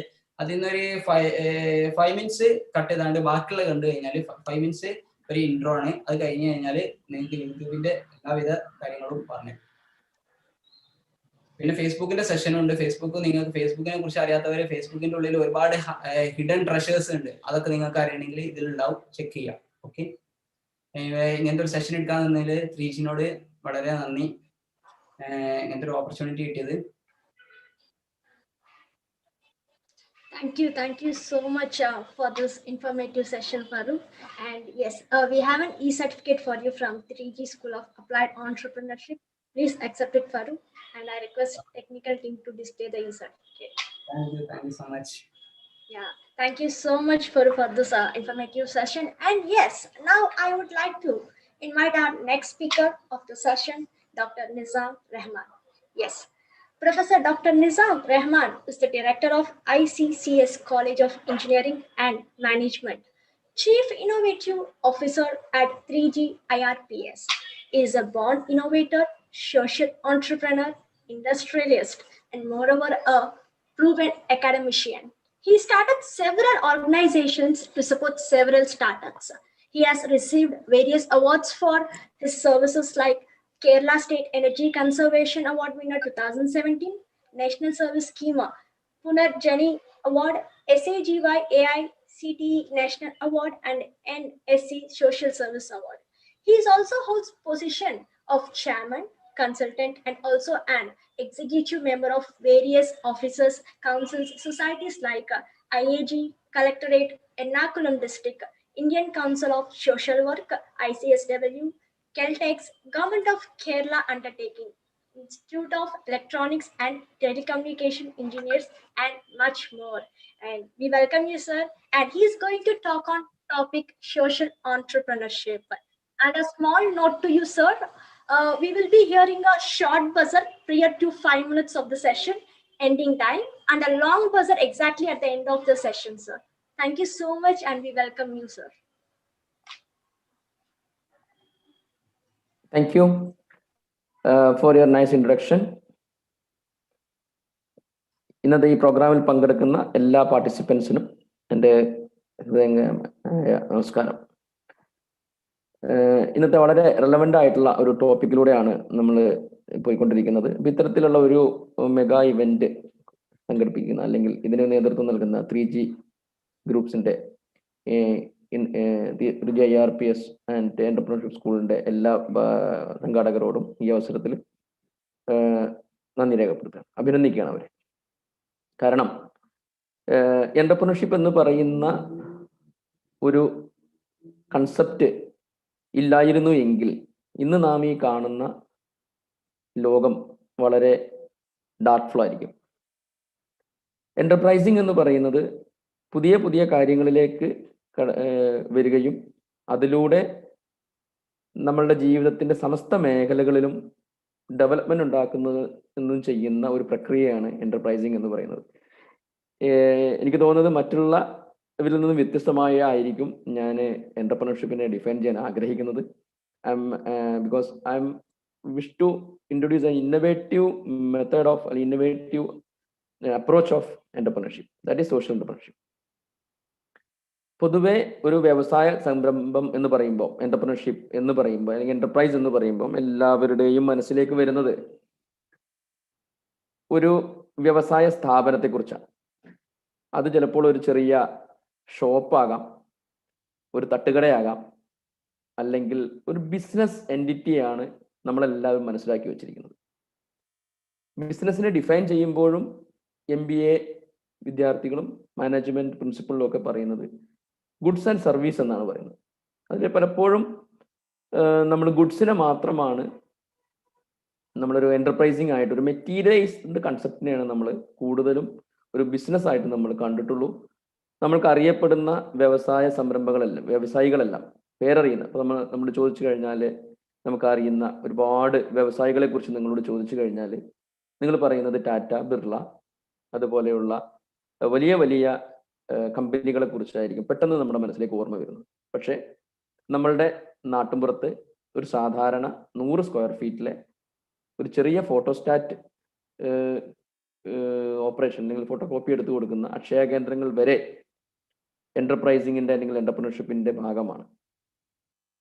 അപ്പം ബിസിനസ് എന്നുള്ളതിനെ ഒന്ന് ചെറുതായിട്ട് നിർവചിക്കുമ്പോൾ ഞാൻ പറയാൻ ആഗ്രഹിക്കുന്നത്, ഞാൻ ഒരു പ്രവൃത്തി, ഒരു ഗുഡ്സ് ആൻഡ് സർവീസ്, അല്ലെങ്കിൽ ഒരു കൺസെപ്റ്റ്, ഒരു പ്രവൃത്തി, ഒരു ഗുഡ്സ്, എന്തെങ്കിലും ഒരു സാധനം മറ്റൊരാൾക്ക് നൽകുകയും അതിൽ നിന്ന് ഒരു പ്രതിഫലം പറ്റുകയും എൻ്റെ സേവനം അത് സ്വീകരിച്ച ആൾക്ക് തൃപ്തികരമാകുകയും അയാൾ നൽകിയ പ്രതിഫലം എനിക്ക് തൃപ്തികരമാകുമ്പോഴുമാണ് അതിനെ നമ്മളൊരു വാല്യൂ പ്രോഫിറ്റബിൾ ബിസിനസ് എന്ന് പറയാൻ ആഗ്രഹിക്കുന്നത്.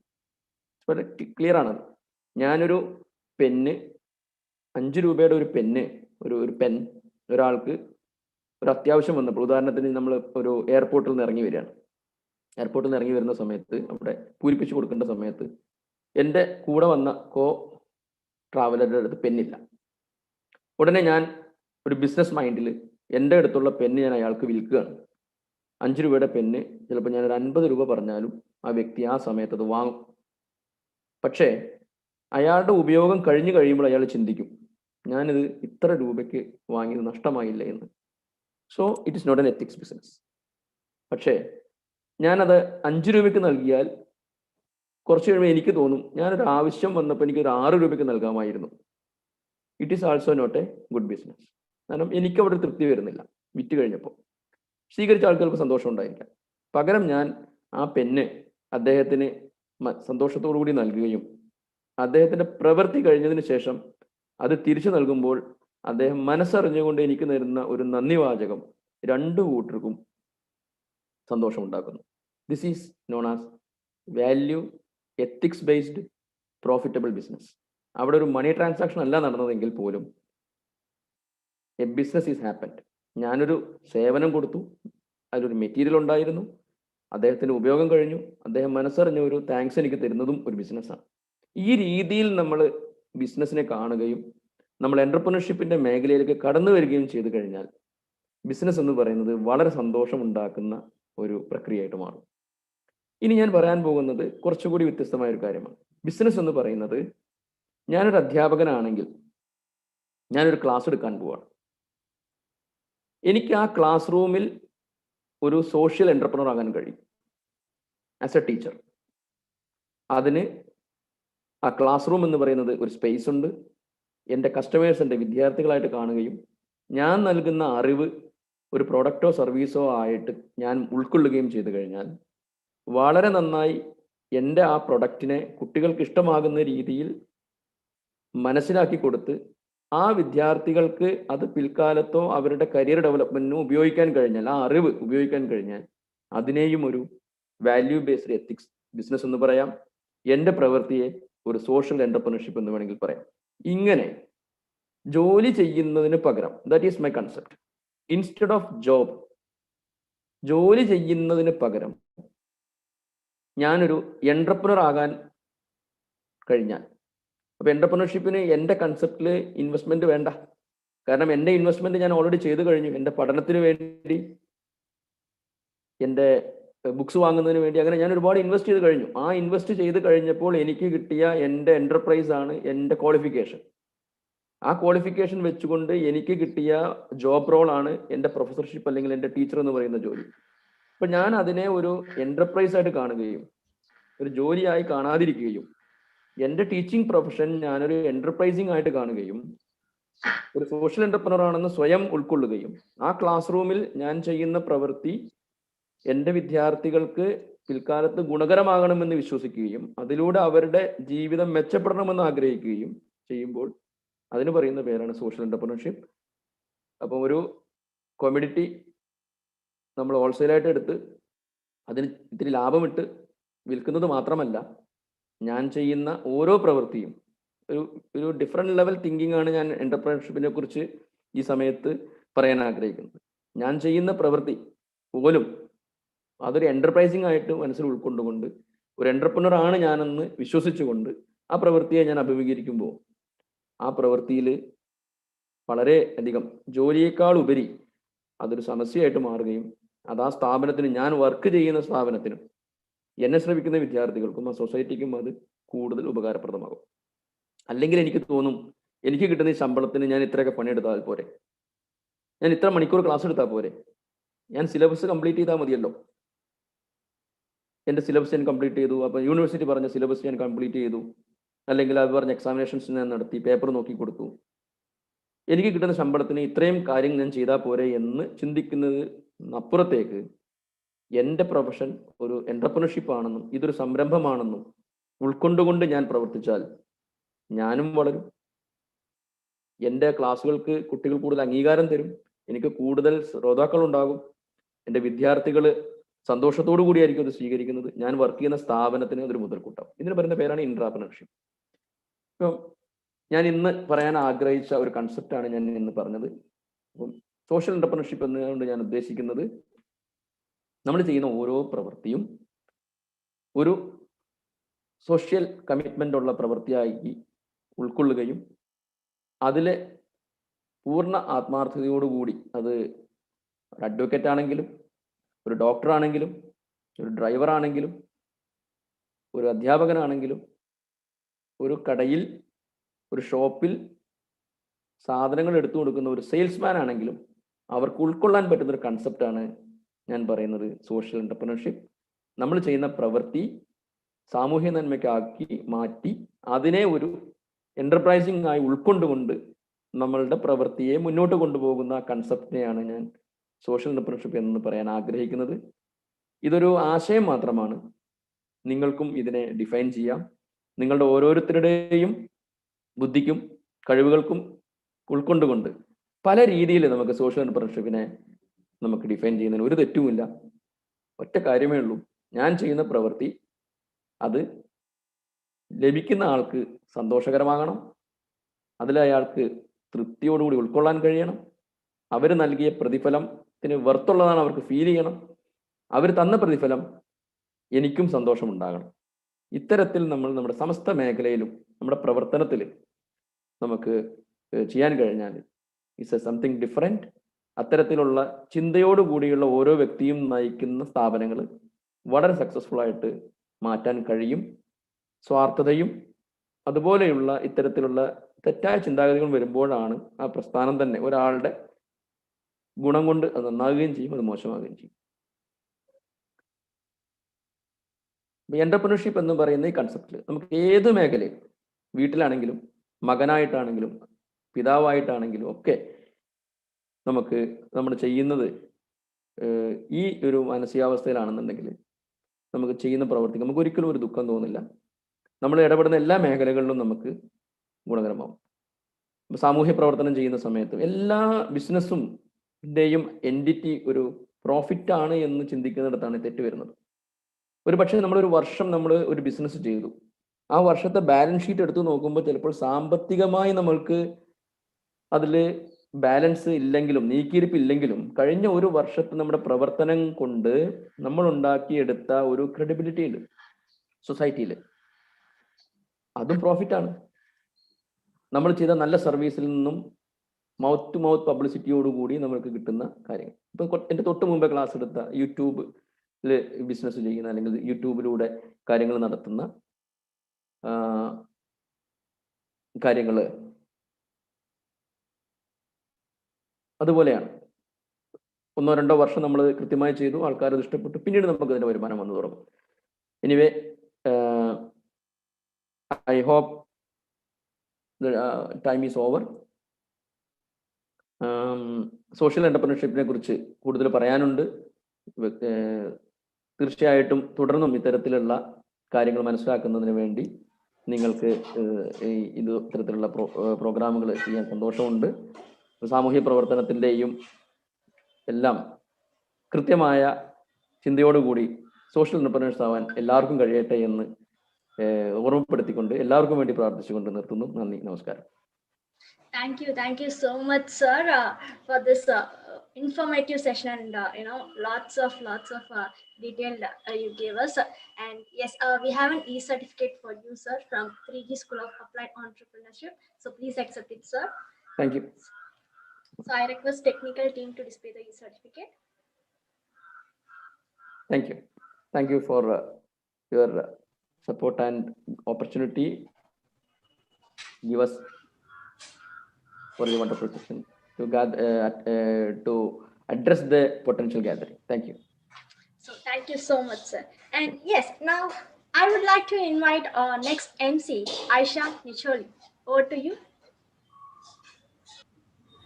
Thank you so much, MC Rubali. So now I would like to introduce an eminent corporate consulting and development organization of Kerala and GCC countries, Global Update, which has developed a very good fame in the corporate network by its prompt services. For the past few years were indulged in doing services like corporate management consultancy, HR development, corporate development projects, business promotions, online and offline strategy consultation, etc. We pride ourselves on working closely with our clients in the following areas. 1. Social media strategy. 2. Creating brand awareness through employees. 3. Creating digital awareness within the employees. 4. Business branding and marketing strategy using social media. 5. Guidelines for the betterment of online and offline platforms. Today we have Chairman and founder of Global Update, Advocate Nizam Rahman, and Harris Abubakar, who is social media strategist of Global Update. It's my privilege to introduce Advocate Nizam Rahman, the Director of Kerala Career Development, Legal and Strat Advisor of 3 IRPS IIT Madras Research Park, and founder and chairman of Global Update Group, and also one among the most famous and youngest legal and strategy consultant of India. Dear speakers, we will be hearing a short buzzer prior to 5 minutes of the session ending time and a long buzzer exactly at the end of the session time. Thank you. On to you, sir.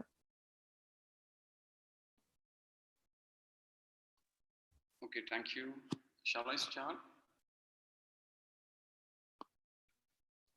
No, sir, we have one more speaker. So I would like to invite our MC, Jofna, to introduce Harris Abubakar, who is a social media strategist for Global Update. Jofna, please. Yes, Anjali, thank you so much for inviting me. Harris Abubakar, and it's my special privilege and honor to invite such an eminent personality here. Yes, Harris is a serial entrepreneur, orator, and a social media strategist. He works with people and business to create content to drive differentiation, growth, sales, and loyalty.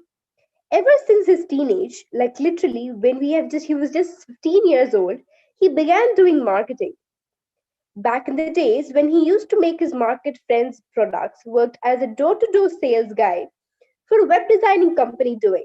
He was fortunate enough to build 70 plus people in his network, gaining traction as a marketing guy. So he combined the core interests of his and started building his own brand, teaching social media strategies to his fellow audience. Yes, being passionate those two core interests and started building his own brand, teaching social media strategies to his fellow audience.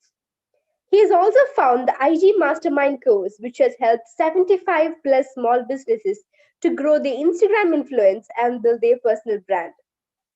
With this note, I invite you, sir, Haris Abubakar, sir, on the stage. Thank you so much. Thanks a lot. Yeah, we would like to invite Nizam sir as well. Yeah, thank you so much. Yeah. Okay. Anyway, thank you for a valuable introduction. Very good afternoon, one and all.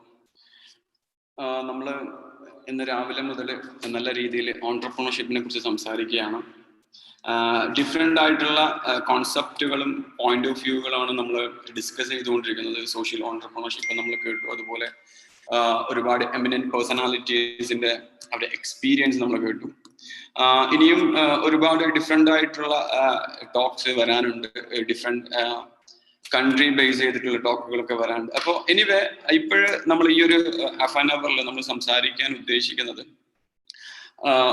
Strategy. നമ്മൾ പലപ്പോഴും കേൾക്കുന്ന ഒരു വേർഡാണ് strategy. അപ്പോൾ ഈ സ്ട്രാറ്റജിയുമായി ബന്ധപ്പെട്ടും അതുപോലെ social മീഡിയയിൽ എങ്ങനെ സ്ട്രാറ്റജി ഉപയോഗിക്കാം എന്നുള്ളതുമായി ബന്ധപ്പെട്ടിട്ടുള്ള കുറച്ച് കാര്യങ്ങളാണ് ഡിസ്കസ്, ഈ ചുരുങ്ങിയ സമയം കൊണ്ട് കുറച്ച് കാര്യങ്ങൾ ഡിസ്കസ് ചെയ്യാം. ഓക്കെ, ഞാൻ ആദ്യമായി ഒരു ഇന്ററാക്റ്റീവ് സെഷനും കൂടിയാണ് ഉദ്ദേശിക്കുന്നത്. ഓക്കെ, എനിവേ നമ്മൾ ഏതെങ്കിലും ഒരു സെക്ടറിൽ, അല്ലെങ്കിൽ പലപ്പോഴും പല ആളുകൾ പറയും സർവീസ് ആണെന്ന് പറയും, അല്ല പ്യൂർലി ഇതിൽ ബിസിനസ് ഇല്ല എന്ന് പറയും, അല്ലെങ്കിൽ ഏതെങ്കിലും ഇത് സർവീസ് ആണ് അല്ലെങ്കിൽ ബിസിനസ് ഇല്ല എന്ന് പലപ്പോഴും നമുക്ക് പലതരത്തിൽ നമ്മൾ കേൾക്കാറുണ്ട്. എന്റെ ക്വസ്റ്റ്യൻ, ഏതെങ്കിലും ഒരു സെക്ടർ ബിസിനസ് ഇല്ലാത്ത സെക്ടർ ഉണ്ടോ? ബിസിനസ് ഇല്ലാത്ത ഏതെങ്കിലും സെക്ടർ ഉണ്ടോ? ഇപ്പോൾ എക്സാമ്പിൾ ഹെൽത്ത് സെക്ടർ ആയാലും മറ്റു എഡ്യൂക്കേഷൻ സെക്ടർ ആയാലും ഏതെങ്കിലും ബിസിനസ് എന്നുള്ള ഒരു കോൺസെപ്റ്റ് അതിന്റെ പിറകിലില്ലാതെ ഒരു സെക്ടർ ഉണ്ടോ? ഏതെങ്കിലും ഒരു ഏരിയ ഉണ്ടോ? എന്റെ ക്വസ്റ്റ്യൻ അതാണ്. നമ്മൾ പലപ്പോഴും സർവീസ് സെക്ടർ എന്ന് പറയും, ബിസിനസ്സിലുള്ള ഒരു സെക്ടർ മാത്രമാണ് സർവീസ് സെക്ടർ, അല്ലെങ്കിൽ എഡ്യൂക്കേഷൻ സെക്ടർ എന്ന് പറയും. അപ്പോൾ എല്ലാ കോൺസെപ്റ്റിന്റെയും എല്ലാ തന്നെ രീതിയുടെ പിറകിൽ ബിസിനസ് ഉണ്ട് എന്നുള്ളതാണ് യാഥാർത്ഥ്യം. പലപ്പോഴും പല രീതികൾ, അഡ്വർടൈസ്മെന്റും മറ്റുള്ള കാര്യങ്ങളും നമ്മൾ അറിയാതെ നമ്മളിലേക്ക് എത്തുന്നു. അത് കൃത്യമായി പറഞ്ഞാൽ അവരുപയോഗിക്കുന്ന സ്ട്രാറ്റജിയുടെ ബലമാണ്. നമ്മൾ ഒരു ഇൻഡയറക്റ്റ് മാർക്കറ്റിംഗിൽ പല രീതിയിലുള്ള മാർക്കറ്റ് നമ്മൾ ഓൾറെഡി ഡിസ്കസ് ചെയ്തതാണ്, ആർട്ടിഫിഷ്യൽ ഇന്റലിജൻസും കാര്യങ്ങളും. ട്രഡീഷണൽ ആയിട്ട് പലരും ഇപ്പോഴും അപ്ഡേറ്റ് ആവാതെ മുമ്പ് എങ്ങനെയാണോ അവർ ചെയ്തത് ആ സെയിം മെത്തേഡിലാണ് ഇപ്പൊ വീണ്ടും മുമ്പോട്ട് പോകുന്നത്. അപ്പോൾ അങ്ങനെ ഒരു പോയിന്റ് ഓഫ് വ്യൂവിൽ അവർ മുമ്പോട്ട് പോകുമ്പോൾ ഒരു ഈ പ്രസൻസിനെ ഇപ്പോ ഇനി കുറച്ചും കൂടെ കഴിഞ്ഞാൽ അവർക്ക് അവരെ ഒരു മാർക്കറ്റിൽ പിടിച്ചു നിൽക്കാൻ പറ്റില്ല എന്നുള്ള യാഥാർത്ഥ്യം. കൃത്യമായി പറഞ്ഞാൽ അവർ മാർക്കറ്റിൽ നിന്ന് ഔട്ട്ഡേറ്റഡ് ആകും. കാരണം ഡേ ബൈ ഡേ നമ്മുടെ ആക്ടിവിറ്റീസ് മാറിക്കൊണ്ട് വരികയാണ്.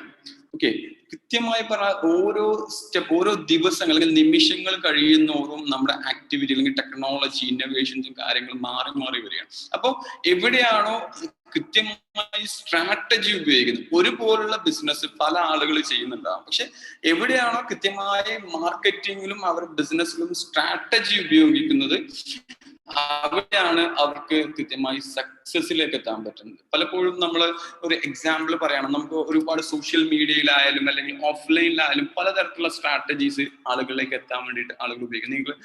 നിങ്ങൾ കണ്ടിട്ടുണ്ടാകും പല വീഡിയോസ്. എക്സാമ്പിൾ നമുക്ക് എടുത്തു നോക്കാം. സർഫ് എക്സൽ എന്ന് പറഞ്ഞൊരു കമ്പനിയുടെ എല്ലാ വീഡിയോ നിങ്ങളൊന്ന് ശ്രദ്ധിച്ചാൽ മതി. അത് ഒരു സോഷ്യൽ കമ്മിറ്റഡ് ആയിട്ടുള്ള അല്ലെങ്കിൽ കൃത്യമായിട്ടൊരു മെസ്സേജ് തരുന്ന ഒരു വീഡിയോകളായിരിക്കും. പല വീഡിയോകളും സർഫ് എക്സലിന്റെ പല വീഡിയോകൾ, അതുപോലെ ടാറ്റ മോട്ടോഴ്സിന്റെ പല വീഡിയോസും ഒരു മെസ്സേജ് തരുന്ന തരത്തിലുള്ള വീഡിയോസുകളായിരിക്കും. അപ്പൊ അത് നമുക്ക് ഒരു സൊസൈറ്റിയിലേക്ക് കാണുമ്പോൾ അതിൽ കൃത്യമായിട്ടൊരു മെസ്സേജ് ഉണ്ട്, കാര്യങ്ങളുണ്ട്. ബട്ട് ഇൻഡയറക്ട്ലി അവർ എന്ത് ചെയ്യാണ്, അവരുടെ പ്രൊഡക്റ്റിന് ആ ഒരു കോൺസെപ്റ്റിലൂടെ മാർക്കറ്റ് ചെയ്യാണ്, ആളുകളിലേക്ക് എത്തുകയാണ്.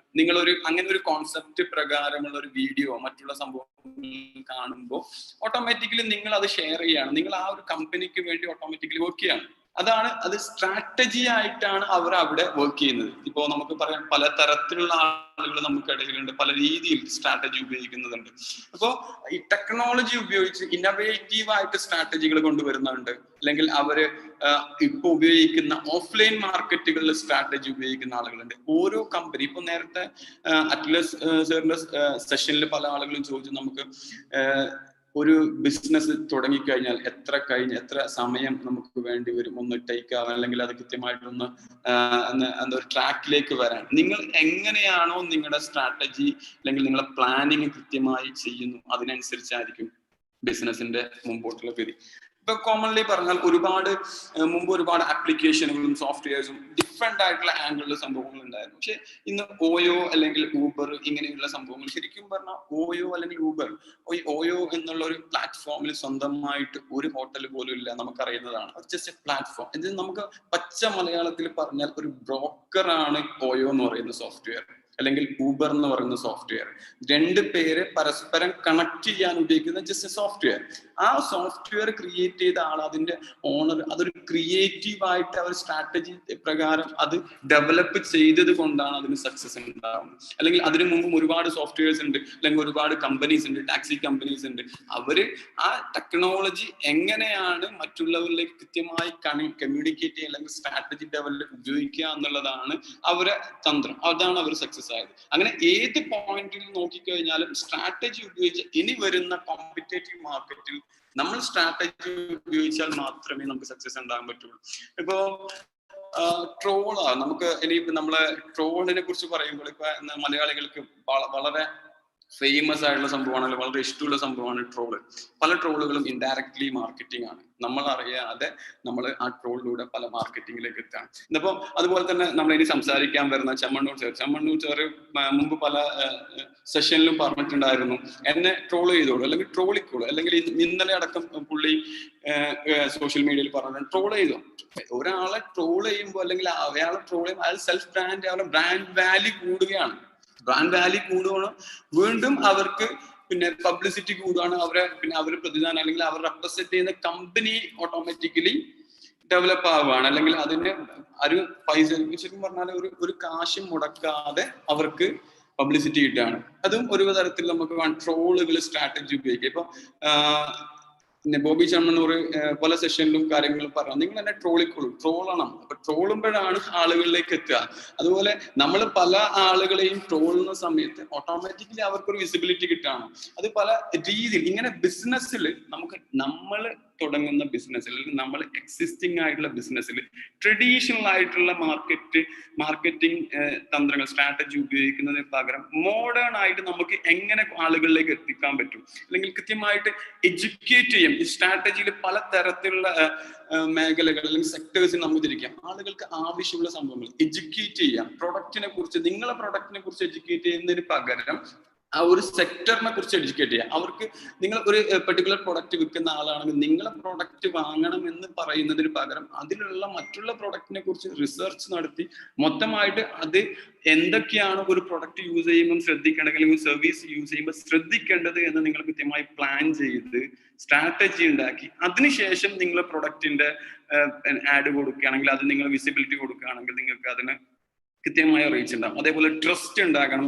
ആളുകൾക്ക് ട്രസ്റ്റ് എന്ന് പറയുന്നത് ഇന്നത്തെ സിനാരിയോയിൽ ഏറ്റവും ഇമ്പോർട്ടൻ്റ് ആയിട്ടുള്ള കാര്യമാണ്. ഇങ്ങനെ ഓരോ തരത്തിൽ നോക്കിക്കഴിഞ്ഞാൽ സ്ട്രാറ്റജീസ്, അത് നമ്മൾ മുമ്പ് അല്ലെങ്കിൽ ഒരു ബിസിനസ് ചെയ്യുന്ന ഒരു 10 വർഷം മുമ്പുള്ള ഒരു രീതിക്കപ്പുറം കൃത്യമായി ഓരോ ബിസിനസ്സിനും പ്ലാൻഡ് ആയിട്ട് എങ്ങനെ നമുക്ക് മുമ്പോട്ട് പോകണം, അല്ലെങ്കിൽ ആളുകളിലേക്ക് എത്തണം. നമ്മൾ ഒരുപാട് ലക്ഷങ്ങൾ ചെലവാക്കുന്നതിനപ്പുറം കുറഞ്ഞ എമൗണ്ട് ചെലവാക്കുക, അതായത് നമ്മുടെ തിങ്കിങ് കപ്പാസിറ്റി, അല്ലെങ്കിൽ നമ്മളെ ബ്രെയിൻ സ്റ്റോം ചെയ്ത്, അല്ലെങ്കിൽ നമുക്ക് എങ്ങനെ പുതിയ തന്ത്രങ്ങൾ ഉണ്ടാക്കാൻ പറ്റുന്ന കൃത്യമായി പ്ലാൻ ചെയ്തുകൊണ്ട് മുമ്പോട്ട് പോയാൽ ചെറിയ സമയത്തിനകത്തും നല്ല സക്സസ് ആയിട്ടുള്ള ഈ ഒരു സിനാരിയോ ടെക്നോളജി ഉപയോഗിച്ച് മറ്റു സംവിധാനങ്ങൾ ഉപയോഗിച്ച് ഒരുപാട് മുമ്പോട്ട് പോകാൻ പറ്റും. അതിന് ഉദാഹരണം ഒരുപാട് കമ്പനീസ് നമ്മുടെ മുമ്പിലുണ്ട്. ഇപ്പൊ ഏതൊരു പരസ്യം കാണുമ്പോഴും, അല്ലെങ്കിൽ ഏതൊരു കമ്പനിയുടെ പുതിയ പ്രൊഡക്റ്റ് വരുമ്പോൾ അത് നല്ല പ്ലാൻഡ് ആയിട്ടുള്ള കമ്പനി ആണെങ്കിൽ സ്ട്രോങ് ബാക്കപ്പിൽ നല്ല ഒരു സ്ട്രാറ്റജി ടീമും അല്ലെങ്കിൽ പ്ലാനിങ് ടീമും ആ കമ്പനിക്ക് ഉണ്ടാവും. നിങ്ങൾ അറിയാതെ നിങ്ങളിലേക്ക് എത്തുകയാണ്. പല പരസ്യങ്ങളും നിങ്ങൾ റിപ്പീറ്റ് ചെയ്ത് സംസാരിക്കും, അല്ലെങ്കിൽ ആ പരസ്യത്തിനെ കുറിച്ച് നിങ്ങൾ പറയും, പരസ്യത്തെ കുറിച്ച് നിങ്ങൾ ട്രോൾ ചെയ്യും, അല്ലെങ്കിൽ പരസ്യം നിങ്ങൾ ഡിസ്കസ് ചെയ്യും. അതെന്താണ്? അതിൽ ഉള്ള കണ്ടന്റ് ആണ്. ആ കണ്ടന്റിനാണ് വാല്യൂ, അല്ലെങ്കിൽ ആ ഒരു മെസ്സേജിനാണ് അവിടെ വാല്യൂ. അതാണ് സ്ട്രാറ്റജിക്കൽ തിങ്കിങ്ങിൽ വരുന്നത്.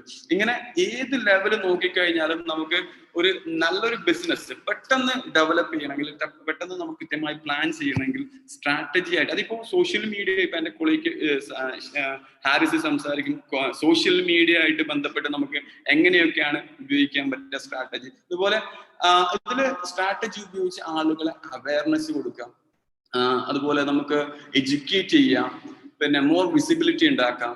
ഇങ്ങനെ ഒരുപാട് കാര്യങ്ങൾ ചെയ്യാം. അതിന് ഡിഫറെന്റ് ആയിട്ട് ഉള്ള ആക്ടിവിറ്റീസ് നമ്മൾ പല കമ്പനിക്കും പ്ലാൻ ചെയ്തിട്ടുണ്ട്.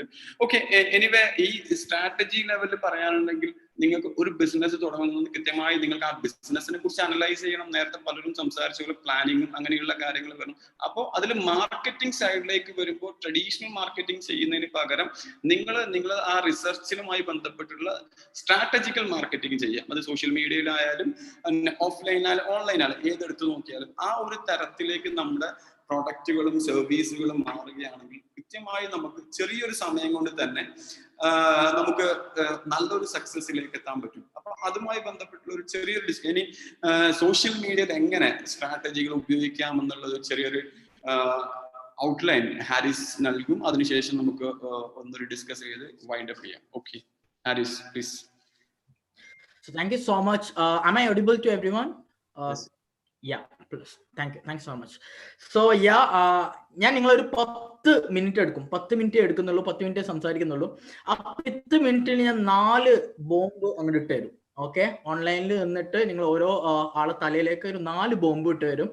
ആ 4 ബോംബ് അല്ലെങ്കിൽ 4 whatever we are telling, okay, 4 value bombs, if you focus correctly, and this has potential to change your business upside down. All good? Are you all ready to hear that? If yes, just type in the chat BIO, bring it on.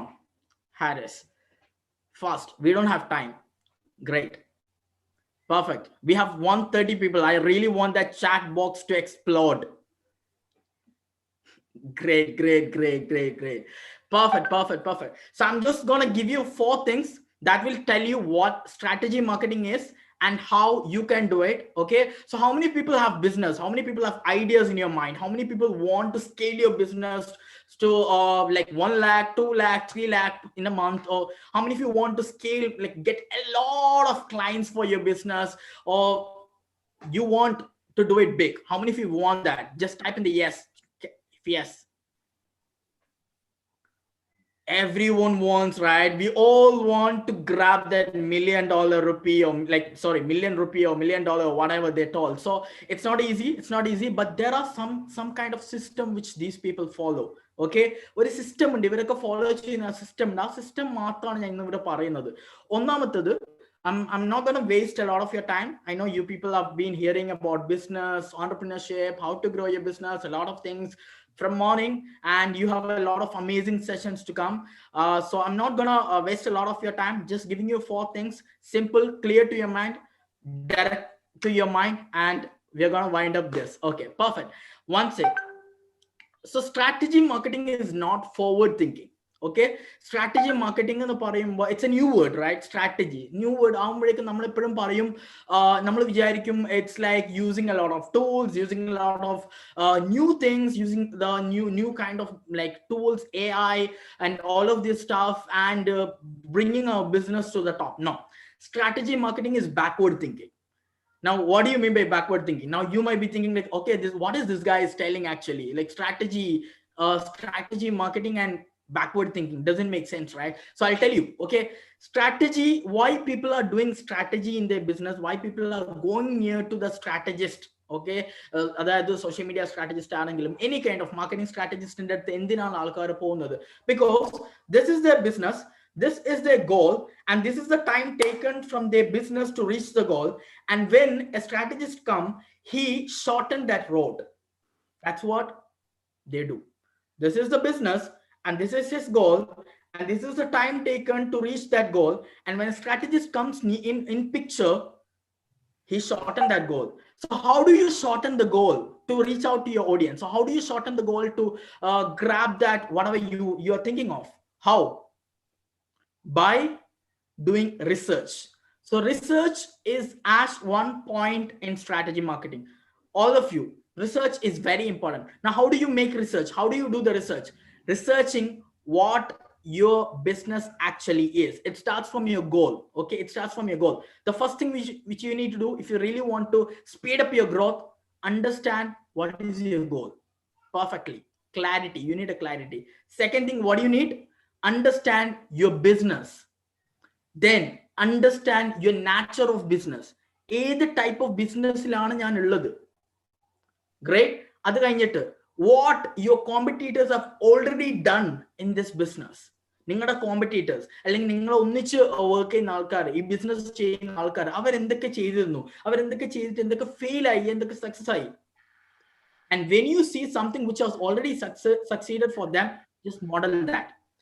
That's how you speed up your growth. It's always backward thinking. It's always going behind backwards, understanding the history, taking the data.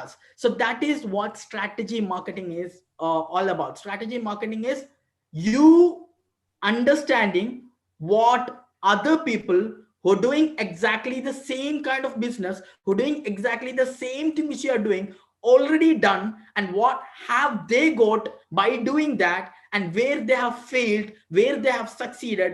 By collecting all of this information, you are coming into a conclusion that after brainstorming, you're coming to a conclusion that this is what working for this business, and this is how we should do. All good? All good? Can I go to the next second point? If yes, just type in the chat box. Boom. So that I can go to the second point. Quick. Perfect, perfect, perfect. Second point, which I want to really tell you, that there'll be a lot of people who really want to be an entrepreneur, who really don't know what's their purpose is, or who really don't know what's that big idea.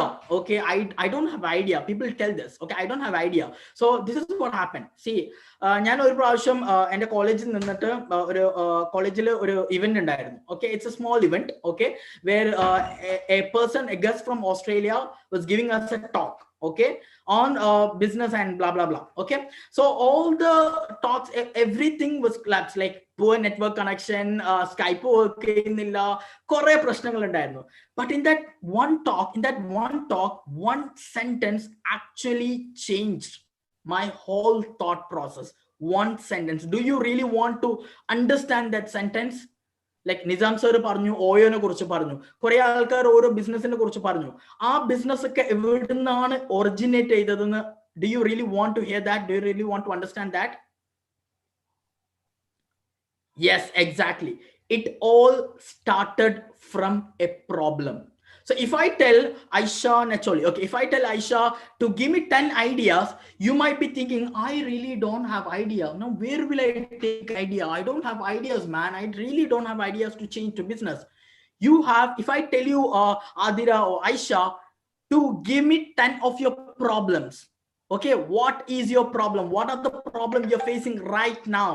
You might have a lot of problems, right? Convert that problem into a solution. That is your idea. How Oyo became, it was a problem faced by one youngster. He converted that problem into a solution. That was a business model. How Uber became, there was a problem with taxis and a lot of problem. He converted that problem into a solution. Now it is $1 billion idea. So every problem is $1 million idea. Every problem is something you can convert into a business model. So stop thinking about ideas. Start thinking about what problem are you solving. If you're not solving a problem for your community, for your audience, then you're doing something wrong. So that's the golden tip number 2. Are you all enjoying? So we have 2 more. I'm going to make it quick. 3 minutes, 3 to 4 minutes. That's it. Are you all enjoying this? Perfect, perfect. The third tip, which I really want you to especially in social media. Okay, so social media sell doesn't make sense. Okay, nobody, see, you don't open Instagram to buy stuff, right? നമ്മൾ ഒരിക്കലും Instagram ഒരു സാധനം വാങ്ങാൻ വേണ്ടിയിട്ട് open ചെയ്യില്ലല്ലോ. ആമസോണല്ലേ വാങ്ങാൻ വേണ്ടിയിട്ട് open ചെയ്യില്ല. ഇൻസ്റ്റഗ്രാമിലെ why you are there in Instagram? To educate, to entertainment. These are the reason you are there in Instagram or for any social media. So don't directly sell, but serve. Start serving your audience. Social entrepreneurship audience serve start. Okay, how can you serve? By helping them. Okay, so when you start serving them, money follows you. Okay, so you have to like whenever you start anything with social media, you have to be in a point of view that how can I serve my audience? How can I help my audience? Right? So that's what you need to do. Serve before you sell. That's the third point. And fourth point is data is the new currency. Everything works on data, and that's the biggest super advantage of online marketing from traditional marketing, because we have data. We know that Aisha is now on Zoom. I mean, we can get the data where Aisha is now on Zoom. I'm just calling the names which I'm seeing here. Okay, so I can literally understand this person is on Zoom, this person is sitting from here, this person is sitting from there. So everything is already in the internet. Everyone, like Facebook, so Instagram, every social media giants, every people are collecting data, because data is the new currency. When you have data, understanding the interest, it says that Facebook knows more about you than you know about yourself. Okay, എനിക്ക് എന്നെ കുറിച്ച് അറിയുന്നതിനേക്കാളും കൂടുതൽ ഫേസ്ബുക്കിന് എന്നെ കുറിച്ച് അറിയാം, because Facebook collect everything of mine, everything. Okay, so by using that data, we can scale the business, we can reach out to the exact customers, we can reach out to the exact audience, understand what they want, give them what they want, serve them before we sell, do everything which you are really thinking of. So that's the fourth thing which I really want to put. First thing is strategy is always backward thinking. You need to understand your business, you need to understand your goal, you need to research what your competitors have done, what other people have done, and come into the conclusion. Don't ever come into the conclusion directly. That's the first point. Second point, start by solving problem. Don't break your head for ideas. Start by solving problem. When you solve the problem also, these are the Ashwin mistake a lot of marketers do these days. See, avaran they tell like broad idea or problem solving. No, solve or specific problem or a solution. Okay, don't give one solution for 5 problems. That's wrong. One solution for one problem. So start by solving problem of your audience. Slowly you can easily scale. See, if you can solve 100 people's problem, okay, and these 100 people will give you 1,000 rupees every month, you are easily reaching out to 1 lakh rupees every month. Start by thinking like that. Okay, start from low and scale. Okay, third thing is serve before you sell. Don't directly sell things. Fourth, data is very important, and that's where the whole strategy, marketing, social media strategy comes in. So I hope you've got enough things in this very short span of time, and yeah, that's it. So I welcome Nizam sir to talk about more. Yeah, thank you so much. Okay, Harris, thank you. Anyway, I think you all have got a good idea about social marketing as well, social media marketing as well. Okay, there are 2 kind of marketing: traditional marketing, social media marketing, offline, different kind of marketing are there. But നമുക്ക് മാർക്കറ്റിംഗിൽ social media marketing ആളുകൾ കേൾക്കുമ്പോൾ സ്വാഭാവികമായും ഇപ്പോൾ പലരും ചെയ്യുന്നത് just ഫേസ്ബുക്കിന് അല്ലെങ്കിൽ ഇൻസ്റ്റാഗ്രാമിന് അങ്ങോട്ട് payment കൊടുത്താൽ നിങ്ങൾക്ക് പലതരത്തിലും നിങ്ങളുടെ വാളിലേക്ക് വരുന്ന പല അഡ്വർടൈസ്മെന്റും അങ്ങോട്ട് പേയ്മെന്റ് കൊടുത്താൽ റീച്ച് ആക്കാൻ പറ്റുന്ന അല്ലെങ്കിൽ റീച്ച് ചെയ്യിപ്പിക്കാൻ പറ്റുന്ന ഓപ്ഷൻ ഉണ്ട്. ഫേസ്ബുക്കിലുണ്ട്, ഇൻസ്റ്റാഗ്രാമിലുണ്ട്, ഏത് സോഷ്യൽ മീഡിയയിലുണ്ട്. അതായത് നിങ്ങൾ പേജിലൂടെ പ്രൊമോട്ട് ചെയ്യേണ്ട ഓപ്ഷൻസ്. പക്ഷേ അതൊരു സ്ട്രാറ്റജീന്റെ ഭാഗമായിട്ടാണ് പല ആളുകളും നമുക്ക് അറിയുന്നത് പോലെ ഗിവ് അവേ, ടേക്ക് അവേ, ഇങ്ങനെയുള്ള കുറെ സംഭവങ്ങൾ കൊടുക്കുന്നത്. ആ ഒരു പെർട്ടിക്കുലർ പ്രോഡക്റ്റിന് വേണ്ടി നമ്മൾ പലരും നമ്മൾ ഡാറ്റാസും കാര്യങ്ങളും അതിൽ അപ്ലോഡ് ചെയ്യാണ്. അപ്പോൾ അതൊക്കെ ഒരു നോർമൽ ചെയ്യുന്ന social media marketing. Social media marketing എന്നുള്ള ഒരു കോൺസെപ്റ്റ് തന്നെ ഒരു ഔട്ട്ഡേറ്റഡ് ആയിട്ടുള്ളതാണ്. അതിൽ ആളുകൾക്ക് മനസ്സിലാക്കി തുടങ്ങി ഈ സോഷ്യൽ മീഡിയ അത് പേയ്മെന്റ് കൊടുത്തിട്ട് ചെയ്യുന്നതാണ്. ഈ പേയ്മെന്റ് കൊടുക്കാതെ അല്ലെങ്കിൽ നിങ്ങളുടെ ഐഡിയാസ് ഇത് നേരത്തെ പറഞ്ഞ നമ്മളെ പ്രോബ്ലം സൊല്യൂഷൻ കണ്ടെത്തി അതെങ്ങനെ ആളുകളിലേക്ക് എത്തിക്കുക. അതേപോലെ എഡ്യൂക്കേഷൻ മോസ്റ്റ് ഇമ്പോർട്ടൻറ്റ് തിങ്. അതായത് നമ്മൾ എഡ്യൂക്കേഷൻ എന്ന് പറയുന്നത് ഏതൊരു പ്രൊഡക്റ്റിനെയും നമുക്ക് ആദ്യം എഡ്യൂക്കേഷൻ കൊടുത്താൽ ആളുകൾ നിങ്ങളുടെ കൂടെ ഉണ്ടാവും. എഡ്യൂക്കേഷൻ കൊടുക്കണം. എന്താണ് ആ പ്രൊഡക്റ്റ്, ആ പ്രൊഡക്റ്റിനെ ഡയറക്ട്ലി പ്രൊഡക്റ്റിനെ കുറിച്ച് പറയുന്നതിന് പകരം കോമൺലി മാർക്കറ്റിൽ എന്തൊക്കെയാണ് അതിന്റെ യൂസേജ്, അതിന്റെ ഇമ്പോർട്ടൻസ് എന്താണ്, അങ്ങനെയുള്ള ഒരുപാട് കാര്യങ്ങൾ ആളുകൾക്ക് എഡ്യൂക്കേറ്റ് ചെയ്തതിന് ശേഷം നിങ്ങളെ പ്രൊഡക്റ്റ് സെയിൽ ചെയ്യണം. അല്ലാതെ നിങ്ങൾ ഡയറക്ട്ലി നിങ്ങളെ പ്രൊഡക്റ്റ് സെയിൽ ചെയ്യുമ്പോൾ ഒരാൾക്കും അതിന്റെ ആവശ്യം ഉണ്ടാവില്ല. കാരണം സിമിലർ ആയിട്ടുള്ള പ്രോഡക്റ്റുകൾ ഒരുപാടുണ്ട്. അതുപോലെ നമ്മൾ ഉള്ള ഓൾറെഡി എക്സിസ്റ്റിംഗ് ആയിട്ടുള്ള ബിസിനസ് ആയാലും പിന്നെ നമ്മൾ ചെയ്യുന്ന ബിസിനസ് ആയാലും ഒരു സ്റ്റാർട്ടപ്പ് ആയാലും നമ്മൾ അതിൽ ഇന്നോവേറ്റീവ് ആയിട്ടുള്ള കോൺസെപ്റ്റുകൾ കൊണ്ടുവരുമ്പോൾ അല്ലെങ്കിൽ പുതിയ ക്രിയേറ്റിവിറ്റി ഇന്നോവേഷൻ നമുക്കറിയാം, ക്രിയേറ്റിവിറ്റിയും ടെക്നോളജിയൊക്കെ യൂസ് ചെയ്യുമ്പോൾ ഒരുപാട് നമുക്ക് കൂടുതൽ ഡെപ്തിലേക്കും കൂടുതൽ വിസിബിലിറ്റിയും കിട്ടും. അപ്പോൾ ഇങ്ങനെയുള്ള ആക്ടിവിറ്റി നിങ്ങൾ പുതുതായിട്ട് ബിസിനസ് തുടങ്ങാൻ പോകുന്ന ബഡ്ഡിംഗ് ഓൺട്രപ്രനേഴ്സിനോട് എനിക്ക് പറയാനുള്ളത്, നിങ്ങൾ ഈ പറഞ്ഞതുപോലെ പ്രോബ്ലത്തിൽ നിന്നും തുടങ്ങുക. നിങ്ങൾ പ്രോബ്ലം കണ്ടെത്തുക, അതിനുള്ള സൊല്യൂഷനും പിന്നെ അതിൽ ഇന്നോവേഷൻസ് നിങ്ങൾ കൊണ്ടുവരിക. എക്സിസ്റ്റിംഗ് ആയിട്ടുള്ള ഒരുപാട് എമിനന്റ് ബിസിനസ് പേഴ്സണാലിറ്റി ഇവിടെ ഉണ്ട്. അവർ ഒരുപാട് സ്ട്രാറ്റജീസ് ഉപയോഗിക്കുന്നുണ്ടാവും. അവരും എന്നാലും പല ബിസിനസ്സുകാരും ഇപ്പോഴും ആ ഒരു ട്രഡീഷൻ ഒരുപാട് ടേൺ ഓവറുള്ള കമ്പനി ഇപ്പോഴും ട്രഡീഷണൽ മെത്തേഡ് മാത്രം ഫോളോ ചെയ്യുന്ന കമ്പനീസ് ഉണ്ട്. പക്ഷെ അവർക്ക് ഈ ഒരു ഡിക്കേഡ് അല്ലെങ്കിൽ ഈ ഒരു പ്രസന്റ് സിനാരിയോയിൽ ഒരു പക്ഷേ അവരെ എഫക്ട് ചെയ്തില്ലെന്ന് വരാം. പക്ഷെ വിത്തിൻ സ്പാൻ ഓഫ് ടൈം അവരും ഈ പറയുന്നത് പോലെ ഔട്ട്ഡേറ്റഡ് ആവാനുള്ള പോസിബിലിറ്റി ഉണ്ട്. കാരണം അങ്ങനെ ചെയ്തില്ലെങ്കിൽ ഓട്ടോമാറ്റിക്കലി നമ്മൾ ഇങ്ങനെയുള്ള ഒരുപാട് പാൻഡമിക് ഒക്കെ വരുമ്പോൾ അല്ലെങ്കിൽ ഒരുപാട് സംഭവങ്ങൾ വരുമ്പോൾ പല കമ്പനീസും പ്രശ്നങ്ങൾ ഫേസ് ചെയ്തിട്ടുണ്ട്. അപ്പോൾ അവരും അപ്ഡേറ്റ് ചെയ്യേണ്ടതാണ്. ഈ പറഞ്ഞ സ്ട്രാറ്റജി ലെവലിൽ ഒരുപാട് ആളുകൾ ചെയ്യുന്നുണ്ട്. അപ്പോൾ എനിവേ നമ്മുടെ എന്തെങ്കിലും സർവീസസ് ഗ്ലോബൽ സർവീസസ് ആവശ്യമുള്ള ആളുകളാണെങ്കിൽ ആ ഗൂഗിൾ ഒരു ഫോം ഉണ്ട്, അത് ഫില്ല് ചെയ്യാം. നമ്മുടെ റെപ്രസെന്റേറ്റീവ് നിങ്ങളെ കോൺടാക്ട് ചെയ്യും. നിങ്ങൾക്ക് ഏതെങ്കിലും രീതിയിലുള്ള സ്ട്രാറ്റജി ലെവലിലുള്ള സർവീസസ്, മാർക്കറ്റിംഗ് ലെവലിലുള്ള സർവീസസ് ആവശ്യമുണ്ടെങ്കിൽ ആ ഗൂഗിൾ ഫോം ഒന്ന് ഫില്ല് ചെയ്യാം. എനിവേ നമുക്ക് വൈൻഡ് അപ്പ് ചെയ്യാം. ഇനി എന്തെങ്കിലും ക്വസ്റ്റ്യൻസ് ഉണ്ടെങ്കിൽ അതും കൂടെ ഒന്ന് ആൻസർ ചെയ്തിട്ട് നമുക്ക് വൈൻഡ് അപ്പ് ചെയ്യാം.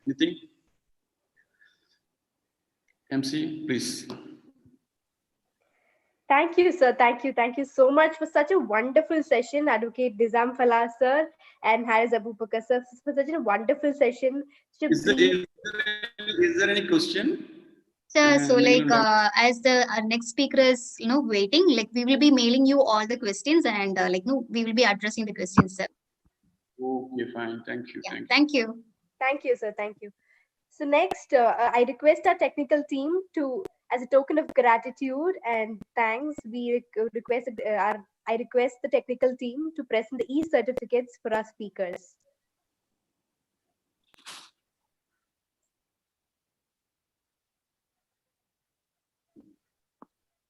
Advocate Nizam Rahman sir, this is your e-certificate. This will be mailed to you, sir, and thank you so much for being here today. Thank you. Haris sir, this is yours. Thank you, sir. Thank you so much.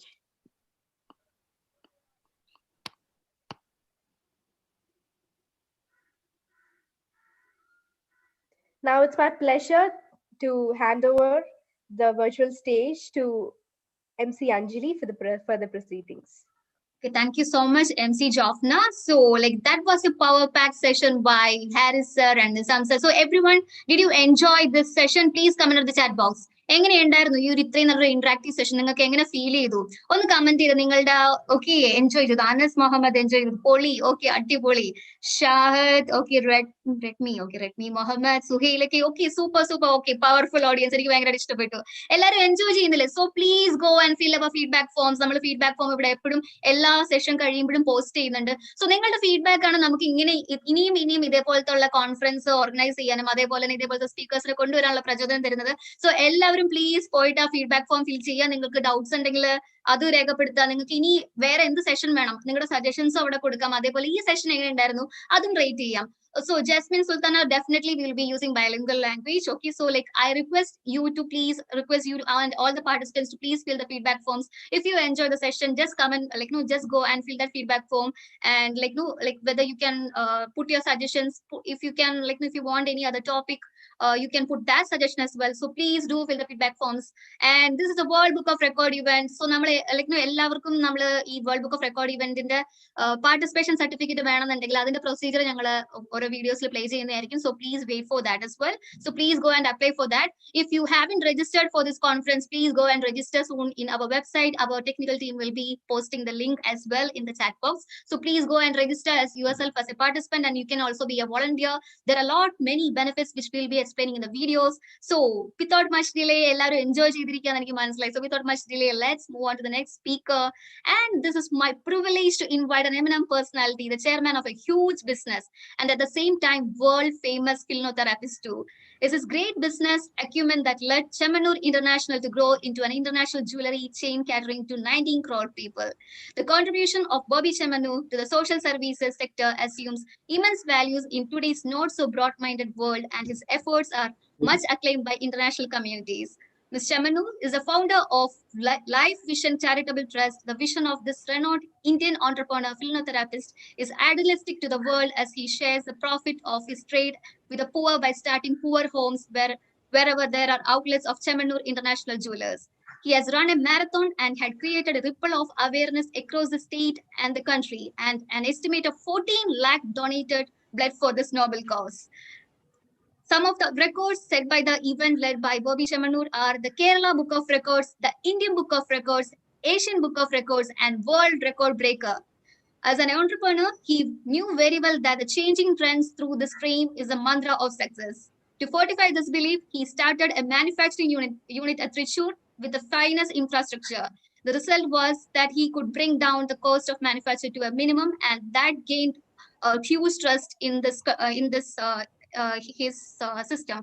And he gained a ISO certification for quality management with the distinction of first jewelry in the world to receive the same, and also followed by he received a BIS certification for purity for Chemanur Jewelers. With this note, let me welcome our very own Dr. Bobby Chemanur to the stage with a virtual round of applause. I request all participants to give a virtual round of applause to this young, beautiful Dr. Bobby Chemanur. Welcome, sir. First of all, I introduce what is this new sign. ആദ്യമൊക്കെ ഇങ്ങനെ നമസ്തേ പറയുന്നതിന് പകരം പുതിയൊരു സാധനമാണ് ഷെയ്ക്കൻഡിന് പകരം. ഇത് Maradona പഠിപ്പിച്ചതാണ്. Wish you good luck everybody. ഇത് എൻ്റെ വക from my heart. So wish you good luck everybody from my heart. This is new sign.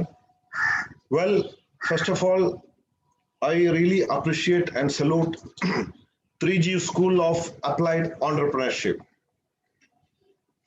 ജനനന്മ ലാക്കാക്കിക്കൊണ്ട് എല്ലാവരുടെയും ഉന്നമനത്തിനായി ഇതുപോലൊരു സൂം മീറ്റിംഗ് സംഘടിപ്പിക്കുന്നത് വഴി ഒരുപാട് പേർക്ക് ഒരുപാട് നന്മകൾ ഉണ്ടാവാനും പുരോഗതി ഉണ്ടാവാനും പിന്നെ എനിക്കും ഇതുവഴി ഒരുപാട് ഗുണങ്ങളുണ്ട്. ഇറ്റ്സ് എ വിൻ-വിൻ സിറ്റുവേഷൻ ആണ്. Really appreciate. Well, what's our subject is what's the secret behind success, or how you can be an entrepreneur. See, everybody wants to be a winner, success, right? എല്ലാവർക്കും വിജയമാണ് വേണ്ടത്, ഒരു ഡൗട്ടും ഇല്ലാത്ത കാര്യമാണ്. എങ്ങനെ വിജയിക്കാം എന്നതാണ്. There is many ideas, many ways. ഒത്തിരി ആൾക്കാർ പല കോർപ്പറേറ്റ്സും പല പല ഐഡിയാസിലാണ് മുമ്പോട്ട് പോകുന്നത്. എനിക്ക് നിങ്ങളോട് പറയാനുള്ളത് എൻ്റെ സക്സസ് നിങ്ങളുമായിട്ട് ഷെയർ ചെയ്യുക എന്നുള്ളതാണ്. അല്ലാതെ ഞാൻ ഒരുപാട് ബുക്സ് റെഫർ ചെയ്ത് കുറെ പഠിച്ച് നിങ്ങളോട് പറയാനൊന്നും ആഗ്രഹിക്കുന്നില്ല. അങ്ങനെ പറയാനും എനിക്കറിയില്ല. എൻ്റെ വന്ന വഴികൾ കുറച്ച് വ്യത്യസ്തമാണ് എന്ന് എനിക്ക് തോന്നി. റിസൾട്ട് ഓറിയന്റഡ് ആണ്. അത് ഷെയർ ചെയ്യാം എന്നതാണ്. The first point if anyone wants to become an entrepreneur or successful businessman or whatever it is, whether you're student or businessman or employee, whatever it is, first നമുക്ക് വേണ്ടത് നമുക്കൊരു brand വേണം. ഇന്ന് ലോകം മുഴുവൻ ഉറ്റുനോക്കുന്നത് ബ്രാൻഡാണോ എന്നുള്ളത്. അപ്പോ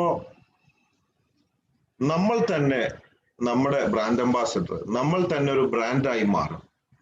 ഇതൊരു ഈസി ഷോർട്ട് കട്ട് വേ ആണ് കേട്ടോ. പഴയ കാലങ്ങളിൽ നോക്കിയാൽ ട്രഡീഷണൽ വേ ഒരുപാട് സ്വത്ത് അല്ലെങ്കിൽ പ്രോപ്പർട്ടി വിറ്റ് ക്യാപിറ്റൽ കൊണ്ടുവരുന്നു, അല്ലെ ബാങ്കിൽ നിന്ന് കടം വാങ്ങി വരുന്നു. അങ്ങനെ ഒരുപാട് പരസ്യം ചെയ്ത് വർഷങ്ങൾ എടുത്തുകൊണ്ട് ഒരു ബ്രാൻഡ് ഉണ്ടാക്കി ട്രഡീഷണൽ ആയിട്ട് വളരെ സ്ലോ 25-50 വർഷങ്ങൾ കൊണ്ട്. ഇപ്പൊ ഞങ്ങളുടെ ഗ്രൂപ്പ് 157 വർഷത്തെ വിശ്വസ്ത പാരമ്പര്യം അങ്ങനെ വരുന്നു.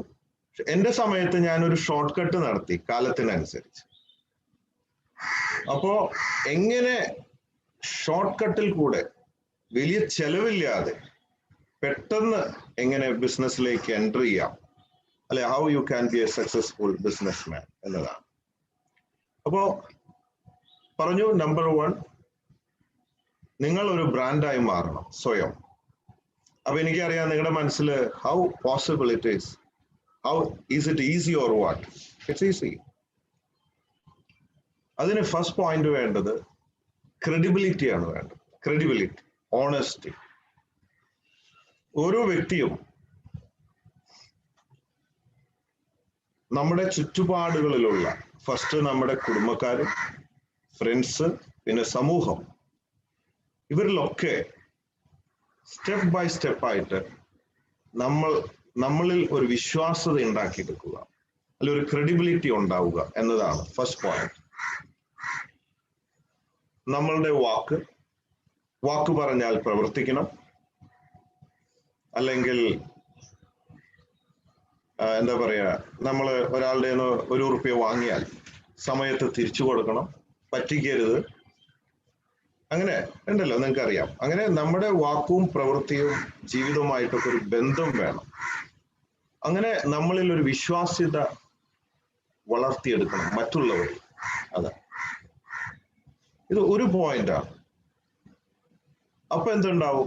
ബിസിനസ് ചെയ്യാൻ നമുക്കൊക്കെ ഫണ്ട് വേണം, അല്ലേ? എല്ലാവർക്കും തറവാടുപരമായിട്ടൊക്കെ സമ്പത്ത് ധാരാളം ഉണ്ടാവണമെന്നില്ല. അപ്പോ എല്ലാവർക്കും ബാങ്കിൽ നിന്ന് ലോൺ കിട്ടണമെന്നില്ല. അപ്പോ ബ്രാൻഡ് ഡെവലപ്പ് ആവുമ്പോൾ നമ്മുടെ ചുറ്റും ആളുകളുണ്ടാവും. ആദ്യം നമ്മുടെ വീടിന്റെ അകത്തുള്ളവർ കുറച്ച് പൈസ നമുക്ക് തരണം വിശ്വസിച്ച്. കാരണം പല വീടുകളിലും സ്വന്തം അപ്പനും അമ്മയും മക്കൾക്ക് കാശ് വിശ്വസിച്ച് കൊടുക്കില്ല. പുറത്ത് പലർക്കും കടം കൊടുത്താൽ പോലും. അപ്പോ ആദ്യം വീടിന്റെ ഉള്ളിൽ നിന്ന് തുടങ്ങണം നമ്മുടെ വിശ്വാസം. എന്നിട്ട് വേണം നമ്മുടെ കുടുംബക്കാരൊക്കെ നമ്മളെ വിശ്വസിച്ചിട്ട് എന്തെങ്കിലും പൈസ നമുക്ക് തരാൻ, ബിസിനസ് ചെയ്യാൻ, അല്ലെങ്കിൽ നമ്മുടെ പ്രോഡക്റ്റ് വാങ്ങാൻ ഉള്ളൊരു വിശ്വാസത. എന്നിട്ട് വേണം. അങ്ങനെ വരുമ്പോൾ ഓട്ടോമാറ്റിക്കലി വേർഡ് ഓഫ് മൗത്ത് ഇത് സ്പ്രെഡ് ചെയ്യും. അപ്പോ നാട്ടുകാര്, സ്റ്റേറ്റ്, രാജ്യം, ലോകം ഒക്കെ നിങ്ങൾക്ക് പൈസ തരാൻ തുടങ്ങും. നിങ്ങളുടെ പ്രോഡക്റ്റ് വാങ്ങി യൂസ് ചെയ്യാൻ തുടങ്ങും. ഇതാണ് ബ്രാൻഡിന്റെ ഒരു ഗുണം. ബ്രാൻഡ് ബിൽഡ് ചെയ്യുന്നതിനൊപ്പം ഈ ബ്രാൻഡ് എങ്ങനെ ഫേമസ് ആക്കാം, ദാറ്റ്സ് അനദർ ചലഞ്ച്. ആദ്യകാലത്തൊക്കെ ഒരു ബ്രാൻഡ് ഫേമസ് ആക്കണമെങ്കിൽ കോടാനുകോടി രൂപ വർഷങ്ങൾ എടുത്തിട്ട് വേണം ഇതാവാൻ. ഇപ്പൊ ഞങ്ങളുടെ ഈ 157 വർഷത്തെ പാരമ്പര്യം എടുത്താൽ ആദ്യകാലത്തൊന്നും വലിയ പരസ്യമൊന്നുമില്ല. ഈവൻ എൻ്റെ ഈ ഒരു 30-35 വർഷത്തിനുള്ളിലുള്ള എൻ്റെ ഈ സമയത്ത് ഏകദേശം ഒരു 500 കോടി രൂപയെങ്കിലും ബ്രാൻഡ് ബിൽഡ് ചെയ്യാൻ പരസ്യം, അത് ഇത് പല സംഭവങ്ങളായിട്ട് സ്പെൻഡ് ചെയ്തിട്ടുണ്ട്. ദൈവം അനുഗ്രഹിച്ച് ഇപ്പോഴുള്ള ന്യൂ ജനൊക്കെ വലിയ ഭാഗ്യവാന്മാരാണ്, ഭാഗ്യവതികളാണ്. ഈ 500 കോടിയൊന്നും വേണ്ട, ഇവൻ 5 കോടിയും വേണ്ട, ഷോർട്ട് കട്ട് അടിക്കാൻ അറിഞ്ഞാൽ മതി. ഇപ്പൊ ഞാൻ ആ ഷോർട്ട് കട്ടിലൂടെയാണ് പോണത്. വലിയ കാശ് ചെലവാക്കലൊക്കെ നിർത്തി. കാരണം ഇന്ന് ടെക്നോളജി വളർന്നു, സോഷ്യൽ മീഡിയ, ഒരുപാട് സംഭവങ്ങൾ വന്നിരിക്കുക. അപ്പോ എങ്ങനെ ഈ ബ്രാൻഡ് ബിൽഡ് ചെയ്യുന്നതിനൊപ്പം നിങ്ങളും ബ്രാൻഡും അത് കൂടുതൽ ഫേമസ് ആക്കാം. ട്രഡീഷണൽ വേ മോശമെന്നല്ല, കോടികൾ മുടക്കി പരസ്യം ചെയ്യാൻ കാശുള്ളവർക്ക്. ഇനി സോഷ്യൽ മീഡിയയിലൂടെ ഷോർട്ട് കട്ട് അടിക്കാം. അപ്പൊ ഞാൻ പറയേണ്ട ആവശ്യമില്ല. ഇപ്പോ എനിക്ക് തോന്നണേ കേരളം കുറച്ചായിട്ട് കേരളത്തിൽ സോഷ്യൽ മീഡിയയിൽ ഞാൻ നിറഞ്ഞു നിൽക്കുകയാണെന്ന് നിങ്ങൾക്കൊക്കെ അറിയാം. അപ്പോ ബ്രാൻഡ് ബിൽഡ് ചെയ്യുന്നതിനൊപ്പം നമ്മൾ സോഷ്യൽ മീഡിയയിലൂടെ മറ്റും ഫേമസ് ആയിക്കൊണ്ടിരിക്കുകയാണ് വേണ്ടത്. ഒരുപക്ഷെ എനിക്ക് ഒരുപാട് ഞാനിതിപ്പോ രണ്ടിലും പെട്ട ആളാണ്. ട്രഡീഷണൽ ആയിട്ട് ബിൽഡ് ചെയ്ത് വന്നു കാരണവന്മാരായിട്ട്. I am the 4th generation. Same time new ജെന്നും കൂടി വന്ന സമയത്ത് ആ ഫെസിലിറ്റീസ് ഞാൻ ഉപയോഗിച്ചുകൊണ്ടിരിക്കുക. രണ്ടും കൂടിയിട്ടുള്ളതാണ്. പിന്നെ ഇപ്പൊ ഒരു ചിന്ത നിങ്ങൾക്ക് ഉണ്ടാവും, സോഷ്യൽ മീഡിയയിൽ കയറി ഞാൻ എൻ്റെ പേര് പറഞ്ഞ് വെറുതെ എന്തെങ്കിലുമൊക്കെ ഇട്ടാൽ ഫേമസ് ആവുമോ? ഇല്ല. അവിടെയാണ് നമ്മൾ ഐഡിയകൾ ആസൂത്രണം ചെയ്യേണ്ടത്, പദ്ധതികൾ സൂത്രണം. ഓക്കെ, ഞാൻ എങ്ങനെ ഫേമസ് ആയി? പല പല കാരണങ്ങളാണ്. ഓൾറെഡി ബിസിനസ്മാൻ ആണ്, പാരമ്പര്യമുണ്ട്. ഈ ചെമ്മണ്ണൂർ ഒരു ബ്രാൻഡാണ്. അപ്പൊ അത് വിട്ടിട്ട് ഇപ്പോഴത്തെ ഒരു ട്രെൻഡില് ഞാൻ കേരളം മുഴുവൻ ഓടി. കാസർഗോഡ് നിന്ന് തിരുവനന്തപുരം വരെ 812 കിലോമീറ്റർ ഓടി. യുണീക് വേൾഡ് റെക്കോർഡ് ഹോൾഡറാണ്. Guinness record for world peace. അങ്ങനെ ഒരു 10-200 റെക്കഗ്നേഷൻസ് ഉണ്ട് പല സമയങ്ങളായി. അപ്പോൾ ശ്രദ്ധിക്കപ്പെടുന്ന ഒരു കാര്യം എന്തെങ്കിലും ചെയ്യുക. മിമിക്രി ആവാം, ഫൈറ്റ് ആവാം, സ്പോർട്സ് ആവാം. പലതരത്തില് പലർക്കും ദൈവം പലതരത്തിലുള്ള കഴിവുകൾ തന്നിട്ടുണ്ട്. അപ്പോ പല രീതിയിലും നമ്മൾ അത് അവതരിപ്പിക്കാൻ നോക്കിക്കൊണ്ടിരിക്കുക, ഫോളോ അപ്പ് ചെയ്തുകൊണ്ടിരിക്കുക, സക്സസ് വരുന്നത് വരെ. അല്ലാതെ സ്വന്തം ഫോട്ടോ എടുത്തിട്ട് വെറുതെ ഇങ്ങനെ ഇടുകയും തിരിഞ്ഞു നിൽക്കുകയോ മറഞ്ഞു നിൽക്കുകയോ ഒക്കെ ചെയ്തുകൊണ്ടൊന്നും ഫേമസ് ആവണമെന്നില്ല. കോടിക്കണക്കിന് ജനങ്ങളാണ് ഇന്ത്യയിലുള്ളത്, ശ്രദ്ധിക്കപ്പെടണമെന്നില്ല. അതുകൊണ്ട് വ്യത്യസ്തമായ നമ്മുടെ ഭാവനകൾക്കനുസരിച്ച് പലതും കോപ്പി അടിക്കാം, പലതും ഇൻബോൺ ടാലന്റ് ഉണ്ടാവാം, ഒക്കെ എടുത്തുകൊണ്ട് വ്യത്യസ്തമായ രീതിയിൽ നമ്മൾ സോഷ്യൽ മീഡിയയിൽ കൂടെ പ്രത്യക്ഷപ്പെട്ടുകൊണ്ടിരിക്കണം. ഇതാണ് വളരെ ഈസി ആയിട്ടുള്ള ഒരു മെത്തേഡാണ്. ഇപ്പൊ എന്നെ തന്നെ ഇപ്പോഴത്തെ ഒരു കാലഘട്ടത്തിൽ ഞാൻ ചെയ്തുകൊണ്ടിരിക്കുന്നത് നോക്കാം. ഓടി ഫേമസ് ആയി, മറഡോണയെ കേരള മണ്ണിൽ എത്തിച്ചു. അപ്പോൾ മറഡോണ ഫാൻസ് എന്നോടൊരു സ്നേഹമൊക്കെ കാണിച്ചു. ഒരു വലിയ ഇഷ്ടമായി. കാരണം ഇത്രയും കാലമായിട്ട് മറഡോണയെ ഇവിടെ എത്തിക്കാൻ സാധിച്ചിട്ടില്ല. അപ്പോ ആ ഒരു സ്നേഹവും മറഡോണ ഫാൻസ് ആ സ്നേഹത്തിന്റെ പേരിൽ ഈ ഓട്ടത്തിൽ ഒരുപാട് പേര് എൻ്റെ കൂടെ ഓടി, കുറച്ച് ദൂരം. അതിനുശേഷം ഈ മറഡോണ ഫാൻസ് ബോബി ഫാൻസ് എന്ന ഒരു ക്ലബ്ബ് തുടങ്ങി. 9 ജില്ലകളിലുണ്ട്. അപ്പൊ എന്തായി, ഒന്നും കൂടെ ഫേമസ് ആയി. അത് ഞാൻ തന്നെ പ്രതീക്ഷിച്ചു. ചിലതൊക്കെ നമ്മൾ പ്ലാൻ ചെയ്യും, ചിലതൊക്കെ അവിചാരിതമായിട്ട് ലോട്ടറി ഉണ്ടായിട്ടുള്ളതാണ്. ഇന്ത്യയിൽ എനിക്ക് തോന്നുന്നില്ല ഒരു ബിസിനസ്മാനും ഒരു ഫാൻസ് ക്ലബ്ബ് ഉണ്ടെന്നുള്ളത്. അപ്പൊ ഇതൊക്കെ വലിയ ഭാഗ്യമായിട്ട് സംഭവിച്ചു പോയത്. അപ്പൊ ഒന്നുകൂടെ ഫേമസ് ആയി, ഫാൻസ് ക്ലബ്ബ് ഉണ്ടായി. ഇതിനിടയ്ക്ക് ഇതൊക്കെ മുമ്പോട്ട് പോകുമ്പോൾ, ഞാൻ സംസാരിക്കുമ്പോൾ, ഇന്റർവ്യൂ എടുക്കുമ്പോൾ പല സംസാരങ്ങളിലും അറിയാതെ ചില അബദ്ധങ്ങൾ പുറത്തേക്ക് വരും. ചിലപ്പോൾ അറിഞ്ഞുകൊണ്ട് ചിലത് നമ്മൾ ഇടും. എന്തിന്? ട്രോളാൻ വേണ്ടിയിട്ടുള്ള ചില പോയിന്റ്. ഇതൊരു ആർട്ടാണ് സോഷ്യൽ മീഡിയ, അല്ലെങ്കിൽ ട്രോള്, തമാശ, ഇതൊക്കെ ഒരു ഭാഗമാണ്. അപ്പോ അങ്ങനെ വരുമ്പോ എന്തുണ്ടാവും? ട്രോളന്മാര് അതിൽ നിന്നെടുത്ത് ട്രോളും. അപ്പൊ വീണ്ടും ഫേമസ് ആണ്, വീണ്ടും ലൈവ് ആണ്. ഞാനിവിടെ സംസാരിച്ചു കൊണ്ടിരിക്കുകയാണ്.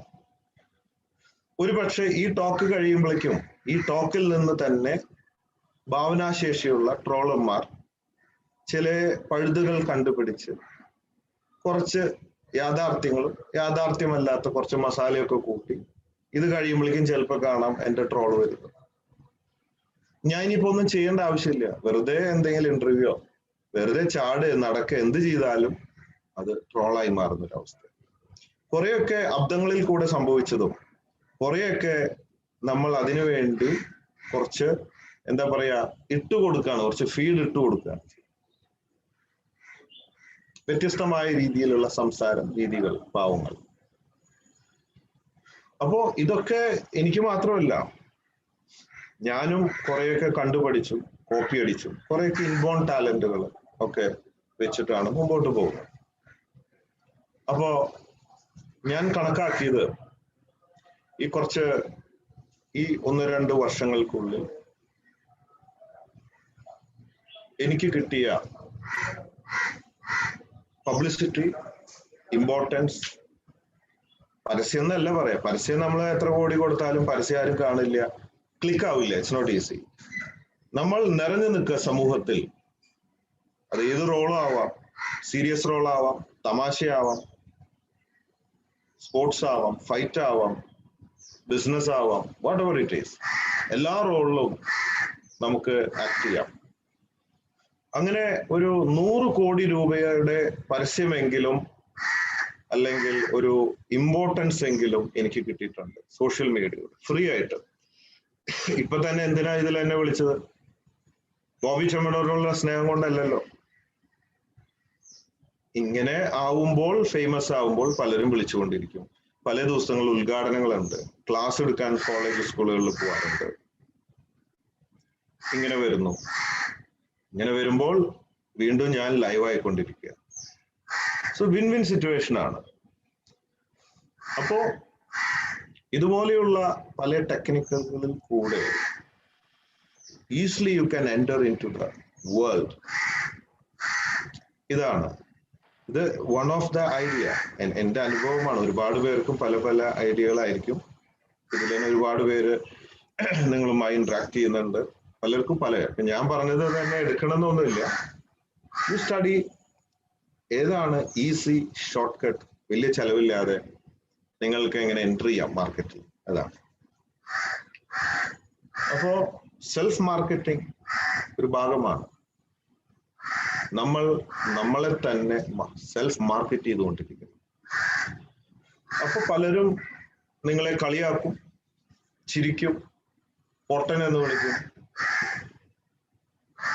മണ്ടൻ എന്ന് വിളിക്കും, കോമാളി എന്നൊക്കെ വിളിക്കും. അല്ല, പക്ഷെ നിങ്ങളുടെ മനസ്സാക്ഷിയോട് ചോദിക്കുമ്പോൾ നിങ്ങൾക്കൊരു ഉത്തരം ഉണ്ടാവണം. ആ ഉത്തരം മാത്രമേ നിങ്ങൾ ശ്രദ്ധിക്കാൻ പാടുള്ളൂ. ആ ഉത്തരം എന്തായിരിക്കണം? ഞാൻ വളരെ സ്ട്രെയിറ്റ് ഫോർവേഡാണ്. എനിക്ക് ക്രെഡിബിലിറ്റി ഉണ്ട്, സത്യസന്ധനാണ്. അല്ലെ, ഞാൻ ഇന്ന് വരെ ഒരു രൂപ ആരും പറ്റിച്ചിട്ടില്ല, കൊടുത്തിട്ടേ ഉള്ളൂ. അല്ലെങ്കിൽ ഞാൻ സമൂഹത്തിന് നിരക്കാത്ത തെറ്റുകളൊന്നും ചെയ്തിട്ടില്ല, കൊലപാതകം ചെയ്തിട്ടില്ല, വഞ്ചന, കളവ്, തട്ടിപ്പ്, വെട്ടിപ്പ്, ഭീകരപ്രവർത്തനം, ബലാത്സംഗം, ഇതുപോലെ യാതൊരു വക തെറ്റുകളും നമ്മൾ ചെയ്തിട്ടില്ല. നമ്മുടേതായ പേഴ്സണൽ കാര്യങ്ങൾ ഉണ്ടാവാം. ഇച്ചിരി കള്ളു കുടിക്കോ, അല്ലെങ്കിൽ നിങ്ങൾക്ക് ഗേൾ ഫ്രണ്ട് ഉണ്ടോ, അല്ലെങ്കിൽ ഇതൊക്കെ പേഴ്സണൽ കാര്യങ്ങൾ പലരും നിങ്ങളുടെ ബാക്കിൽ നിന്ന് ഫേമസ് ആവുമ്പോഴുള്ളൂ. അല്ലെങ്കിൽ ആര് വഴിയിൽ നിന്ന് മൂത്രമൊഴിച്ചാൽ ആരും ശ്രദ്ധിക്കില്ല. അപ്പൊ എനിക്കൊക്കെ വഴിയിൽ നിന്ന് മൂത്രമൊഴിക്കാൻ വയ്യ. ഇന്നലെ അടക്കം അബദ്ധം ഉണ്ടായി. ഇടവഴി കയറിയിട്ട് മൂത്രമൊഴിക്കും. ഈ പച്ചവെള്ളം കണ്ടമാനം കുടിക്കുന്നതുകൊണ്ട് ആരെങ്കിലും വന്ന് ഫോട്ടോ എടുക്കും. അതാണ്. അപ്പൊ അതുപോലെയുള്ള കുറച്ച് പ്രശ്നങ്ങൾ ഉണ്ടാവും. പേഴ്സണൽ കാര്യങ്ങൾ കുത്തിപ്പൊക്കി കൊണ്ടുവരാനുണ്ടാവും. പക്ഷേ നിങ്ങളുടെ മനസാക്ഷിയോട് ചോദിക്കുമ്പോൾ നിങ്ങൾക്ക് ശരിയായ ഉത്തരം കിട്ടുന്നുണ്ടെങ്കിൽ, അല്ലെങ്കിൽ നിങ്ങളെ അടുത്തറിയുന്ന സത്യസന്ധരൻ നിങ്ങളോട് പറയുന്ന കാര്യങ്ങൾ നിങ്ങൾ വളരെ കറക്റ്റാണ് ആണെങ്കിൽ നിങ്ങൾ നാണിക്കേണ്ട. Nothing to worry about. അതാണ്. അപ്പോ ചിലർ പറയുന്നത് ഭയങ്കര തൊലിക്കെട്ടിയാണെന്ന്. അങ്ങനെ വേണമെങ്കിൽ അങ്ങനെ പറഞ്ഞോട്ടെ. പക്ഷെ ഞാൻ ചെയ്യുന്നത് എന്താണെന്ന് എനിക്കറിയാം. എൻ്റെ കർമ്മങ്ങൾ, എൻ്റെ ഉദ്ദേശം, എൻ്റെ ഉദ്ദേശശുദ്ധി, എൻ്റെ നന്മ എന്താണെന്ന് എനിക്കറിയാം. അറിയുന്നവർക്കൊക്കെ അതറിയാം. അപ്പൊ ട്രോൾ ചെയ്തുകൊണ്ടോ ഒരു വ്യക്തി നമ്മളെ കുറിച്ച് മോശമായി പറഞ്ഞത് കൊണ്ടോ നമ്മൾ അങ്ങനെ ആവുന്നില്ല എന്ന് നമുക്ക് പൂർണ്ണ ബോധ്യം ഉണ്ടാവണം. നമ്മൾ എന്ത് വിചാരിക്കുന്നു എന്നതാണ് മോസ്റ്റ് ഇമ്പോർട്ടൻറ്റ്. മറ്റുള്ളവർ എന്ത് വിചാരിക്കുന്നു എന്നുള്ളതല്ല പ്രധാനം. Very important. അപ്പോ ആ ഒരു കോൺഫിഡൻസിൽ വേണം നമ്മൾ പോകാൻ.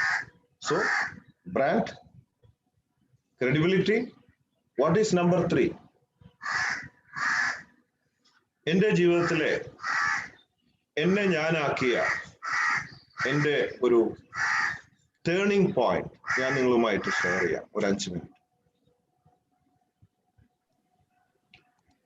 എനിക്ക് എൻ്റെ പപ്പ കുറെ വർഷങ്ങൾ മുമ്പ് ഒരു ജ്വല്ലറി ഇട്ട് തന്നു. ഫാദറിന് തൃശ്ശൂരും പാലക്കാടൊക്കെ ബിസിനസ് ഉണ്ടായിരുന്നു. എൻ്റെതായൊരു വളരെ കോളേജ് പഠിപ്പ് തീരുന്നതിന് മുമ്പ് ഇട്ട് തന്നു. കാരണം കോളേജ് പഠിപ്പ് തീരുന്നതിന് മുമ്പ് ഞാൻ കോളേജ് വിട്ടു. കാരണം കോളേജ് പറഞ്ഞു അധികം കാലം ഇവിടെ പഠിക്കേണ്ടതില്ല, നിങ്ങൾക്ക് അത്യാവശ്യം എല്ലാ കാര്യങ്ങളും അറിയാം. കയ്യിലെ കൊടുത്തതിനോടും ക്ലാസ് കട്ടിങ്ങും ഒക്കെ ആയതുകൊണ്ട് ഡിഗ്രി കംപ്ലീറ്റ് ചെയ്തിട്ടില്ല. അപ്പൊ ആദ്യത്തെ ഷോപ്പ് ഇട്ടിട്ട് അത് ഏകദേശം അടച്ചു പൂട്ടാറായി. അങ്ങനെ ഇരിക്കുന്ന സമയത്താണ് എനിക്ക് ഡൽഹിയിൽ ഒരു കേന്ദ്രമന്ത്രിയെ കാണേണ്ട ഒരു ആവശ്യം വന്നു.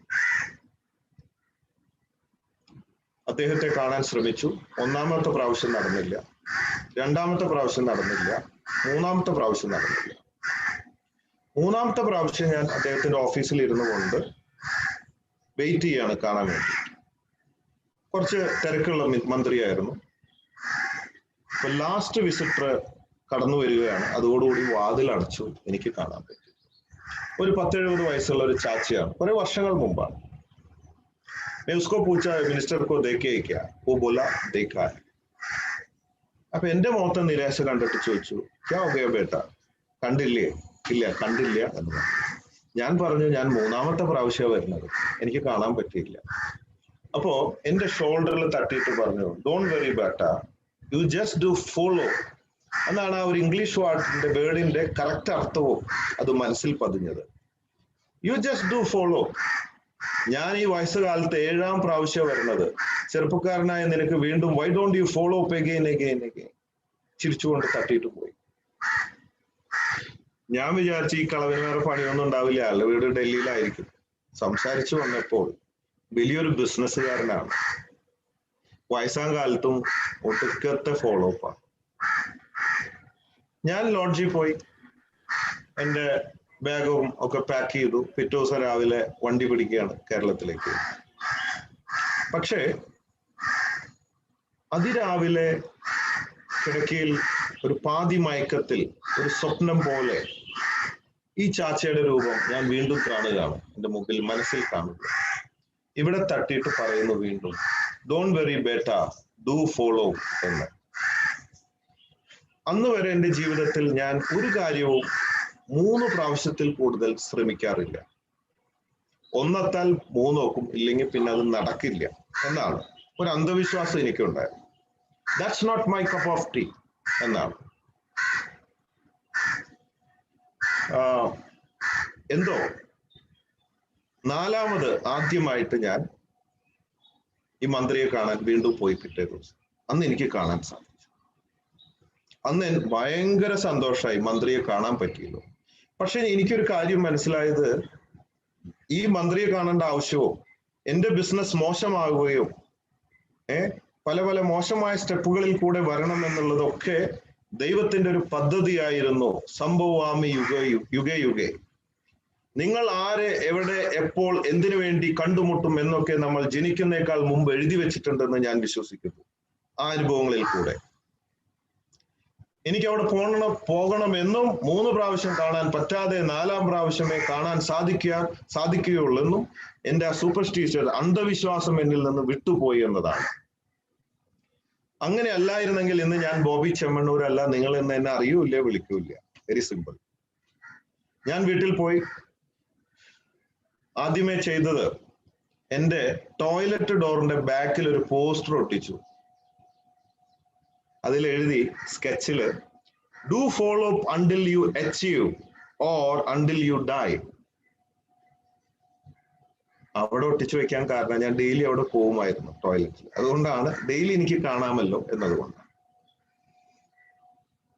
അന്ന് വരെ നടക്കാത്ത ഒരുപാട് പ്രോജക്റ്റുകൾ, ഫെയിലിയർ ആയ പ്രോജക്റ്റുകളൊക്കെ എടുത്തുകൊണ്ട് പൊടി തട്ടി 3 അല്ല 30 അല്ല 40 അല്ല പല പ്രാവശ്യം ഫോളോ അപ്പ് ചെയ്യാൻ തുടങ്ങിയപ്പോൾ ഇതൊക്കെ നടക്കുന്നതായിട്ട് എനിക്ക് തോന്നി.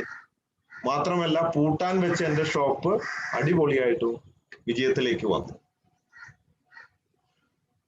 അപ്പോ ഞാൻ പഠിച്ചൊരു പാഠം 100% കിട്ടുമെന്നുള്ള ഉറപ്പോടുകൂടെ ഒരു കാര്യം നടക്കുന്നത് വരെ if you do follow up again വീണ്ടും വീണ്ടും വീണ്ടും പരിശ്രമിച്ചു കൊണ്ടിരുന്നാൽ അത് സാധിച്ചിരിക്കും എന്ന് ശക്തമായിട്ട് ഞാൻ നിങ്ങളോട് പറയുകയാണ്. ഞാനല്ല, ഇനി വലിയ ബിസിനസ്മാൻ അംബാനി ആയാലും ടാറ്റ ആയാലും whoever it is, successful people around the world, ആരോട് ചോദിച്ചാലും പറയാനുള്ളത് this is the secret behind success എന്നതാണ്. പലരും ആത്മവിശ്വാസമില്ലാതെ ഒരു ഇന്റർവ്യൂ അറ്റൻഡ് ചെയ്തു, 2 സ്ഥലത്ത് ജോലി ചെയ്തു, പിന്നെ അതൊരു പരമ്പരയാണ്.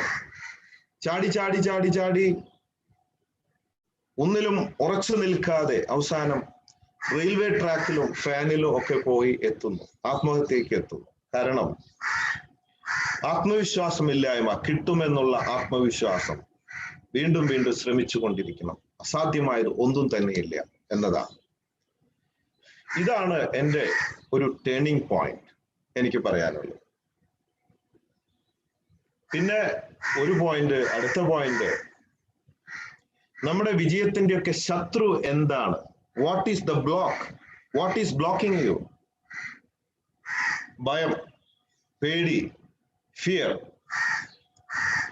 എല്ലാവർക്കും ഉണ്ട്. ഞാനിത് പേടി പാടില്ല എന്ന് പറഞ്ഞാലും എനിക്ക് പേടിയുണ്ട്. പക്ഷേ പല പ്രാക്ടീസുകളിൽ കൂടെ നമ്മുടെ പേടിയെ കുറച്ച് കൊണ്ടുവരണം. പേടിയും ജയവും ഒരുമിച്ച് പോവുകയില്ല. റിസ്ക് എടുക്കണം. പേടിയുണ്ട്, റിസ്ക് എടുക്കാൻ പറ്റില്ല, എന്നാൽ വിജയിക്കണം. രണ്ടും കൂടെ പറ്റില്ല, ഏതെങ്കിലും ഒന്നേ പറ്റുള്ളൂ. Sorry to interrupt. Excuse me, sir. Yeah, we are running short of time, sir. Could you wind up? Okay, how many minutes now? Already we have overshot time. Okay. So അത് പേടിയില്ലാതിരിക്കാൻ വേണ്ടി ചെയ്യണത്, you just know that you just born to die. നമ്മളൊക്കെ ചാവാൻ വേണ്ടി ജനിച്ചവരാണ്, എത്ര വലിയവരും ചെറിയവരൊക്കെ. അതുകൊണ്ട് സമയത്ത് അതൊക്കെ സംഭവിച്ചോളും, പേടിക്കേണ്ട ആവശ്യമില്ല. ഇതാണ് പേടിയിൽ നിന്ന് രക്ഷപ്പെടാൻ. സോ എനിക്ക് സബ്ജക്റ്റ് ഒരുപാടുണ്ടെങ്കിലും ഷോർട്ടായിട്ട് ഞാൻ ഇവിടെ അവസാനിപ്പിക്കുകയാണ്. So conquer the world with love. I love you everybody. ഇതാണ് ഇപ്പൊ എന്റെ പുതിയ ലോഗോ. ഗരുഡനാണ് ഇത് മാറ്റിപ്പിലാക്കി കണ്ടത്. ഇവിടെയും ഞാൻ മാർക്കറ്റ് ചെയ്യാണ്, കണ്ടുപിടിച്ചോളൂ. എന്റെ പുതിയ ലോഗോ ഫ്രീ ആയിട്ട് ഞാൻ കയറ്റുകയാണ്. ഗരുഡനെ മാറ്റിയിട്ട് ഇതാണ് ഇപ്പൊ എന്റെ പുതിയ logo. Thank you very much.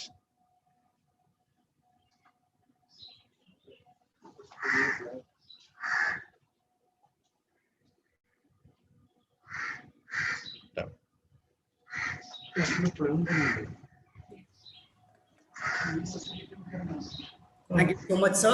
Thank you for your patience in explaining us so very well. And as a gratitude of our love, we would like to give an e-certificate for you. So I request my technical team to display the e-certificate for Mr. Bobby. Thank you, sir. Please accept this, and also we'll be emailing the same certificate to you as well. Thank you once again. And as a concluding note, if you'd like to say anything to our lovely audience, yes, you can take a minute and we can conclude if you want to say anything to the audience. That's all. Be in love. സ്നേഹം വിജയത്തിന്റെ ആധാരമാണ്. അതുകൊണ്ടാണ് ഞാൻ conquer the world with love എന്ന് പറഞ്ഞത്. സ്നേഹം, ഭയമില്ലാതാവുമ്പോൾ സ്നേഹം ഉള്ളിൽ നിറയും, ഭയത്തിന് സ്ഥാനം ഉണ്ടാവില്ല. അപ്പോൾ സ്നേഹിക്കുക, നല്ലത് ചെയ്യുക, സ്നേഹിക്കപ്പെടുക. When you have full of love in your heart, you won't have any problem. That is the strongest point. So love everybody, conquer the world with love. Thank you. Thank you so much, sir. All right, with that, I would like to invite our next MC to take it forward to introduce the next speaker. Hadi, you can unmute yourself and you can talk. Sorry, sir. Thank you, MC Tamerson, sir. So it's my pleasure and honor to invite an eminent personality who is none other than Dr. Saji Kudiakos, who will give us an insight on making the transition from a student to an entrepreneur. He is currently working as professor and director of Farouk Institute of Management Studies run by the prestigious Farouk College, established in 1948. He is an MBA graduate with specialization in marketing. He is a PG diploma holder in international trade, acquired MPhil in management and PhD in the area of marketing from Kannur University. He has also received the status of accredited management teacher from the prestigious All India Management Association, New Delhi. Dr. Saji has been involved in management education, training, research, and consulting for the past 20 years. He has carried out several MDPs for the public and private sector organization in Gujarat, Tamil Nadu, and Kerala. He has a strong passion for research, especially on consumer behavioral dimensions. He has so far published 32 papers and articles in leading Indian and international management journals, magazines, and dailies, including The Hindu. Presented 25 research papers in national and international conferences. He has developed 2 case studies in the area of women entrepreneurship and marketing. Dear speaker, we will be hearing a short buzzer prior to 5 minutes of the session ending time and a long buzzer exactly at the end of the session time. Thank you. And on this note, let me invite Dr. Saji Kuriakose onto the dais with a virtual round of applause. Over to you, sir. Hello. Hello. Hello, sir. You're audible, sir. I'm audible. Okay. So thank you so much for inviting me to this program. This is really a nice program with the intention of inculcating entrepreneurial spirit among students, which is a need of the hour. So I'm very happy to be part of this. So I'll be making a presentation of just a minute.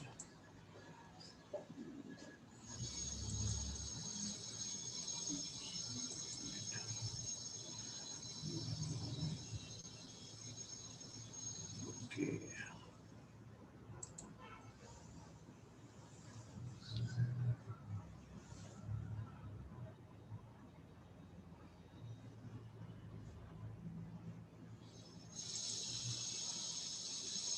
Is my slide visible? Hello? Yes, sir, it's visible, sir. Okay. So thank you. So thank you so much. My presentation, I'm not an entrepreneur, sorry for that. What I'll be doing is to share what I have seen from some of the entrepreneurs.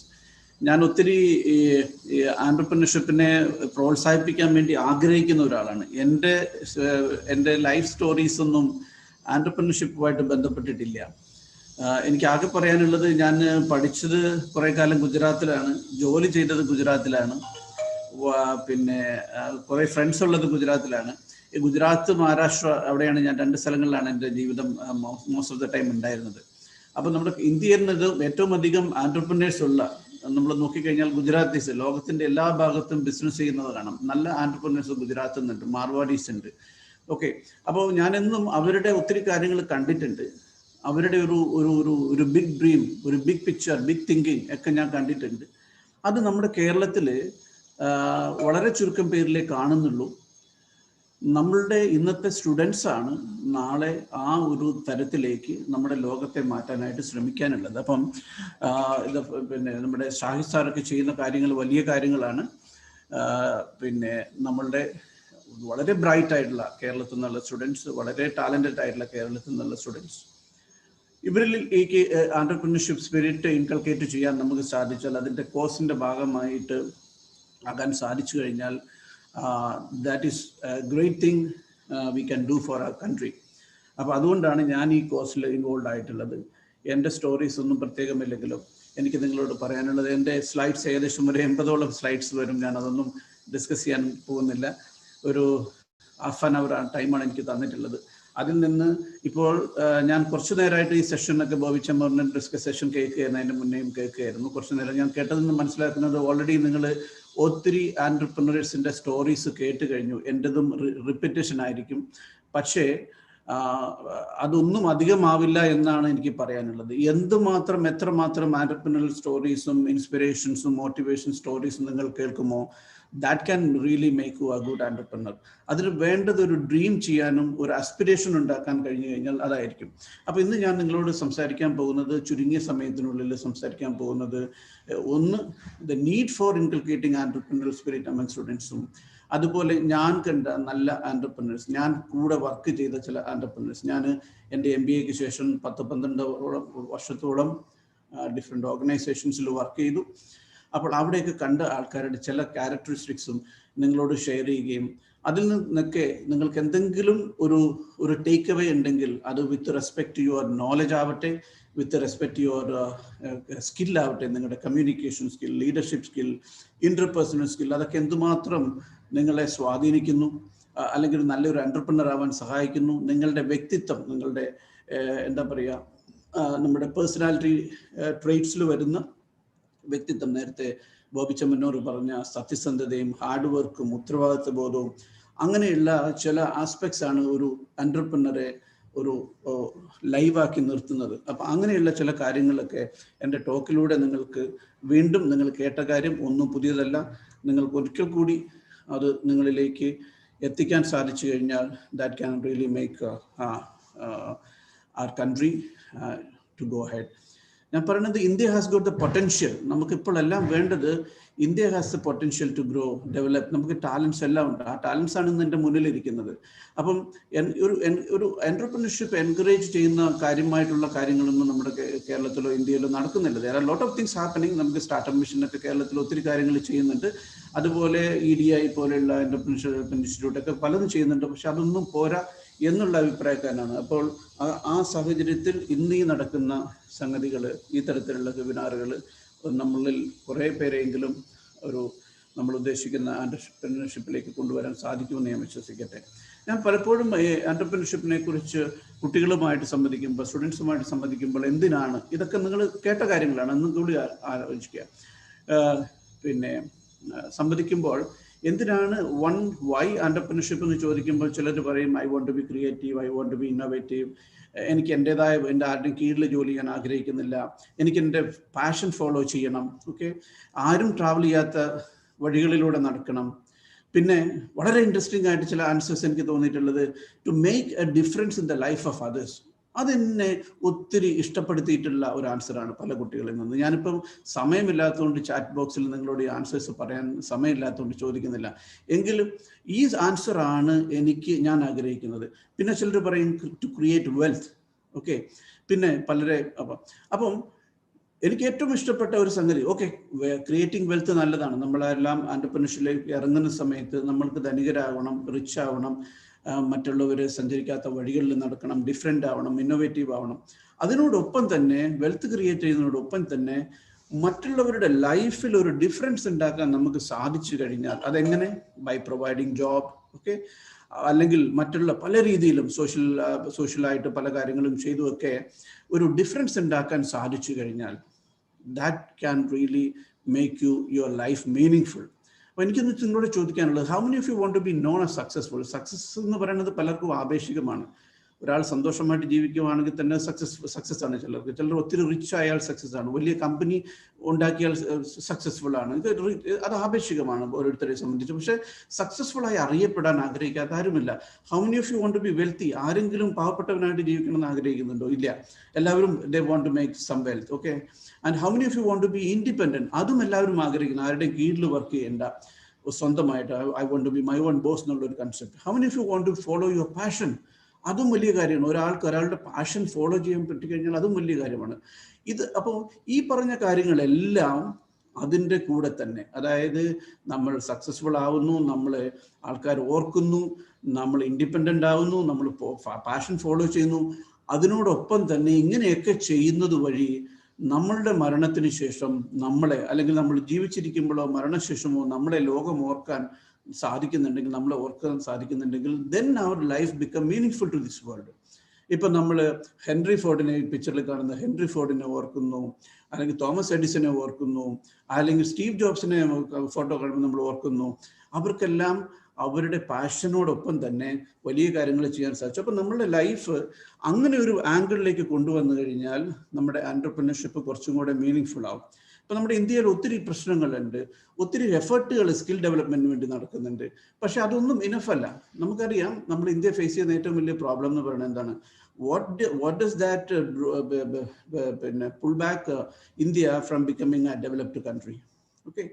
അത് പ്രധാന കാരണം നിങ്ങൾക്കറിയാം, പോവർട്ടിയും unemployment ആണ് ഇന്ത്യയിലുള്ള പ്രശ്നം. ഈ രണ്ട് സംഗതിയും ഡു യു തിങ്ക് ദാറ്റ് നമുക്ക് കുറെ സ്കില്ല് കിട്ടിയത് കൊണ്ട് കാര്യമുണ്ടെന്ന്? അൺഎംപ്ലോയ്മെന്റ് ഇഷ്യൂ സ്റ്റിൽ ഉണ്ട്. No government can do anything to beyond a limit. But entrepreneurship ആണ് അതിൻ്റെ ഒൺലി സൊല്യൂഷൻ എന്നാണ് എൻ്റെ ഒരു അഭിപ്രായം. നമുക്ക് ജോബ് കൊടുക്കാൻ കഴിഞ്ഞാൽ, കുറേ പേർക്കെങ്കിലും ജോബ് കൊടുക്കാൻ കഴിഞ്ഞാൽ, അപ്പോൾ അങ്ങനെ പോവർട്ടിയും അൺഎംപ്ലോയ്മെൻറ്റും ഇറാഡിക്കേറ്റ് ചെയ്യാൻ ആൻറ്റർപ്രനേഴ്സിന് സാധിക്കും. അപ്പോൾ പലരും നമുക്ക് ധാരാളം മാനേജേഴ്സ് ഉണ്ട്, ഒത്തിരി ലീഡേഴ്സ് ഉണ്ട്, പക്ഷേ ആൻറ്റർപ്രനേഴ്സിൻ്റെ കുറവ് നമ്മുടെ രാജ്യത്ത് വളരെയുണ്ട്. അപ്പോൾ എങ്ങനെ how can be think differently, how nice it is money മേക്കിങ്ങും നാഷൻ ബിൽഡിങ്ങും ഒരുമിച്ച് പോകാൻ സാധിച്ചു കഴിഞ്ഞാൽ നമ്മളുടെ ആൻറ്റർപ്രനർഷിപ്പ് സ്പിരിറ്റിലൂടെ, നമ്മൾ ഉണ്ടാക്കുന്ന പ്രസ്ഥാനത്തിലൂടെ നമ്മൾ റിച്ച് ആകുന്നു, അല്ലെങ്കിൽ മണി മേക്കിംഗ് സംഭവിക്കുന്നു, നമ്മളുടെ പാഷൻ ഫോളോ ചെയ്യുന്നു. അതോടൊപ്പം തന്നെ നാഷൻ ബിൽഡിങ്ങിൻ്റെ ആ പ്രോസസ്സിലും കൂടി ഒരു വ്യക്തിക്ക് ഭാഗമാകാൻ കഴിഞ്ഞു കഴിഞ്ഞാൽ അതിൽ പരം എന്താണ് ഒരു വ്യക്തിക്ക് ലോകത്ത് വേണ്ടെന്നുള്ളതാണ്. അപ്പോൾ ഈ രണ്ട് ഇഷ്യൂവും, പോവർട്ടിയും അൺഎംപ്ലോയ്മെൻറ്റും അഡ്രസ്സ് ചെയ്യാൻ ആൻറ്റർപ്രനർഷിപ്പിന് മാത്രമേ സാധിക്കുകയുള്ളൂ എന്ന് ഞാൻ വിശ്വസിക്കുന്ന ഒരാളാണ്. അപ്പോൾ നമുക്ക് നമ്മുടെ ഇതെല്ലാം ഫോളോ ചെയ്തുകൊണ്ട് തന്നെ നമ്മുടെ രാജ്യത്തിനും കൂടി വേണ്ടി എന്തെങ്കിലും ചെയ്യാൻ സാധിക്കണം. ഈ എൻ്റർപ്രനർ ഇത് are they born or made എന്നുള്ളൊരു ചോദ്യത്തിനും കൂടി എനിക്ക് ഉത്തരം ഉണ്ട്. ഞാൻ വിശ്വസിക്കുന്നു ആരും എൻ്റർപ്രനർ ആയിട്ട് ജനിക്കുന്നില്ല. പക്ഷേ do you have the willingness to and potential to dream big? Okay, ഞാൻ നേരത്തെ ഗുജറാത്തിൽ നിന്ന് സ്റ്റോറീസ് പറയാൻ കാരണം എപ്പോഴും അവർ they dream big. Okay, except few in Kerala and South India, I haven't seen many people who want to grow beyond a limit. And I've been conducting a training program for the businessmen here. അപ്പോൾ ഒരു 10 crore turn over ചെയ്യുന്ന ആൾക്ക്, sir ഞങ്ങൾ മടുത്തു, എന്തിനാണ് പുതിയ ജനറേഷന് വേണ്ടിയിട്ടാണ്, എന്തിനാണ് ഞങ്ങൾ ചെയ്യുന്നത്? It's already we are tired. അപ്പം ഞാൻ അവരോട് ചോദിച്ചു, was your dream limited to making 10 crores rupees turnover? Okay, can you, when you have the potential to dream big and become the number one in India, number one in the world, ആ തരത്തിലുള്ള dream ഇല്ലാതെ നിങ്ങൾക്ക് ഒരു നല്ല എൻ്റർപ്രനർഷിപ്പിലേക്ക് വരാൻ സാധിക്കില്ല. അപ്പം എന്താണ് വാട്ട് മെയ്ഡ് എൻ്റർപ്രനേഴ്സ് സക്സസ്ഫുൾ? ഓക്കെ, ഞാനിപ്പോഴും ഒത്തിരി എൻ്റർപ്രനർഷിപ്പിനെ കുറിച്ച് ഇവിടെ തന്നെ പല സ്പീക്കേഴ്സും റെഫർ ചെയ്തിട്ടുള്ള ആളായിരിക്കും വില്യം ഡി ബൈഗ്രേവ്. ഓക്കെ, അദ്ദേഹത്തിൻ്റെ 10 Ds ഓഫ് എൻ്റർപ്രനർഷിപ്പിനെ കുറിച്ച് പറയുന്നുണ്ട്. അത് വലിയ ആലോചിച്ച് നോക്കുമ്പോൾ അദ്ദേഹം പറയുന്ന 10 Ds ആണ് നമ്മൾ: dream, big dream, timely decision, doers, കാര്യങ്ങൾ ചെയ്യുന്നത്, ഡിറ്റർമൈൻഡ് ആയിട്ടുള്ള ഒരു പേഴ്സണാലിറ്റി, ഡിസിഷൻ എടുക്കാനുള്ളത്, അങ്ങനെ ഡീറ്റെയിലിംഗ്, ഡെസ്റ്റിനി ചേഞ്ച് ചെയ്യാനുള്ളൊരു കഴിവ്, ഡോളേഴ്സ്, മണി മേക്കിംഗ്. അങ്ങനെ ഈ 10 Ds കുറിച്ച് അദ്ദേഹം പറയാറുണ്ട്. അതിലൊരു ഡ്രീമാണ്, ഒരു ഫസ്റ്റ് D ആണ് ഡ്രീം എന്ന് പറയുന്നത്. അപ്പം ഞാൻ നമുക്കെല്ലാവരും ഇപ്പോൾ ഇവിടെ തന്നെ ടോക്കിൽ ഞാൻ നേരത്തെ ധീരുഭായ് അംബാനിയെ റെഫർ ചെയ്യുന്നത് കേട്ടു. ഞാനിന്ന് പറയാൻ പോകുന്ന പലരുടെ സ്റ്റോറി നമ്മൾ റെഫർ ചെയ്യും. അതുകൊണ്ടാണ് ഞാൻ പറയുന്നത്, അത് എത്ര കേട്ടാലും നമ്മൾക്ക് മതി വരാത്ത സ്റ്റോറീസാണ്. അത്രയും ഇൻട്രസ്റ്റിംഗ് ആണ് അവരുടെ story. So can a petrol bunk attendant make a role? നമ്മളൊരു പെട്രോൾ ബങ്കിൽ അറ്റൻഡ് ചെയ്യുന്ന ഒരു ജോലിക്കാരനാണെങ്കിൽ വാട്ട് വുഡ് ബി അവർ പിന്നെ നമ്മുടെ ഡ്രീമിൻ്റെ പിന്നെ ലിമിറ്റ് എവിടം വരെ ആയിരിക്കും? Maximum to own a petrol bunk. ഒരു പെട്രോൾ ബങ്കിലെ ജോലിക്കാരൻ്റെ ഡ്രീം ഒരു മാക്സിമം ഒരു പെട്രോൾ ബങ്ക് ഓൺ ചെയ്യുക എന്നുള്ളതാണ്. പക്ഷേ this man made he was dreaming about making a refinery. ഓക്കെ, അപ്പോൾ നമുക്കറിയാം ഇന്ന് ലോകത്തെ തന്നെ വൺ ഓഫ് ദി ബിഗ്ഗസ്റ്റ് റിഫൈനറിയാണ് ജാംനഗറിലാണ്. ഞാനിവിടെയാണ് പഠിച്ചത്, എൻ്റെ +1 +2 പഠിച്ചൊരു സ്ഥലം. അന്ന് ആ റിഫൈനറിയില്ല. ഇന്ന് ലോകത്തെ തന്നെ one of the biggest refineries ആണ്. ഓക്കെ, നമുക്കറിയാം മറ്റു രാജ്യങ്ങളിലൊക്കെ, സൗദി അറേബ്യയിലൊക്കെ ഉണ്ട്, പക്ഷേ ഇത്രയും വലിയൊരു റിഫൈനറി ഇല്ല. അപ്പോൾ അദ്ദേഹം ആ ഒരു ലെവലിൽ നിന്ന് ചിന്തിച്ചത്, he said think big, think fast, think ahead, ideas are no one's monopoly. അപ്പോൾ ആ തരത്തിൽ ചിന്തിച്ചിരിക്കുന്ന, ഞാൻ ഈയിടെ ഞങ്ങളുടെ കാലിക്കറ്റ് മാനേജ്മെന്റ് അസോസിയേഷൻ്റെ പാസ്റ്റ് പ്രസിഡന്റാണ് ഞാൻ. അപ്പം കഴിഞ്ഞ ആഴ്ചത്തെ ഞങ്ങളുടെ ഒരു സ്പീക്കർ വാസ്, നിങ്ങൾക്കെല്ലാം കേട്ട മാത്യൂസ്, നമ്മുടെ ഫ്രഷ് ടു ഹോം എന്നുള്ള ആ കമ്പനിയുടെ പുതിയ ഒത്തിരി ഇൻവെസ്റ്റ്മെന്റ് ഒക്കെ കിട്ടിയ മാത്യൂസ് പറയായിരുന്നു, പിന്നെ അദ്ദേഹം ഗുജറാത്തിലേക്ക് പോയി, ജൂനഗഡിൽ പോയി, അവിടെ ഈ പാപ്പട്ടെന്ന് പറഞ്ഞ വണ്ടിയിൽ കയറിയിട്ട് ധീരുഭായ് അംബാനിയുടെ വീട്ടിൽ പോയി കാണാൻ വേണ്ടി പോയി. അദ്ദേഹം അവിടെയില്ല, അദ്ദേഹം ബോംബെയിലാണ്. ഞാൻ പറയാം, ഒരു പയ്യന്റെ ആഗ്രഹം, അവന്റെ മനസ്സിലുള്ള ഒരു സംഗതി, ഈ മനുഷ്യനെ ഗുജറാത്തിൽ അത്രയും ദൂരം പോയി കാണാൻ കേരളത്തിൽ നിന്ന് അദ്ദേഹം പോയി എത്രയോ വർഷങ്ങൾക്ക് മുന്നേ. ഇന്ന് അദ്ദേഹം അംബാനിയല്ല, ഈ മാത്യൂസ് എന്ന് പിന്നെ വലിയൊരു കമ്പനിയുടെ പിന്നെ വലിയൊരു എന്റർപ്രണർഷിപ്പ് നിങ്ങൾക്കറിയാം, ഫ്രഷ് ഹോം. അപ്പം അദ്ദേഹം ചെയ്തെന്താണ് അവിടെയും പിന്നെ ആ ഒരു അദ്ദേഹത്തിന്റെ ഒരു ഡ്രൈവ് വന്നേ ഇങ്ങനെയുള്ള ആൾക്കാരെ കാണണം എന്നുള്ളത്. എനിക്കത് കേട്ട് കഴിഞ്ഞപ്പോൾ വലിയ സന്തോഷം തോന്നി. ഞാൻ രണ്ടാമത് വർക്ക് ചെയ്ത ഒരു മനുഷ്യനാണ് Karsanbhai Patel. Okay, Nirma, washing powder Nirma. ഞാൻ ഈ കമ്പനിയിൽ 10 വർഷം വർക്ക് ചെയ്തു. ഞാൻ അദ്ദേഹത്തിനോട് ക്ലോസ് ആയിട്ട് വർക്ക് ചെയ്തു. ഞാൻ അദ്ദേഹത്തിലൊക്കെ കണ്ടത് അവരുടെയൊക്കെ ചെറിയ രീതിയിൽ നിന്ന് തുടങ്ങി. അദ്ദേഹം ഡിറ്റർജന്റ് പൗഡർ ഉണ്ടാക്കി, ഇപ്പൊ നമ്മുടെ ഹാർവാർഡിൽ വരെ കേസ് സ്റ്റഡി ആയത് വരും നിങ്ങൾക്കറിയാം. ഡിറ്റർജന്റ് പൗഡർ ഉണ്ടാക്കി, ചെറുതായി ഉണ്ടാക്കി, ചെറിയ പാക്കറ്റിൽ സ്റ്റാപ്പിൾ ചെയ്ത് പാക്കറ്റിൽ വിറ്റു, സൈക്കിളിൽ കൊണ്ട് നടന്ന് വിറ്റു. അങ്ങനെ ഒരു 10,000 റുപ്പീസ് ടേൺ ഓവറിൽ നിന്ന് 10,000-ൽ നിന്ന് 10 ലക്ഷത്തിലേക്ക്, 10 ലക്ഷത്തിൽ നിന്ന് 10 കോടിയിലേക്ക്, 10 കോടിയിൽ നിന്ന് 100 കോടിയിലേക്ക്, 100 കോടിയിൽ നിന്ന് 1000 കോടിയിലേക്ക്, 1000 കോടിയിൽ നിന്ന് 5000 കോടിയിലേക്ക്. ഒരു സൈക്കിളിൽ ഒരു സാധനം ഉണ്ടാക്കി വിറ്റ് നടന്ന ആള് ഫ്യൂ ഇയേഴ്സിനുള്ളിൽ ആയിരക്കണക്കിന് കോടി ടേൺ ഓവറിലേക്ക് വന്നു. ഞാൻ ജോയിൻ ചെയ്ത സമയത്ത് 1995 it was 5,000 crores. Today the group turn over is 17,000 crores. Okay, അപ്പൊ ഞാൻ പറഞ്ഞത് അദ്ദേഹത്തിനെയൊക്കെ ഞാൻ ക്ലോസ്ലി വാച്ച് ചെയ്തപ്പോൾ ഉള്ള ഒരു ഡിറ്റർമിനേഷൻ, ഒരു കാര്യം ചെയ്യാൻ തീരുമാനിച്ചു കഴിഞ്ഞാൽ ഡിറ്റർമിനേഷൻ, മുന്നോട്ട് പോകാത്ത ഒരു സംഗതി, ഡിസിസീവ്നെസ്, ടൈംലി ഡിസിഷൻ ടേക്കിംഗ്, ഇങ്ങനെ പലതരത്തിൽ. ഞാനകത്ത് ഈ സ്റ്റോറീസ് ഒക്കെ പറഞ്ഞു പോകണമെങ്കിൽ എനിക്ക് 2-3 മണിക്കൂർ വേണം. അതിലേക്കൊന്നും ഞാൻ പോകുന്നില്ല, പക്ഷെ സമയമില്ലാത്തത് കൊണ്ട്. അപ്പം ഇങ്ങനെയുള്ള ആൾക്കാർ നമ്മൾ നോക്കിക്കഴിഞ്ഞാൽ, ചരിത്രത്തിലേക്ക് പോയി കഴിഞ്ഞാൽ, ബിൽ ഗേറ്റ്സിന്റെ കഥ എടുത്തു കഴിഞ്ഞാൽ, അവരൊക്കെ അദ്ദേഹത്തിന്റെ ബിൽ ഗേറ്റ്സിന്റെ first company called Trafford Data, which went nowhere, and he dropped out of Harvard, but his passion for computers made him to start Microsoft, and rest is history, and became the richest man in the world and all. അപ്പോൾ നമുക്കറിയാം, the passion, to follow the passion, ആ ഒരു quality. അതേപോലെ Henry ഫോർഡിന്റെ story നമുക്കറിയാം. Okay, and the world's first 2 പിന്നെ companies he formed made him broke. അദ്ദേഹം ഒന്നുമില്ലാത്തവനായി. അവിടുന്നാണ് Henry Ford തിരിച്ചു വരുന്നത്. ഇതെല്ലാം അദ്ദേഹം, he was a doer. And Thomas Edison, നമുക്കറിയാം, he is holding over 1,000 US patents. He was told as a boy by his teacher, teacher പറഞ്ഞു, he is too stupid to learn anything, and was suggested to go into a field that did not require intelligence. ഒരു ഇന്റലിജൻസും വേണ്ടാത്ത പണിയിലേക്ക് പോകണമെന്ന് teacher പറഞ്ഞ ഒരു വ്യക്തി, then he made such a big empire. അതും ഹിസ്റ്ററിയിൽ നമ്മൾ കണ്ടിട്ടുള്ളതാണ്. Walt Disney was fired by editor having no original ideas. And later എന്താണ് സംഭവിച്ചതെന്നുള്ളത് വാൾട്ട് ഡിസ്നിയുടെ കഥയും നമ്മുടെ മുന്നിലുണ്ട്. അതായത് ഇദ്ദേഹം പറഞ്ഞ 10 Ds ഡെസ്റ്റിനി ചേഞ്ച് ചെയ്ത ഒരു വ്യക്തി ഞാൻ കാണുന്നത്. ഞാനിപ്പം നാരായണമൂർത്തിയെ, നമുക്കറിയാം ആ നാരായണമൂർത്തിയുടെ സ്റ്റോറി, എവിടെയാണ് അദ്ദേഹം തുടങ്ങിയത്, എങ്ങനെയാണ് തുടങ്ങിയത്, അവരുടെ ടീമിന്റെ കൂട്ടായ്മയുടെ കാര്യങ്ങൾ, 5 സുഹൃത്തുക്കളുടെ ഒരുമ, ടീം വർക്ക്, അദ്ദേഹത്തിൻ്റെ ലീഡർഷിപ്പ്. ഓക്കെ, ഞാനൊക്കെ കേരളത്തിൻ്റെ പല സ്ഥലങ്ങളിലും പോകുമ്പോൾ, I'm from Wayanad, so when I go to the interiors of Wayanad, I see good houses, good cars and all. People who are having a very ordinary life, now they are having a very big their social status, and ഭൗതിക സാഹചര്യങ്ങളൊക്കെ change ചെയ്തതായി കാണുമ്പോൾ ഞാൻ എൻ്റെ ബ്രദറിനോട് ചോദിക്കും, ഏതാണ് വീട്, എവിടെയാണ്, എന്താണ് ഇവിടെ ഒരു മാറ്റം ഇത്ര? അപ്പോൾ അദ്ദേഹം പറയും, ആ പയ്യൻ ഇവിടെ US ഇൻഫോസിസിലാണ് വർക്ക് ചെയ്യുന്നത്, വിപ്രോയിലാണ് വർക്ക് ചെയ്യുന്നത്, അല്ലെങ്കിൽ വേറെ ഏതെങ്കിലും കമ്പനിയിലാണ് വർക്ക് ചെയ്യുന്നത്. എത്രയോ ഇന്ത്യൻ ഫാമിലീസിൻ്റെ ഡ്രീം. ഓക്കെ, ഈ IT ഔട്ട്സോഴ്സ് സർവീസിൻ്റെ ഒരു തുടക്കം, ഇന്ത്യക്ക് അത്രയും സ്കോപ്പ് ഉണ്ട്, ഇന്ത്യയിൽ ഇത്ര ആൾക്കാർക്ക് ജോലി കൊടുക്കാൻ ഇങ്ങനെ ഒരു സ്കോപ്പ് ഉണ്ട് എന്നുള്ളത് കാണിച്ചു കൊടുത്തത് NR നാരായണമൂർത്തിയുടെയും ഇൻഫോസിസിന്റെ സഹപരായിട്ടുള്ള എല്ലാവരുടെയും അരുതാണ്. ഓക്കെ, അപ്പൊ ഇന്ത്യയിലെ പല ഫാമിലീസിന്റെ ഡെസ്റ്റിനി ചേഞ്ച് ചെയ്യാനായിട്ട് നാരായണമൂർത്തിക്ക് കഴിഞ്ഞു. നമ്മളുടെയും ഒരു ഇനീഷ്യേറ്റീവ്. അതേപോലെ നിങ്ങളിപ്പോൾ സോഷ്യൽ എന്റർപ്രണർഷിപ്പിനെ കുറിച്ചും എന്റർപ്രണേഴ്സിന്റെ കോൺട്രിബ്യൂഷൻസിനെ കുറിച്ചും സോഷ്യൽ മേഖലയിൽ വരുത്തുന്ന മാറ്റങ്ങളെ കുറിച്ചും ഒക്കെ നിങ്ങൾ സംസാരിക്കുകയുണ്ടായി. ഓക്കെ, അസീം പ്രേംജി ഈ വർഷത്തെ ഏറ്റവും ടോപ്പറാണ്. ഒരു ദിവസം അദ്ദേഹം 7,000, ഓൾമോസ്റ്റ് ക്ലോസ് ടു 8,000 crores ആണ് അദ്ദേഹം ഡൊണേറ്റ് ചെയ്തത് സോഷ്യൽ കോസിന് വേണ്ടിയിട്ട്. ഒരു ദിവസം 22 കോടി രൂപ, അതാണ് കണക്ക്. ഒരു ദിവസം ചെയ്തിരിക്കുന്ന കോൺട്രിബ്യൂഷൻ. അത് ലോകത്തെ തന്നെ largest endowment in the world and first in Asia.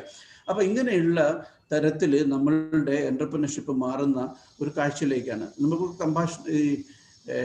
പിന്നെ ടാറ്റാസിലേക്ക് വരികയാണെങ്കിൽ, ഇന്ന് ഞാൻ നിങ്ങളോട് ചോദിക്കാം, നേരത്തെ ബോബിച്ചമ്മയോട് പറഞ്ഞു, കമ്മിറ്റ്മെന്റും വിശ്വാസ്യതയും സത്യസന്ധതയും ഒക്കെയുള്ള ആൻറ്റർപ്രനേഴ്സിനെ കുറിച്ച് അദ്ദേഹം പറയുകയുണ്ടായി. അപ്പം ഇന്ന് നമുക്ക് ഒരു എക്സ് കമ്പനി പ്ലസ് ടാറ്റ ഒരു ജോലി കിട്ടുകയാണെങ്കിൽ ആദ്യം ആൾക്കാർ പ്രിഫർ ചെയ്യുക ടാറ്റയാണ്. നമുക്കറിയാം, ആ സ്റ്റോറീസിലേക്കൊക്കെ നമുക്ക് പോകാൻ സമയമില്ല. പക്ഷേ you must read the stories. Compassionate business ലീഡറിൻ്റെ സ്റ്റോറി, ഡോളേഴ്സ് മേക്കിംഗ് മണി. ഞാനിപ്പോൾ 10 ഡീസിലുള്ള ഡീല് ഒരു ഡി ആണ് dollar. Getting rich is not the motto. നമ്മുടെ കൊച്ചു Chittappally, may be the speaker of this one, ഞാൻ കുറേ നിങ്ങളുടെ ഇന്ന് പാനലിലുള്ള പല സ്പീക്കേഴ്സിനെയും പേഴ്സണലി അറിയുന്നത് കൊണ്ട് പറയുകയാണ്. അവരുടെ മണി മേക്കിങ്ങിലുപരി അവരുടെ പാഷൻ, അവരുടെ സഹാനുഭൂതി, ഇതെല്ലാം സമൂഹത്തിന് വേണ്ടി എന്തെങ്കിലും ചെയ്യണം എന്നുള്ള ഒരു ത്വര, ഇതൊക്കെയാണ് ഇത് എൻ്റെ ബോസാണ്, ഇപ്പോഴത്തെ എൻ്റെ ചെയർമാൻ ഞങ്ങളുടെ ഫറൂഖ് PK അഹമ്മദ് കാലിക്കറ്റിൽ എന്നുള്ളത്. ഞാൻ അദ്ദേഹത്തിൽ കണ്ടിട്ടുള്ളത്, ഞാൻ 1-2 പോയിന്റ്സ് മാത്രമാണ് ഓരോരുത്തരെ കുറിച്ചും പേഴ്സണലി കണ്ടത് പറയാൻ ആഗ്രഹിക്കുന്നത്. എപ്പോഴും നോക്കിയാലും സംസാരിക്കുമ്പോഴും he will have a scribbling pad with him. Okay, അദ്ദേഹം സംസാരിക്കുമ്പോൾ അദ്ദേഹം എഴുതിക്കൊണ്ടിരിക്കും, ഒരു ഫോൺ അറ്റൻഡ് ചെയ്യുമ്പോൾ എഴുതിക്കൊണ്ടിരിക്കും, ഒരു TV കാണുമ്പോൾ എഴുതിക്കൊണ്ടിരിക്കും. അദ്ദേഹത്തിന് ഒരു പർട്ടിക്കുലർ വ്യക്തിയോട് സംസാരിക്കുമ്പോൾ അദ്ദേഹത്തിൻ്റെ കാര്യങ്ങളെക്കുറിച്ച് അദ്ദേഹത്തിൻ്റെ കയ്യിൽ ഒരു പെന്നും പേപ്പറും ഉണ്ടാവും. അപ്പോൾ ഞാനിപ്പോൾ എൻ്റെ മുന്നിൽ ഇന്ന് ക്ലാസ് അറ്റൻഡ് ചെയ്യുന്ന ഒത്തിരി സ്റ്റുഡൻസിനോട് ചോദിക്കുകയാണ്, നിങ്ങളുടെ കയ്യിലൊരു പെന്നും പേപ്പറും ഉണ്ടോ? Okay, do you have the habit of taking down the notes? Okay, ഇദ്ദേഹം ആ ഒരു ട്രേഡിങ് ഇതിൽ നിന്ന് തുടങ്ങിയ പശ്ചാത്തലത്തിൽ തുടങ്ങിയുകൊണ്ടായിരിക്കണം. വളരെ സിസ്റ്റമാറ്റിക്, വളരെ ഫോളോ അപ്പ്, വളരെ സോഷ്യൽ കമ്മിറ്റ്മെൻറ്റ്. എത്രയോ ക്രോർസ് റുപ്പീസാണ് അദ്ദേഹം ഇപ്പം പല സ്ഥാപനങ്ങൾക്ക് വേണ്ടി മുടക്കി അത് കോമൺ മെന്നിന് ബെനിഫിറ്റഡ് ആയി വരുന്നത്. അതേപോലെ അദ്ദേഹത്തിൻ്റെ പുത്രനായിട്ടുള്ള ഫൈസൽ പൊട്ടിക്കോളൻ, ഞാൻ അദ്ദേഹത്തിൻ്റെ Shabana Faisal foundation, how so much of rupees money they have spend for social cause. Is a businessman based out of Dubai and now having operations in India too. But നമ്മുടെ കാലിക്കറ്റിലുള്ള Nadakkavu girls high school, നമ്മുടെ Pradeep Kumar MLA ഒക്കെ തുടങ്ങിയ prism പദ്ധതിയുടെ ഭാഗമായി വളരെ മോശമായി കിടന്ന, അല്ലെങ്കിൽ വളരെ ഓർഡിനറി സിറ്റുവേഷൻ ഉണ്ടായിരുന്ന ഒരു ഗവൺമെൻറ് സ്കൂളിനെ ഇന്ന് ഇന്ത്യയിലെ ഏറ്റവും അറിയപ്പെടുന്ന, ഏറ്റവും സ്റ്റാൻഡേർഡ് ഉള്ള, ഏറ്റവും നല്ലൊരു സ്കൂളാക്കി മാറ്റാൻ അദ്ദേഹത്തിൻ്റെ ഒരു പാഷൻ, ഒരു എന്താ പറയുക, സൊസൈറ്റൽ കമ്മിറ്റ്മെൻറ്റ്. അദ്ദേഹം ബിസിനസ്സിൽ റിച്ചായി, ബിസിനസ്സിൽ നന്നായി, വളരെ സക്സസ്ഫുള്ളായി. അതിൻ്റെ ഒരു ബെനഫിറ്റ് കാലിക്കറ്റിലെ വളരെ സാധാരണക്കാരായിട്ടുള്ള വിദ്യാർത്ഥികൾ പഠിക്കുന്ന ഒരു സ്കൂളിലേക്ക് കൺവേർട്ട് ചെയ്യാൻ അദ്ദേഹത്തിന് സാധിച്ചു. വൺസ് ഒരു AR റഹ്മാൻ്റെ ട്രൂപ്പാണ് അവിടുത്തെ കുട്ടികൾക്ക് സംഗീതം വരെ പഠിപ്പിക്കാനായിട്ട് അറേഞ്ച്മെൻറ്റ്സ് ചെയ്തു. ഇതിൻ്റെ ഇനാഗുറേഷൻ പരിപാടിയിൽ എനിക്കും പങ്കെടുക്കാൻ സാധിച്ചു. അത് പിന്നീട് കണ്ടിന്യൂ ചെയ്യുന്നുണ്ടെന്നാണ് എൻ്റെ വിശ്വാസം. അപ്പോൾ അങ്ങനെ വളരെ ഓർഡിനറി സ്റ്റുഡൻസിന് ഏറ്റവും നല്ല ഭൗതിക സാഹചര്യങ്ങൾ, ഏറ്റവും നല്ല സാഹചര്യങ്ങൾ അവിടുത്തെ സ്റ്റുഡൻസ് ഈയിടെ പിന്നെ വലിയ വലിയ വിജയങ്ങൾ നേടുകയും അമേരിക്കയിൽ വരെ പോയിട്ട് അവരുടെ ഐഡിയാസ് പ്രസൻറ്റ് ചെയ്യാനുള്ള സംവിധാനം ഒക്കെ സാഹചര്യമൊക്കെ ഉണ്ടായി. അപ്പം MA യൂസഫലി, ഞാൻ അദ്ദേഹത്തെ കാണുന്നത് നിങ്ങൾക്കെല്ലാം അറിയുന്നതാണ്. High level of interpersonal skills. അദ്ദേഹത്തിന് നമുക്കൊരു ആൻറ്റർപ്രനർക്ക് വേണ്ട ആവശ്യമായിട്ടുള്ള സംഗതി, ഒരു ആൻറ്റർപ്രനർക്ക് നോളജ് വേണം, ജനറൽ അവയർനെസ് വേണം, സ്കില്ല് വേണം. ഏറ്റവും അധികമായിട്ട് വേണ്ട ഇന്റർപേഴ്സണൽ സ്കിൽസ്. നമ്മൾ ഇടപെടുന്ന ഓരോ വ്യക്തിയെയും പോസിറ്റീവായിട്ട് സ്വാധീനിക്കാനുള്ള കഴിവ്. അത് ഏത് രാജ്യക്കാരനാവട്ടെ, ഏത് മതത്തിൽപ്പെട്ട ആളാവട്ടെ, ഏത് വിഭാഗത്തിൽപ്പെട്ട ആളാവട്ടെ, എത്രയോ പേർക്ക് തൊഴിൽ കൊടുക്കാൻ സാധിച്ചു. ഇന്ന് അദ്ദേഹം ഓരോ സ്ഥലത്തുനിന്ന് ഓരോ സ്ഥലത്തേക്ക് ഓരോ കാര്യത്തിനായിട്ട് പോകുമ്പോഴൊക്കെ ഏത് പരിപാടിക്ക് വിളിച്ചാലും he will donate something to that organization for the social cause. And so many educational institutions, several other institutions are benefited out of his one. ഞാൻ പറയുന്നത് ദുബായിലൊക്കെ അദ്ദേഹത്തിൻ്റെ ബിസിനസ് ഏതെങ്കിലും വിദേശികൾ ബിസിനസ് നടത്തി മറ്റു രാജ്യങ്ങളിലേക്ക് കൊണ്ടുപോകാമായിരുന്ന പ്രോഫിറ്റ്, അതിൻ്റെ ബെനിഫിറ്റ് കേരളത്തിൽ മാത്രമല്ല മറ്റു പല സ്ഥലങ്ങളിലും, പ്രധാനമായിട്ടും കേരളത്തിൽ എത്തിക്കാനും അതുവഴി നമ്മൾ ഓരോരുത്തരും ഇന്ന് കാണുന്ന നല്ല എഡ്യൂക്കേഷൻ സ്ഥാപനങ്ങൾ, നല്ല ഓഡിറ്റോറിയങ്ങൾ ഒക്കെ ഇതൊക്കെ ഉണ്ടാക്കാനായിട്ട് സാധിക്കുന്ന ഒരു സംവിധാനത്തിലേക്ക് വന്നു എഡ്യൂക്കേഷൻ രംഗത്ത്. ഇപ്പം എൻ്റെ മോളിപ്പം ആർക്കിടെക്ചറിന് അഹമ്മദാബാദിൽ പഠിക്കുന്നുണ്ട്, Anant national university. University is promoted by some of the philanthropic ആയിട്ടുള്ള ബിസിനസ്മാൻമാരാണ്. The best facilities they are giving they. നല്ല ഫുഡ്, നല്ല ഹോസ്റ്റൽ സൗകര്യങ്ങൾ, best faculty available in India. Okay, and university only men for architecture and design. Okay, അവിടെ പഠിക്കാനായിട്ട് my daughter got an opportunity there, and the fees is very, very less, only very, very meager amount. Okay, അത് ഒരു സാധാരണ ഒരു എത്രയോ കുട്ടികൾക്കാണ് അതിൻ്റെ benefit കിട്ടുന്നത്. ഓക്കെ, അപ്പം ഞാൻ പറഞ്ഞു വരുന്നത് സൊസൈറ്റിയിൽ ഇമ്പാക്ട്സ് കൊടുക്കാൻ, മറ്റുള്ളവരുടെ ജീവിതത്തിലേക്ക് സം കൈൻഡ് ഓഫ് ഇൻഫ്ലുവൻസ് ചെലുത്താൻ സാധിക്കുന്ന entrepreneurship കുറിച്ചാണ്. He is also my boss. I'm not referring only about my boss, which I have seen hard working. How many hours? I don't know. He must be hardly sleeping for 4 or 5 hours a day. Early morning he gets up and he is into business, he is into philanthropic activities, he is into social programs, and the kind of contribution along an entrepreneur is doing. Srippy Kunju Mohammed. Like this, I've got a number of hundreds of stories to tell you. Okay, അപ്പോൾ അതുകൊണ്ട് ഞാൻ പറഞ്ഞു വരുന്നൊരു point, being rich or being following your passion, following your dream, walking in a different ആരും സഞ്ചരിക്കാത്ത വഴിയിലൂടെയൊക്കെ സഞ്ചരിക്കുന്നതിനോടൊക്കെ ഒപ്പം തന്നെ നമ്മൾ ആയിരിക്കുന്ന നമ്മുടെ രാജ്യത്ത് ഒരു ചേഞ്ച് കൊണ്ടുവരാൻ, നമ്മുടെ ചുറ്റുപാടിൽ ഒരു ചേഞ്ച് കൊണ്ടുവരാൻ നമ്മളുടെ എൻ്റർപ്രനർഷിപ്പിന് സാധിക്കണം, തൊഴിൽ കൊടുക്കാൻ സാധിക്കണം, പോവർട്ടി ഇറാഡിക്കേറ്റ് ചെയ്യാൻ സാധിക്കണം എന്നുള്ള ഒരു കാഴ്ചപ്പാടിലൂടെ നമ്മൾ ചിന്തിക്കുമ്പോൾ ആൻറ്റർപ്രനർഷിപ്പിലേക്ക് വരാനുള്ള നമ്മളെടുക്കുന്ന പെയിനിന് സമൂഹത്തിന് ബെനിഫിറ്റ് ആവുന്ന രീതിയിൽ ഗുണം ചെയ്യും എന്നുള്ളൊരു തിരിച്ചറിവ് നമ്മൾക്കുണ്ടാവുമ്പോൾ നമ്മളുടെ ഒരു ആൻറ്റർപ്രനർ ആവാനുള്ള സ്പിരിറ്റ് 10 മടങ്ങ് വർദ്ധിക്കുമെന്നാണ് എനിക്ക് തോന്നുന്നത്. പിന്നെ ഒരു പറയാനുള്ളത്, നമ്മളിപ്പോൾ ഞാൻ പറഞ്ഞു ഞാനൊരു ആൻറ്റർപ്രനർ അല്ല, ഞാൻ അക്കാഡമിഷ്യൻ ആവും. പക്ഷെ ഞാൻ എൻ്റെ 12th സ്റ്റാൻഡേർഡ് എഡ്യൂക്കേഷൻ, അതായത് ഒരു 17-18 വയസ്സിൽ അഹമ്മദാബാദിൽ ഒരു ബിസിനസ് തുടങ്ങിയ ഒരാളാണ്. ഓക്കെ, അന്ന് എനിക്കുണ്ടായ ആ ഒരു സ്പിരിറ്റ്, യങ് ആയതിൻ്റെ ഒരു സ്പിരിറ്റ്, റിസ്ക് എടുക്കാനുള്ള ഒരു ത്വര പിന്നീട് ഉണ്ടായിട്ടില്ല എന്ന് ഞാൻ പറയണത്. So why wait till 40. നമുക്കുള്ള ഈ സ്ലൈഡ് ഒത്തിരി പേര് നിങ്ങളോട് ഷെയർ ചെയ്ത സംഗതിയായിരിക്കും. ഓക്കെ, സോണി എന്ന് പറഞ്ഞ ഒരു company was invented by Akio at the age of 25. Okay, HP at the age of 25, Larry Page, Google 25, ingane Walt Disney at the age of 22. Okay, ingane Steve Jobs at the age of 21. Okay, Mark Zuckerberg, Facebook at the age of 19. ingane idu ningalodu ottri aalkar share ചെയ്തിട്ടുള്ള ഒരു slide ആയിരിക്കാം. Okay, so it's the right time for youngsters to get into, to think about doing things differently. ഈ stories എല്ലാം ഞാനൊന്നും പറയുന്നില്ല, ഈ സ്റ്റോറീസിലേക്കൊന്നും ഞാൻ പോകുന്നില്ല. ഇപ്പോൾ എൻ്റെ തൊട്ട് മുമ്പത്തെ മുന്നത്തെ സ്പീക്കർ സംസാരിച്ചപ്പോഴും ഓയെ കുറിച്ച് പറയുകയുണ്ടായി, ആ സാഹചര്യങ്ങൾ പറയുകയുണ്ടായി.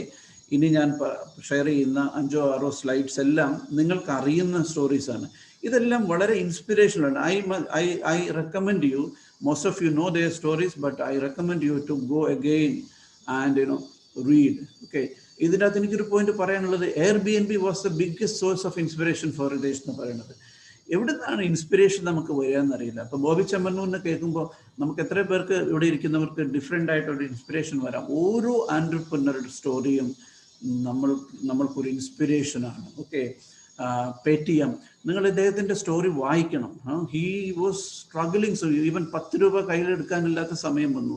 അദ്ദേഹത്തിന് ഇംഗ്ലീഷ് അറിയില്ല. He had a lot of trouble. He was from a very ordinary family situations. Okay, and he was put down many times. Okay, but he didn't give it up. Okay, ഇത് വളരെ വായിക്കേണ്ട സ്റ്റോറിയാണ് നമ്മുടെ വിജയ് ശേഖർ ശർമ്മ പേടിഎമ്മിൻ്റെ.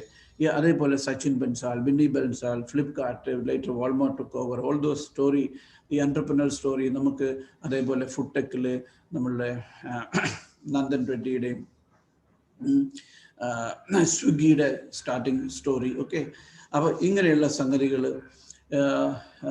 നമ്മുടെ ഓല cabs. നേരത്തെ തന്നെ ഇപ്പോൾ തന്നെ ഒരു സ്പീക്കർ നിങ്ങളോട് സംസാരിക്കുമ്പോൾ പറഞ്ഞു ഒരു നീഡിൽ നിന്നാണ്. ഓക്കെ, ഓല ഉണ്ടാവുന്നത് IDF Ola cab came from Bhavish terrible experience. അദ്ദേഹത്തിന് ഒരു ഡ്രൈവർ, ഒരു taxi driver, he was traveling from Bangalore to Bandipur, where the driver of his cab stranded him in the middle of nowhere over a failed negotiation deal. ആ ഒരു സിറ്റുവേഷനിൽ നിന്ന് വന്ന ഒരു സൊല്യൂഷനാണ് നമ്മൾ കാണുന്ന ഓലയും അതേ സമാനമായിട്ടുള്ള ഊബറും എല്ലാം. ഓക്കെ, അതേപോലെ ബുക്ക് മൈ ഷോ ആയിട്ട് സ്റ്റോറി നിങ്ങൾ വായിക്കണം. എങ്ങനെയാണ് ഐഡിയ വന്നത്, എവിടെ നിന്നാണ് ഐഡിയ വന്നത്. He was travelling to South Africa and അവിടെ മറ്റ് കളികൾ മാർക്കറ്റ് ചെയ്യുന്ന രീതികളൊക്കെ കണ്ടതിൻ്റെ. അപ്പോൾ ഈ ഹൗസ്ഫുൾ എന്നുള്ള സംഗതി നമ്മളെല്ലായ്പ്പോഴും സിനിമയ്ക്ക് പോയിട്ടുള്ളവരൊക്കെ മടങ്ങി വന്നിട്ടുണ്ട് അല്ലേ. ഹൗസ്ഫുള്ളാണ്, പുതിയ ഷോ ആണ്, അല്ല പുതിയ ഫിലിമാണ്, ഹൗസ്ഫുള്ളാണ്, തിരിച്ചു വന്ന് ആ ടിക്കറ്റ് എടുക്കാൻ ക്യൂ നിൽക്കുന്ന ബുദ്ധിമുട്ട്, ടിക്കറ്റ് കിട്ടുമോ എന്നുള്ളതാണ് ഒരു സിനിമ കാണുന്നവൻ്റെ ആദ്യത്തെ ടെൻഷൻ. ടിക്കറ്റ് കിട്ടും. If it's A hit movie then it's out of question getting ticket. So that was book my show was a solution. ഇതെല്ലാം സ്റ്റോറീസ് അതേപോലെ നമ്മുടെ ദീപ് കാർലയുടെ മേക്ക് മൈ ട്രിപ്പ്, ഇതെല്ലാം നമ്മൾ ദിവസവും യൂസ് ചെയ്യുന്ന സംഗതികളാണ്. നമ്മുടെ മലയാളിയായ ഹരിമേനോന്റെ സ്റ്റോറി, ഓക്കെ, ബൈജുവിൻ്റെ സ്റ്റോറി ഒക്കെ നിങ്ങളോടൊന്നും അതിനെക്കുറിച്ച് കൂടുതൽ എക്സ്പ്ലെയിൻ ചെയ്യേണ്ട കാര്യമില്ല. How big he is now and how he grew, where is he from, what was his background, what are the personality traits made him big, and how did he think differently. All these things are known to you. അങ്ങനെ ഈ story is A never ending story, never ending. There are ample of examples before us in our India, especially from the startup point of view, which has made them very big in their own field and made some difference to the mankind by giving solution കൊടുക്കുന്ന വഴി ലോകത്തിന് inspiration ഉണ്ടാക്കാൻ സാധിച്ചു. അതേപോലെ മണി മേക്കിങ്ങിൽ, social കോൺട്രിബ്യൂഷനിൽ, ഇങ്ങനെയുള്ള കാര്യങ്ങളിലെല്ലാം വളരെയധികം contributions ഉണ്ടാക്കാൻ സാധിച്ചു. ഇനി എനിക്ക് തോന്നുന്നത്, I think I am almost getting over. I also wanted to talk about the personality traits of entrepreneurs, but due to lack of thing, I'll just go. You must have a vision. You must have the vision to change the world. That is what is going to make you different.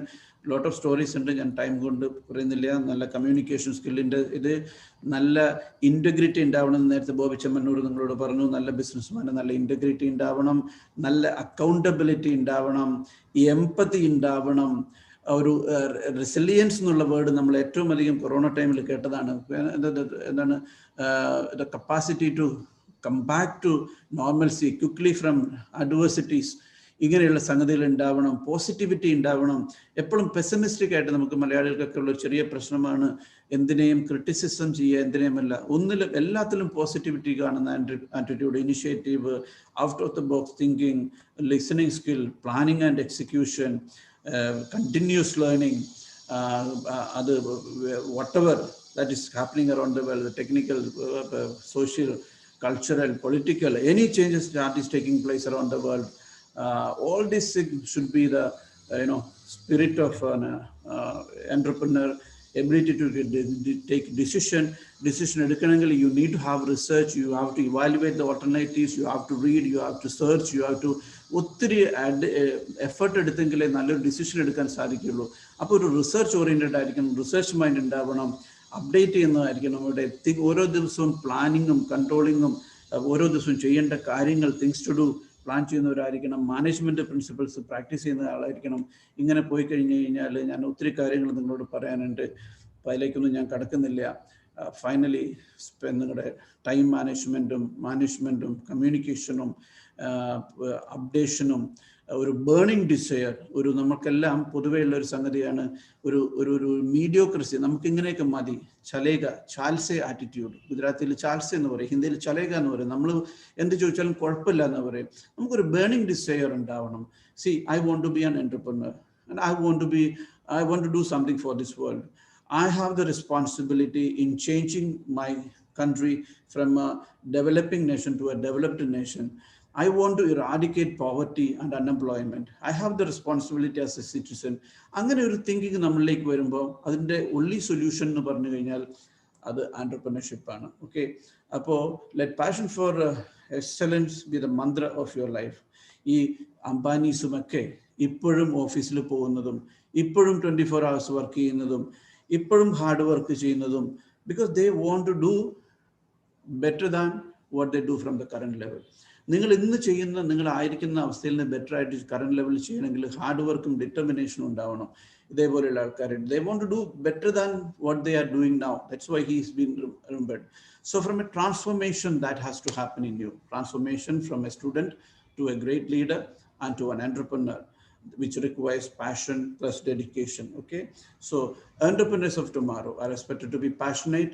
You, along as students, along with your knowledge, along with your general knowledge, plus passion, plus dedication, that can really bring great results. Okay, so my best wishes, and let me wish all success in your mission in transforming yourself as a visionary leader and an excellent professional and a world-class entrepreneur of tomorrow, making your life more meaningful to this world. Okay. എനിക്ക് ആദ്യം അവസാനമായിട്ട് പറയാനുള്ളത് John സ്പെൻസറിന്റെ വാക്കിലാണ്, not every student will become an entrepreneur. എന്നെ ശ്രവിക്കുന്ന, ഇവിടെ കൂടിയിരിക്കുന്ന, ഈ ഒരു പരിപാടിയിൽ പങ്കെടുക്കുന്ന എല്ലാവരും ഒരുപക്ഷെ ആന്റർപ്രനർ ആവില്ലായിരിക്കാം. Not every student will become an entrepreneur, but they will some day need to think like one. അത്രമാത്രം പറയാനുള്ളൂ എനിക്ക്. നിങ്ങളിൽ ധാരാളം ആന്റർപ്രനേഴ്സ് ഉണ്ടാവട്ടെ. നിങ്ങളുടെ എന്റർപ്രനറൽ ഇനിഷ്യേറ്റീവ് ഈ ലോകത്തെ നീഡിനെ സോൾവ് ചെയ്യുന്നതാവട്ടെ. അതുവഴി നിങ്ങൾ റിച്ച് ആവട്ടെ. അതുവഴി നിങ്ങളുടെ പാഷൻ ഫോളോ ചെയ്യാൻ നിങ്ങൾക്ക് സാധിക്കട്ടെ. ഡിഫറെൻ്റ് ആയിട്ട് തിങ്ക് ചെയ്യാൻ നിങ്ങൾക്ക് സാധിക്കട്ടെ. നിങ്ങളുടെ സക്സസ് നമ്മളുടെ സമൂഹത്തിൻ്റെ വളർച്ചയിലും തൊഴിൽ കൊടുക്കുന്നതിലും പോവർട്ടി ഇറാഡിക്കേറ്റ് ചെയ്യുന്നതിലും നമ്മളുടെ രാജ്യമായ ഇന്ത്യയെ സൂപ്പർ പവറായ ഒരു രാജ്യമാക്കി മാറ്റുന്നതിലും നിങ്ങളുടെ എഫേർട്ട് അല്ലെങ്കിൽ നിങ്ങളുടെ എന്റർപ്രനറൽ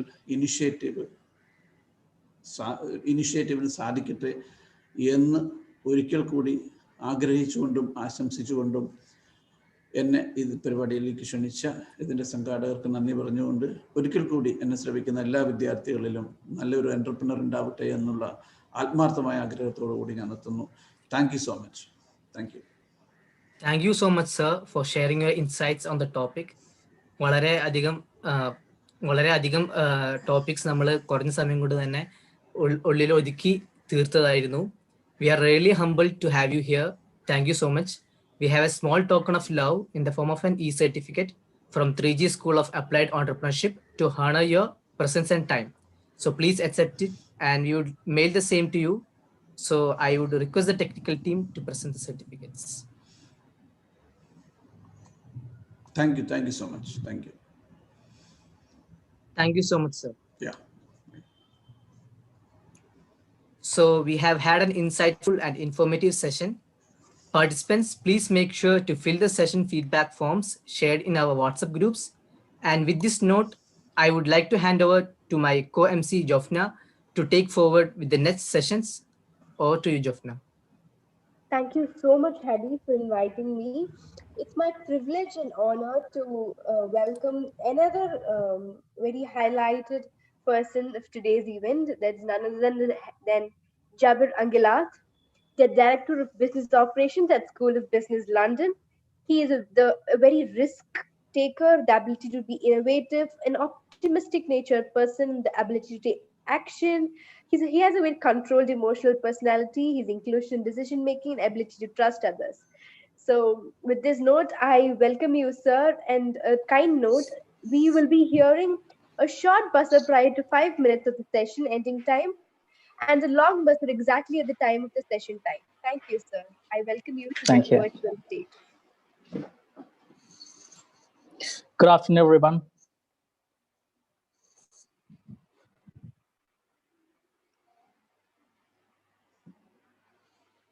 I hope everyone is listening to me. Since I'm traveling, I couldn't prepare slides as prepared by other previous speakers. I seek for forgiveness for that. Today, I would like to shed lights on the opportunities of United Kingdom after Brexit, and the new rules on student visa and other entrepreneurial activities and opportunities. Let me introduce myself, and I'm Jabir Angilat.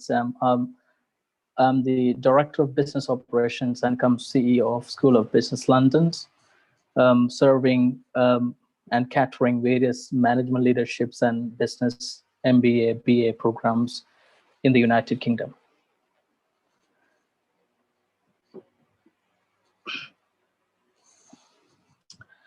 So talking about the current opportunities of United Kingdoms after Brexit, which means that there are plenty of opportunities for the international immigrants, which means outside the European Union people.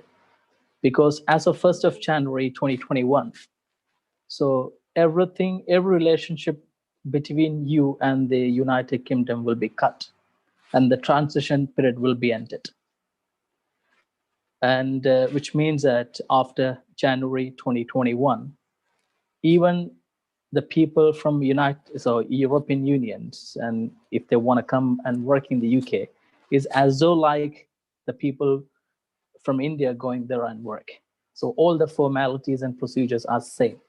So they'll have to get the work permit, or maybe if they want to go and study, they have to get the student visa. If they want to go and work, and they have to get work permit or relevant, whatever the visa status, except the United Kingdom. So every country is the same. Even the people coming from USA, Australia, US, UK, European Union, and India, all same formalities.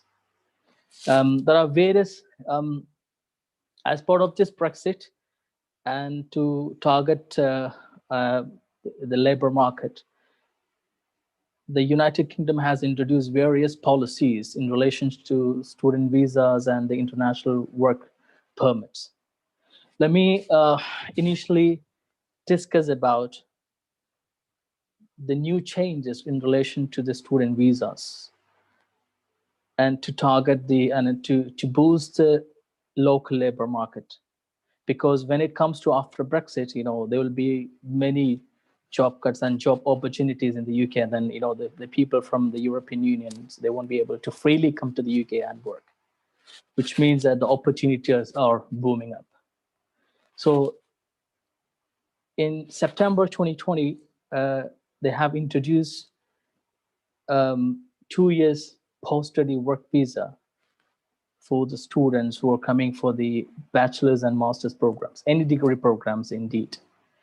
So upon completing, it's a student who enrolled from September 2020 onwards, on completing their degree program, they will be able to get 2 years post-study work, which means it's like a free visa. They can work anywhere with no restrictions. That's one of the best opportunity they have, laid out for the students coming into the UK. And especially, that's just one step. The second opportunity is that, as of October 2020, there was a rule that, international people, so even, going to a company and, on work permit, there is an annual cap, a limited cap, which means only 20,000 people can apply. So the United Kingdom's government has removed that cap and reduced the minimum salary from 35,000 to just 21,000, which means that, it will be very easy for the people like from India to go into the UK for work permit. Work permit means, even if you are a chef or accountants or anything in hospitality, it'll be very easy to get into the United Kingdoms. Apart from student, student visa is a different route, and work permit is a different route. So these relaxed rules will boost international, will provide and enhance the opportunities of people like, India and the other Asian countries.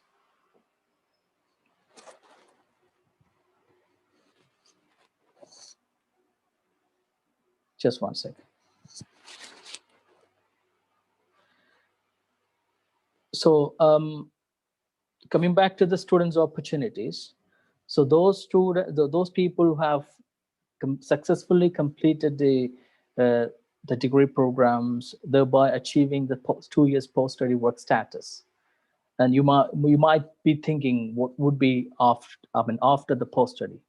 That's where the tier 2, the work permit comes in effect. So any peoples who are securing a work permit during their post-study, then they can easily switch into a tier 2 work permit, which means that, having stayed in the tier 2 work permit for 5 years, and they will be able to secure the indefinite settled status in the United Kingdom.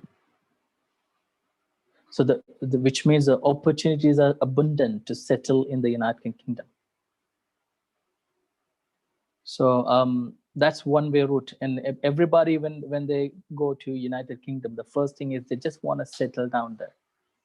So according to the current scenario, and during the pandemic and post-pandemic, UK is the only country that opened for the international people, like international, irrespective, regardless of students or immigrants. The UK is the only country. So any other country, you look at Canada, Australia, or America, they are tightening the procedures, and they are tightening in one way or the other. For example, if you're going with your partner as a dependent, they won't be able to work, and there will be some restrictions being put forward. But as looking at the United Kingdom, they're relaxing as many rules possibly to target, the international labor market. So when you go to United Kingdom as a student, so the easiest ways to settle the United Kingdom is just either, as I mentioned earlier, during the work, post-study work, you have to get any work permit, which will be easy or simplified, which will be simplified under the current rule. And it's not a Herculean task, it's not an impossible thing.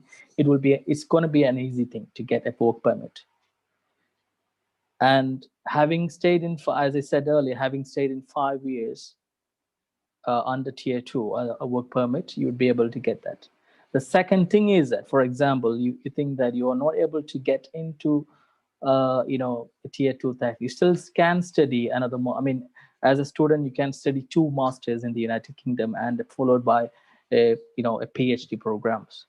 If you are able to complete successfully 10 years of legal stay in the United Kingdom for anyway, then you should be able to get the indefinite status through long stay.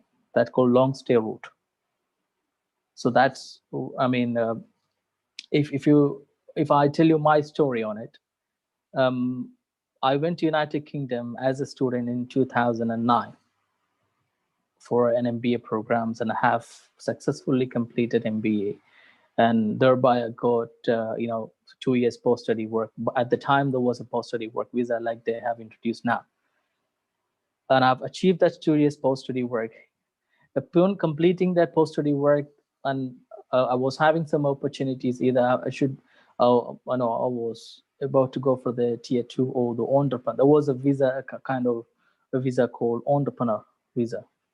So I applied for the entrepreneur visa with my business plans and things, and I got the 5 years entrepreneur visa. Then I set up a company as an entrepreneur in where 2-3 companies have set up. Then upon completing the 5 years stay in the entrepreneur visa, I got settled status. That's how I achieved. These are the opportunities in terms of visa and settlement. So as I mentioned earlier, that it's clear and easy route. So, and if you are going there, if you would like to go to United Kingdom as a student, and the thing is that, and if you're accompanying, if you're bringing your dependent or partner, then it means that they can work full time with no restrictions at all, even if you're on student visa. So which means a dependent can work. And according to the current thing, it's not very difficult to get a student visa. For example, if you have, when it comes to during the past, it was a difficult time, because you may have to get IELTS in 6.5 or 6. But under the current regime, so current the trends, the universities have been asked to relax the rules, and therefore if you have 70% marks in your +2 or higher secondary in English subject, then you're exempted for having an IELTS exam or equivalent. So they will consider your +2 English marks of 70% as an English criteria or requirement. So you don't have to take any further test.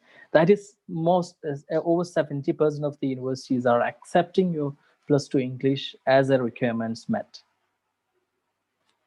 And I mean, that was during the past, that was a Herculean recommend as far as the normal students are concerned. It's getting 6.5 IELTS. They may have to spend abundant time and a huge amount of time spend and practice it, and sometimes may not be able to get 6.5 or 6 or in one band. If it comes down to 5, then you won't be able to get it. So minimum should be 5.5 in each component and making the total of 6.5 overall.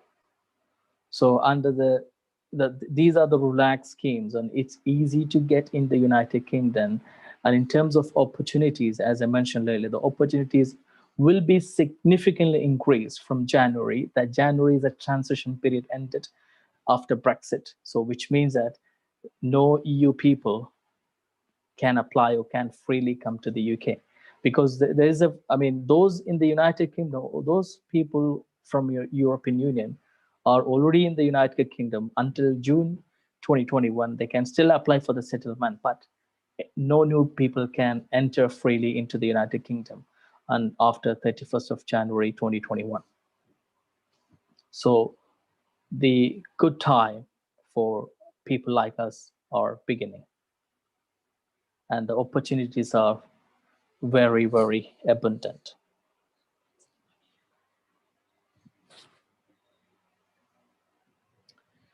So talking about the universities, there are some people, they would like to know about the quality of educations in the United Kingdom. So if you go analyze the universities in the UK, and the most of 90% of the UK universities are coming under most 500 ranked university in the world. And especially if you look at the top 100 universities in the world, about 25% of the university will come from the United Kingdom, including Harvard, Cardiff, Oxford, etc. So including Harvard, including Cambridge, Oxford, Cardiff, Coventry, etc.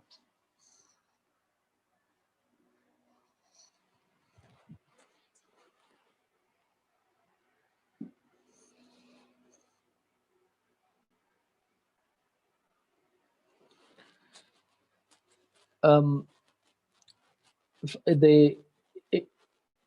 like to give some suggestions on choosing universities in the United Kingdom, especially if you are planning to come to the UK for higher studies. If you have got experience, a skilled kind of experience, like if you're from a nursing background, so in something specific, then you can look the university anywhere you don't have to be stick on to the cities like for London.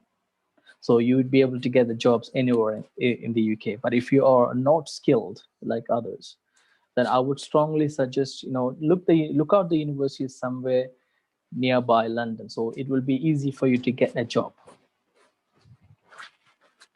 If you I've seen many students in the United Kingdom, they have been given wrong advice that it's very easy, it's only 50 kilometers or 100 kilometers from London, and it's easy to travel a day.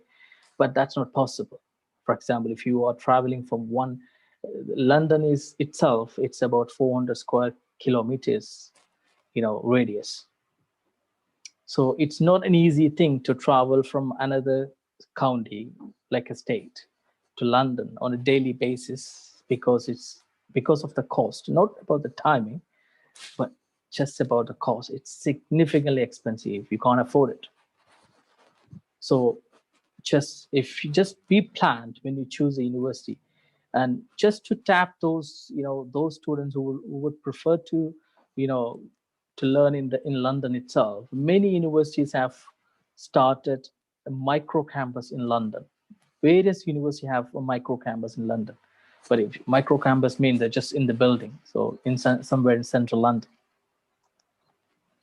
So it will be much better for you to look out the university that have campuses in London. So looking at you might have a perception that the living expense in London might be expensive and things. Yes, it might be slightly expensive in terms of room rent, but when it comes to the food and travel, it is cheaper compared to outer London, because the food in terms of food, it is cheaper. London is cheaper than outer London. When it comes to transportations, it is cheaper than outer London, because the network, very good transportation network, are making London, very cost effective in terms of that. But when it comes to the room rent, it's slightly expensive. Not much if you look at the very, outskirts, far, like near to Scotland and, things, you might be finding very cheaper in terms of room rent. But when it comes to other neighboring counties of London, then it's more or less similar to London. You won't find much difference. But when it comes to finding jobs, you're gonna find much difficulty in it. So just be wise when you choose university and when you choose, and always, if you are contacting some consultancies and things to find the university, but there might refer some university for which they have a good partnerships and things. But always be wise yourself to choose a university, and indeed, you have to have some research being done on it, in terms of the proximity to London or inside London or it's somewhere. So, which means that you won't be able to find it difficult when it comes to job market. Anywhere in London, you should be able to find jobs. But as I mentioned, if you're something like skill like nursing and healthcare workers, then you have opportunities, very good opportunities in outside London as well. And also, if you're not, but some people have found it like they're not comfortable living in London because of it's too busy. I know it's too busy. I accept that, but then in that case, look out other top cities like Birmingham, Cardiff, or any other cities. Even in those cities, you might be able to find a job as soon as you arrive in the UK. Or it's all about, you have to put your effort to find jobs. It's not, and there's one other things I would strongly say, that I've seen many people, so they might feel that when it comes to United Kingdom, and they may have worked in UAE or some other country, they may be having a white collar jobs. When it comes to United Kingdom, set a mindset to yourself that you won't be able to get a white collar jobs. You should have set a mindset that you should be able to get any job, do any jobs. And you can't be feel ashamed yourself that doing a kind of jobs, you can only do white collar jobs. You won't be able to do that. But you should be able to get it in a later stage, but be prepared yourself to do any kind of job, to have to meet your expenses in the UK. And also, if you are coming on a student visa, do not just think that just having paid the initial fees and can pay the balance or outstanding fees upon working in the UK. But if you are coming with a dependent, you should be able to do that possibly. But if you're doing alone, then it will be hard for you to earn those money during your studies. And you should be able to get money for your expenses, not like paying fees, outstanding fees. But that just misconceptions. Many people are giving this kind of wrong informations by the consultancy and education consultancy and things. You should be able to get earn £1,000 or £1,500 during the study itself. When it comes to a student visa, and being on a student visa means that you can only work 20 hours a week, and during term time or term break time. So you will be able to get 4 term break time. During those times, you're able to work 40 hours, which means full times a week. But if you are working full time during your term time, which means, and if your university find out or home office finds out, then you're going to be in trouble. then it will be more than enough for the Home Office to curtail your visa. So you have to be well assured that you're not crossing your limit in terms of working hours. So these are the tips in terms of the opportunity of the United Kingdom. After Brexit, and also being as a student. So if you would like to come as a student to the United Kingdom. I just missed a point. This seminar or this summit is all about entrepreneur. So being an entrepreneur, I just started my own business in the UK, and now it's like a multi-million-pound business. So if you're coming to the United Kingdom as a student, then while you're on post-study work visa, you can do anything you want as long as you pay taxes. So which means that if you want to start your own business during the post-study work visa, you can. There's no restrictions on it. Absolutely, you can do anything while you're on post-study work visa. Then being on post-study work visa, there is another kind of, it was called entrepreneur visa. Now it's called innovator visa. So if you have a unique business plan, then if you submit your business plan to Home Office with all the relevant documentation, then you should be able to get 3 years, initial 3 years innovator visa, followed by 2 years extension. So upon completing this 5 years, you should be able to get settlement status. So for that, you need to have a very unique business idea. But bear in mind that it's a very unique business idea. There is also one other route called, which is, if you are submitting a unique business idea to university, they should be able to, support for the entrepreneur. So that's why I forgot that name in specific for that entrepreneur visa route. But there is also, it's through venture capital. So you'll be provided the capital through a venture capitalist. So even for that, you should have a very unique business plan. So these are the good opportunities out there in the UK.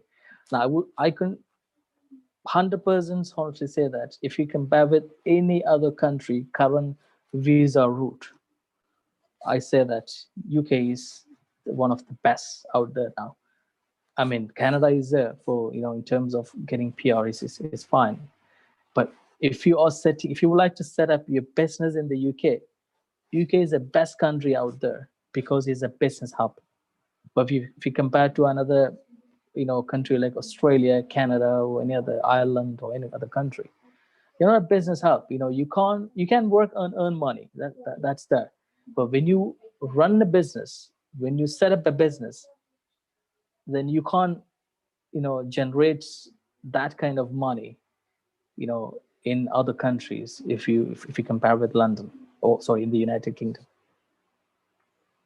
So that is the the tips I would like to shed lights on it, and these are the opportunities and the current trends that I've discussed today.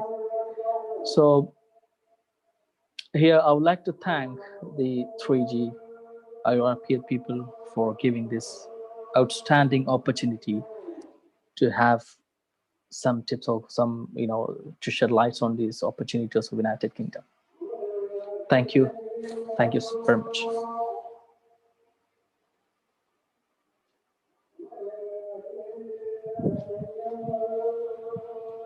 Thank you so much, sir, for this amazing session where we learned a lot, and such an amazing session. We are forever grateful for this. As a token of gratitude and love, we would like to present a virtual certificate. I request our technical team to do the same.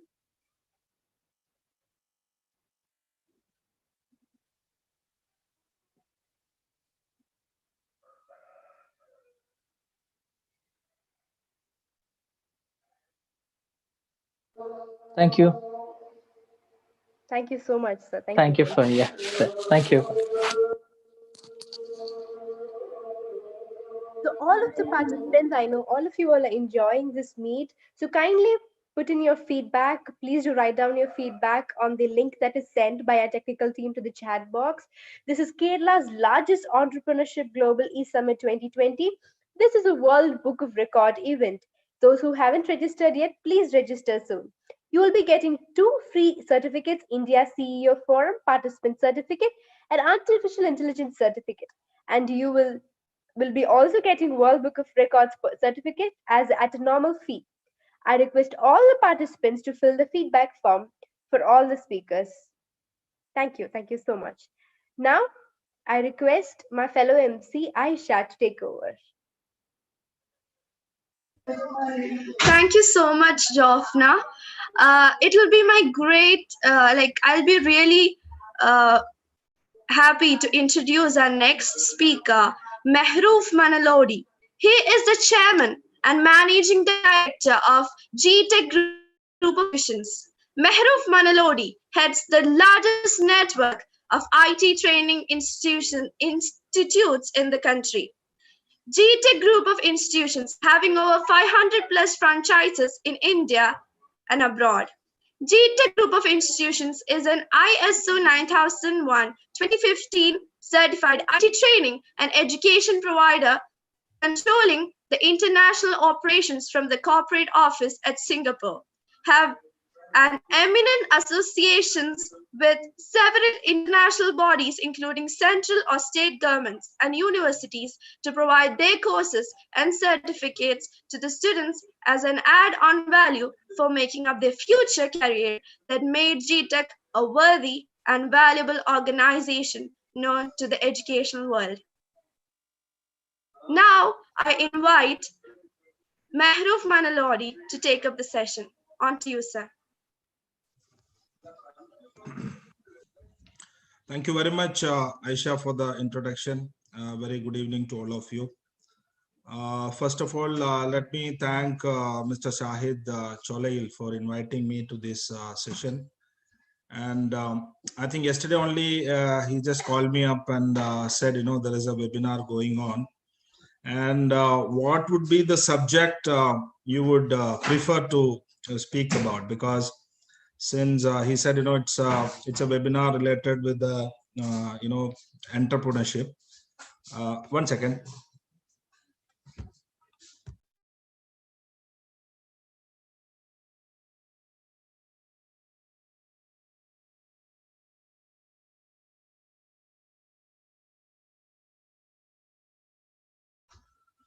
Yeah, sorry. So when Shahid called me yesterday, I said, right now the trend is onto the corona and COVID. And you see, it is, you can't say it's a new normal. And there are so many new terminologies like lockdown, containment zone, things like that. So I said, maybe you can keep a topic like never lock down your dreams, because നമുക്കറിയാം സ്വപ്നങ്ങൾ എന്ന് പറയുന്നതിന് ഒരു ലോക്ക്ഡൌണും ഒരു containment സോണും ഒന്നുമില്ല. And especially I see, most of you are youngsters who are doing, different kind of courses. And I have seen an entrepreneur just now was talking about his business in the UK. So I thought, why not, talk about something, starting a new business. So being an entrepreneur, നമുക്കറിയാം entrepreneur എന്ന് പറയുമ്പോൾ നമ്മൾ ഒരു സംരംഭകൻ എന്നാണ് മലയാളത്തിൽ പറയാം. സംരംഭകൻ എന്ന് പറയുന്ന സമയത്ത് അതിന്റെ ഒരു അർത്ഥമുണ്ട്. അതായത് നമ്മളിപ്പോ സാധാരണ രീതിയിൽ ഒരു സ്ഥലത്ത് ജോലി ചെയ്യുന്നതും സ്വന്തമായിട്ട് പിന്നെ ഒരു ബിസിനസ് ചെയ്യുന്നതും തമ്മിലുള്ള വ്യത്യാസമാണല്ലോ നമ്മൾ എന്റർപ്രണർ എന്ന് പറയുന്നത്. അപ്പോൾ ഒരു എന്റർപ്രണർ എന്ന് പറയുന്ന സമയത്ത് എന്താണ് എന്റർപ്രണർഷിപ്പ് എന്നുള്ളത് അറിഞ്ഞിരിക്കേണ്ടത് വളരെ നിർബന്ധമുള്ള ഒരു സംഭവമാണ്. അതിന്റെ ഒരു അർത്ഥം എന്റർപ്രണർഷിപ്പ് അല്ലെങ്കിൽ എന്റർപ്രണർ ആരാണ് എന്ന് ചോദിച്ചു കഴിഞ്ഞാൽ അതിന്റെ ഒരു അർത്ഥം പറയേണ്ടത് നിർബന്ധമാണ്. അതായത് എന്റർപ്രണർ ഈസ് എ പേഴ്സൺ, അതായത് ഒരു സംരംഭകൻ എന്ന് പറയുന്നത് നമ്മള് നഷ്ടം മുന്നിൽ കണ്ടുകൊണ്ട്, അതാണ് ശരിക്കും അതില് ഇമ്പോർട്ടന്റ് ആയിട്ടുള്ള ഒരു സംഭവം. കാരണം എല്ലാവരും ബിസിനസ് തുടങ്ങി എല്ലാവരും വിജയിക്കുകയാണ് എന്നുണ്ടെങ്കിൽ പിന്നെ എല്ലാവരും അതിനുള്ള മെനക്കെടുക, പിന്നെ നമുക്ക് ജോലി ചെയ്യാനൊന്നും ആൾക്കാരെ കിട്ടൂല. അപ്പൊ അതുകൊണ്ട് ഈ എന്റർപ്രണർഷിപ്പ് നമ്മൾ പറയുന്ന സമയത്ത് എപ്പോഴും ആദ്യം നമ്മൾ മുന്നിൽ വെക്കേണ്ടത് നഷ്ടമാണ്. അതായത് നഷ്ടം മുന്നിൽ കണ്ടുകൊണ്ട് ലാഭത്തിന് വേണ്ടി പ്രവർത്തിക്കുന്ന ആൾക്കാരാണ് എന്റർപ്രണേഴ്സ്. അപ്പൊ ഇതാണ് നമ്മളൊരു എന്റർപ്രണർഷിപ്പിന്റെ ഒരു ഘടന എന്ന് പറയുന്നത്. അപ്പൊ നമ്മള് എന്റർപ്രണർഷിപ്പിലേക്ക് വരുന്ന സമയത്ത് നമുക്ക് ശ്രദ്ധിക്കേണ്ട കുറെ കാര്യങ്ങളുണ്ട്. അതിലുള്ള കുറച്ച് പോയിന്റ്സ് ഞാൻ എൻ്റെ ഒരു എക്സ്പീരിയൻസ് വെച്ചിട്ട് പറയാനാണ് ഉദ്ദേശിക്കുന്നത്. എന്നെ ചെറിയ ഒരു പരിചയപ്പെടുത്തൽ ആയിഷ ഇവിടെ ചെയ്തു കഴിഞ്ഞു. ഞാൻ ഒന്നുകൂടി പരിചയപ്പെടുത്താം. എൻ്റെ പേര് മെഹറൂഫ് മണലൊടി. ഞാൻ കേരളത്തിലെ കോഴിക്കോടാണ് സ്വദേശം. And I run an institute called GTEC education എന്ന് പറഞ്ഞിട്ടുള്ള ഇൻസ്റ്റിറ്റ്യൂട്ടാണ് റൺ ചെയ്യുന്നത്. ഞാൻ ഈ ഒരു ഫീൽഡിലേക്ക് വരാൻ ഉണ്ടായിട്ടുള്ള ഒരു സാഹചര്യം തന്നെ ആദ്യം ഒന്ന് പറയാം. ഞാൻ കോഴിക്കോടാണ് സ്വദേശം, ഞാൻ പറഞ്ഞല്ലോ. അപ്പൊ ഞാനിവിടെ കോഴിക്കോട് ഫറൂഖ് കോളേജിൽ പ്രീ ഡിഗ്രി പഠിച്ചു. ഒരുപാട് വർഷങ്ങൾക്ക് മുന്നുള്ള കാര്യമാണ് പറയട്ടോ. അത് കഴിഞ്ഞിട്ട് അന്നൊക്കെ നമ്മളുടെയൊക്കെ ഇവിടെ സാധാരണ നമ്മളെ മലബാറിലുള്ള ആൾക്കാരുടെ ഒക്കെ വലിയ സ്വപ്നം എന്ന് പറയുന്നത് ഗൾഫിലേക്ക് പോവുക എന്നുള്ളതായിരുന്നു. അപ്പൊ പ്രീ ഡിഗ്രി കഴിഞ്ഞ സമയത്ത് എൻ്റെ ഒരു ബ്രദർ സൗദി അറേബ്യയിൽ ഉണ്ടായിരുന്നു. അപ്പൊ അദ്ദേഹം പറഞ്ഞു, നീ ഒരു കാര്യം ചെയ്യ്, കമ്പ്യൂട്ടർ ഒക്കെ പഠിച്ചോ, ഇപ്പൊ അതിനൊക്കെ നല്ല സ്കോപ്പാണ്. അപ്പം എന്നിട്ട് നീ ഗൾഫിലേക്ക് വന്നു. ഞാൻ എൻ്റെ ഒരു ലൈഫ് ഹിസ്റ്ററി ആണ് കേട്ടോ പറയുന്നത്, ആരും ബോറടിക്കുന്നുണ്ടെങ്കിൽ പറഞ്ഞാൽ മതി. അങ്ങനെ ഞാൻ കമ്പ്യൂട്ടർ ഇൻസ്റ്റിറ്റ്യൂട്ട് അന്വേഷിച്ച് നടന്നു. അപ്പം പുള്ളി എന്നോട് പറഞ്ഞു, കമ്പ്യൂട്ടർ മാത്രം പഠിച്ചുകൊണ്ട് കാര്യമില്ല, അപ്പൊ പ്രീ ഡിഗ്രി കഴിഞ്ഞിട്ടല്ലോ, ഡിഗ്രി നിർബന്ധമാണ്. അതായത് ഒരു ബേസ് ക്വാളിഫിക്കേഷൻ ഉണ്ടാവണം, അതിന്റെ കൂടെ കമ്പ്യൂട്ടറും കൂടി പഠിച്ചിട്ട് ഗൾഫിലേക്കൊക്കെ വന്നു കഴിഞ്ഞിട്ട്, പ്രത്യേകിച്ച് സൗദിയിലേക്ക് ഞാൻ വിസ ഒക്കെ അയച്ചുതരാം, നീ ഇങ്ങോട്ട് വന്നു എന്ന് പറഞ്ഞു. അങ്ങനെ ഞാൻ ഡിഗ്രി പഠിക്കാൻ വേണ്ടിയിട്ട് ഞാൻ ചെന്നൈയിലേക്ക് പോയി. അന്ന് കോഴിക്കോട് കമ്പ്യൂട്ടർ ഇൻസ്റ്റിറ്റ്യൂട്ട് ഒരു 2 എണ്ണറ്റേ ഉണ്ടായിരുന്നുള്ളൂ. അപ്പൊ ഞാൻ വിചാരിച്ച ഡിഗ്രിയും അവിടെ നിന്ന് ചെയ്യാം. മാത്രമല്ല നമുക്ക് വേണ്ട ഒരു എക്സ്പോഷർ കാര്യങ്ങളൊക്കെ ചെന്നൈയിൽ നിന്ന് കിട്ടും. വലിയൊരു സിറ്റി, അന്ന് വലിയൊരു മെട്രോ സിറ്റിയാണ്. അങ്ങനെ ഞാൻ ഇവിടുന്ന് ആ ഒരു ഏജിൽ, അറ്റ് ദ ഏജ് ഓഫ് നമുക്കറിയാലോ പ്രീ ഡിഗ്രി ഒക്കെ കഴിയുന്ന ഏജ് എന്ന് പറയുന്നത് it's around 17. So at the age of 17 I have moved my education to Chennai. ചെന്നൈയിൽ പോയ സമയത്ത് ഞാൻ അവിടെ ന്യൂ കോളേജിൽ ഡിഗ്രി ജോയിൻ ചെയ്തു. അതോടൊപ്പം തന്നെ ഞാൻ ബ്രദർ പറഞ്ഞതുപോലെ തന്നെ ഞാൻ കമ്പ്യൂട്ടറും പഠിച്ചു. കമ്പ്യൂട്ടറൊക്കെ പഠിച്ച് ഡിഗ്രി ഒക്കെ കഴിഞ്ഞ് ഗൾഫിലേക്ക് വിസയൊക്കെ വരാൻ നിൽക്കുന്ന സമയത്താണ് ബ്രദർ വിളിച്ചു പറഞ്ഞത്, ഒരു ഒറാക്കിൾ എന്ന് പറഞ്ഞിട്ട് ഒരു സോഫ്റ്റ്വെയർ ഉണ്ട്, അത് ഇപ്പൊ ഭയങ്കര ഡിമാൻഡാണ്, നീ അതും കൂടി പഠിച്ചിട്ട് വന്നാൽ മതി എന്നുള്ളത്. അപ്പൊ ഈ ഒറാക്കിൾ എന്ന് പറഞ്ഞ ഒരു ടേം ആണ് എൻ്റെ ലൈഫിൽ വലിയൊരു ചേഞ്ച് വരുത്തിയിട്ടുള്ള ഒരു സാധനം. അതുകൊണ്ടാണ് ഞാൻ പ്രത്യേകം പറഞ്ഞിട്ടുള്ളത്. അങ്ങനെ ഞാനൊരു 4-5 വർഷമായിട്ട് ചെന്നൈയിൽ ഹോസ്റ്റലിലൊക്കെ നിന്ന് പഠിച്ചതല്ല. അപ്പൊ അവിടെ ഐ വാസ് ആ ഒരു ഒറാക്കിൾ കോഴ്സ് പഠിക്കാനുള്ള ഫീസിന്റെ ഒക്കെ ഞാൻ ഒരു ഇൻസ്റ്റിറ്റ്യൂട്ടിൽ പോയി ചോദിച്ചു. സോ 3 മാസത്തെ കോഴ്സാണ് ഒറാക്കിൾ എന്ന് പറയുന്നത്. അതിന് ചെന്നൈയിലുള്ള fees is around just 18,000 rupees. അതേസമയം പിന്നെ ഞാൻ വേറൊരു കാര്യം കൂടി ചിന്തിച്ചു, ഇപ്പൊ എന്തുകൊണ്ട് വൈ നോട്ട് കോഴിക്കോട്? ഇപ്പൊ എത്രയും 4-5 കൊല്ലം ഹോസ്റ്റലിലൊക്കെ നിന്ന് ചെന്നൈയിൽ പഠിച്ചല്ലോ, കോഴിക്കോട് പോയിട്ട് തന്നെ പഠിക്കാലോ എന്ന് വിചാരിച്ചു.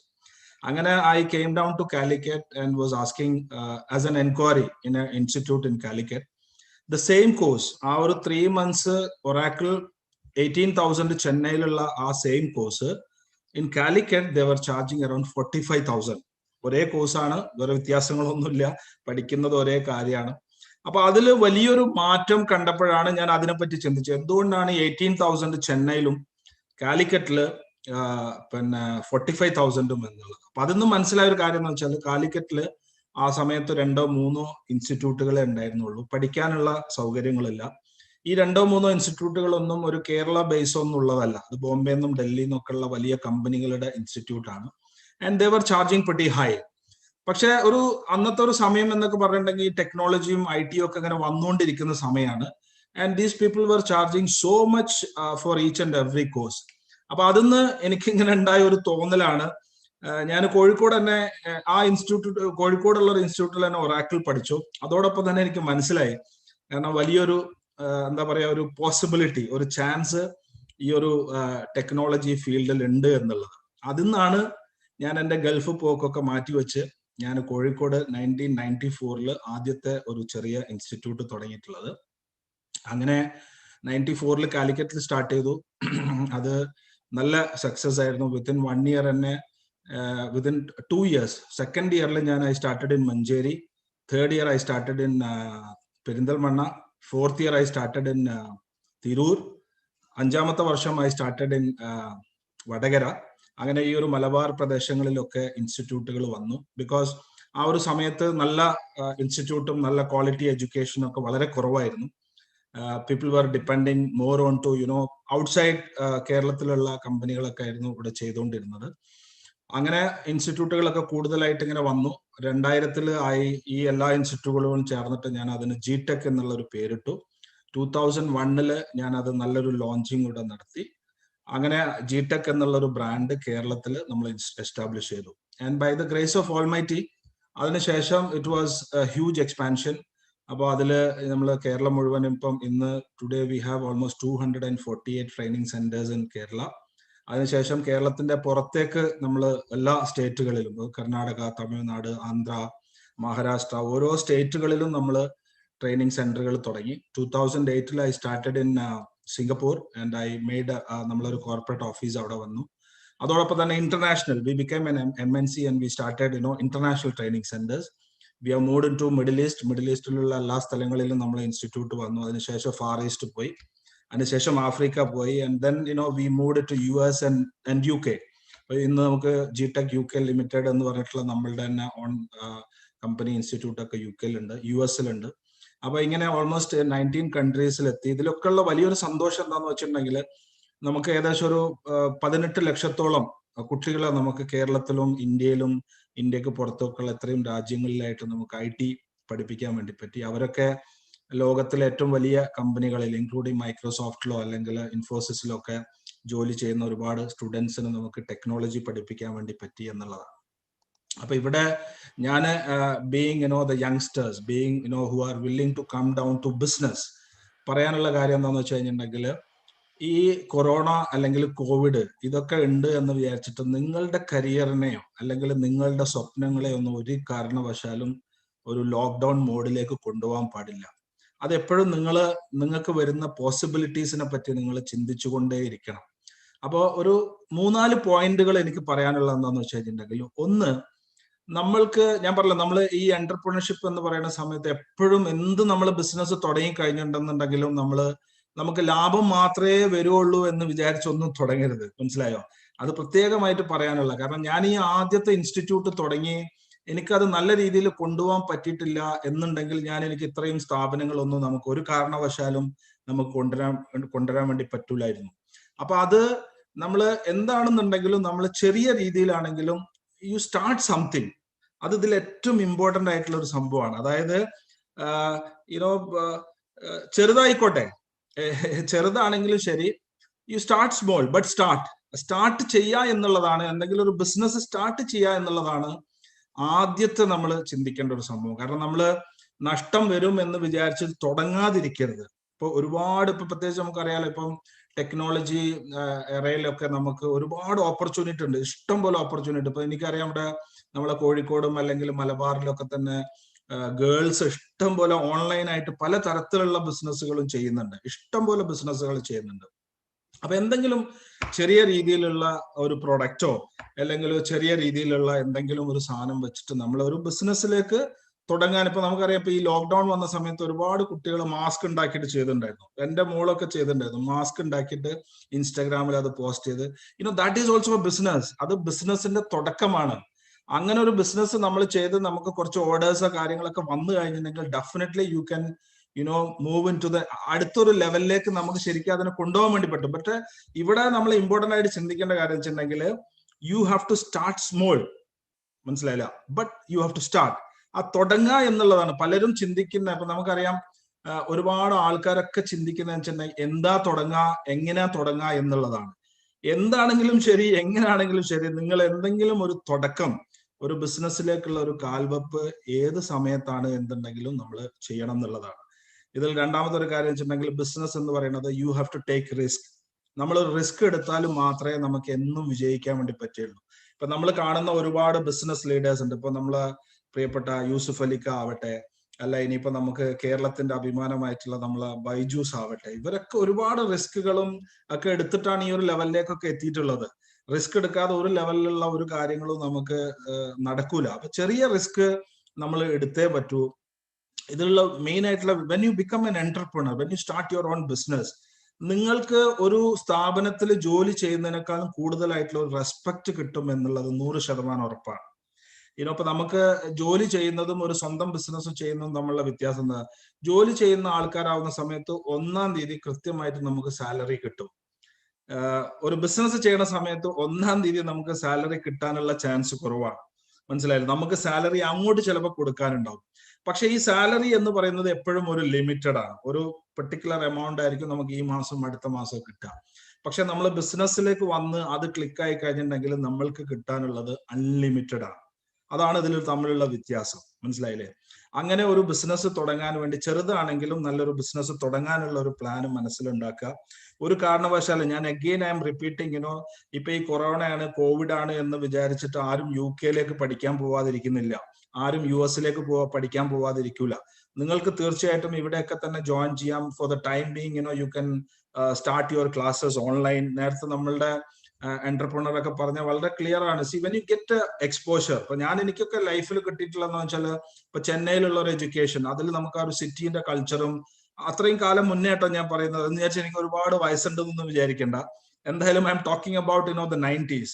ഞാൻ I have done my graduation during 90 to 94. ആ സമയത്താണ് ഞാൻ ഡിഗ്രി ജയിച്ചത്. അതിന്റെ കൂടെ തന്നെയാണ് ഞാൻ IT സ്പെഷ്യലൈസ് ചെയ്ത് പഠിച്ചിട്ടുള്ളത്. അപ്പോൾ ഏകദേശം ഒരു 10-30 വർഷം മുന്നേ, അന്ന് കമ്പ്യൂട്ടർ പഠിക്കുന്ന സമയത്ത് അന്ന് ആ കമ്പ്യൂട്ടറിന്റെ സൈസും അല്ലെങ്കിൽ ഇതൊക്കെ നമ്മൾ ചിന്തിച്ചാൽ മതി. അപ്പോൾ എല്ലാം പഴയ കാര്യങ്ങളായിരുന്നു. പക്ഷെ നമ്മള് ആ ഒരു ടെക്നോളജി ആയതുകൊണ്ട് അത് അങ്ങനെ തന്നെ അപ്ഡേറ്റ് ചെയ്ത് കൊണ്ടുവന്നിട്ടാണ് ഇന്നത്തെ ഒരു കാലഘട്ടത്തിലെ ടെക്നോളജിയിലേക്ക് വന്നിട്ടുള്ളത്. അപ്പൊ എന്തായാലും എന്തെങ്കിലും ചെറിയൊരു കാര്യങ്ങൾ തുടങ്ങാനുള്ള ഒരു initiative I would suggest each one of you who are attending this webinar. എന്തെങ്കിലും ഒരു ചെറിയ ബിസിനസ്, ഞാൻ പറഞ്ഞപ്പോൾ നമുക്ക് ഇൻസ്റ്റാഗ്രാം, ഇപ്പൊ സോഷ്യൽ മീഡിയ ഒക്കെ നല്ല പവർഫുൾ ആണ്.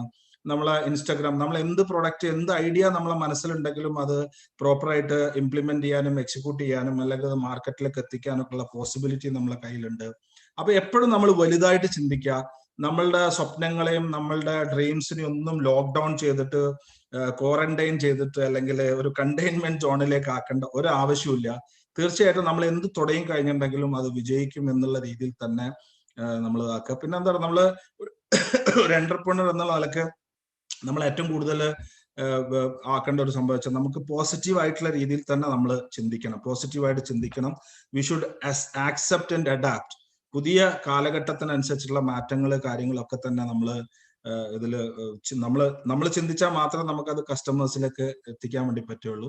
അതേപോലെ you have to think as a customer. ഇപ്പൊ നമ്മൾ എന്ത് പ്രൊഡക്റ്റ് ആവട്ടെ, എന്ത് സർവീസ് ആവട്ടെ, നമ്മളൊരു കസ്റ്റമർ ആംഗിളിൽ നിന്ന് ചിന്തിക്കുന്ന സമയത്ത് മാത്രമേ നമുക്ക് നല്ല സർവീസ് നമുക്ക് കസ്റ്റമേഴ്സിന് കൊടുക്കാൻ വേണ്ടി പറ്റുള്ളൂ. അപ്പം മാത്രമേ നമുക്ക് ഡെവലപ്പ് ചെയ്യാനും പ്രോസ്പർ ചെയ്യാനൊക്കെ ഉള്ള ചാൻസ് ഉണ്ടാവുകയുള്ളൂ. എനിക്ക് തോന്നുന്നു, ഐ തിങ്ക് ഇനി സമയം ഉണ്ടെങ്കിലേ ഞാൻ സമയം എടുക്കുന്നേ ഉള്ളൂ. കാരണം basically I am a talkative. When I start ടോക്കിങ്ങിനും അതിങ്ങനെ പോയിക്കൊണ്ടേയിരിക്കും.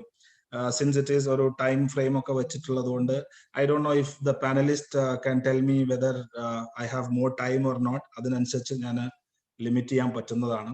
എന്തായാലും ഞാൻ പറഞ്ഞല്ലോ, ഒരു കാരണവശാലും don't lock down your dreams. You have to unlock, you have to go and blast. എന്താണെന്നുണ്ടെങ്കിൽ whatever is your ideas, whatever is your strategies, അത് നമ്മൾ മൈൻഡിൽ നിന്ന് അത് എടുത്ത് പ്രോപ്പറായിട്ട് എക്സിക്യൂട്ട് ചെയ്യാനും ഇംപ്ലിമെന്റ് ചെയ്യാനൊക്കെ ഉള്ള പരിപാടികൾ ചെയ്യണം. ഇപ്പോഴത്തെ കാലഘട്ടം ഡിജിറ്റൽ കാലഘട്ടമാണ്. ഡിജിറ്റലി അല്ലെ ടെക്നോളജി ഓറിയന്റഡ് ആയിട്ടുള്ള എന്ത് ബിസിനസ് ചെയ്ത് കഴിഞ്ഞിട്ടുണ്ടെങ്കിലും യു ക്യാൻ ഫ്ലൈ ഹൈ. ഏത് ലെവലിലേക്കും നമുക്ക് പോവാം.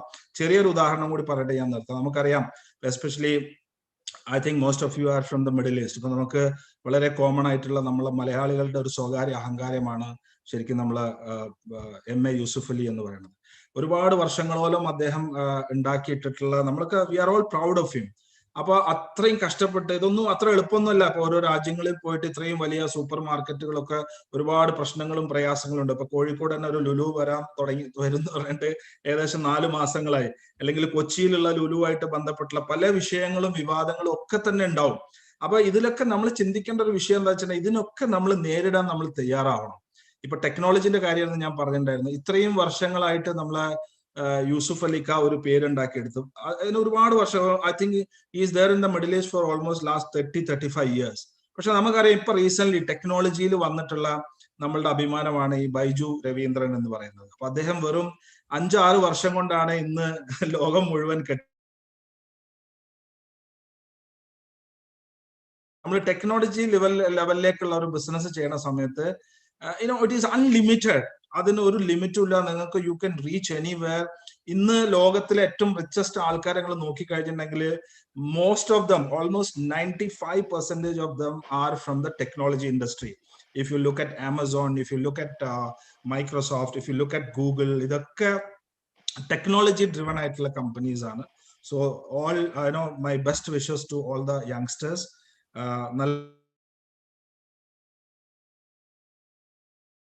വിചാരിച്ചിട്ട് നമ്മളെ സ്വപ്നങ്ങളെ, നമ്മളെ സങ്കല്പങ്ങളെ ഇതിനൊന്നും ലോക്ക്ഡൌൺ ചെയ്യാൻ വേണ്ടി പാടില്ല എന്ന് മാത്രമേ ഞാൻ പറയുന്നുള്ളൂ. Thank you very much. Once again, I would like to thank 3G Institute for giving me this opportunity. It was wonderful speaking to you all. And my special thanks to Mr. Shahid. Shahid has been a very nice friend, good friend of mine for long time. He is an innovator. ഞാൻ എപ്പോഴും ഷാഹിദിനെ പറ്റി പറയുന്നതാണ്, മറ്റുള്ളവർ ചിന്തിക്കാത്ത കാര്യങ്ങൾ ചിന്തിക്കുന്ന ഒരാളാണ് ഷാഹിദ്. ഷാഹിദിന്റെ തോട്ട്സും ഷാഹിദിന്റെ വിഷനും ഒക്കെ തന്നെ ഇറ്റ്സ് ടോട്ടലി ഡിഫറെന്റ് ആണ്. അത് എനിക്ക് തോന്നുന്നു ഞാൻ കോഴിക്കോട് അല്ലെങ്കിൽ കേരളത്തില് കണ്ടതിൽ വളരെ ഒരു ഡിഫറെന്റ് ആയിട്ടുള്ള ഒരു സ്പീഷീസ് ആണ് നമ്മള് doctor Shahid Cholayil. Best wishes to him and thank you very much for എന്റെ ഈ ഒരു കത്തി കഴിഞ്ഞ 10-15 മിനിറ്റ് കേട്ട എല്ലാവർക്കും thank you so much. Thank you so much, sir, for this inspiring session, for enlightening us with your experiences. Sir, we have an e-certificate for you from 3G School of Applied Entrepreneurship. Please accept it, sir. So now I kindly request the technical team to share the e-certificate. Thank you very much, Aisha. Thank you.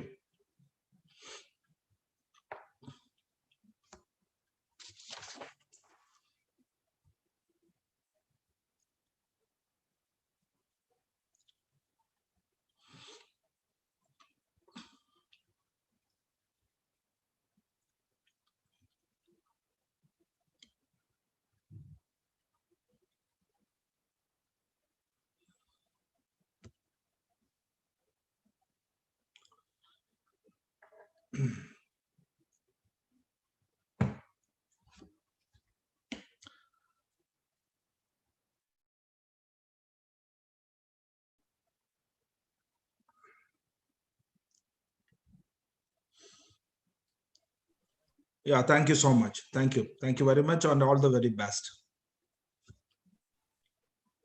Now I invite MC Kishore to continue with the session. Thank you. Thank you so much, Aisha. So, dear speakers, we have kind information from our side. We'll be hearing a short buzzer prior to 5 minutes of the session ending time and a long buzzer exactly at the session time overs. Thank you. So now moving forward, we have a panel discussion on the topic of job market to entrepreneurship market and mental labor to innovation labor. So I like to invite the speaker, Mr. Maruf CM. He is a postgraduate in computer application. He started his career as the main trainer of crime and criminal network tracking system by Indian police, worked with Malayalam film industry to reduce piracy and cyber crimes, and he also an outstanding IT professional, certified in ethical hacking, and also he is a professionalist in blogging and blogging. He has always been passionate about self-improvement. For as long as he can remember, he has been focused on achieving more in less time for an optimal operation of energy. It's not surprising then that he has long-standing interest in the subjects of biohacking, psychology, and neuroscience. Now, one of his mission is to transform people just like how he hacks the computer. He is already successful in helping thousands of people in transforming and is working with different programs and hacking the human bodies and brains in evolutionizing human performance. So ladies and gentlemen, let us welcome Maruf sir. So we welcome you, sir. So now I like to invite my co-MC, MC Charu, to invite the next speaker for this panel discussion. Thank you, MC Kishore. Welcome, sir. And yes, let's move on to invite our next panelist speaker, Mr. Sharafuddin TP. He is the founder of founder and the chief evangelist of Sharaf Strategy Consultants.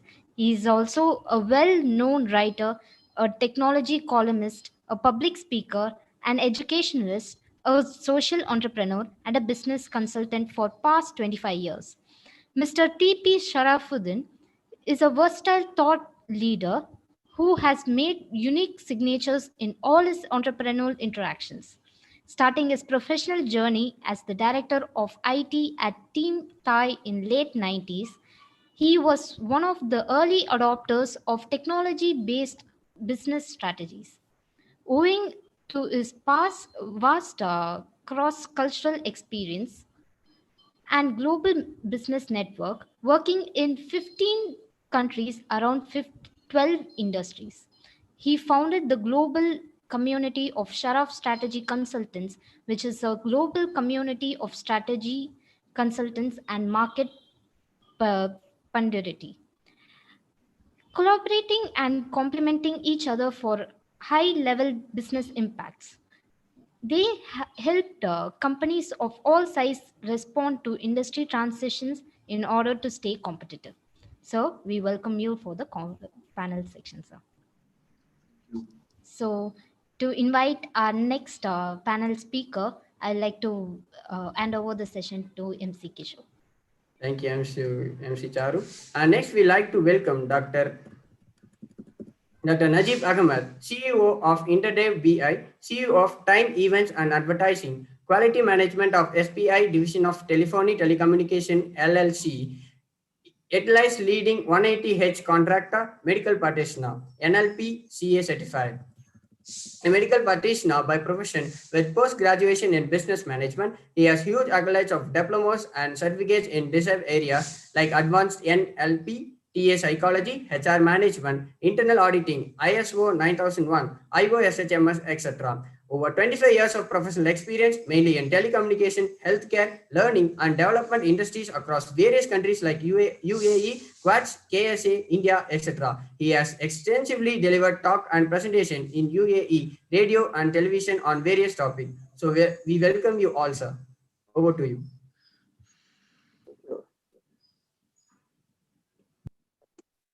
Well, how are we going to go about? Just let us know how it goes. Like, who will start and how the discussion. Will you be asking questions, or can we? How it is going to go about? Or we will just have a brief talk. Then we will have the discussion of. Yes, sir. Yes, sir. Yes, sir. You can go with your talks, and we'll be. What I think is we will start some small sessions. And we have Mr. Sharaf also, Mr. Maroof. So Mr. Maroof, I think, and Mr. Sharaf also is hearing me, understand. So we would like to invite Sharafuddin sir as a moderator for the session. Okay, thank you. Yes. Sharaf sir. Okay. 3Gയുടെ ഈ പ്രോഗ്രാമിൽ പങ്കെടുക്കുന്നതിൽ അതിയായ സന്തോഷമുണ്ട്. തീർച്ചയായും വളരെ emotional ആയിട്ടുള്ള ഒരു session കൂടിയാണ് എന്നെ സംബന്ധിച്ചിടത്തോളം ഈ 3Gയുടെ ഈ പ്രോഗ്രാം. കുറച്ചു കാലമാണെങ്കിലും ഞാൻ 3Gയുടെ കൂടെ സഞ്ചരിച്ച ഒരാൾ കൂടിയാണ്. ഇപ്പോൾ ഈ പ്രോഗ്രാം ഞാൻ പങ്കെടുക്കുന്നത് ദുബായിൽ നിന്നാണ്. കഴിഞ്ഞ ആഴ്ച ഏതാണ്ട് കുറച്ച് ദിവസങ്ങൾക്ക് മുമ്പാണ് ഡോക്ടർ ഷാഹിദ് ഇങ്ങനെ ഒരു പ്രോഗ്രാമിന് വേണ്ടി ക്ഷണിച്ചത്. അങ്ങനെ ക്ഷണിച്ചതിലും ഇതിൽ പങ്കെടുക്കാൻ കഴിഞ്ഞതിലും അതിയായ സന്തോഷമുണ്ട്. ഓൾ ടുഗദർ ഈ സെഷൻ ഏതാണ്ട് ഒരു 45 മിനിറ്റ്സ് ആണുള്ളത് എന്നാണ് ഇൻറ്റിമേറ്റ് ചെയ്തിരിക്കുന്നത്. 3 സ്പീക്കേഴ്സ് ഉണ്ട്. ഇതിൽ ഞാൻ സംസാരിക്കുന്നതിനേക്കാൾ ഉപരി എൻ്റെ കൂടെയുള്ള ഡോക്ടർ നജീബ് അഹമ്മദ്, അദ്ദേഹം ഒരു മെഡിക്കൽ പ്രാക്ടീഷണർ കൂടിയാണ്. അദ്ദേഹം ദീർഘകാലം ഒരു 10-12 വർഷത്തോളമായി ഒരു മെഡിക്കൽ ഡോക്ടർ എന്നുള്ള അർത്ഥത്തിൽ ഇവിടെ ദുബായിൽ പ്രാക്ടീസ് ചെയ്ത ഒരാളാണ്. അതുപോലെ ഒത്തിരി ബിസിനസ് സംരംഭങ്ങളിൽ വളരെ നേതൃപരമായ പങ്ക് വഹിച്ചിട്ടുള്ള ആളാണ്. പണ്ടേക്ക് വർഷങ്ങൾ മുമ്പ് തന്നെ ഒരു ട്രഡീഷണലി ഒരു എന്റർപ്രണർ ഫാമിലിയിൽ ജനിക്കുകയും വളരുകയും അതോട് ആ ഒരു പശ്ചാത്തലത്തിൽ വളരുകയും ചെയ്തത് കൊണ്ടായിരിക്കാം ഒരു മെഡിക്കൽ ഡോക്ടർ എന്നിടത്ത് നിന്ന് പ്രൊഫഷനെ തൽക്കാലം സൈഡിൽ മാറ്റിവെക്കുകയും മറ്റു എന്റർപ്രണർഷിപ്പ് എക്സ്പെരിമെന്റിലേക്ക് നീങ്ങുകയും ചെയ്ത അദ്ദേഹം തീർച്ചയായും ഇവിടെ ഇതിൽ പാർട്ടിസിപ്പൻറ്റിനെ സംബന്ധിച്ചിടത്തോളം എന്റർപ്രണർഷിപ്പിനെ കുറിച്ചുള്ള ആലോചനയിൽ ഒത്തിരി കോൺട്രിബ്യൂഷൻ നൽകാൻ കഴിയുന്ന ഒരാളാണ്. തീർച്ചയായും അദ്ദേഹത്തിനെ ഞാൻ ഈ പ്രോഗ്രാമിലേക്ക് ക്ഷണിക്കുന്നു. എനിക്ക് തോന്നുന്ന ഒരു ഫസ്റ്റ് ഡോക്ടർ നജീബിന്റെ ഒരു ഈ സബ്ജക്റ്റിനെ കുറിച്ചുള്ള, അതായത് എനിക്ക് ഇവിടെ നേരത്തെ ഇതിന്റെ സംഘാടകർ പറഞ്ഞിട്ടുള്ളത് പോലെ ജോബ് മാർക്കറ്റിൽ നിന്ന് ഒരു എന്റർപ്രണർഷിപ്പ് മാർക്കറ്റിലേക്കുള്ള ഒരു ഇവല്യൂഷൻ ഇപ്പോൾ സംഭവിച്ചുകൊണ്ടിരിക്കുന്നുണ്ട്.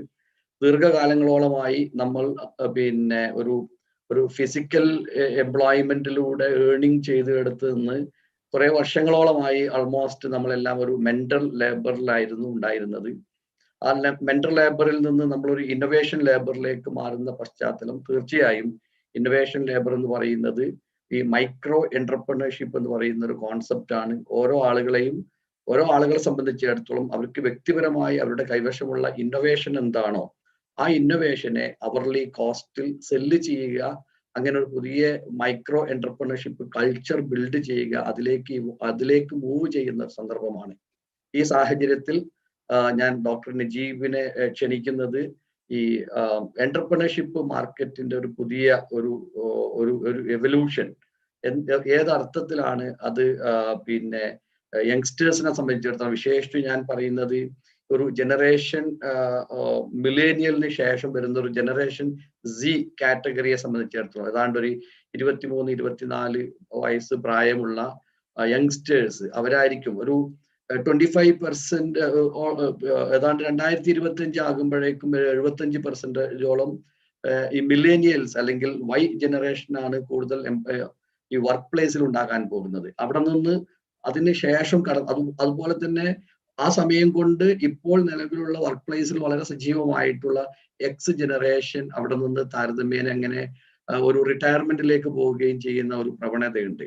ഇവിടേക്കാണ് 23-24 വയസ്സ് പ്രായത്തിലുള്ള ജൂനിയേഴ്സ് ഒരു പുതിയ കരിയർ ആസ്പിറേഷനോട് കൂടി വരുന്നത്.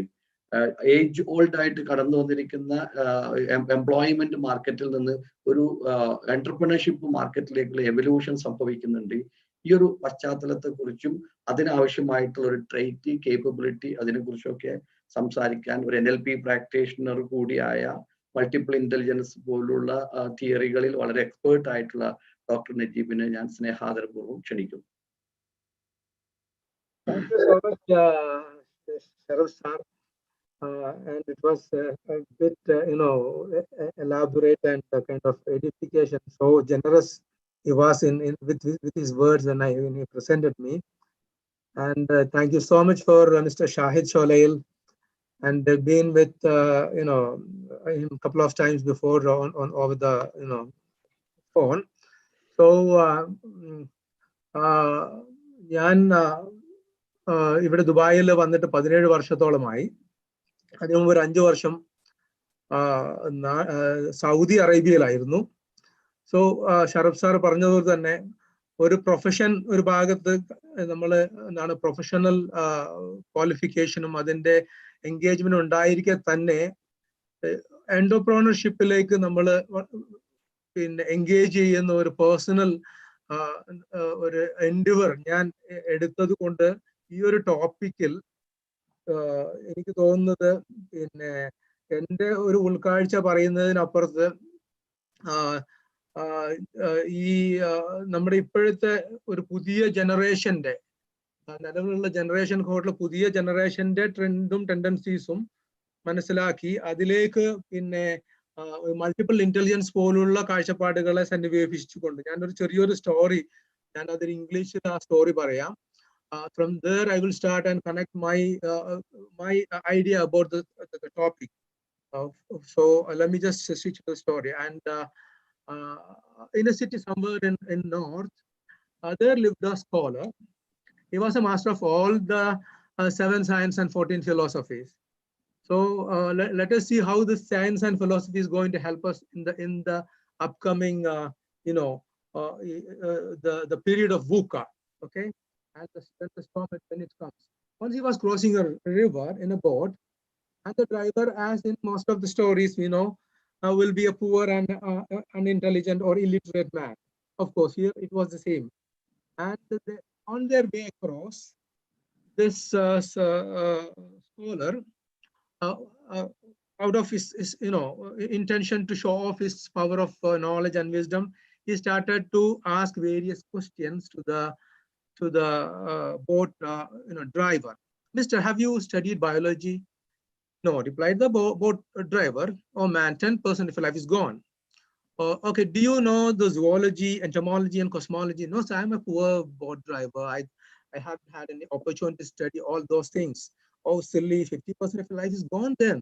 Okay, enjoying the ignorance and the helplessness of the driver, the scholar started to ask more and more ultra scientific questions to this poor guy. After some time, from nowhere, a huge storm appeared and the boat began to shake violently.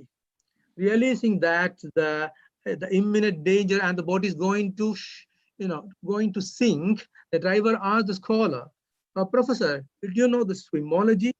Do you know how to swim? Oh no, I don't know. Oh my God. So the moral of the story is our certification. Let that be medical, let that be engineering, let that be whole big thing.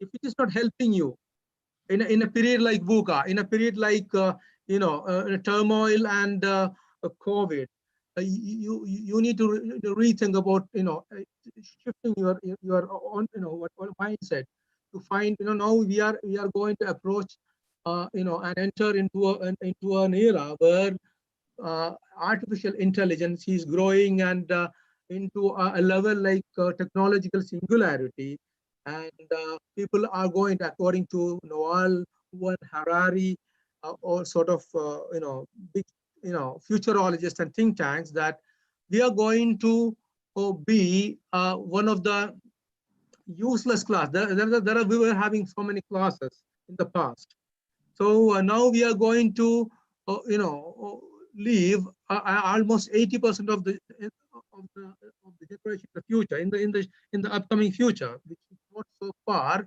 are going to lose their job, lose their relevance, unless they find out their space in the world. For that, we need innovation. For that, we need what do you call that?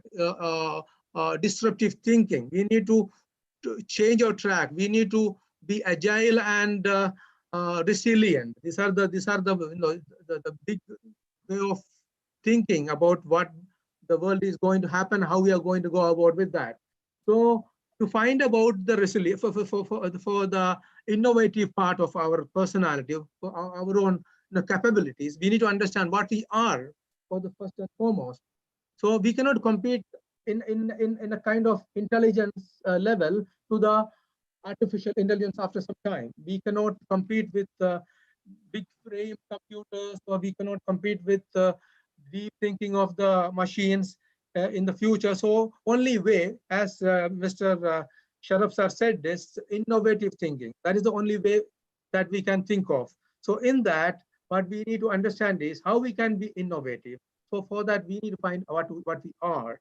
Okay, and from the linear general intelligence world, thankfully we are going to a world of multiple intelligence, where the education, where the market, entrepreneurs are going to address and understand the multiple intelligence as the mode of communication, mode of education, mode of understanding the future. So, and to a mode of addressing the challenge of the future. So in multiple intelligence, unlike the general intelligence in the past, we understand every individual has their own innate potentiality and the power. Okay, so Mr. Howard Gardner, the Professor Howard Gardner, one of the Harvard scientists who has thankfully formulated this particular science or discipline of psychology, where it refers that the learning and acquiring of information through have a specific way for each individual. So there will be this multiple intelligence refers to learn or acquire information, respond to the stimuli and his behavior in the social context and in social environment or with the society. So we need to understand the wit or intelligence part. Okay, and then we need to understand the grit, what we need to do for that. And we need to understand the skill which are needed. So from the wit or the intelligence side, we need to follow the passion or the grit or the endeavor we need to do for that. And we need to find or achieve the level of skills we need to achieve. So level of skill in the future, in the upcoming VUCA period, will be like, for each individual, should be something he's unique in. He's so passionate in. He's so value added. So then only he can value add. Then only he can make himself relevant to the volatile, like the boat, like as in the story of boat driver and the scholar. When the storm comes in, our papers or something generic, something mediocrity will not help you. You need to be unique. You need to be passionate. You need to be something, creative and critical. So this, according to MI theory, they believe that everyone in the world are born with multiple intelligence in varying degree. We don't have, we are not a single uniform straight person. We have so many faculties around us, all of us. But some of us will be having something which are very strong, and others will be having something else which is very strong in them, and you will be having 1 or 2, 3 things which is much dominant than all the other 7, 8 things. So we need to understand the constellation of our dominant traits and intelligence, so that we can bring this dominant 2, 3 intelligence together to improve our, to connect our passion with, and to engage our skills and improve our skills with. So with that, you will be achieving a unique mastery in the skill, so that we can put value added into that. So let me just give you 2, 3 examples of those multiple intelligence. Okay, like there are visual spatial intelligence, linguistic and verbal intelligence, interpersonal, intrapersonal, logical and mathematic, musical and bodily kinesthetic. So we have great people, we have great masters in the field of business, in the field of so like let me take an example of Apple's founder, Steve Jobs. He was a great person in numerical and logical what do you call that, intelligence. He was so gifted, so powerful, but he was something else too with that. Actually, he was really good in artistry. He was really good in spatial intelligence. So he was a great graphic artist. He has studied graphic art in university as an option. So the result was he was innovative. He has produced a remarkable product in the market, which was much ahead than in all the other products in personal computing, called Apple personal computer. So the synthesis of these 2 great powerful intelligence together. This is the power of intelligence. When you synthesis together, when you bring those intelligence together, the innovation you are achieving, the level of mastery you are achieving will be something else. Unlike our stereotypic linear education system, where only calculating the logical and mathematical, what do you call that, intelligence, and valuing everybody in the same scale, or the scale which is one scale fitting for all, is outdated. Those people who defute that or refute that have tried their power of synthesis, as in the case of Steve Jobs. So that is the logical and numerical words. There are people who are, most of the logical and mathematical are good in computing, counting, and they are good in work systematically, step by step, one step at a time, and they are really good in making things structured and systematic, and they do not believe something without doing it and testing it. Okay, so that is the logical and rational mind that they are they have with them. So some of them actually are really good in existential intelligence also, like Stephen Hawking, Albert Einstein, and many other great philosophers are and scientists, for example, especially scientists who are in the natural science like physics and high energy physics. Those are all having a very strong predominance and predilection in line with mathematical and logical intelligence. They have a very strong existential intelligence. That is why they have explored beyond the skies, beyond the galaxies, and they have tried to find out the answer for big questions. So coming to the other intelligence, we have great we have picture smart or visual spatial intelligence. So if you are really good, for example, let me come back to the same example of Steve Jobs. He was really good in picture spatial or visual spatial intelligence, or he was really good in picture smart. So in the upcoming years, we are actually, unfortunately, we are from India. For most of us who are listeners here, we have an education system where we have even today we are addressing, we are attending our our disciples, our learners, our people. We are creating our curriculum basically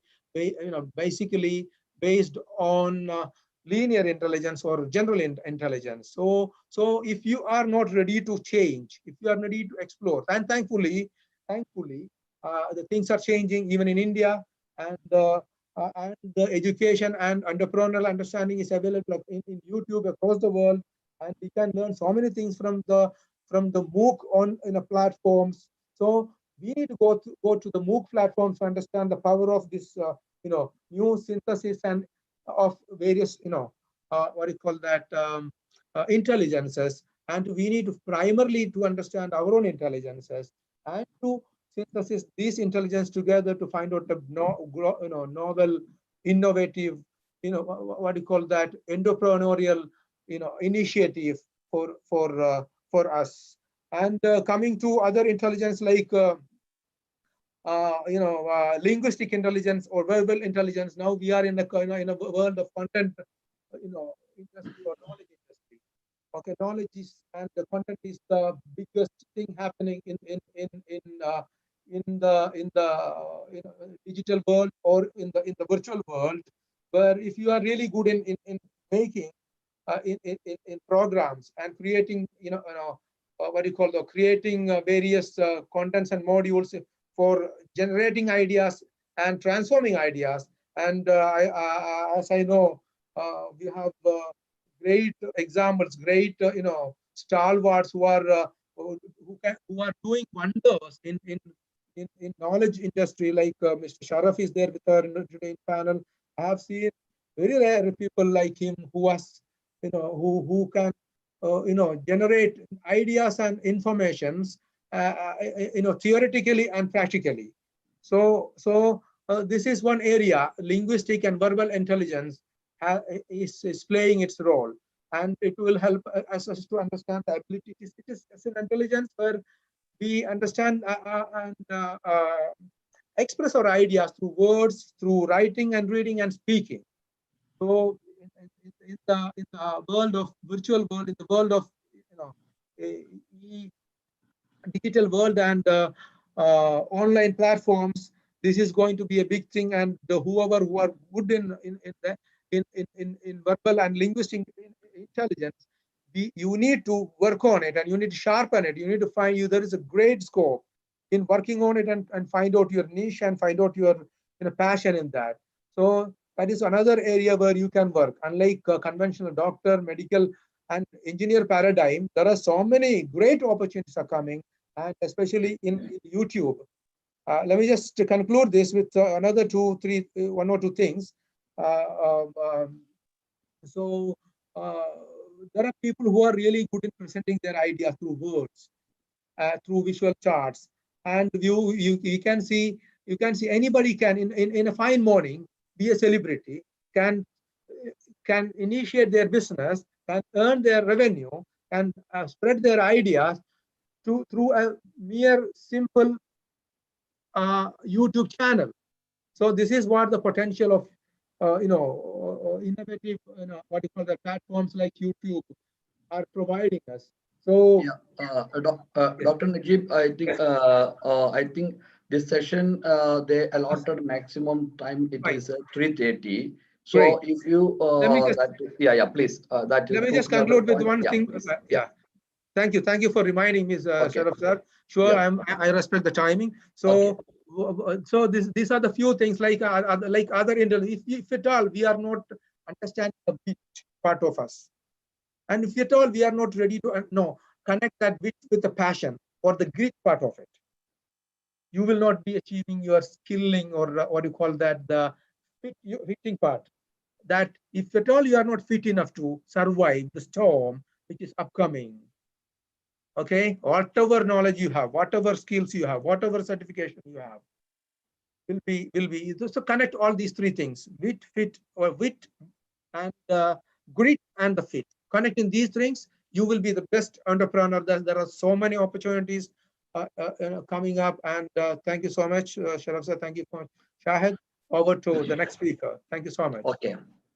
ഞാനതില് പിന്നെ doctor Najeeb point out ചെയ്ത വളരെ important ആയിട്ടുള്ള point, market viability, market size എന്നതിന് capital എന്നതിനേക്കാൾ important ആയി ഒരു entrepreneur ആയിട്ട് വരുന്ന ആൾ അദ്ദേഹത്തിന്റെ ഇന്റലിജന്റ് കേപ്പബിലിറ്റി അത് ട്രേസ് ഔട്ട് ചെയ്യാൻ അയാൾക്ക് കഴിയുകയും അതിന്റെ ബേസിൽ ഒരു പുതിയ ബിസിനസ്, ഒരു ഇന്നോവേറ്റീവ് ബിസിനസിനെ ഫോർമുലേറ്റ് ചെയ്യാൻ കഴിയുകയും ചെയ്യുകയാണെങ്കിൽ തീർച്ചയായും അതിന് നാച്ചുറലി മാർക്കറ്റ് വയബിലിറ്റി, ഫീസിബിലിറ്റി, മാർക്കറ്റിനെ ഗ്യാദർ ചെയ്യാൻ കഴിയും എന്ന ഒരു പോയിന്റ് ആണ്, ഒരു ഇൻഫറൻസ് ആയി ഡോക്ടർ നജീബിന്റെ ടോക്കിൽ നിന്ന് മനസ്സിലായിട്ടുള്ളത്. Capital, market viability, market size ഇതെല്ലാം വളരെ സെക്കൻഡറി ആയിട്ടുള്ള ഒരു കാര്യമാണ്. ബേസിക്കലി ഒരു എന്റർപ്രണർ, വിശേഷം ഒരു യങ്സ്റ്റേഴ്സ് എന്റർപ്രണർഷിപ്പിലേക്ക് വരുമ്പോൾ അയാളുടെ ഇന്റലിജൻസിനെ മാപ്പ് ചെയ്യാനും ട്രേസ് ഔട്ട് ചെയ്യാനും അതിനെ ബേസ് ചെയ്ത ഒരു ബിസിനസിനെ ഫോർമുലേറ്റ് ചെയ്യുകയാണെങ്കിൽ വേൾഡിലെ സക്സസ്ഫുൾ ബിസിനസ് ലീഡേഴ്സിന്റെ വീണ്ടും കണ്ടിന്യൂസ് ആയിട്ടുള്ള സ്റ്റോറീസ് നമുക്ക് ക്രിയേറ്റ് ചെയ്യാൻ കഴിയും എന്ന ഒരു ഇൻട്രസ്റ്റിംഗ് ആയിട്ടുള്ള ഒരു തോട്ടാണ് ഡോക്ടർ നജീബോട് പങ്കുവച്ചിട്ടുള്ളത്. Really appreciable. It will be very much helpful for the youngsters to think and to trace out their capability and intelligence, and out of that they can innovate to a new idea. With that idea they can sell, they can transform they can sell in the market. So really an interesting thought. I think the youngsters can follow and utilize this idea in their future career aspiration. Now we have Mr. Maruf. തീർച്ചയായും അദ്ദേഹം ഒരു post graduate ആണ് computer സയൻസിൽ. ദീർഘകാലമായി hacking അദ്ദേഹത്തിന്റെ ഒരു passionate ആയിട്ടുള്ള ഒരു പാർട്ടാണ്. ഞാനതില് എനിക്ക് തോന്നുന്നു ഡോക്ടർ നജീബ് പറഞ്ഞതിന്റെ ഒരു കോൺസിക്വന്റ് ആയിട്ടുള്ള ഒരു പാർട്ടാണ് മിക്കവാറും മറൂഫിന് സംസാരിക്കാൻ കഴിയും. എനിക്ക് മറൂഫിനെ വ്യക്തിപരമായിട്ട് അറിയുന്ന ആളാണ്. അദ്ദേഹം ഒരു വളരെ റെപ്യൂട്ടഡ് ആയിട്ടുള്ള വേൾഡിലെ ഒരു നമ്പർ 1 കാറ്റഗറിയിൽ പെടുന്ന ഒരു റീറ്റെയിൽ ഇൻഡസ്ട്രിയിലെ ഒരു സ്ട്രോങ് ടെക്നിക്കൽ എഞ്ചിനീയർ ആയടുത്തുനിന്ന് ഒരു ഘട്ടത്തിൽ അദ്ദേഹം ജോബ് റിസൈൻ ചെയ്ത് ഒരു എന്റർപ്രണർഷിപ്പിലേക്ക് ട്രാൻസ്ഫോം ആയിരിക്കുന്ന ഒരു പശ്ചാത്തലം കൂടിയാണ്. ആ സന്ദർഭത്തിലാണ് ഇവിടെ മറൂഫ് ഇന്ന് നമ്മളോട് സംസാരിക്കുന്നത്. തീർച്ചയായും ഒരു എംപ്ലോയ്മെന്റിൽ നിന്ന് ഒരു എന്റർപ്രണർഷിപ്പിലേക്കുള്ള ഒരു ട്രാൻസ്ഫോർമേഷൻ ടൈമിലുള്ള ഒരു ടോക്ക് എന്നുള്ള അർത്ഥത്തിൽ എന്തായാലും അത് യങ്സ്റ്റേഴ്സിനെ സംബന്ധിച്ചിടത്തോളം ഇൻസ്പയറിംഗ് ആയിരിക്കും. എനിക്കറിയാം മറൂഫ് എങ്ങനെയാണോ നമുക്ക് കമ്പ്യൂട്ടറിനെ ഹാക്ക് ചെയ്യാൻ പറ്റുന്നത് എന്നതുപോലെ ബയോ ഹാക്കിംഗ് സാധ്യമാണ് എന്ന് വിശ്വസിക്കുകയും അതിനെ പ്രൊമോട്ട് ചെയ്യുകയും അതിന്റെ അടിസ്ഥാനത്തിൽ ഒട്ടേറെ ബിസിനസ് എന്റർപ്രണേഴ്സിന് അവരുടെ എന്റർപ്രണർഷിപ്പിനെ കൂടുതൽ ഷാർപ്പൻ ചെയ്ത് is mentoring, coaching them to formulate their own new business ideas and convert into a new company and start the entrepreneurship. He himself is the ideal model of talking about the transforming employment into entrepreneurship. So I'm so happy to welcome Maruf here to share his idea. It will be very much helpful for the so-called established entrepreneurship. At the same time, the new entrant, the youngsters who are thinking to come into the entrepreneurship field. So Maruf, that is mic to you. Thank you so much, TP sir, and thank you so much, Doctor, for a wonderful introduction. Doctor finish ചെയ്തത് അദ്ദേഹം 2 കാര്യങ്ങൾ പറഞ്ഞിട്ടാണ്, ഒന്ന് ഗിറ്റും ഒന്ന് ഫിറ്റും. So ഞാൻ സംസാരിക്കാൻ ഉദ്ദേശിക്കുന്ന ഒരു സബ്ജക്ട് അതുമായിട്ട് ബന്ധപ്പെട്ടതാണ്. ഞാൻ സംസാരിക്കാൻ ഉദ്ദേശിക്കുന്നത് പാഷനാണ്. അപ്പൊ ഗ്രിറ്റ് എന്താണെന്നൊരു പക്ഷേ നിങ്ങൾ എത്ര പേർക്ക് അറിയുമെന്ന് എനിക്കറിയില്ല. ആരെങ്കിലും കമന്റ് ചെയ്യാൻ പറ്റുമോ എന്താണ് ഗ്രിറ്റ്? അല്ലെങ്കിൽ ആ വേർഡ് നിങ്ങൾ കേട്ടിട്ടുണ്ടോ? എനിക്കൊരു പുതിയ വേർഡ് ആയിരുന്നു അത് കുറച്ചു കാലം മുമ്പേ. ആഞ്ചലീന ലീ ഡക്വർത്ത് എന്ന് പറയുന്ന ഒരു ഫേമസ് സൈക്കോളജിസ്റ്റ്, അവരാണ് ഈ ഗ്രിറ്റ് എന്ന് പറയുന്ന ഒരു കൺസെപ്റ്റ് കൂടുതൽ ഫേമസ് ആക്കിയത്. ഗ്രിറ്റിനെ അവർ ഡിഫൈൻ ചെയ്യുന്നത് പാഷൻ പ്ലസ് പെർസിവിറൻസ് ആണ്. അതായത് നമ്മൾക്ക് ഇഷ്ടമുള്ള ഒരു കാര്യം ചെയ്യുകയും ആ ചെയ്യുന്നതിന് ഒരു കൺസിസ്റ്റന്റ് ആയിട്ട് ഇന്ന് ചെയ്ത സംഭവം നാളെ വീണ്ടും, മറ്റന്നാൾ വീണ്ടും, അതല്ലെങ്കിൽ 1 വർഷം 2 വർഷം 3 വർഷം കൺസിസ്റ്റന്റ് ആയിട്ട് ചെയ്യുന്ന ഒരു സംഗതിയാണ് ഗ്രിറ്റ് എന്ന് വിളിക്കുന്നത്. അപ്പൊ ആ ലേഡി പറയുന്നത് തന്നെ നമ്മുടെ കുട്ടികൾക്കും പാരന്റ്സിനും ഒക്കെ ഇതിനെ കുറിച്ചിട്ടുള്ള നല്ലൊരു അവയർനെസ് ഉണ്ടായി കൊടുക്കണം എന്നുള്ളതാണ്.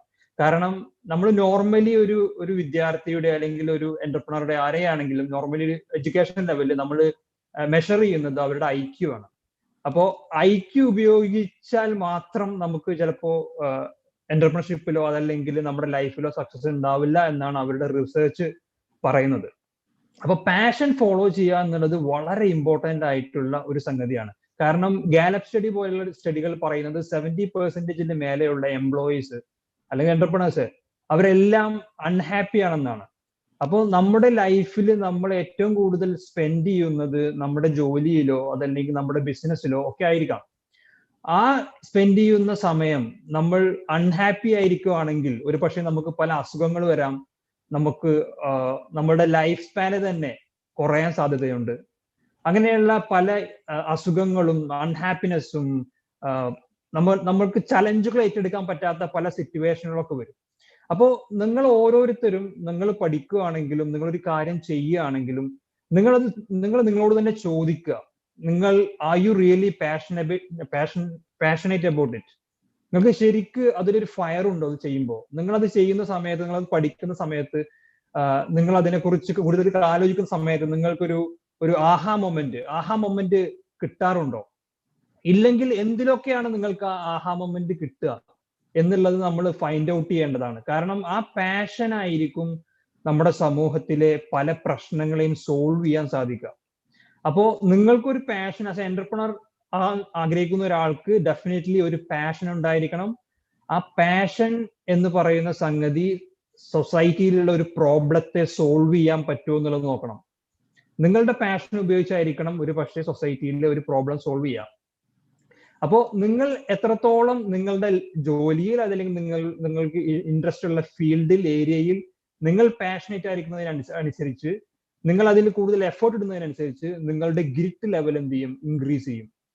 അങ്ങനെ ആവുന്ന സമയത്ത് നിങ്ങളുടെ ലൈഫിൽ ചലഞ്ചുകൾ വരുന്ന സമയത്ത് നിങ്ങൾക്ക് അത് ഈസി ആയിട്ട് ഹാൻഡിൽ ചെയ്യാൻ പറ്റും. കാരണം you love what you do. So passion എന്ന് പറയുന്നത് സിമ്പിളായി പറഞ്ഞു കഴിഞ്ഞാൽ combination of what you love to do and what you good at ആണ്. ഇപ്പൊ എന്റെ ഒരു എക്സാമ്പിൾ പറഞ്ഞു കഴിഞ്ഞാൽ, നോർമലി ഞാൻ സ്റ്റുഡൻസിനോട് കമ്മ്യൂണിക്കേറ്റ് ചെയ്യുമ്പോൾ പറയുന്ന ഒരു എക്സാമ്പിൾ ആണത്. അവരോട് ഞാൻ ചോദിക്കും, നിങ്ങൾക്ക് ഏറ്റവും ഇഷ്ടമുള്ള സംഗതി എന്താണ്? അപ്പൊ അവരിൽ പല ആളുകൾക്കും അവർക്ക് എന്താണ് ഇഷ്ടമുള്ളതെന്ന് പോലും അറിയില്ല. അതൊരു വലിയ ചലഞ്ചാണ്. അങ്ങനെ അവരോട് സംസാരിച്ച് അവരിങ്ങനെ പറയാൻ തുടങ്ങും, ഓക്കെ, എനിക്ക് പാട്ട് പാടാൻ ഇഷ്ടമാണ്, അല്ലെങ്കിൽ എനിക്ക് ചിത്രം വരയ്ക്കാൻ ഇഷ്ടമാണ്, അതല്ലെങ്കിൽ എനിക്ക് ഭക്ഷണം കഴിക്കാൻ ഇഷ്ടമാണ്, എനിക്ക് വീഡിയോ ഗെയിമുകളിൽ ടൈം സ്പെൻഡ് ചെയ്യാൻ ഇഷ്ടമാണ്, എനിക്ക് മൂവീസ് കാണാൻ ഇഷ്ടമാണ്. അപ്പൊ അങ്ങനെ പറഞ്ഞ് അവർ ഒരുപാട് ലിസ്റ്റ് ഉണ്ടാക്കും. അതോടൊപ്പം തന്നെ നിങ്ങൾ എന്തിലാണ് ഗുഡറ്റായിട്ടുള്ളത്, നിങ്ങൾക്ക് നല്ല സ്കില്ലുള്ളത് എന്നുള്ളത് അവരോട് ചോദിക്കുന്ന സമയത്തും അവർക്ക് ഇതേപോലെ ചില മൈൻഡ് ബ്ലോക്കുകൾ ഉണ്ടാവാറുണ്ട്. കാരണം അവർ ഇതുവരെ ഇങ്ങനെ ഒരു ചോദ്യം അവരോട് ചോദിച്ചിട്ടില്ല. അപ്പൊ പാഷൻ എന്ന് പറയുന്നത് നിങ്ങൾക്ക് ഇഷ്ടമുള്ളതും നിങ്ങളുടെ സ്കില്ലുപാടെ കമ്പൈൻ ചെയ്യുന്ന, അതല്ലെങ്കിൽ ആ മീറ്റിംഗ് പോയിന്റിനെയാണ് ഒരുപക്ഷെ നമുക്ക് പാഷൻ എന്ന് വിളിക്കാം. ഒരാൾക്ക് ഒന്നിലധികം പാഷനുകൾ ഉണ്ടായേക്കാം. ആ പാഷനുകളെ നിങ്ങൾ മാപ്പ് ചെയ്ത് ഒരു പോയിന്റിൽ കേന്ദ്രീകരിക്കുന്ന സമയത്ത് ഒരു പക്ഷേ അത് സമൂഹത്തിലെ പല പ്രശ്നങ്ങളെയും സോൾവ് ചെയ്യാൻ സാധിക്കും. അങ്ങനെ നമ്മൾ സോൾവ് ചെയ്യുന്ന സമയത്ത് ഒരു പക്ഷേ നമുക്ക് ഒരു വലിയ എന്റർപ്രണർ ആവാനും അതല്ലെങ്കിൽ ഒരു ബിസിനസ് കെട്ടിപ്പടുക്കാനും ഒക്കെ സാധിക്കും. കാരണം നമ്മൾ ചെയ്യുന്ന കാര്യത്തിൽ നമ്മൾ വളരെ ഹാപ്പിയാണ്.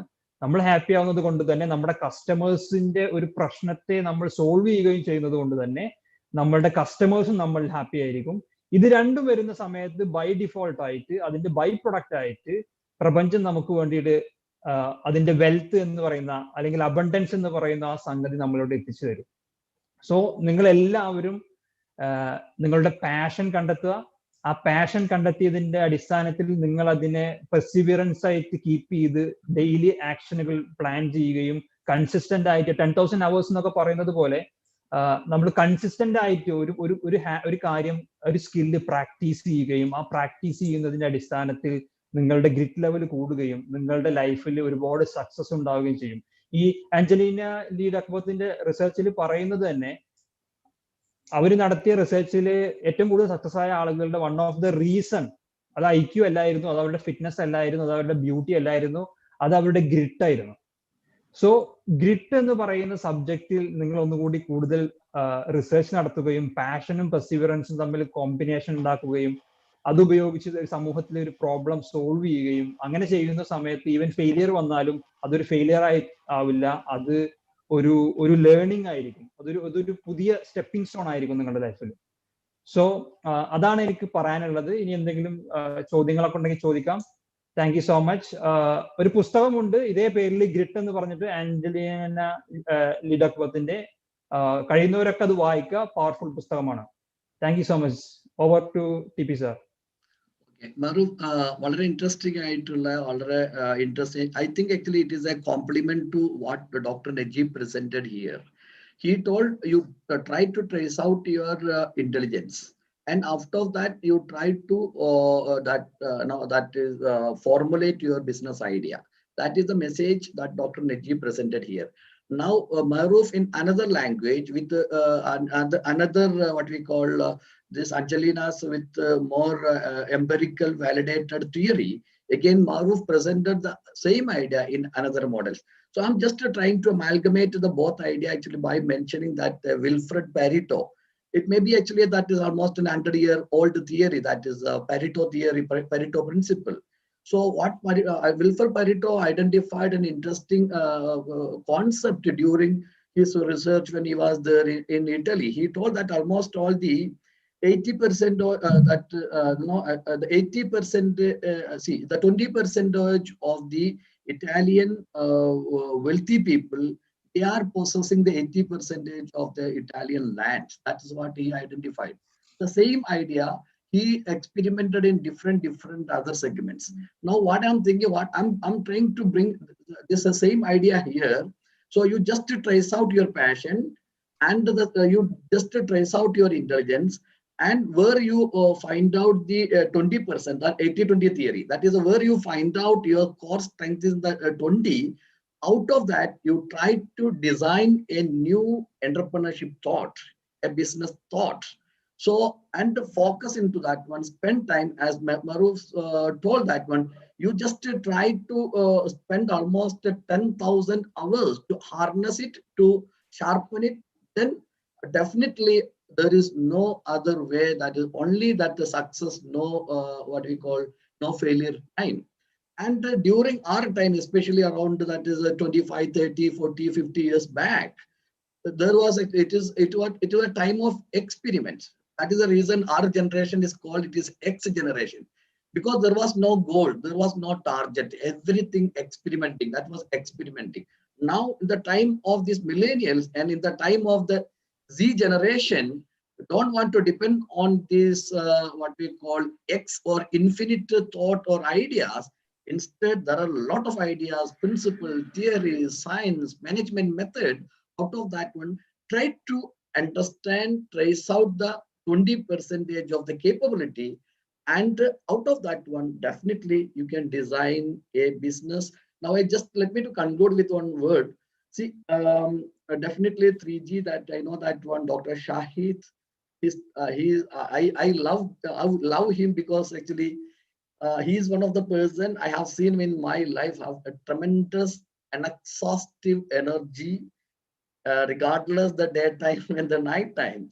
And he is harnessing his thought, he is harnessing his idea, spending time, huge money, and whatever he acquired, and he study, learning also. He himself is reading, the same time interacting with other big scientists and many other people. So he's focusing more into that spending and gathering all the resources to sharpen his ideas and formulating one of the largest initiative. My all the best wishes, and this is one kind of a program which he took the initiation, and moreover that it is in the right time, especially in this part of the world, especially in GCC. All the migrant Malayali, Gulf Malayali diaspora, they are thinking back for the reverse migration, going back to India. By that time, as Shahid always mentioned that one, your motherland is welcoming you, that is Kerala or India. So by that time, the motherland can invite with a new, by instilling or imparting or exchanging new idea. You come to Kerala, let us start a new entrepreneurship. Then we make the Kerala and India one of the largest, richest country, land of entrepreneurship. For that, the 3Gs initiative, it is a remarkable milestone, an historical one. All my congratulations, the best wishes, and especially for Dr. Najib.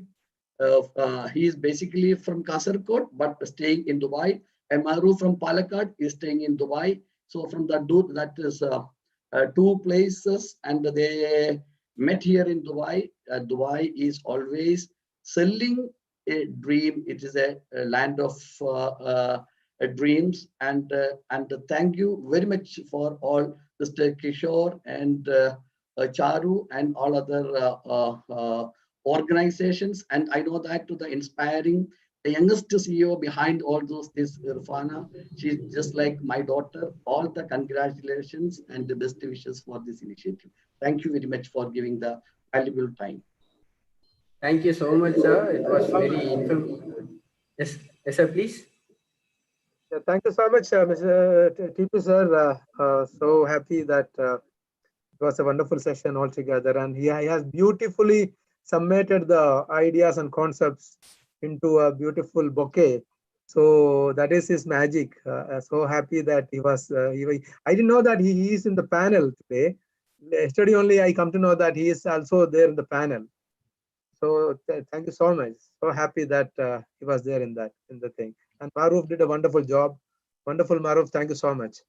And thank you, Dr. Shahid. Thank you. Thank you all the coordinators and the MCs, and all the very best for the initiative.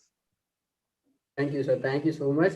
And it was really a wonderful session. And in token of love, we have e-certificate for you, sir. Please do accept it. I request my technical team to produce the e-certificates. Thank you. Okay, thank you very much. Thank you.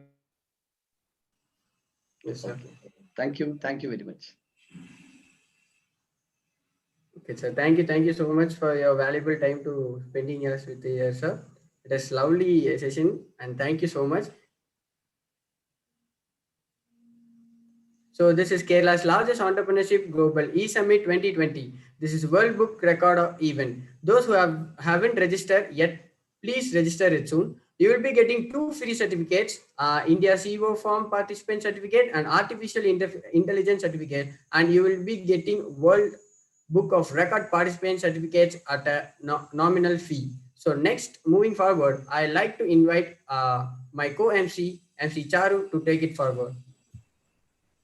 Thank you, Kishore. Thank you, MC Kishore. Thank you so much. So now we would like to invite our inspiring speaker, Ms. Rabia Ruby, an English teacher at International Indian School in Dammam and the member of Teachers of Youth Children Association.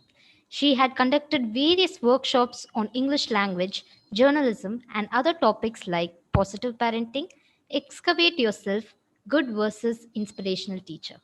She had attended seminars on mass media and women empowerment and FDI in print media, which was conducted in Bangalore. She conducted symposium on Karnataka Right to Information Act 2002 on 2000. Sorry. Her new story in Saudi Gazette is based on expatriates which are in Saudi for more than 30 years. She published reports in Metro Today and Evening Daily in Bangalore. She published one of her poems piece in Saudi Ghazal. She interviewed Mr. Sangliana, a city police commissioner in Bangalore, on 2003. A gold medal winner in state level athlete meet in the batch of 1993 to 1994 and high jump winner also. A member of OISCA International during her school days. She was the president of Rotary Club for the year of 2002 to 2003 and the award recipient for active involvement in the club. So today she is here to enlighten us on the topic, the importance of English language. Ma'am, we are very much happy with your presence. Welcome to the conference. Thank you, dear Charu. That was a wonderful introduction and I enjoyed it listening. Okay, good evening, one and all. Good evening to the session. And I'm sure you have attended so many sessions on building up a better and successful entrepreneurship. And here the topic is a little different. The importance of English language. Let me share my screen.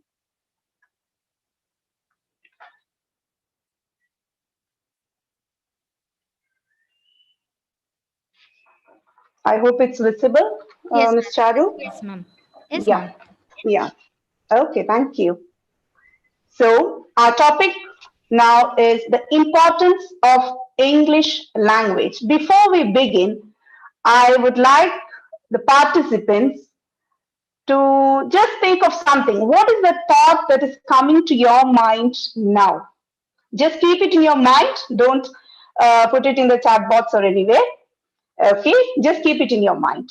So now English language, what is its importance, especially in today's world, in the modern world? Yes, English is the most popular language. There is no doubt to that. English is the essential language for communication. We know we all want to become successful entrepreneurs. So what will be the medium of communication in your business dealings and all? Of course, it would be English. English is the associate official language. English is the language of science and technology. English offers us treasures of knowledge in all subjects. It's not for the sake of learning English alone that we need to know the language English, but it is interrelated. It is a global language. So if you have a good language, then you will be able to communicate well. The communication skill will improve, and ultimately your self-confidence will also improve. That means better language is equal to, remember it, better language is equal to better communication, and better communication is equal to your confidence level. Francis Bacon said, write down the thoughts of the moment that come unsought for our commonly. Okay, I'm sorry about that, it moved. I would like you all to put in the chat box your thoughts. Okay, you have to write it in a sentence. I think I'll have to open my chat box. Yes. Can I have somebody please put in the chat box in a sentence what is in your mind now?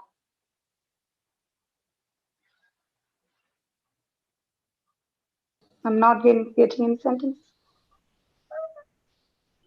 No, I don't want a word. I want a sentence. Okay, somebody has given, I'm so proud of myself. Okay, 2 sentences I'll read. You have a beautiful voice. Okay, thank you. I'm so proud of myself. Okay, good. These 2 sentences are really good. So now here, what is a sentence? a sentence has two parts. Effective communication is the key to success. Very good. Okay, that was also nice. Okay. Okay, so the sentence has two parts and it is subject and predicate. Yes, I know you all will be aware of what is subject and what is predicate. But without these, the sentence is not complete. Now, when I asked you to write a sentence, I was getting the answers in words. This is the problem with especially South Indians. Whenever somebody asks you a question, you are giving it in a word. That is not a complete sentence. A sentence should have a subject and a predicate. Subject is the person who is doing the action, and predicate is the action done by the subject. I'm sure you will be aware of it, but whenever somebody asks you something, always remember that you have to give the answer in a sentence. And usage of yeah, and it's not the proper way of answering. Okay. Now we move on to the structure of English language.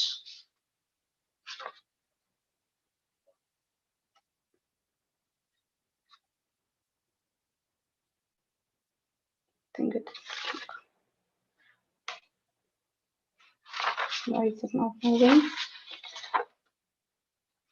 Yes, this I already told you. That is, a complete sentence needs a subject and a predicate. Without that, the sentence is never complete.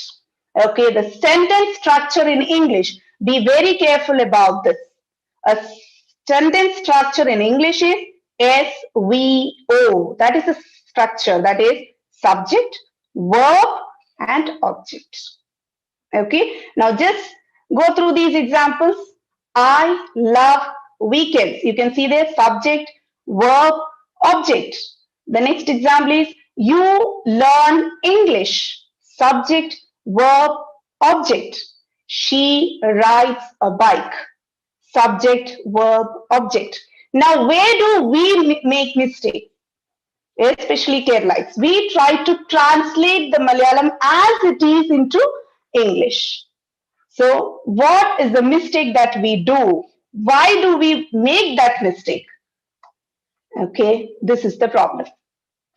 In English, the sentence structure is subject, verb, object. Whereas in Malayalam, the sentence structure is subject, object, verb. Now go to the previous example. Just see, you learn English. When you say it in Malayalam, the object will come in the middle and the verb will come at the end. So at times what happens, I have personally read some of the essays and all. You can easily make out whether it is written by an Indian. Because what happens is they just translate it word by word to English. So it goes wrong. Always remember there is something very important, and that is grammar.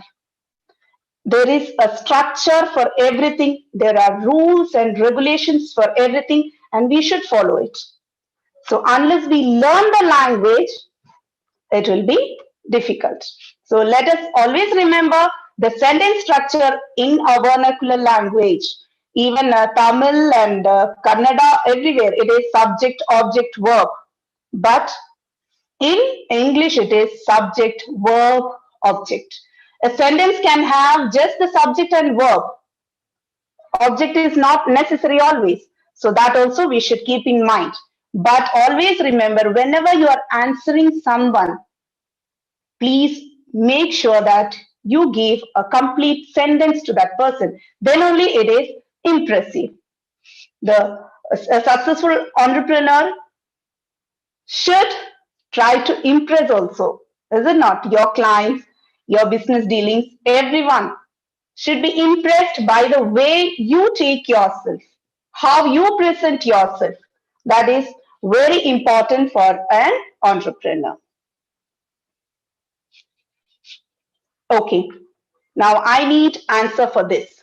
Why do we study English? Why do we study English? Can anyone? Why do you study English? That's enough. It's the need of an hour. Okay. Converse, very good. Learn a language to communicate. Yes, English is a common language to improve communications. International language, it is okay to communicate. Okay, mostly I've got the answer that you need to communicate. You are communicating with your own language also, your vernacular language, your mother tongue.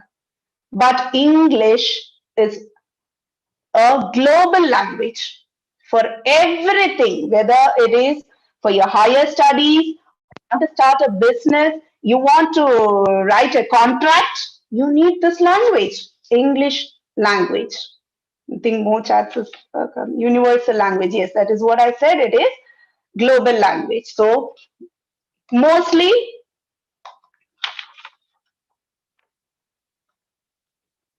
okay, maybe to get a better job, to travel around the world. You know, you ask a small student, the first answer that child will say is, I need to pass the exam. That's why I'm studying English. Because that English is needed for all the other subjects too. This was told to me by a class 5 student. Ma'am, if I don't learn English well, how will I write properly in science and social? But the child is correct.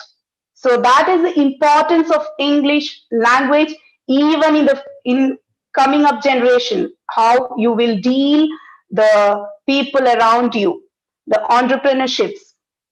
This language should not be a barrier, whereas you should be overcoming all your hurdles with your communication skills and your presentation skills. These are some of the reasons usually we get. The first one is it's part of the curriculum, so I have to learn it. I need to chat with my friends, so I should have better English. And to find a job abroad, to get a well-paid job, to read English books. There are people who really love to read because of their because they feel that they will not understand, they don't read it. But always remember, if you read, your vocabulary will improve. You will learn new things, you will learn new words, you will be able to frame sentences also in a better way as you read more. Not only books, even newspapers, especially English newspapers. In India, I would tell, the Hindu has a beautiful language. It's a very good newspaper. It has a beautiful language. You will just, once you start reading it, you will not stop. That's the language, beauty of language. Then, if you want to study in an English speaking country, you need to surf the net. As soon as you open the internet, the first thing is it comes in English.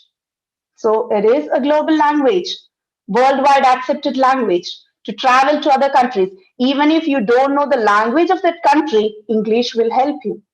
That is the power of the language.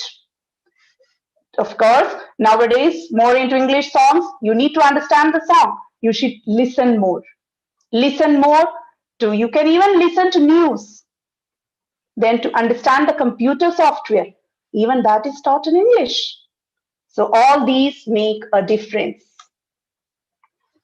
So I would say students around the world want to learn in English because they believe it to be the most effective way to work in a global economy and participate in a global culture.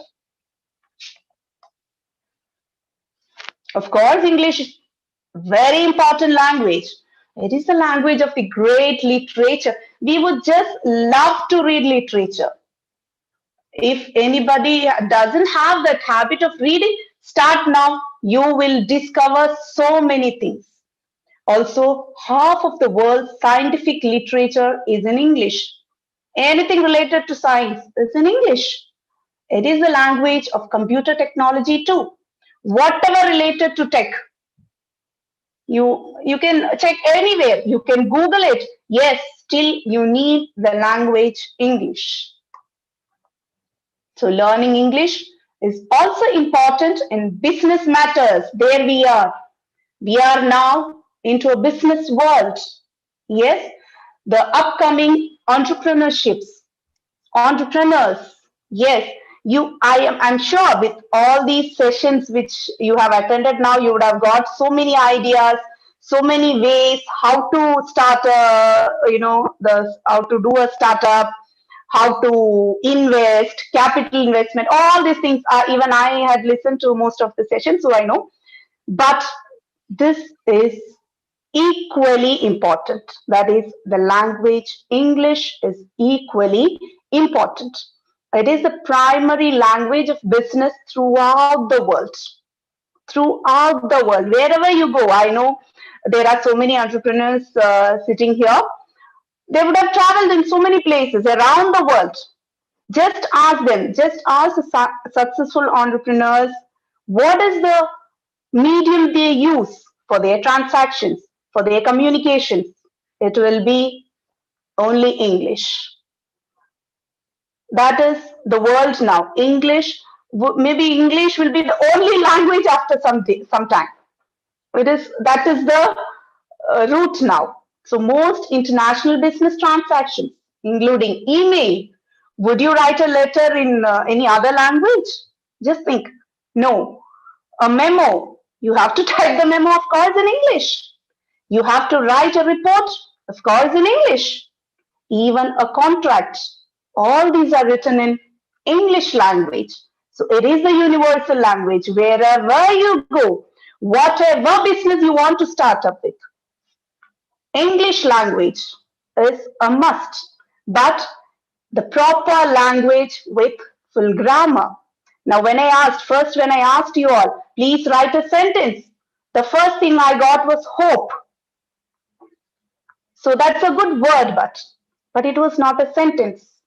So hopefully, I don't know who had written that, but hopefully I'm sure now next time that person will surely give the answer in a sentence. That is how you impress others. That is how you impress others. You present yourself to others. Let it not be in, cut and paste language. No. You have to give a proper reply. So their proper English, usage of English language is very important. Business English. Where is it that we don't use English? Everywhere the language English is there. I'm sure if your communication skill, that is your English communication skill, it has 4 things: writing, reading, listening, speaking. It includes all these 4 things: reading, writing, speaking, listening. All these involves this communication skill. If you are able to listen well, yes, you can produce it out very well. If you are able to speak well, you can present yourself really well. If you can read well, of course, you will have more knowledge. So reading, writing of course is needed. As I said now, reports. How will you write in English? So reading, writing, speaking, listening. These 4 things matter. And all these 4 things, if you learn English language, if you improve on your English language, you will be successful, that is for sure. It is the language of commerce and commissions. All trades, be it anything. You can ask so many entrepreneurs who are into trading business. Everything is carried out through English language. The trade contracts, their agreements, their legal documents, their reports of communication, everything. Now just imagine you are in a meeting. What is the first thing? You have to prepare the minutes of the meeting. How do you do it? Do you write it in your Malayalam language or any other language? No.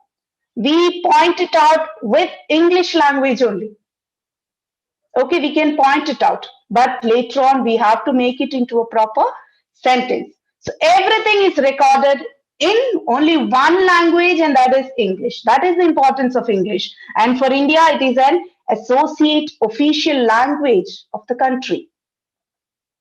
I know I can see that my chat thing is blinking, but all the chats, I think we will go through it later. Let us finish first the talk.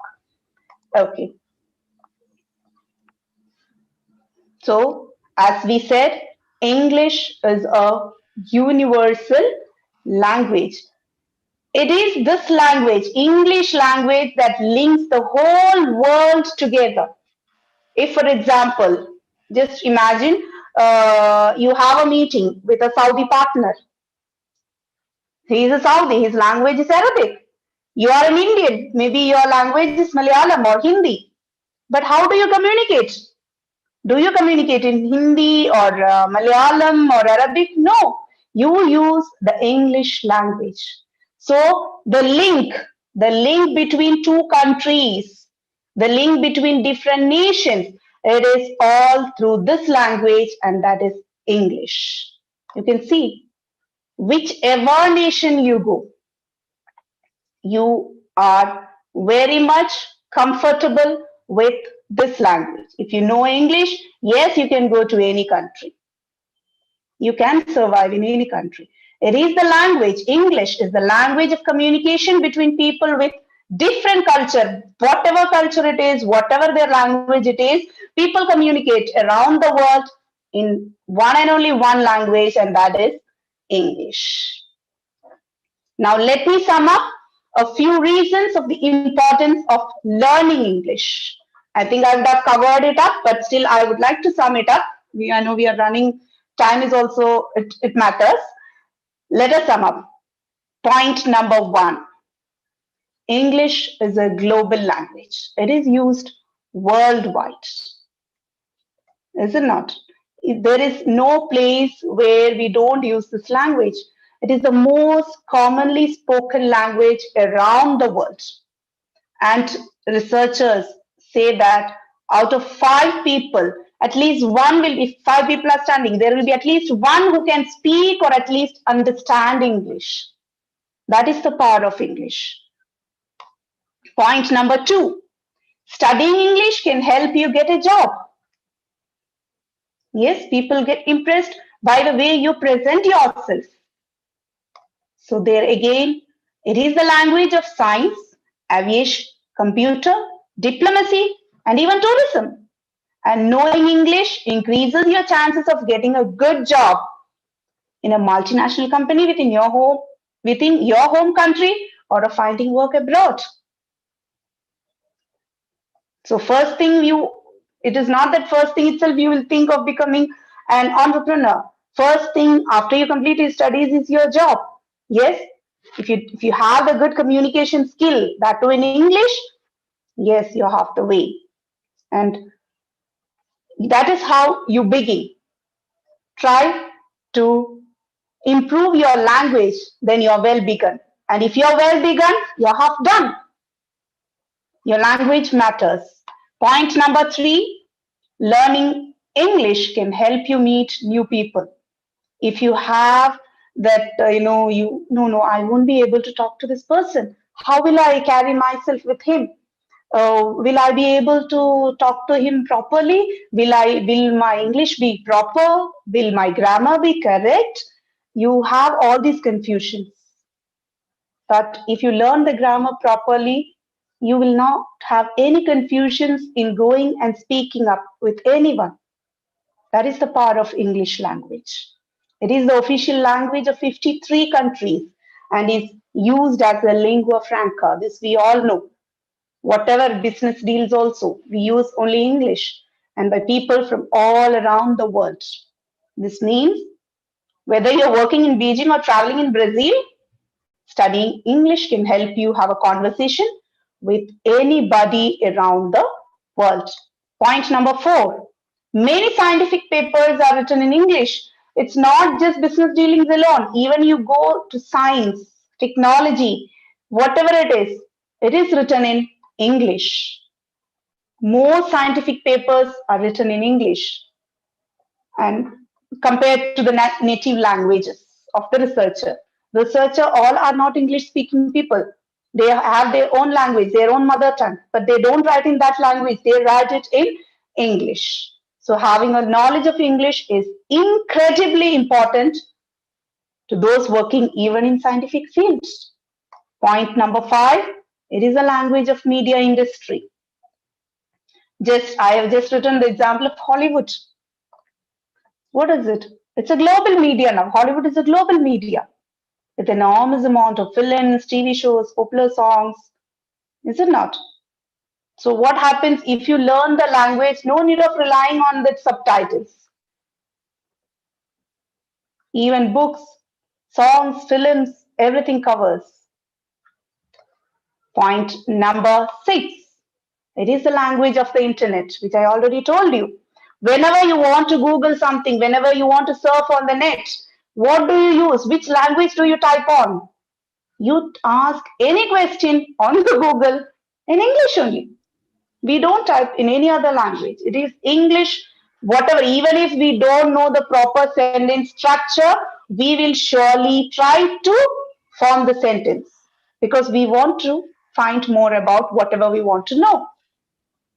So half the content on internet is in English.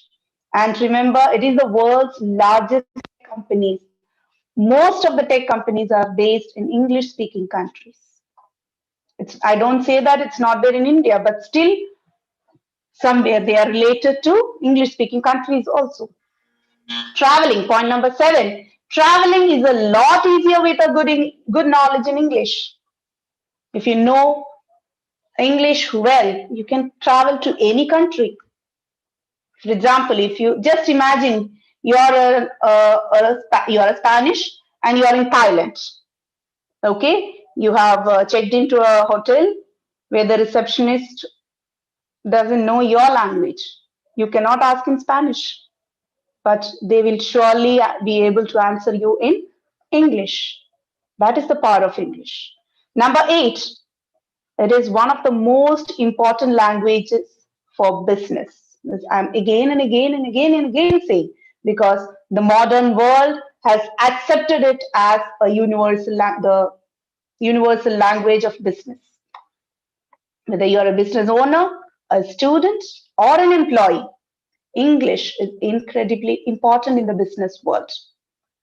It is considered to be one of the most important business languages due to being the de facto language of the United States and the official language of the UK, Canada, India, and South Africa. Even I have heard that even Japan has decided to make English as their official language. Point number 9, with English, you can study all over the world. That is also important. Education also plays an important role. Since English is spoken in so many different countries, there are thousands of schools and universities around the world that offer programs in English that you all know. So if you want to try abroad for your studies, English is a must. Point number 10, English gives you access to multiple cultures. Whatever culture you want to know, whatever new things you want to know, whatever new experiences you want to learn, everything is possible through this language. And more important, fluency in English is very important. How you read, if you don't know a particular word, try to find out about that word, its meaning, how it is pronounced. All these things we have to work out by ourselves. That is how we improve our skill, our communication skill. Okay, here I have a poem with me. MC, somebody, if whoever is willing to read it, Yes, I would be happy to hear from somebody. Ma'am, actually, we are running out of time, so. Okay, this is the last thing. Yeah. Okay, so dear participants, anyone? Yeah. Yes, ma'am. If at least the first para. Okay, so participants, anyone wants to join up and read the ma'am's wonderful poem? Anyone? So I think people have. Because this is a game on words actually. The spellings will look similar, but the pronunciation is not similar. That is the beauty of English language, and people get confused with that. For that, you need to learn English. Is there anybody? So or you want me only to read? Can I read it, ma'am? Yes. Yes, please continue. Yes, ma'am. If you can The first para. pronounce correctly every No, word. no, from the poem. That not that part. From dearest, the poem part. Yes, The ma'am. first para. Sure, ma'am. Dearest creature in creation, study English pronunciation. I will teach you if my verse sounds like crops, horse, and horse. I will keep you, Susie, busy. Make your head with a head grow dizzy. Tear in eye, your dress will be tear. So shall I. Oh, hear my prayer. Just compare. Okay, thank you. Dear. Thank you. We are running out of time. Now I will read it out for you. Please listen carefully and find out your mistake. Okay. Dearest creature in creation, study English pronunciation. I will teach you in my words. Sounds like corpse, cause, horse, and verse. I will keep you, Susie, busy. Make your head with heat grow dizzy. Tear in eye, your dress will tear. So shall I, oh, hear my prayer. So it's not creature. That is a wrong English. Okay, it's creature and creation. I hope it's clear to you. Yes, ma'am.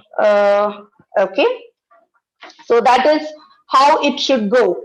English language, we should try to read more so that we will improve on our pronunciation also. Just to give the importance of pronunciation, I just put up a poem there. Okay, and it's never poem, it is poem.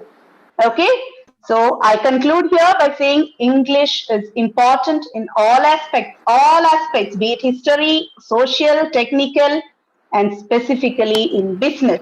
Because we are living in a globalized world where all kinds of negotiations with foreign countries need to have effective English language skill.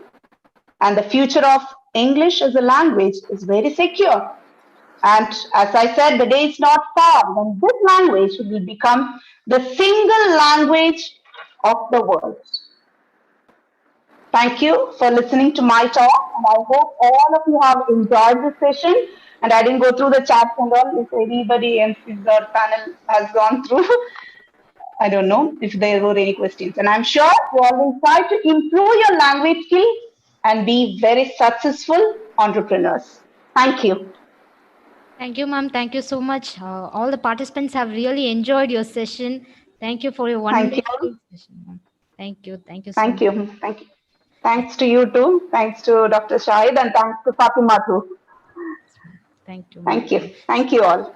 So, ma'am, as a token of love, we would like to present your e-certificate. Please accept it from our side, ma'am. So, technical Most team. welcome. So, thank you.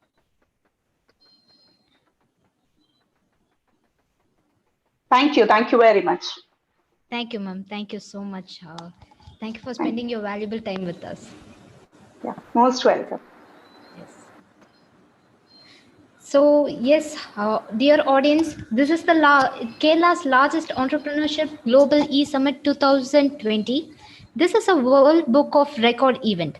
Those who haven't registered yet, please register soon. And you will be getting 2 free certificates. So one is going to be India's CEO Forum Participant Certificate, and the other one is the Artificial Intelligence Certificate. And you will be getting a World Book of Records participation certificate at a nominal fee. So, and I also request all the participants to fill the feedback form for all the speakers. So, thank you. I would like to hand over the session to the next MC Mark. Thank you, Charu. A warm good evening to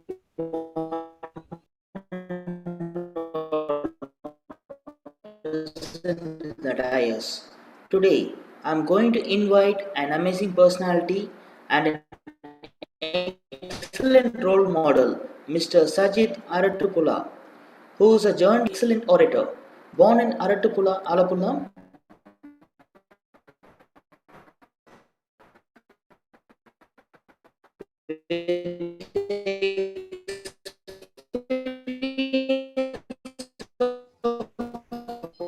working in different newspapers within Kerala, Daily Gulf newspaper, Madhyamam, IS please, OTMC Srivashni. Thank you, Mark. Good evening. It's my privilege to welcome our next chief guest for this panel discussion, Mr. Jolly Lonapan. Mr. Jolly Lonapan is a mechanical engineer by profession, but he is an entrepreneur in various fields like trading, manufacturing, and contracting. He is living in Saudi for the last 30 years, the managing director of Saudi Abrasives. He is also a film producer, and he won the state and national awards for his first film, Aloricum. Mr. Jolly is conducting training sessions in the Blastline Institute and also editor of a bi-monthly engineer coating magazine. I'm glad to invite you for the dice, sir. And now I would like to welcome my co-MC, MC Charu, to invite the next guest speaker. Thank you so much. So I would like to introduce our moderator for the panel discussion, Mr. Abubakar A. Rahman. He is a business development manager in AI Jedani Enterprises and the CIGI Sage Coordinator. He is also the chairman of Gerard Speaker Forum. He is the past Division H Director in D104 Toastmasters Intel. He has finished his schooling in FM High School, and he has finished his college in MSE College MGT. So we would like to welcome all the speakers. So dear speakers, we will be hearing a short buzzer prior to 5 minutes of the session, ending time, and a long buzzer exactly at the end of this session time. Thank you. And excuse me, I'm Sajid. Can you open my video because this host is closed? Yes, sir. We will be giving that access.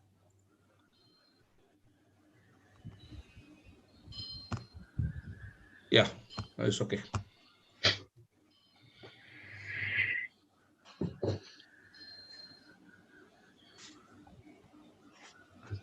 Hello, sir.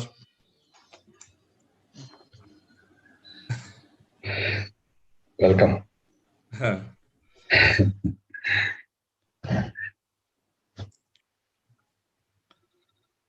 Hi, Sajid. Nice. നാട്ടിലായിരുന്നു അല്ലേ എത്തി? നാട്ടിലാണ്. ഇപ്പോഴാണ് ഈ call വന്നത്. I see. Okay. ഞാൻ വിളിച്ചിട്ട് കിട്ടാനോ? Okay. Okay. Now we are talking about entrepreneurship. So I like to say a few words. Then you want to start first, or where is our moderator? I think so. Mr. Abubakar is joined already. Yes, sir. Abubakar, sir. Like we are searching. He's so, already joined. Sir, like we would like you to unmute yourself, sir. Abubakar. Yeah. Abubakar, sir.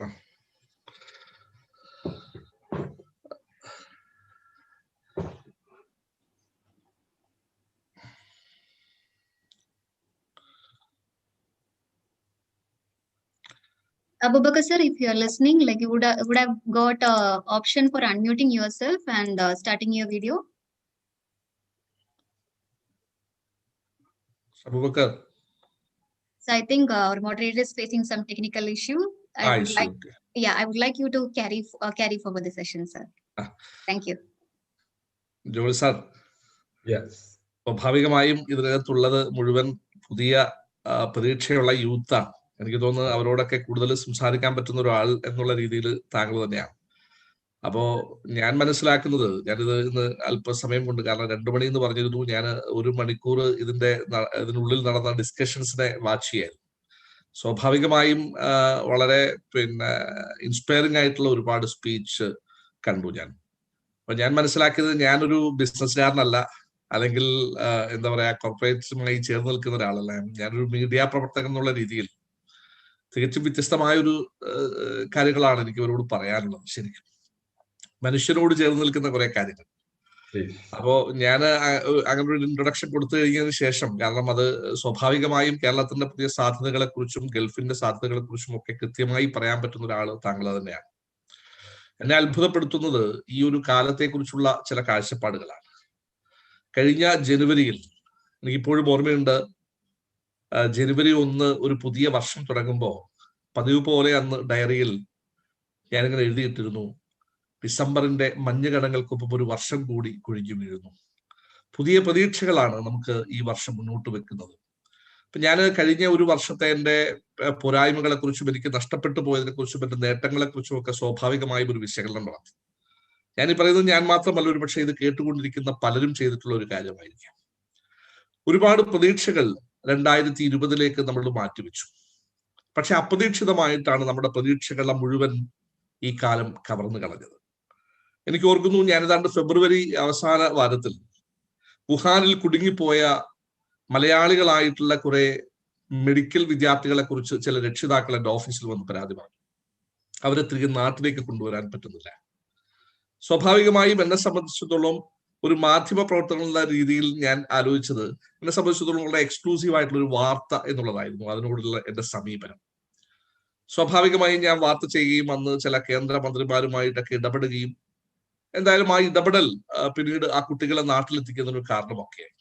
പക്ഷെ അന്നൊന്നും നമ്മൾ ആരും കരുതിയില്ല ഈ corona എന്ന് പറയുന്ന ഒരു കുഞ്ഞു വൈറസ്, ഒരുപക്ഷെ ഈ ലോകം മുഴുവൻ വൈറസുകളെയും തൂക്കി നോക്കിയാലും 1 ഗ്രാമിന് താഴെ മാത്രം ഒരുപക്ഷെ ഭാരമുണ്ടാവുന്ന ഈ ഒരു ചെറിയ സാധനം ഈ ലോകത്തെ മുഴുവൻ ഇങ്ങനെയൊക്കെ കീഴടക്കുമെന്ന് ഒരുപക്ഷെ നമ്മൾ ആരും ആലോചിച്ചില്ല.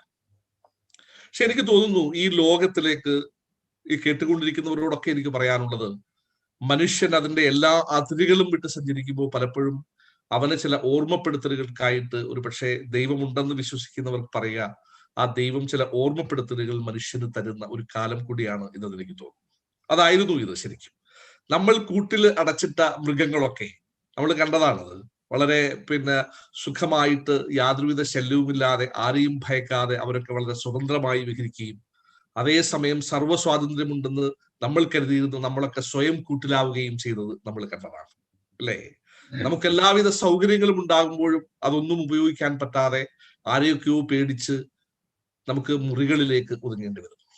ഈ കാലം പക്ഷെ നമ്മളെ പഠിപ്പിച്ച, ഞാൻ മനസ്സിലാക്കുന്നത്, പക്ഷെ എല്ലാ നഷ്ടങ്ങൾക്കും അപ്പുറത്ത് ചില പ്രതീക്ഷകളുണ്ട് എന്നുള്ളതാണ് ഈ കാലം നമ്മെ പഠിപ്പിച്ചൊരു കാര്യം. ഞാൻ പറയുന്ന ഒരു പ്രധാന വിഷയം, ടാഗോറിന്റെ മനോഹരമായ ഒരു വാക്യമുണ്ട്. അതിങ്ങനെയാണ്: സൂര്യൻ അസ്തമിച്ചതോർത്ത് കരയുന്നവർക്ക് നക്ഷത്രങ്ങളുടെ ഭംഗി കാണാനാവില്ല എന്ന് പറയാറുണ്ട്. ഞാൻ പറയുന്നത്, നമ്മുടെ മുമ്പിൽ വരുന്ന പ്രതിസന്ധികളെ നമ്മൾ ആ പ്രതിസന്ധികളാക്കി മാത്രം കണ്ടുകൊണ്ട് നിന്നാൽ ഒരുപക്ഷെ നമ്മുടെ മുമ്പിൽ വരുന്ന പ്രതീക്ഷകളെ നമുക്ക് കാണാനാകും. സ്വാഭാവികമായും ഗൾഫിൽ നിന്നുകൊണ്ട് ഇവിടെ നമ്മൾ കണ്ട ഒരു പ്രധാനപ്പെട്ട സംഗതിയായിരുന്നു ഒരു വലിയ തിരിച്ചുപോക്ക്, പ്രവാസികളുടെ നാട്ടിലേക്കുള്ള ഒരു വലിയ തിരിച്ചുപോക്ക്. ഈ തിരിച്ചുപോക്കുകളുടെ മുമ്പിൽ നമ്മുടെ മുമ്പിൽ ഒരുപാട് പ്രതിസന്ധികൾ ഉണ്ടായിരുന്നു. ഒരുപക്ഷെ ജോളി സാറിനൊക്കെ ഓർമ്മയാണ്, ഒരുപാട് പേര് എങ്ങനെയാണ് ഇനി എനിക്ക് ജീവിക്കാൻ പറ്റുക എന്നറിയാതെ കരഞ്ഞിരിക്കുന്ന ഒരുപാട് മനുഷ്യർ ഞാൻ കണ്ടു, അല്ലേ? പക്ഷെ നാം ഇപ്പോൾ കണ്ടുകൊണ്ടിരിക്കുന്നത് അവരൊക്കെ പുതിയ പുതിയ അതിജീവനത്തിന്റെ മാർഗങ്ങൾ ഇങ്ങനെ കണ്ടുകൊണ്ടേയിരിക്കും. ഓരോ ദിവസവും അവർ സ്വയം അതിജീവനത്തിന്റെ മാർഗങ്ങൾ സൃഷ്ടിച്ചുകൊണ്ടേയിരിക്കുന്നു എന്നുള്ളതാണ്. എന്റെ മുമ്പിൽ ഞാൻ എഴുതിയ പുസ്തകത്തിൽ എന്റെ മനോഹരമായ ഒരു അനുഭവം ഞാൻ ഒരിക്കൽ ഒരു 10 വർഷങ്ങൾക്ക് മുമ്പാണ് ദമാമിലെ ജയിലിൽ ഒരു 35 വയസ്സുള്ള ഒരു സ്ത്രീയും 4 മക്കളും ജയിലിൽ കിടക്കുന്നു എന്ന് പറയുന്ന ഒരു അറിയിപ്പ് വന്നു. അങ്ങനെ ഞാൻ അവിടെ പോയി ജയിലധികൃതരുടെ അനുവാദത്തോടെ ഇവരെ കാണാൻ വേണ്ടി ചെല്ലുമ്പോൾ 2 വയസ്സുള്ള ഒരു കുഞ്ഞു മുതൽ 12 വയസ്സ് വരെയുള്ള 4 മക്കളുമായിട്ടൊരു 35 വയസ്സുകാരിയായ യാസറ എന്ന് പറയുന്ന ഒരു കർണാടക സ്വദേശി ആ ജയിലിലുണ്ടായിരുന്നു. സംഭവിച്ചത് എന്താണെന്ന് വെച്ചാൽ അവരുടെ ഭർത്താവുമായിട്ട് സൗദി അറേബ്യയിൽ ജീവിക്കുകയായിരുന്നു.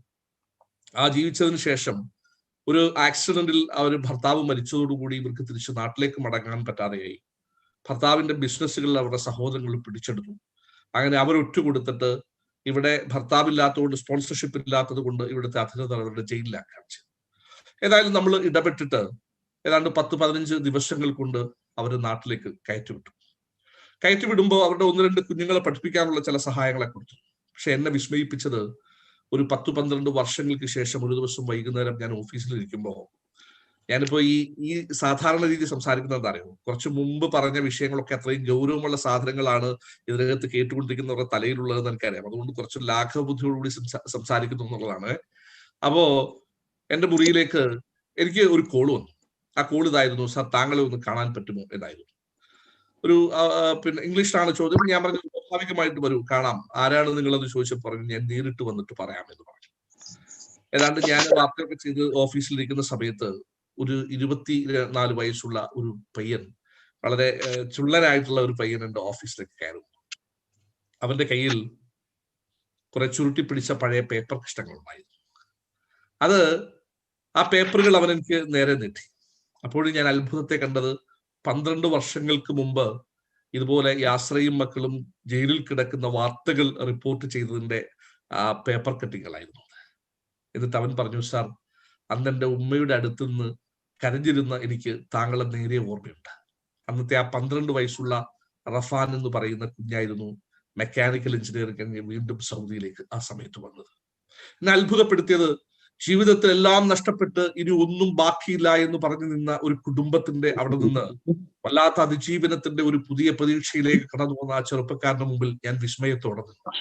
ഞാൻ അവരോട് ചോദിച്ചു, കഴിഞ്ഞ 12 വർഷം എങ്ങനെയായിരുന്നു നിങ്ങളുടെ ജീവിതം എന്ന് ചോദിച്ചു. അവൻ പറഞ്ഞൊരു സംഗതി ഉണ്ട്, ഞങ്ങൾ ഇവിടുന്ന് പോകാതെ തന്നെ ഇനി എങ്ങനെ ജീവിക്കുമെന്ന് പറയുന്ന വല്ലാത്തൊരു ആശങ്കയായിരുന്നു. പക്ഷേ അവിടേക്ക് പോകുമ്പോ, ബന്ധുജനങ്ങളുടെ അടുത്തേക്ക് പോകുമ്പോ ഞങ്ങളുടെ മുമ്പിൽ ഒന്നും ഉണ്ടായിരുന്നില്ല. ആരൊക്കെയോ വെച്ചു നീട്ടിയ ചെറിയ ചില സഹായങ്ങൾ മാത്രമായിരുന്നു. പക്ഷേ വളരെ പതുക്കെ ഞങ്ങളുടെ ജീവിതം പതുക്കെ തുടരുകയായിരുന്നു. അവിടെ ഞങ്ങൾക്കുണ്ടായിരുന്ന അടിസ്ഥാനം ഞങ്ങൾ തമ്മിലുള്ള അഗാധമായ ബന്ധമായിരുന്നു. എൻ്റെ അമ്മയെ ഒരിക്കൽ പോലും എന്തെങ്കിലും പറഞ്ഞ് എൻ്റെ സഹോദരങ്ങൾ പോലും അലോസരപ്പെടുത്താതിരിക്കാൻ മൂത്ത കുട്ടിയായി ഞാൻ വല്ലാണ്ട് ശ്രമിക്കുമായിരുന്നു എന്ന് പറഞ്ഞു. എന്നിട്ട് അവർ പറഞ്ഞു, എൻ്റെ അമ്മ ഒരു ചെറിയ തയ്യൽ യൂണിറ്റ് തുടങ്ങി. വീട്ടിൽ ആരോ ഒരാൾ വാങ്ങിച്ചു കൊടുത്ത ഒരു ചെറിയ തയ്യൽ മെഷീൻ കൊണ്ട് അവർ ചെറുതായിട്ട് തുന്നാൻ ആരംഭിച്ചു. ഇപ്പോൾ അവൻ പറഞ്ഞു, 72 ആളുകൾ ജോലി ചെയ്യുന്ന ഒരു റെഡിമെയ്ഡ് യൂണിറ്റിന്റെ ഓണറാണ് എൻ്റെ അമ്മ എന്നവൻ പറഞ്ഞപ്പോൾ ഞാൻ അത്ഭുതപ്പെട്ടു. ഈ ജീവിതം ഇങ്ങനെ വെക്കുന്ന, നമ്മുടെ മുമ്പിൽ കാഴ്ചവെക്കുന്ന ഒരുപാട് അത്ഭുതങ്ങളുണ്ട് ഈ രീതിയിൽ. എനിക്ക് കഴിഞ്ഞ ദിവസം ഈ ഇലക്ഷനുമായി ബന്ധപ്പെട്ട് ഫേസ്ബുക്കിൽ കണ്ട ഒരു വാക്ക് ഓർമ്മയുണ്ട്. അതിങ്ങനെയാണ്, നിങ്ങൾ രാത്രി എന്ന് എഴുതിക്കോളൂ, പക്ഷേ നിലാവെന്ന് ഞങ്ങൾ അതിനെ തിരുത്തും എന്ന് പറഞ്ഞതുപോലെ എല്ലാ പ്രതീക്ഷകളുടെയും ഉള്ളിലേക്ക് നമ്മളൊന്ന് കാത്തുവെക്കുമ്പോഴാണ് നമുക്ക് പലർക്കും വിജയം ഉണ്ടാകാൻ സാധിക്കുക. ഞാൻ ഇപ്പോ നമ്മുടെ കൂടെ സംസാരിക്കാനുള്ള ലോനപ്പൻ സാറും എന്നെ അത്ഭുതപ്പെടുത്താറുണ്ട്. അദ്ദേഹം കഴിഞ്ഞ 30 വർഷമായി നമ്മളുടെ means moderator Abubakar sir join ചെയ്തിട്ടുണ്ട്. സാറിനെ ഇൻവൈറ്റ്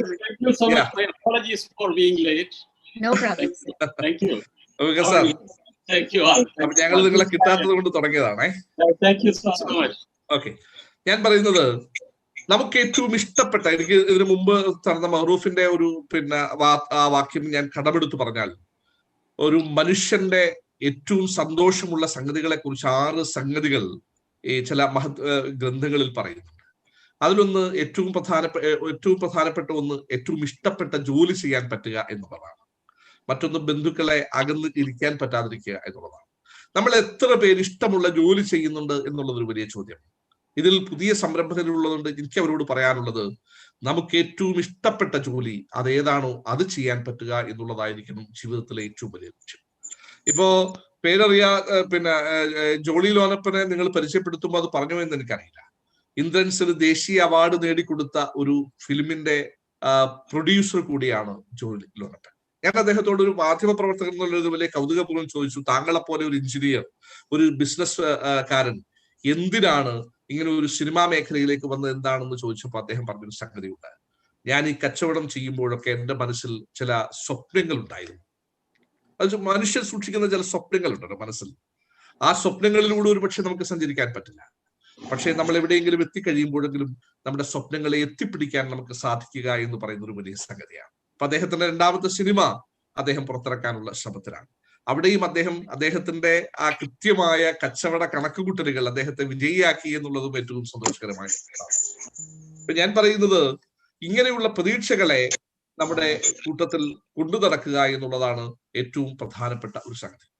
ഞാൻ ആമുഖമായിട്ട് ഇത് പറഞ്ഞെന്താന്ന് വെച്ചാൽ, ഈ കാലം നമ്മളെ പഠിപ്പിക്കുന്ന ഇത്തരം ചില അനുഭവങ്ങളുണ്ട്.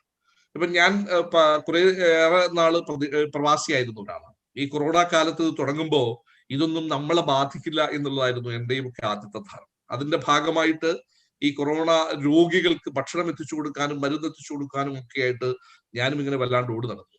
പക്ഷെ ഒരു ദിവസം രാത്രിയിൽ എൻ്റെ മുറിയിലെത്തുമ്പോൾ വല്ലാതെ കിടുങ്ങി വിറച്ചപ്പോ എനിക്ക് മനസ്സിലായി, ഈ കൊറോണ എന്നെയും ഒന്ന് തൊട്ടിരിക്കുന്നു. പക്ഷെ പിന്നീട് സംഭവിച്ചത്, ശ്വാസം കിട്ടാതെ 6 or 7 ദിവസം ഗുരുതരാവസ്ഥയിൽ നിൽക്കുമ്പോൾ എനിക്ക് തോന്നിയത് എന്റെ ജീവിതം ഇങ്ങനെ ആ മരണത്തിലേക്ക് വലിച്ചു കൊണ്ടുപോയിട്ട് ഒരു മുനമ്പിൽ നിർത്തിയിട്ട് നമ്മളുടെ മുഖത്തേക്ക് വിരൽ ചൂണ്ടി ചോദിക്കുന്ന ചില ചോദ്യങ്ങളുണ്ട്. എന്തായിരുന്നു നീ എന്ന ചോദ്യം. ഞാൻ പറയുന്നത് ഈ ചോദ്യം എപ്പോഴെങ്കിലും ഒക്കെ നമ്മൾ അഭിമുഖീകരിക്കേണ്ടി വരുമെന്ന ഒരു ബോധ്യം ഏത് കച്ചവടത്തിലേക്ക് ഇറങ്ങുമ്പോഴും നമ്മളൊക്കെ മനസ്സിൽ സൂക്ഷിക്കേണ്ടതുണ്ട് എന്ന് പറയാനാണ് എനിക്ക് ആഗ്രഹം. ഞാൻ പറയുന്നത് കച്ചവടത്തിന്റെ ടെക്നിക്കുകളെ കുറിച്ചല്ല, അതിന്റെ മാനുഷികമായ ചില വശങ്ങളെ കുറിച്ചാണ്. നമ്മൾ എന്താണ് എന്ന് കൃത്യമായ ബോധ്യത്തിൽ നിന്നുകൊണ്ട് വേണം നമ്മുടെ ഓരോ പ്രവർത്തനങ്ങളും തുടരാൻ. നിങ്ങളുടെ മനസ്സിന്റെ, നിങ്ങളുടെ ചുണ്ടുകളിൽ നിങ്ങൾക്കൊരു പുഞ്ചിരി സൂക്ഷിക്കാൻ സാധിക്കുമെങ്കിൽ, നിങ്ങൾക്ക് അവരനോട് സുഖമാണോ എന്ന് ചോദിക്കുമ്പോൾ അവൻ സുഖമായിരിക്കട്ടെ എന്ന് മനസ്സുകൊണ്ട് നിങ്ങൾക്ക് തീരുമാനിക്കാൻ സാധിക്കുമെങ്കിൽ, അവന് നിങ്ങൾ ആലിംഗനം ചെയ്യുമ്പോൾ അത് ഹൃദ്യമായിരിക്കുവാൻ നിങ്ങൾ ഉള്ളിൽ കരുതുന്നുവെങ്കിൽ, തീർച്ചയായും നിങ്ങളുടെ എല്ലാ സംരംഭങ്ങൾക്കും ഒരു നന്മ പൊതിഞ്ഞു നിൽക്കുക തന്നെ ചെയ്യും. കാരണം അവരന്റെ വേദനകളെ കേൾക്കുവാൻ പഠിക്കുന്ന, അല്ലെങ്കിൽ അവനെ കാണുന്ന കണ്ണുകളുള്ള, കേൾക്കാൻ സാധിക്കുന്ന കാതുകളുള്ള മനുഷ്യന്റെ മുമ്പിൽ ഒരുപക്ഷെ നമ്മൾ പണ്ടൊക്കെ പറയാറില്ലേ, അതിന്റെ സാങ്കേതിക പദങ്ങളെ കുറിച്ചല്ല ഞാൻ പറഞ്ഞു, നാം പാതി ദൈവം പാതി എന്ന് പറയാറില്ലേ, ആ പാതി ദൈവം നമുക്ക് തരിക തന്നെ ചെയ്യും. എന്തായാലും അതിനേക്കാൾ കൂടുതൽ പ്രതീക്ഷയോടെ ഞാൻ കാത്തിരിക്കുന്നത് ശ്രീ ജോയി ലോനപ്പന്റെ സംഭാഷണം കേൾക്കുവാൻ വേണ്ടിയാണ്. സ്വാഭാവികമായും ഞാൻ അദ്ദേഹത്തിലേക്ക് Thank you so much. Thank you so much. Thanks, sir.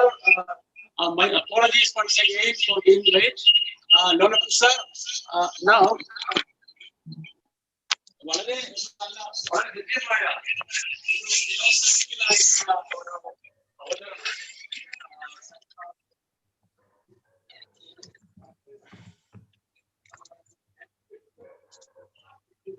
Excuse me, sir. Sorry for the interruption. Your audio is a bit less, so could you please increase it?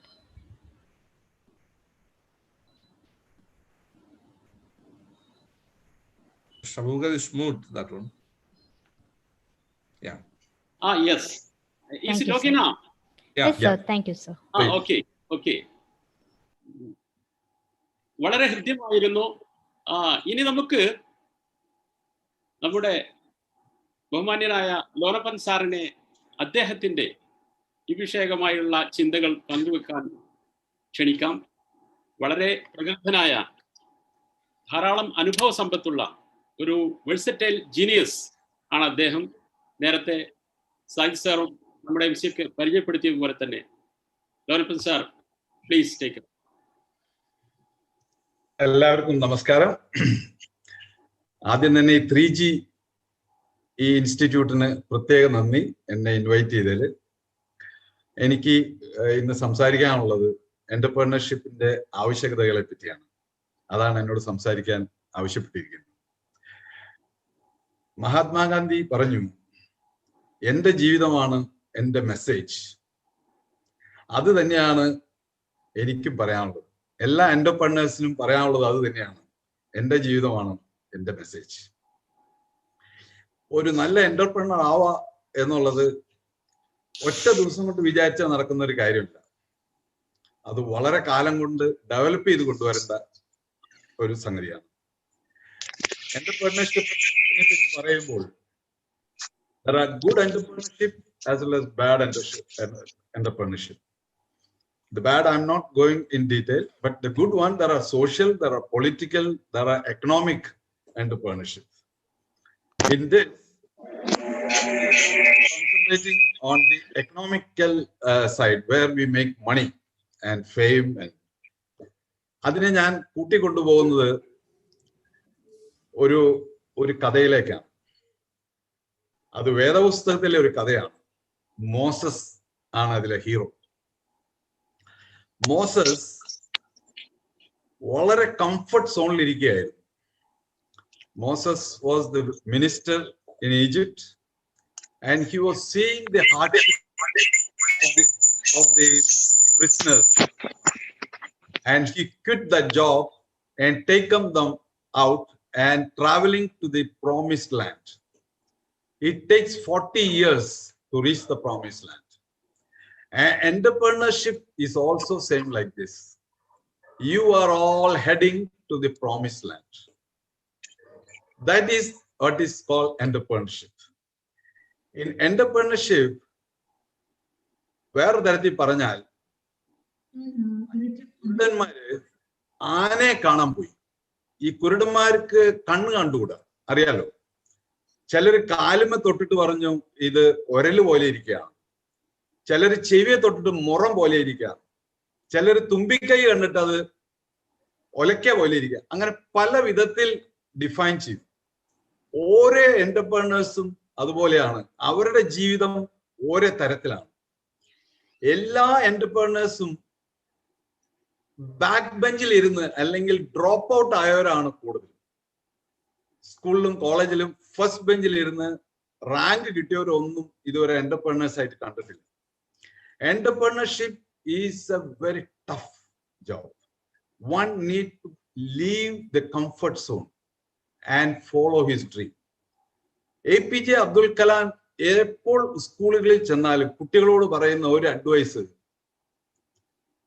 Dream dream dream high, nothing else, you dream.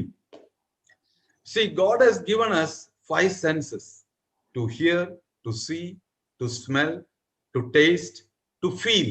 These 5 senses. The input into our brain is through these 5 senses, and we analyze with this input and come to a conclusion. This entrepreneurship should start from the younger age. From the younger age, it is not that one day morning you get up and okay, I'm going to be an entrepreneur.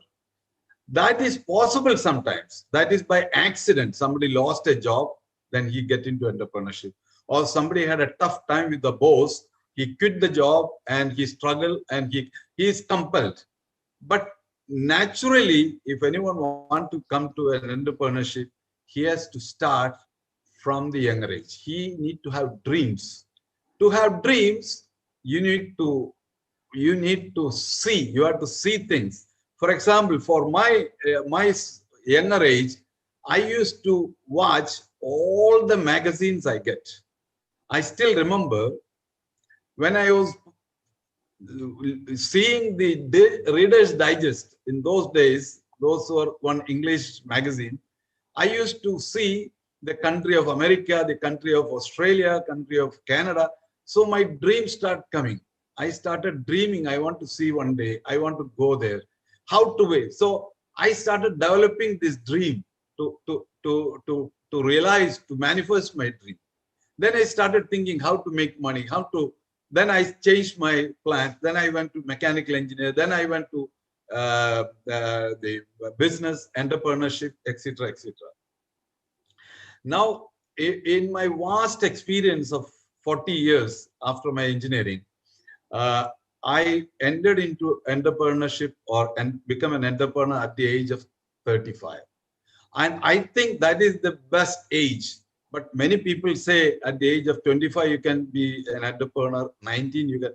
But these are all only very rare cases. You know, 90% of the entrepreneurs fail in their dream. They are not able to reach the promised land. Only few selected, few are reaching. But few of the requirements of entrepreneurship is, number one, first of all, he should have a dream. Second, he should have determination.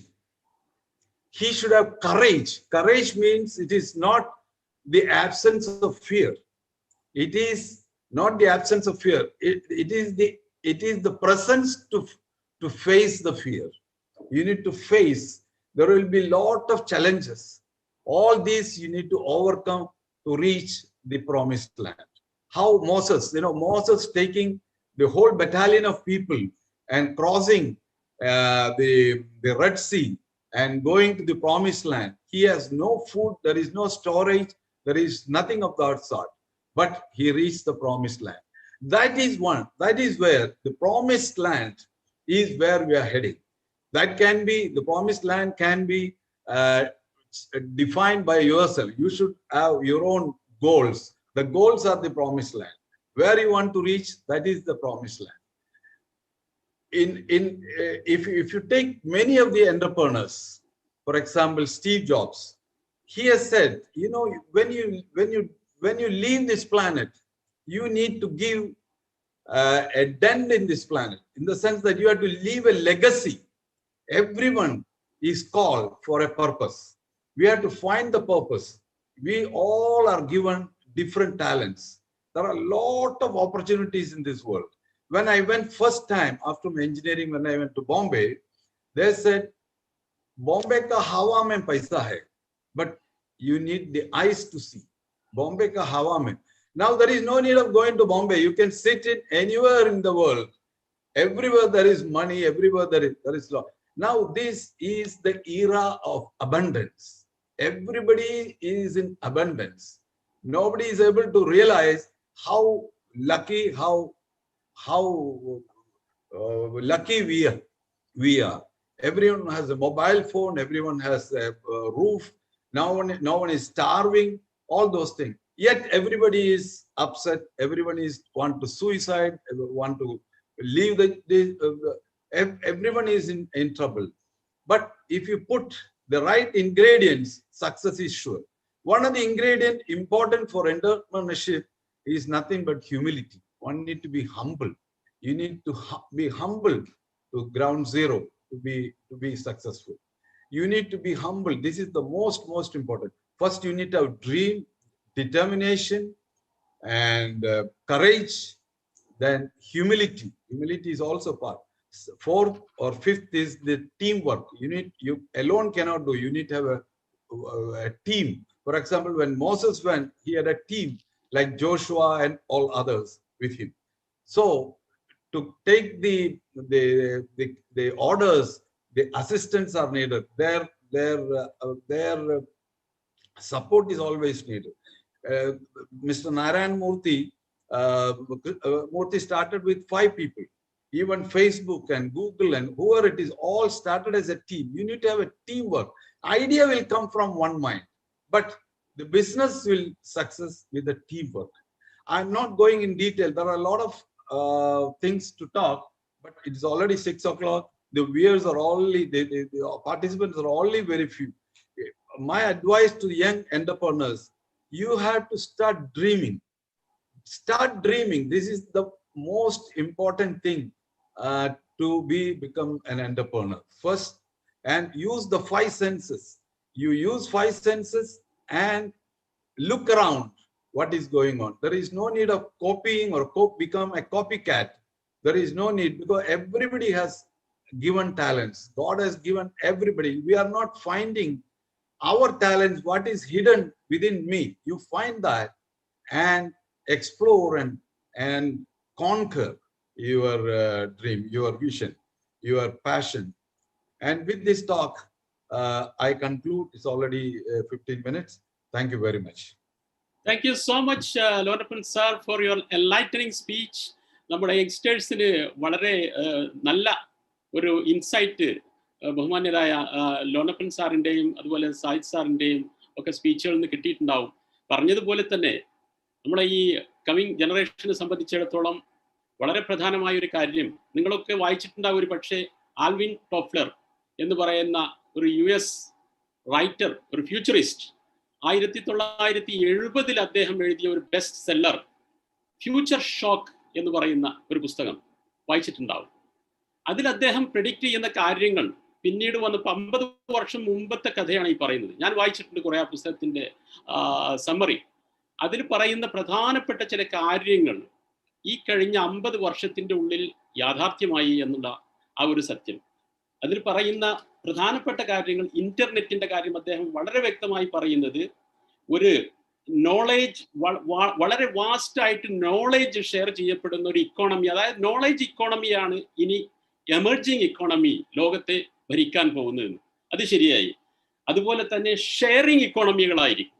Sharing, ഒരാൾ കൂട്ടി അച്ചിട്ടിരുന്നിട്ട് എനിക്ക് ഞാനും എൻ്റെ ലോകവും മാത്രം മതി ജീവിക്കാൻ എന്നുള്ള ആ ഇതിൽ നിന്ന് വിട്ട് വളരെ യാഥാർത്ഥ്യബോധത്തോടു കൂടി കൊളാബറേറ്റീവായിട്ട് വളരെ നല്ല കോഓപ്പറേഷനോട് കൂടിയിട്ട് പരസ്പരം സഹകരിച്ചുകൊണ്ടും സ്നേഹിച്ചുകൊണ്ടും ഇന്ററാക്ട് ചെയ്യുന്ന, അത് ബിസിനസ് ആകട്ടെ മറ്റുള്ള നമ്മളെ സോഷ്യൽ ലൈഫിലാകട്ടെ, ആ അർത്ഥത്തിലുള്ള ഒരു കൾച്ചറിലേക്ക് ലോകം മാറി എന്നുള്ളതാണ്. പിന്നെ പറയുന്നത് ടെലികമ്മ്യൂട്ടിംഗ് എന്ന് പറയുന്നത് യാഥാർത്ഥ്യം. അതായത് നമ്മളിപ്പോൾ ഈ പറയലില്ല, ഈ നമ്മുടെ COVID-19 ഈ പശ്ചാത്തലത്തിൽ ഫോർ ആൾമോസ്റ്റ് 1 year അധികം ജോബുകളും വർക്ക് ഫ്രം ഹോം എന്നുള്ള കൺസെപ്റ്റിലായിരുന്നു. അത് നമ്മൾ ഡിവൈസസ് അല്ലെങ്കിൽ ഗാഡ്ജറ്റുകൾ ഉപയോഗിച്ചുകൊണ്ട് നമ്മളെ ഓഫീസുകളെ നിയന്ത്രിക്കുക, അല്ലെങ്കിൽ ജോബ് നമ്മൾ ചെയ്യുക, അല്ലെങ്കിൽ ഈവൻ മാനേജ്മെന്റ് ആണെങ്കിൽ പോലും ഇപ്പോൾ പോലും കുറെ ആളുകൾ ആ രീതിയിലാണ് നമ്മൾ പ്രവർത്തിച്ചുകൊണ്ടിരിക്കുന്നത്. അപ്പൊ ഇതൊക്കെ പ്രെഡിക്റ്റ് ചെയ്യുന്ന ആളുകൾ യഥാർത്ഥത്തിൽ they were not prophets or someone. they were actually കാലത്തിന്റെ ഓരോ പോക്കും അതുപോലെ ഈ മാറ്റങ്ങൾ ശരിക്കും മനസ്സിലാക്കിക്കൊണ്ട് അതിനനുസരിച്ചിട്ടുള്ള ചില പ്രഡിക്ഷൻസ് ആയിരുന്നു. ഒരു സയന്റിഫിക്കൽ അല്ലെങ്കിൽ ലോജിക്കൽ തിങ്കിങ്ങിന്റെ ഒരു പ്രോഡക്റ്റ് ആയിരുന്നു അത്. അപ്പോ ഇനി വരാൻ പോകുന്ന നമ്മള് ബഹുമാന്യരായ ഇതിലെ എക്സ്പെർട്ടുകളായ 3G സ്കൂൾ ഓഫ് എന്റർപ്രീനർഷിപ്പിന്റെ CEO ഡോക്ടർ ഷാഹിദ് സാറിന്റെ പ്രഭാഷണം ഞാൻ കേട്ടു. അതുപോലെ ഇതിന്റെ മറ്റൊരു പ്രഗത്ഭനാണ് നമ്മുടെ TP ഷറഫുദ്ദീൻ സാർ. ഇവരൊക്കെ പ്രഭാഷണങ്ങളിൽ നിന്ന് നമുക്ക് മനസ്സിലായത് ഈ ഇന്റർനെറ്റ് ഓഫ് തിങ്സ് അല്ലെങ്കിൽ ഇനി പറയുന്ന നിലവിലുള്ള ആർട്ടിഫിഷ്യൽ ഇന്റലിജൻസ് വരാൻ പോകുന്ന, അത് കൊണ്ടുവരാൻ പോകുന്ന മാറ്റങ്ങൾ തികച്ചും പ്രവചനാതീതമാണ്. പക്ഷെ അവർ പ്രവചിക്കുന്നുണ്ട്. എന്തുകൊണ്ട്? മുന്നിൽ ലോജിക്കലായിട്ടുള്ള തോട്ട്സ് അതുപോലെ ഡാറ്റ അനലൈസ് ചെയ്തുകൊണ്ടുള്ള സയന്റിഫിക് ആയിട്ടുള്ള ഒരു അപ്രോച്ചോട് കൂടിയിട്ട്, അല്ലാതെ എന്തെങ്കിലും ഒരു നോസ്ട്രഡാമസിന്റെ അല്ലെങ്കിൽ അങ്ങനെ പലരും വെയ്ഗായിട്ടുള്ള ഒരു ലാംഗ്വേജിൽ എന്തെങ്കിലും സംസാരിച്ച് അതിനെ ഇന്റർപ്രറ്റ് ചെയ്യല്ല. അപ്പോൾ ഇതൊരു യാഥാർത്ഥ്യമാണ്. അടുത്ത 2030 ആകുമ്പോഴേക്കും നമ്മുടെ ജോബ് മാർക്കറ്റിൽ വളരെ വിപ്ലവകരമായ മാറ്റങ്ങൾ ഉണ്ടാവും. ആൾമോസ്റ്റ് 75 to 80% ജോബുകൾ ഡിസപ്പിയർ ചെയ്യും എന്ന് പറഞ്ഞാൽ ലിറ്ററലി ഒരു പക്ഷേ അതിൽ കുറച്ചൊക്കെ അങ്ങോട്ടും ഇങ്ങോട്ടൊക്കെ ഉണ്ടെങ്കിൽ പോലും it is going to happen. അപ്പൊ അതിന് നമ്മൾ സ്വയം സജ്ജരാകുക, നമ്മുടെ സ്കില്ലുകൾ അതായത് അപ്സ്കിൽ ചെയ്യുക, അതുപോലെ നമ്മളെ മറ്റുള്ള പുതിയ സ്കില്ലുകൾ ആർജിച്ചെടുക്കുക, പുതിയ ചാലഞ്ചസിനെ പോസിറ്റീവായി നേരിടുക, അതിന് ആർജവത്തോട് കൂടിയിട്ട്. ഈ ലോകം എന്ന് പറയുന്നത് എല്ലാവർക്കും സർവൈവൽ ഓഫ് ദി ഫിറ്റസ്റ്റ് എന്നുള്ളതാണ്. അർഹതയുള്ളത് മാത്രമേ അതിജീവിക്കുള്ളൂ. പക്ഷെ അതിജീവനത്തിലുള്ള അർഹത നമുക്കുണ്ട് എന്നുള്ളത് തെളിയിക്കാനുള്ള ആ ഒരു ബാധ്യത നമുക്കാണ്, പ്രത്യേകിച്ചും നമ്മുടെ ഈ ജനറേഷൻ, ഇന്ന് കമ്മിങ് ജനറേഷൻ. കാരണം ഇന്ത്യ പോലെയുള്ള ഒരു മഹാരാജ്യത്തിന്റെ സിറ്റിസൺസ് എന്ന നിലയ്ക്ക് ഇന്ത്യ മഹാരാജ്യം ഇന്ന് വേൾഡ് ഗ്ലോബൽ ഇക്കോണമിയിൽ അതിന്റെ പൊസിഷനിങ്ങിൽ 6th ആണ് അല്ലേ? ആരായിരുന്നു ഈ ജർമ്മനി ജപ്പാനൊക്കെ? സെക്കൻഡ് വേൾഡ് വാറിൽ തകർന്ന് തരിപ്പണമായ 2 രാജ്യങ്ങൾ, അതായത് ലിറ്ററലി ആഷസിൽ നിന്ന്, ചാരത്തിൽ നിന്ന് ഉയർത്തെഴുന്നേറ്റ ഫിനിക്സ് പക്ഷികളെ പോലെ എന്നൊക്കെ നമ്മൾ പറയാറില്ലേ, അതുപോലെ എഴുന്നേറ്റ് ലോകത്തെ 3ാമത്തെയും 4ാമത്തെയും ഒക്കെ ഇക്കോണമികളായി മാറിയ ഒരു കാലത്ത് ഇവർ 2ാമത്തെയും 3ാമത്തെയും ഇക്കോണമികളായിരുന്നു. പിന്നെ ചൈന വന്നതോട് കൂടിയിട്ട് ചൈനയുടെ കാര്യം നമ്മൾ എടുക്കാം. അവർ ആ ഡെങ് സിയാവോപിങ്ങിന്റെ കാലത്ത്, മാവോന്റെ കാലശേഷം അദ്ദേഹം നടപ്പാക്കിയ ആ ഒരു ഇക്കണോമിക് ലിബറലൈസേഷൻ ആണല്ലോ ചൈനയെ ഇങ്ങോട്ട് എത്തിച്ചത്. അതില്ലായിരുന്നെങ്കിൽ ചൈന ഇന്നും ആ ഒരു തേർഡ് വേൾഡ് കൺട്രിയുടെ ആ ഒരു സ്ഥാനത്ത് തന്നെ ആയിരിക്കും. അപ്പൊ ആർജവത്തോടു കൂടി കാലത്തിന്റെ മാറ്റങ്ങൾ ഉൾക്കൊണ്ടുകൊണ്ട് നമ്മൾ സ്വയം വളരുക മീൻസ് ടെക്നോളജിയിൽ സംഭവിക്കുന്ന മാറ്റങ്ങൾ, അതിനനുസരിച്ച് ഡിസ്റപ്ഷനും മറ്റുള്ള കാര്യങ്ങളൊക്കെ നടക്കുമ്പോൾ ഇന്നോവേഷനും അതുപോലെ നമ്മുടെ ആ ക്രിയേറ്റീവ് മൈൻഡ് ഉപയോഗിച്ച് ക്രിയേറ്റീവ് ആൻഡ് ഇന്നോവേറ്റീവ് മൈൻഡ് സെറ്റോട് കൂടിയിട്ട് പോസിറ്റീവ് ആറ്റിറ്റ്യൂഡോട് കൂടി കാര്യങ്ങളെ കാണാനുള്ള ശ്രമങ്ങൾ നമ്മൾ നടത്തുകയാണെങ്കിൽ ഡെഫിനറ്റ്ലി ഇന്ത്യ പോലുള്ള ഹ്യൂമൻ റിസോഴ്സസിന്റെ കാര്യത്തിൽ നോബഡി ക്യാൻ ബീറ്റ് us. നമ്മളൊരു വണ്ടർ തന്നെയാണ്. അപ്പൊ അങ്ങനത്തെ ഒരു രാജ്യത്തിന്റെ ഒരു ഭാവി, വളരെ ശോഭനമായ ഭാവി, ധാരാളം ഓപ്പർച്യൂണിറ്റീസ്, പ്ലെന്റി മീൻസ് ഇമ്മെൻസ് പൊട്ടൻഷ്യലാണ് നമുക്കുള്ളത്. ആ ഒരു പൊട്ടൻഷ്യൽ ദൈവം നമുക്ക് നൽകിയത്, അല്ലെങ്കിൽ നാം മനസ്സിലാക്കുന്ന 100 ബില്യൺ ബ്രെയിൻ സെല്ലുകളാണ് ഒരാൾക്ക്. അത് അമേരിക്കക്കാരനും ഇന്ത്യക്കാരനും ആഫ്രിക്കക്കാരനും അതുപോലെ ജാപ്പാനീസിനും ഒക്കെ ഒരുപോലെ തന്നെ കൊടുത്തിട്ടുള്ളത്. പക്ഷെ എന്താണ് ചിലരേക്കാൾ പിന്നിലായത്? അത് ഉപയോഗിക്കുന്നിടത്താണ്. വളരെ നല്ല ആറ്റിറ്റ്യൂഡ്. അപ്പൊ നമ്മൾ അങ്ങനത്തെ ഒരു ആറ്റിറ്റ്യൂഡാണ് ആദ്യം. We have to rethink ourselves, we have to introspect and adopt a positive attitude to absorb the positive changes taking place in the world. അതാണ് നമുക്ക് ആവശ്യം. എന്റർപ്രനേഴ്സിനെ സംബന്ധിച്ചിടത്തോളം ആ അർത്ഥത്തിൽ നേരത്തെ ലോനപ്പൻ സാറും സാഹിദ് സാറും ഒക്കെ പറഞ്ഞതുപോലെ കാലം മാറി വരും, ലോകം മാറും, ടെക്നോളജി മാറും, but we are going to stay here. But how can we stay? In order to be fit ആണെങ്കിൽ മാത്രമേ സ്റ്റേ ചെയ്യാൻ സാധിക്കുള്ളൂ. ഫിറ്റ് അല്ലാത്തവരൊക്കെ ചരിത്രത്തിന്റെ ചവറ്റുകൊട്ടയിൽ എറിയപ്പെടുന്നുള്ളതാണ്. ഭയപ്പെടാനൊന്നുമില്ല. നമ്മളെ ഫിറ്റ്നസ് തെളിയിക്കേണ്ടത്, നമ്മൾ എന്തിനാ എക്സർസൈസ് എടുക്കുന്നത് എന്നതുപോലെ തന്നെ നമ്മുടെ ഫിറ്റ്നസ് തെളിയിക്കേണ്ട ബാധ്യത നമുക്കാണ്.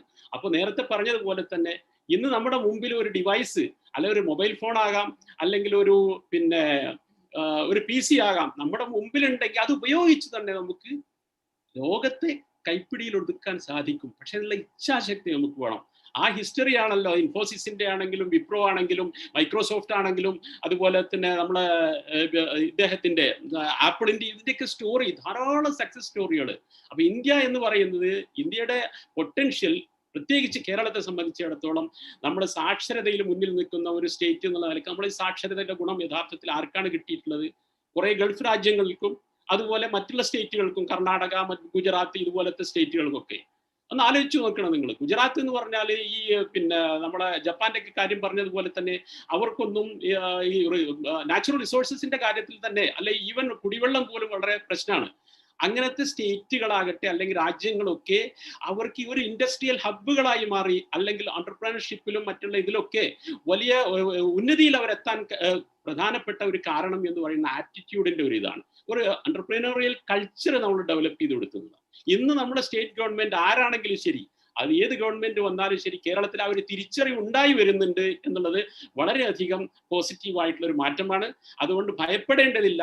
കേരളത്തിലേക്ക്, ഇന്ത്യയിൽ എവിടെയും വിശിഷ്യ നമ്മുടെ സ്റ്റേറ്റിലേക്ക് തിരിച്ചു പോകുന്ന ആളുകൾ കുറേ സ്കില്ലുകൾ, ആ സ്കില്ലുകൾ ആർജിച്ചെടുത്ത സ്കില്ലുകളും എക്സ്പീരിയൻസും, അതുപോലെ ഇതുപോലെ ഈ നമ്മുടെ മുമ്പിലിരിക്കുന്ന പ്രഗത്ഭന്മാരെ പോലെയുള്ള, അല്ലെങ്കിൽ ഈ മെഗാ കോൺഫറൻസിൽ വെബിനാറിൽ അറ്റൻഡ് ചെയ്യുന്ന പ്രഗത്ഭരുടെയൊക്കെ ഗൈഡൻസും ഒക്കെ നമ്മൾ ഉൾക്കൊള്ളിച്ച്, അല്ലെങ്കിൽ അതിലൊക്കെ സ്വാംശീകരിച്ചുകൊണ്ട്, അതൊക്കെ അബ്സോർബ് ചെയ്തുകൊണ്ട് ഐഡിയാസ് നമുക്ക് ഇഷ്ടം പോലെ കിട്ടും. ആ ഐഡിയാസ്, ജനറേറ്റ് ചെയ്യപ്പെടുന്ന ഐഡിയാസ് എങ്ങനെ പ്രാക്ടിക്കലി ഇംപ്ലിമെന്റ് ചെയ്യാൻ സാധിക്കണം, അത് എങ്ങനെ സാധിക്കും എന്നുള്ളതിനെ കുറിച്ച് ഗൈഡൻസ് തരാൻ പറ്റുന്ന പ്രഗത്ഭര് നമ്മുടെ കൂട്ടത്തിലുണ്ട്.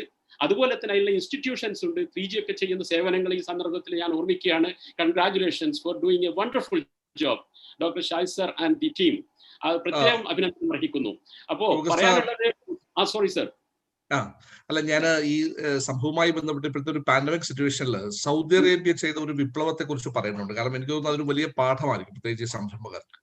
കാരണം ഈ കോവിഡ് തുടങ്ങിയ സമയത്താണ് നമ്മൾ സാനിറ്റൈസറിനെ കുറിച്ചും മാസ്കിനെ കുറിച്ചും ഒക്കെ കൂടുതൽ അവെയർ ആവുന്നത്. ഇവിടുത്തെ മാർക്കറ്റിൽ നിന്ന് പെട്ടെന്ന് ഇതില്ലാതായി. എത്രത്തോളം എന്ന് പറഞ്ഞാൽ കേവലം 5 റിയാലിന് 50 മാസ്ക് വിറ്റിരുന്ന സാധനം 250 റിയാലിന് ഒരു പാക്കറ്റ് 50 പീസ് വാങ്ങുന്ന ഇടത്തേക്ക് പെട്ടെന്ന് കാര്യങ്ങൾ പോയി. പുറത്തു നിന്നാണ് ഈ സാധനങ്ങൾ മുഴുവൻ വന്നത്. സൗദി ഗവൺമെന്റ് ആ വിഷയത്തിൽ സ്വീകരിച്ച ഒരു വലിയ മാതൃകയാണ്. അവരിത് ട്രേഡ് ചെയ്തിരുന്ന മുഴുവൻ കമ്പനികളെയും വിളിച്ചുകൂട്ടി. എന്നിട്ട് അവരോട് പറഞ്ഞു, എന്തുകൊണ്ട് നിങ്ങളുടെ ട്രേഡിംഗ് മാർക്കറ്റ് അതിന്റെ ഹ്യൂജ് ഇതിന്റെ സാധ്യതകളെ കുറിച്ച് നിൽക്കാം, എന്തുകൊണ്ട് നിങ്ങൾക്ക് പ്രൊഡക്ഷൻ ചെയ്തുകൂടാ? വലിയ അത്ഭുതം സംഭവിച്ചത് എന്താണെന്ന് വെച്ചാൽ കേവലം 2 മാസം കൊണ്ട് ഇതുമായി ബന്ധപ്പെട്ട നിരവധി ഫാക്ടറികളാണ് സൗദി അറേബ്യയുടെ ഇൻഡസ്ട്രിയൽ മേഖലയിൽ വന്നത്. അതായത് ട്രേഡിംഗ് ചെയ്തിരുന്നവരെല്ലാം പ്രൊഡക്ഷൻ ചെയ്യുന്ന തലത്തിലേക്ക് പെട്ടെന്ന് കാര്യങ്ങൾ മാറി. അവർക്ക് അതായത് കേവലം 2 മാസം കൊണ്ട് പഴയ വിലയിലേക്ക് ഈ സാധനങ്ങൾ എത്തിക്കാനും അതിന്റെ അവൈലബിലിറ്റി ഉണ്ടാക്കാനും ആർക്ക് പറ്റി. ഇപ്പോ സൗദി അറേബ്യ ചെയ്തുകൊണ്ടിരിക്കുന്ന ഒരു പ്രധാന പോയിന്റ് ഇതാണ്. അതായത് ട്രേഡേഴ്സിനെ അവർ പ്രോത്സാഹിപ്പിക്കുന്നില്ല, പകരം ആ സാധനങ്ങളെ എന്തുകൊണ്ട് നിങ്ങൾക്ക് ഇവർ പ്രൊഡ്യൂസ് ചെയ്തുകൂടാ എന്ന് ചോദിക്കുന്ന ഒരു തലത്തിലേക്ക് പോകാം. ഞാൻ പറയുന്നത് ഇതൊരു വലിയ മാതൃക കൂടിയാണ് നമ്മളെയൊക്കെ സംബന്ധിച്ചിടത്തോളം. കാരണം ഒരു പാൻഡമിക് സംഗതികളെയും നമ്മൾ എങ്ങനെ പോസിറ്റീവായിട്ട് ഉപയോഗിക്കുന്നു എന്നുള്ള ഒരു മാതൃക കൂടിയാണ്. അപ്പൊ trading A crisis into an opportunity എന്ന് നമ്മൾ സാധാരണ പറയുന്നത്, ഒരു പ്രതിസന്ധിയെ എങ്ങനെ ഒരു അവസരമാക്കി മാറ്റാം. അതാണ് യഥാർത്ഥത്തിൽ നേരത്തെ പറഞ്ഞ വളർച്ച പ്രാപിച്ച ഈ രാജ്യങ്ങളൊക്കെ ചെയ്ത് അവരുടെ ഹിസ്റ്ററി പരിശോധിച്ച് നോക്കിയാല് സാധിക്കും. അപ്പൊ ചാലഞ്ചസ് എപ്പോഴും ലോകത്ത് സംഭവിച്ചുകൊണ്ടിരിക്കും. If it doesn't challenge you, it doesn't change you. അതാണ് പറഞ്ഞത്. ബിസിനസ്സുകൾ ഉണ്ടാവുന്നത് ഇപ്പൊ നേരത്തെ പറഞ്ഞതുപോലെ ഒരു സംഘം കൂടുമ്പോഴാണ്. എനിക്കറിയാവുന്ന ഒരു എറണാകുളം കേന്ദ്രീകരിച്ച് മെക്കാനിക്കൽ എഞ്ചിനീയറിംഗ് കഴിഞ്ഞ കുറെ ചെറുപ്പക്കാരെ കുറിച്ച് അറിയാം. അപ്പൊ അവര് ഒരു സംരംഭം തുടങ്ങിയ സംഗതി മറ്റൊന്നുമല്ല, ഫുഡ് സർവ് ചെയ്യുക. അതായത് എന്താ പറയാ, ഓൺലൈൻ ഈ സംഗതികൾ ഇതെടുത്തിട്ട് സർവ് ചെയ്യുക. ആദ്യം സത്യത്തില് ഈ സംഗതികൾ, കാരണം ഇവര് NRI സ്റ്റുഡൻസ് ആയതുകൊണ്ട് സ്വാഭാവികമായി ഇവിടെ വെച്ചിട്ടാണ് എനിക്ക് അവരെ പരിചയം. അവർ ഇങ്ങനെ ഒരു ആശയം പറഞ്ഞപ്പോൾ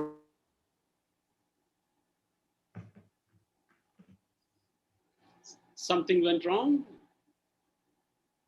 Sai sir,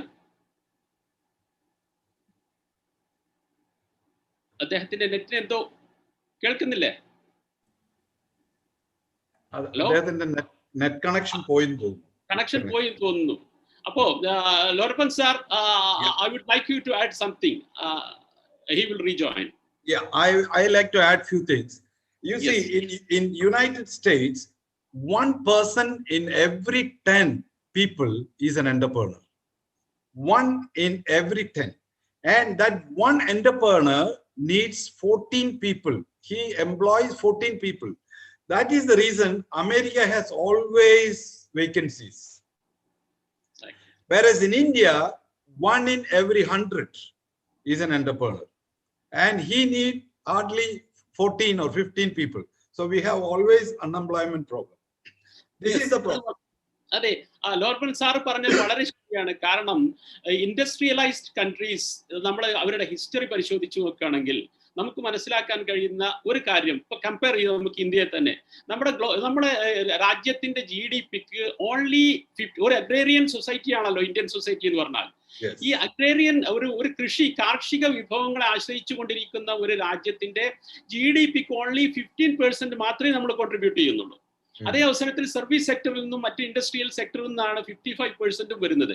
അപ്പൊ പറഞ്ഞുകൊണ്ടിരുന്നത് അതേവേണ്ടി മറ്റുള്ള രാജ്യങ്ങളൊക്കെ അവരെ അഗ്രികൾച്ചർ പോലും ഒരു ഇൻഡസ്ട്രി ആക്കി വളർത്തി, മെക്കനൈസേഷനും മറ്റുള്ള പിന്നെ ആധുനിക സങ്കേതങ്ങളും പിന്നെ സാങ്കേതിക വിദ്യയൊക്കെ ഉപയോഗിച്ചുകൊണ്ട്. അപ്പൊ അതുപോലെയുള്ള മാറ്റങ്ങൾ നമ്മുടെ രാജ്യത്ത് വന്നാൽ അത്ഭുതം സംഭവിക്കും. ഇപ്പൊ നമ്മള് സ്വയം പര്യാപ്തി നേടി ഭക്ഷ്യത്തിന്റെ കാര്യത്തിൽ എന്നൊക്കെ പറയുന്നുണ്ടെങ്കിൽ പോലും കർഷകരെ സംബന്ധിച്ചിടത്തോളം, ഒരു ശരാശരി കർഷകരെ സംബന്ധിച്ചിടത്തോളം വളരെ ദുഃഖകരമായിട്ടുള്ള അവസ്ഥ എന്നുള്ള യാഥാർത്ഥ്യം ആർക്കും നിഷേധിക്കാൻ സാധിക്കില്ല. അപ്പൊ അതിനൊക്കെ മാറ്റം വരണമെങ്കിൽ ഇതുപോലെയുള്ള അഡ്വാൻസ് ടെക്നോളജി, അതുപോലെ മെക്കനൈസേഷൻ, മറ്റുള്ള സങ്കേതങ്ങളൊക്കെ ഉപയോഗപ്പെടുത്തി മറ്റുള്ള രാജ്യങ്ങളൊക്കെ ചെയ്യുന്ന അതേപോലെ നമ്മൾ ആ ഒരു സംവിധാനങ്ങൾ ഏർപ്പെടുത്തുകയാണെങ്കിൽ വളരെയധികം അത്ഭുതങ്ങൾ അത് ഇൻഡസ്ട്രി ആയിട്ട് നമ്മൾ വളർത്തിയെടുത്താൽ തന്നെ നമുക്ക് വലിയ മാറ്റങ്ങൾ വരുത്താൻ സാധിക്കുന്നത് മാത്രമല്ല, അത് രാജ്യത്തിന്റെ ഇക്കോണമിയെ ശക്തിപ്പെടുത്തുകയും അതേ അവസരത്തിൽ പൗരന്മാരുടെ അടിസ്ഥാനപരമായിട്ട് ഈ കാർഷിക വൃത്തിയിൽ ഏർപ്പെടുന്ന ഓരോ ഫാർമറിന്റെയും ജീവിതത്തിൽ ഗുണപരമായിട്ടുള്ള മാറ്റം ഉണ്ടാക്കാൻ സാധിക്കും. അപ്പൊ പറഞ്ഞു വരുന്നത് എന്താണെന്ന് വെച്ചാൽ, കമ്മിങ് ജനറേഷനെ സംബന്ധിച്ചിടത്തോളം ഇമ്മൻസ് പൊട്ടൻഷ്യൽ ആണുള്ളത്. അതായത് കൗണ്ട്ലെസ് ഓപ്പർച്യൂണിറ്റീസ് ആണ് വരുന്നത്. പക്ഷെ അതൊക്കെ എന്ത് വേണം, നമ്മൾ സ്വയം തിരിച്ചറിഞ്ഞുകൊണ്ടും ആ മാറ്റങ്ങൾ ഉൾക്കൊള്ളാൻ, അതായത് സ്വയം അപ്സ്കെയിൽ ചെയ്യുവാനുള്ള ഒരു നിശ്ചയദാർഢ്യത്തോടു കൂടി നമ്മൾ മുന്നോട്ട് പോകേണ്ടതുണ്ട്. അതുപോലെ എക്സിസ്റ്റിംഗ് ഓൺടർപ്രീനേഴ്സിന്റെ കാര്യം പറയുകയാണെങ്കിൽ ഈ പറഞ്ഞ ഡിസ്ട്രപ്ഷന്റെയും ഒക്കെ ഈ കാലഘട്ടത്തിൽ നമ്മൾ തീർച്ചയായിട്ടും കാലത്തിന്റെ വെല്ലുവിളികളെ ശരിക്കും ഉൾക്കൊണ്ടുകൊണ്ട് തന്നെ, നമുക്കറിയാം ബ്ലാക്ക്ബെറിക്ക് എന്ത് സംഭവിച്ചു, നോക്കിയക്ക് എന്ത് സംഭവിച്ചു, ഇതുപോലെയുള്ള ഇന്റർനാഷണൽ വലിയ വലിയ ഹ്യൂജ് ബ്രാൻഡുകൾ ഒരു കാലത്ത് മൊണോപ്പൊളികളായിരുന്നു, അവർക്കൊക്കെ എന്ത് സംഭവിച്ചു. പക്ഷെ പിന്നീട് ആരാണ് പ്ലേയേഴ്സ് ആയിട്ട് വന്നത്, ആരാണ് പിന്നീട് ഇന്ന് ലോകത്ത് പിന്നെ നേടിയെടുത്ത് എന്നുള്ളത്. അതിന്റെ കാരണം എന്താണ് വെച്ചാൽ ടെക്നോളജിയുടെ കൂടെ പോകാൻ തയ്യാറില്ലാത്തവർ they are going to perish. അപ്പൊ അതുകൊണ്ട് തന്നെ മാറ്റം അനിവാര്യമാണ്. ആ മാറ്റത്തിന് അതിൻ്റെതായ ചില പിന്നെ നെഗറ്റീവ് വശം ഒക്കെ ഉണ്ടായത് വരും. അത് തീർച്ചയായിട്ടും ഏതൊരു മാറ്റത്തിനും അതുണ്ടാകും. പക്ഷേ ആ നെഗറ്റീവ് വശം മിനിമൈസ് ചെയ്യാനുള്ള ഒരു ഇച്ഛാശക്തിയാണ് നമുക്ക് വേണ്ടത് എന്ന് മാത്രം ഞാൻ ഉറപ്പിക്കാൻ ആഗ്രഹിക്കുകയാണ്. Sajid Sahab, you are back now, you can continue please. I think we are going to അല്ല, ഞാൻ പറഞ്ഞു വന്നത് എന്താണെന്ന് വെച്ചാല്, സ്വാഭാവികമായും ഈ പിന്നെ ഇപ്പൊ നാട്ടിലെ സംരംഭത്തെ കുറിച്ച് പറയുമ്പോൾ എനിക്ക് പലപ്പോഴും തോന്നിയിട്ടുള്ള ഒരു സംഗതി, ഈ പിന്നെ പ്രവാസ ഭൂമിക ഇതിന്റെ ഒരു വലിയ സർവകലാശാലയാണ്, ജീവിതത്തെ പഠിപ്പിക്കുന്നതിന്റെ ഒരു സർവകലാശാലയാണ്. എനിക്കൊരു അനുഭവമുള്ള എന്താണെന്ന് വെച്ചാൽ, നാട്ടില് PW എഞ്ചിനീയർ ആയിരുന്ന ഒരു മനുഷ്യനുണ്ട്. അപ്പൊ ഇയാള് സാധാരണ 10 മണിക്ക് ഇയാളുടെ ഓഫീസ് ടൈം തുടങ്ങും. പക്ഷെ ഇദ്ദേഹം കായംകുളത്തുകാരനാണ്, കൊല്ലത്താണ് ഇദ്ദേഹത്തിന്റെ ഓഫീസ്. ഇദ്ദേഹം ഇവിടുന്ന് 9:30 ട്രെയിനിന് കയറിയാൽ ഒരു 11 മണിയാവും അവിടെ എത്തുമ്പോൾ. അവിടെ എത്തി ഓൾറെഡി പിന്നെ ഓഫീസിലെത്തുമ്പോഴത്തേക്ക് 11 മണിക്ക് ചായ കുടിക്കാനുള്ള സമയമാവും. ഒന്ന് പുറത്തു പോയിട്ട് വന്ന് ഒരു മുറുക്കി കഴിയുമ്പോഴത്തേക്ക് ലഞ്ചാവും. 4 മണിക്ക് ഇദ്ദേഹത്തിന് 3:50 ഇദ്ദേഹത്തിന് ട്രെയിൻ ഉണ്ട്. അതുകൊണ്ട് 4 മണിയുടെ ഓഫീസിന് 3:30 ഓഫീസിൽ നിന്ന് ഇറങ്ങും. അങ്ങനെ ജീവിതം ആസ്വദിച്ചിരുന്ന ഒരു മനുഷ്യൻ അവസാനം ഇയാൾക്ക് കടം പെരുകിയിട്ട് ഇതൊന്ന് പരിഹരിക്കാൻ വേണ്ടിയിട്ട് ഇയാൾ ഗൾഫിൽ വന്നു. ഇപ്പോ അയാളെ ഞാൻ കാണുന്നത് ഒരു വലിയ കൺസ്ട്രക്ഷൻ കമ്പനിയുടെ സൂപ്പർവൈസർ ആയിട്ടാണ്. അദ്ദേഹം എന്നോട് പറഞ്ഞു, എന്നെ ജീവിതം പഠിപ്പിച്ചൊരു സംഗതി ഉണ്ട്. ഞാനിപ്പോ കൃത്യം 7 മണിക്ക് വന്ന് വിരല് പഞ്ച് ചെയ്തിട്ട്, തമ്പ് പഞ്ച് ചെയ്തിട്ടാണ് ജോലിക്ക് കയറുക. കാരണം 7:05 പോയാൽ അത് 1 മണിക്കൂറായിട്ട് എന്റെ ശമ്പളത്തിൽ നിന്ന് കട്ട് ചെയ്യും എന്ന് എനിക്കറിയാം. 4 മണിക്ക് എന്റെ ഓഫീസ് വിട്ടാൽ ഞാൻ 5 മണിയെങ്കിലും ആകാതെ ഇപ്പൊ ഓഫീസിൽ നിന്ന് ഇറങ്ങാറില്ല. അദ്ദേഹം പറഞ്ഞു, എന്നെ ജീവിതം പഠിപ്പിച്ചത് പ്രവാസമാണെന്ന് പറഞ്ഞു. ഇവിടെ നമ്മൾ കാണാറുണ്ട് പലപ്പോഴും, ഇവിടുത്തെയൊക്കെ പല ഫ്ലാറ്റുകളിലും വീട്ടമ്മമാരും ആൾക്കാരും ഒക്കെ ഇത്തിരി ഫ്ലാറ്റിന്റെ ഈ ജനലിന്റെ അവിടെയൊക്കെ ചെറിയ പിന്നെ കീസ് കൊണ്ടുവന്ന് വെച്ചിട്ട് അതിനകത്തൊക്കെ തക്കാളി തൈ നട്ടും പിന്നെ എന്താ പറയാ മുളക് തൈ നട്ടും ഒക്കെ ഇങ്ങനെ കൃഷിയെ വല്ലാണ്ട് പ്രോത്സാഹിപ്പിക്കുന്നതാണ്. നമുക്ക് ഒരുപക്ഷെ ഏക്കർ കണക്കിന് കൃഷിഭൂമി ഉണ്ടായിരുന്നിട്ടും നാട്ടിൽ മണ്ണ് കിളച്ചിട്ട് ഒരു ചെറിയ തൈ പോലും നട്ടുപിടിപ്പിക്കാൻ പറ്റാത്ത മാനസികാവസ്ഥയുള്ളവരാണ് സൗദി അറേബ്യയിൽ വന്നിട്ട് ടെറസിലൊക്കെ കൃഷി ചെയ്യാൻ ശീലിക്കുന്നത്. അപ്പൊ ഞാൻ പറയുന്നത് എന്താ വെച്ചാൽ ഇവിടുന്ന് ഒരു വലിയ മടങ്ങി വരവ് നാട്ടിലേക്ക് ഉണ്ടാകുമ്പോൾ എനിക്ക് തോന്നുന്നു ഒരു പുതിയ സംസ്കാരം കൂടി രൂപപ്പെടുകയാണ്. ഞാൻ പറയുന്നത് പുതിയ സംരംഭകരെ സംബന്ധിച്ചിടത്തോളം ഈ അനുഭവങ്ങളെ ശരിക്കും പഠിക്കാനുള്ള ഒരു സാധനം കൂടിയാണ്. കാരണം പുതിയ സംരംഭങ്ങളെ കുറിച്ച് പഠിക്കുക.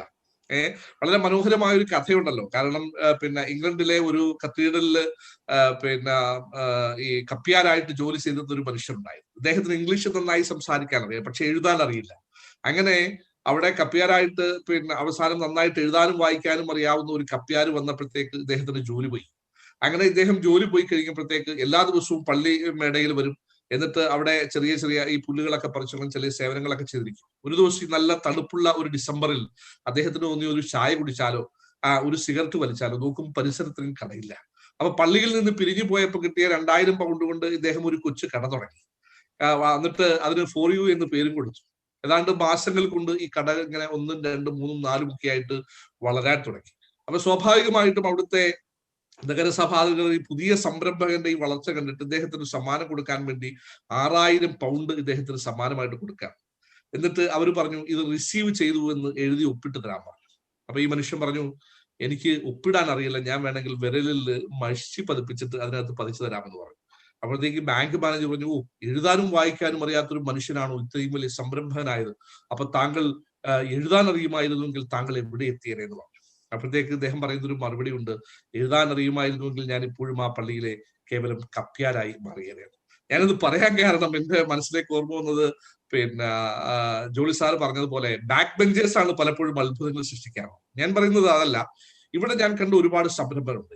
ഞാൻ കോളേജിൽ പഠിക്കുന്ന സമയത്ത് അവിടുത്തെ അതിസമർത്ഥനായ കോളേജ് ചെയർമാനായ ഒരു മനുഷ്യൻ ഒരു ദിവസം എനിക്കൊരു കോള് തരുന്നു, സൗദി അറേബ്യയിൽ ഒന്ന് കാണാൻ സാധിക്കുമോ എന്ന് ചോദിച്ചിട്ട് ഓഫീസിലേക്ക് വരുന്നു. അദ്ദേഹം പോസ്റ്റ് ഗ്രാജുവേഷൻ കഴിഞ്ഞിട്ട് എന്റെ മുമ്പിൽ വന്നിരിക്കുകയാണ്. ഞാൻ ചോദിച്ചു എന്തു പറ്റിയെന്ന് ചോദിച്ചപ്പോൾ അദ്ദേഹം പറഞ്ഞു എനിക്കൊരു ജോലി വേണം, ഞാൻ കഴിഞ്ഞ 6 മാസമായിട്ട് ജോലി അന്വേഷിച്ച് അലയുകയാണ്.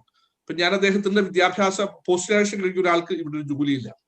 അപ്പൊ ഞാൻ എന്റെ മുമ്പിൽ അപ്പോഴത്തേക്ക് സ്വാഭാവികമായിട്ടും പത്രം ഓഫീസ് ആയതുകൊണ്ട് ചില ജോലികളുണ്ട്. 10,000-2000 റിയാൽ ശമ്പളമുള്ള ചില ജോലികളെ പറഞ്ഞപ്പോൾ അദ്ദേഹം വളരെ ആർത്തിയോടെ എന്നാൽ അത് എന്നെ ഒന്ന് പരിചയപ്പെടുത്തുമോ എന്ന് ചോദിച്ചപ്പോൾ ഞാൻ അത്ഭുതപ്പെട്ടു പോയി.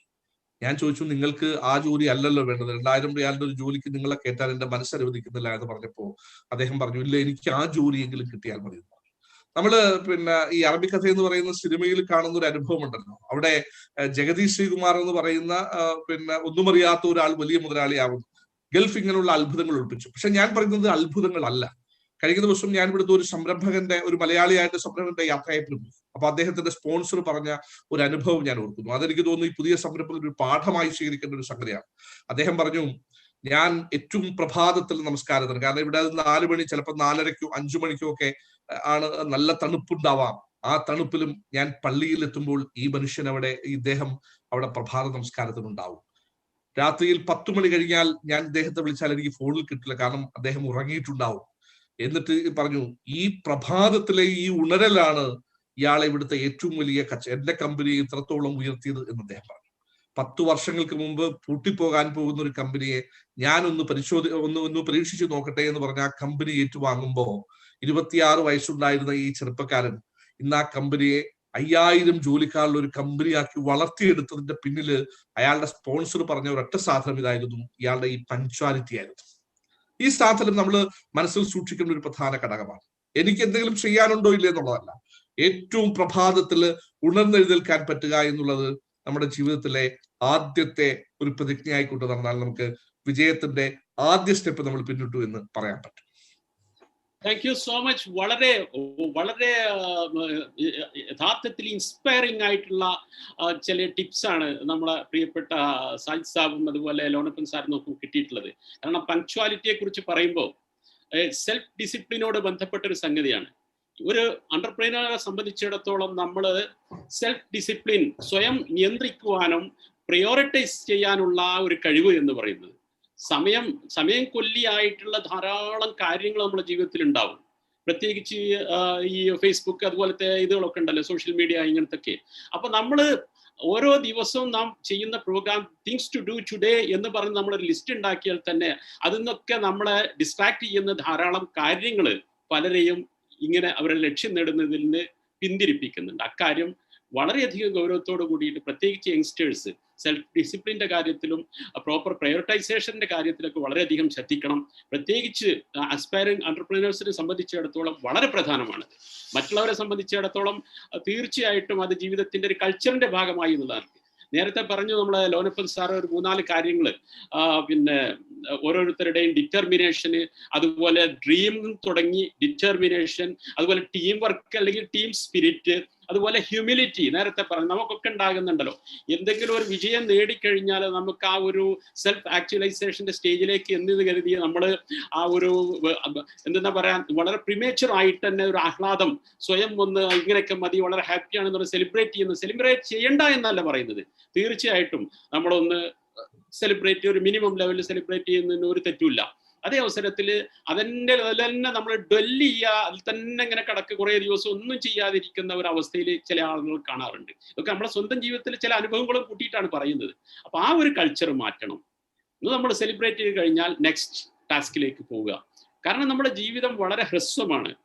നമ്മുടെ ജീവിതം ഇന്നത്തെ പ്രത്യേകിച്ചും നമുക്കറിയാമല്ലോ, ഈ കോവിഡ് കാലഘട്ടത്തിലൊക്കെ അപ്രതീക്ഷിതമായിട്ട് വളരെ യങ്സ്റ്റേഴ്സ് ആയിട്ടുള്ള കുറേ ആളുകൾ മരണം ആരെയും ഏത് സമയത്തും പിന്തുടരുന്നുണ്ട് എന്നുള്ള യാഥാർത്ഥ്യം നമ്മൾ ഒരിക്കലും വിസ്മരിക്കാവതല്ല. പക്ഷെ അതേ അവസരത്തിൽ ജീവിതം എന്ന് പറയുന്ന മഹത്തായ ഈ ഒരു ഗിഫ്റ്റ് ഉണ്ടല്ലോ, നമുക്ക് നൽകപ്പെട്ട ഈ മഹത്തായ ഒരു അനുഗ്രഹം, അത് നമ്മുടെ ഈ സമയം ഉപയോഗപ്പെടുത്തുന്നതിലും അതുപോലെ തന്നെ നമ്മുടെ ഹെൽത്ത്, ഫിറ്റ്നസ്, ബാക്കിയുള്ള കാര്യങ്ങൾ, ജീവിതത്തിലെ ഇതുപോലത്തെ ടാസ്കുകൾ അല്ലെങ്കിൽ ഡ്രീമുകൾ റിയലൈസ് ചെയ്യേണ്ട കാര്യത്തിലും നമ്മൾ ശരിക്കും വളരെ സൂക്ഷ്മതയോട് കൂടിയിട്ട് അതിനെ സമീപിക്കേണ്ടതുണ്ട്. അങ്ങനത്തെ ഒരു കൾച്ചർ, ഒരു പേഴ്സണൽ കൾച്ചർ ഡെവലപ്പ് ചെയ്താൽ പിന്നെ ഒരു ഫാമിലി കൾച്ചറായി മാറി, പിന്നെ ഒരു സോഷ്യൽ കൾച്ചറായി മാറി. നമുക്കറിയാം ഈ ഉന്നതിയിലെത്തിയ രാജ്യങ്ങളൊക്കെ, നേരത്തെ ജാപ്പാനീസിന്റെ ജർമ്മൻസിന്റെ കാര്യം, നമ്മളൊക്കെ ജർമ്മൻസിന്റെ കൂടെ ജോലി എടുത്തപ്പോൾ സത്യം പറഞ്ഞാൽ ഞാൻ കരുതി ഇവരെ കൂടെയൊക്കെ എങ്ങനെ നമുക്ക് ജോലി എടുക്കാം.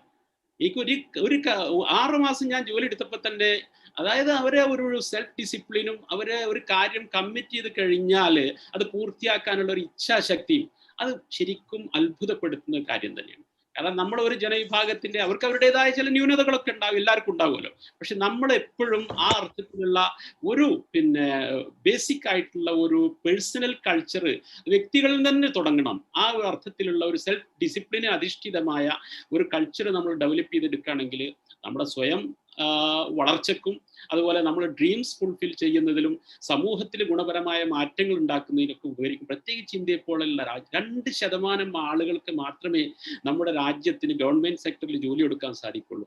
ബാക്കിയുള്ള ആളുകൾക്കൊക്കെ ഒരു ദിവസം ഇറങ്ങി വരുന്ന എത്ര ആയിരം ഗ്രാജുവേറ്റുകളും പോസ്റ്റ് ഗ്രാജുവേറ്റുകളും നമ്മുടെ രാജ്യത്തിന് എല്ലാ ആളുകളെയും 140 കോടി ആളുകൾ 1.4 ബില്യൺ ആളുകളെ ഫീഡ് ചെയ്യേണ്ട ഒരു രാജ്യമാണല്ലോ.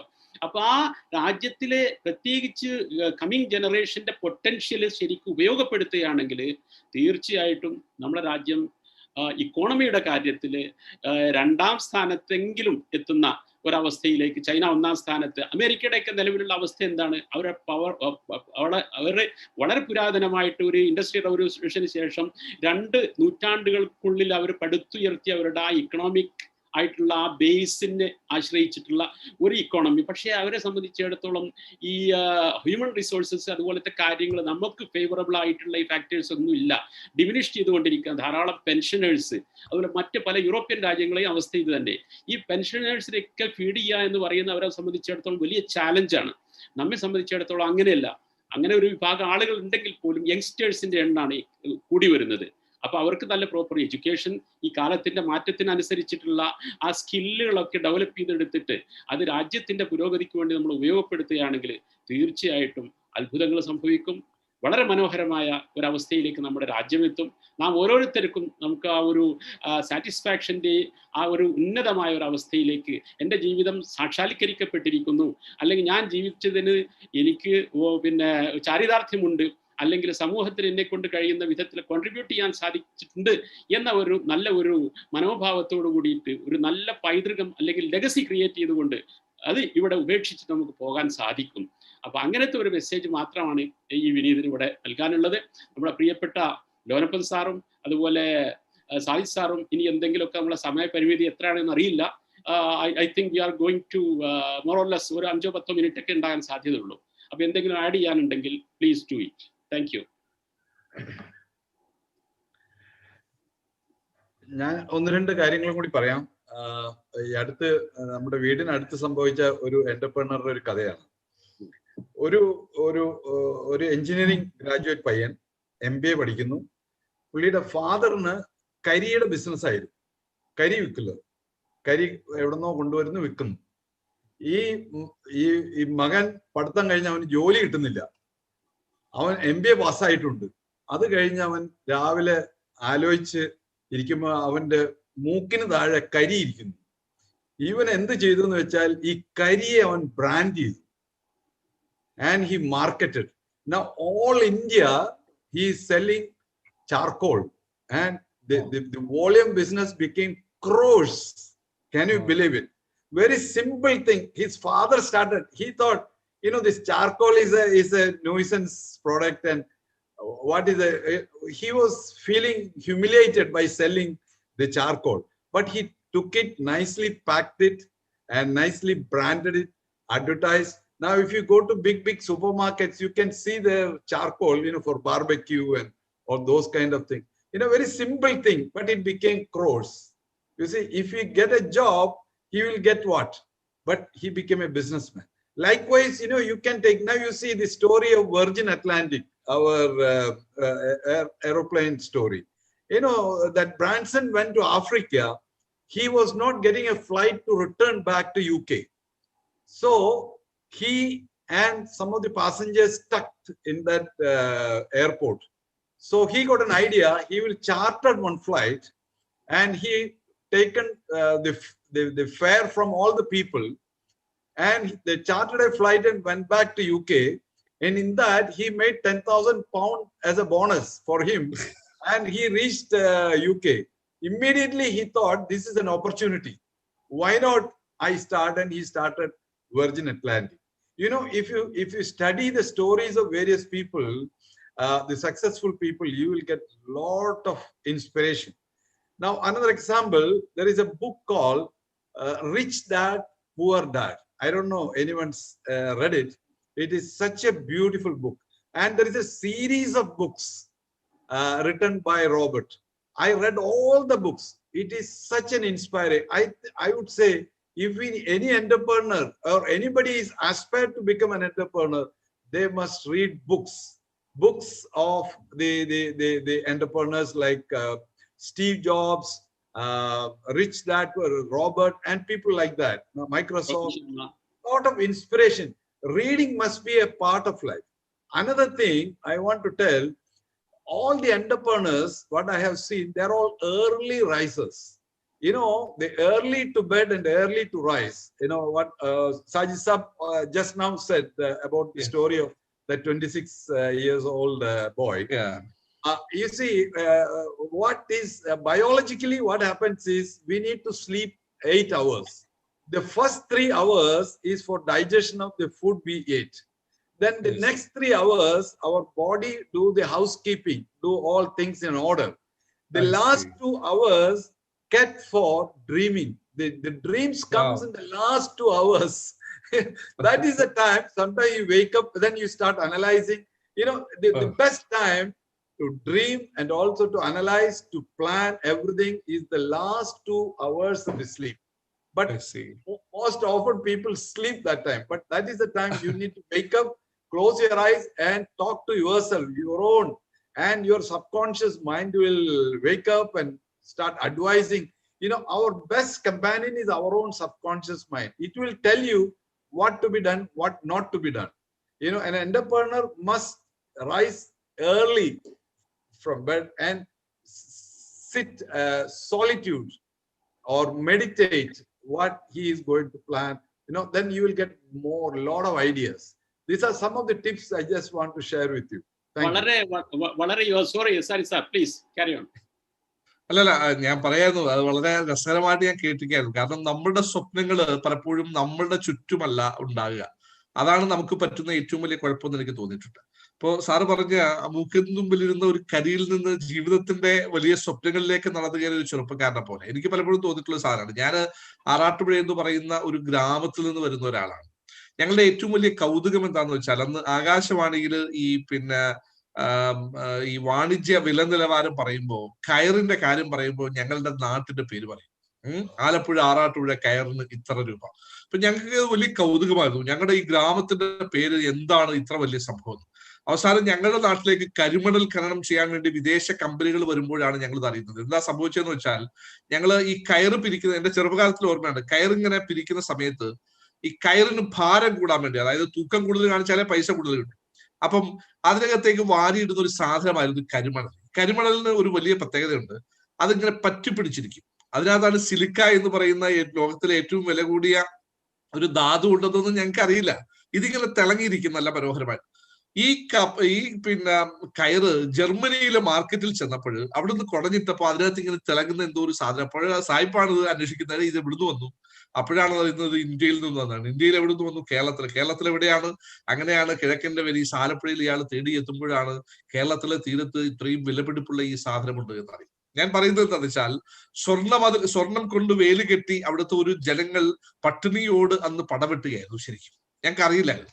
പക്ഷേ ഞങ്ങൾക്ക് അവിടെ ഉണ്ടായിരുന്ന ഏറ്റവും വലിയൊരു പ്രത്യേകത, മനോഹരമായ ഗ്രാമാന്തരീക്ഷം, തോടുകൾ ഉണ്ടായിരുന്നു, കായലുകൾ ഉണ്ടായിരുന്നു. പക്ഷെ ഇതിനെയൊക്കെ എങ്ങനെ ഉപയോഗപ്പെടുത്താമെന്നൊരു തലമുറയ്ക്ക് അറിയില്ലായിരുന്നു. അതാണ് ഏറ്റവും വലിയ അത്ഭുതം.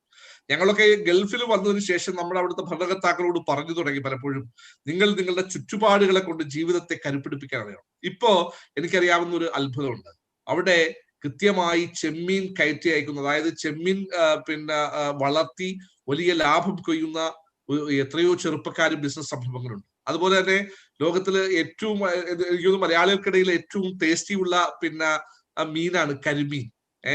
കരിമീൻ അവിടുത്തെ ഉപ്പ് കായലിൽ വളർത്തുന്ന കരിമീന് പ്രത്യേക ടേസ്റ്റ് കൂടുതലാണ്. അപ്പോ സ്വന്തം വീട്ടിന്റെ മുമ്പിൽ ഒരു തോടുണ്ടായിരുന്നു, ഇത് എങ്ങനെ നികത്താം എന്ന് ആലോചിച്ചു കൊണ്ടിരുന്ന ഒരു തലമുറ അവിടെ അതിനേക്കാൾ വില കൂടിയ പലതും ചെയ്യാൻ പറ്റുമെന്ന് പഠിച്ചിരിക്കുന്നു എന്നുള്ളതാണ് ഒരു പുതിയ കാലത്തിന്റെ തിരിച്ചറിവ്. നേരത്തെ ഞാൻ പറഞ്ഞ പോലെ നമ്മുടെ ചുറ്റുവട്ടങ്ങളിൽ നിന്ന് സ്വപ്നങ്ങളിലൂടെ നമുക്ക് നടന്നു കയറാൻ കഴിയുമ്പോഴാണ് നമ്മൾ വലിയ ആളാകുക.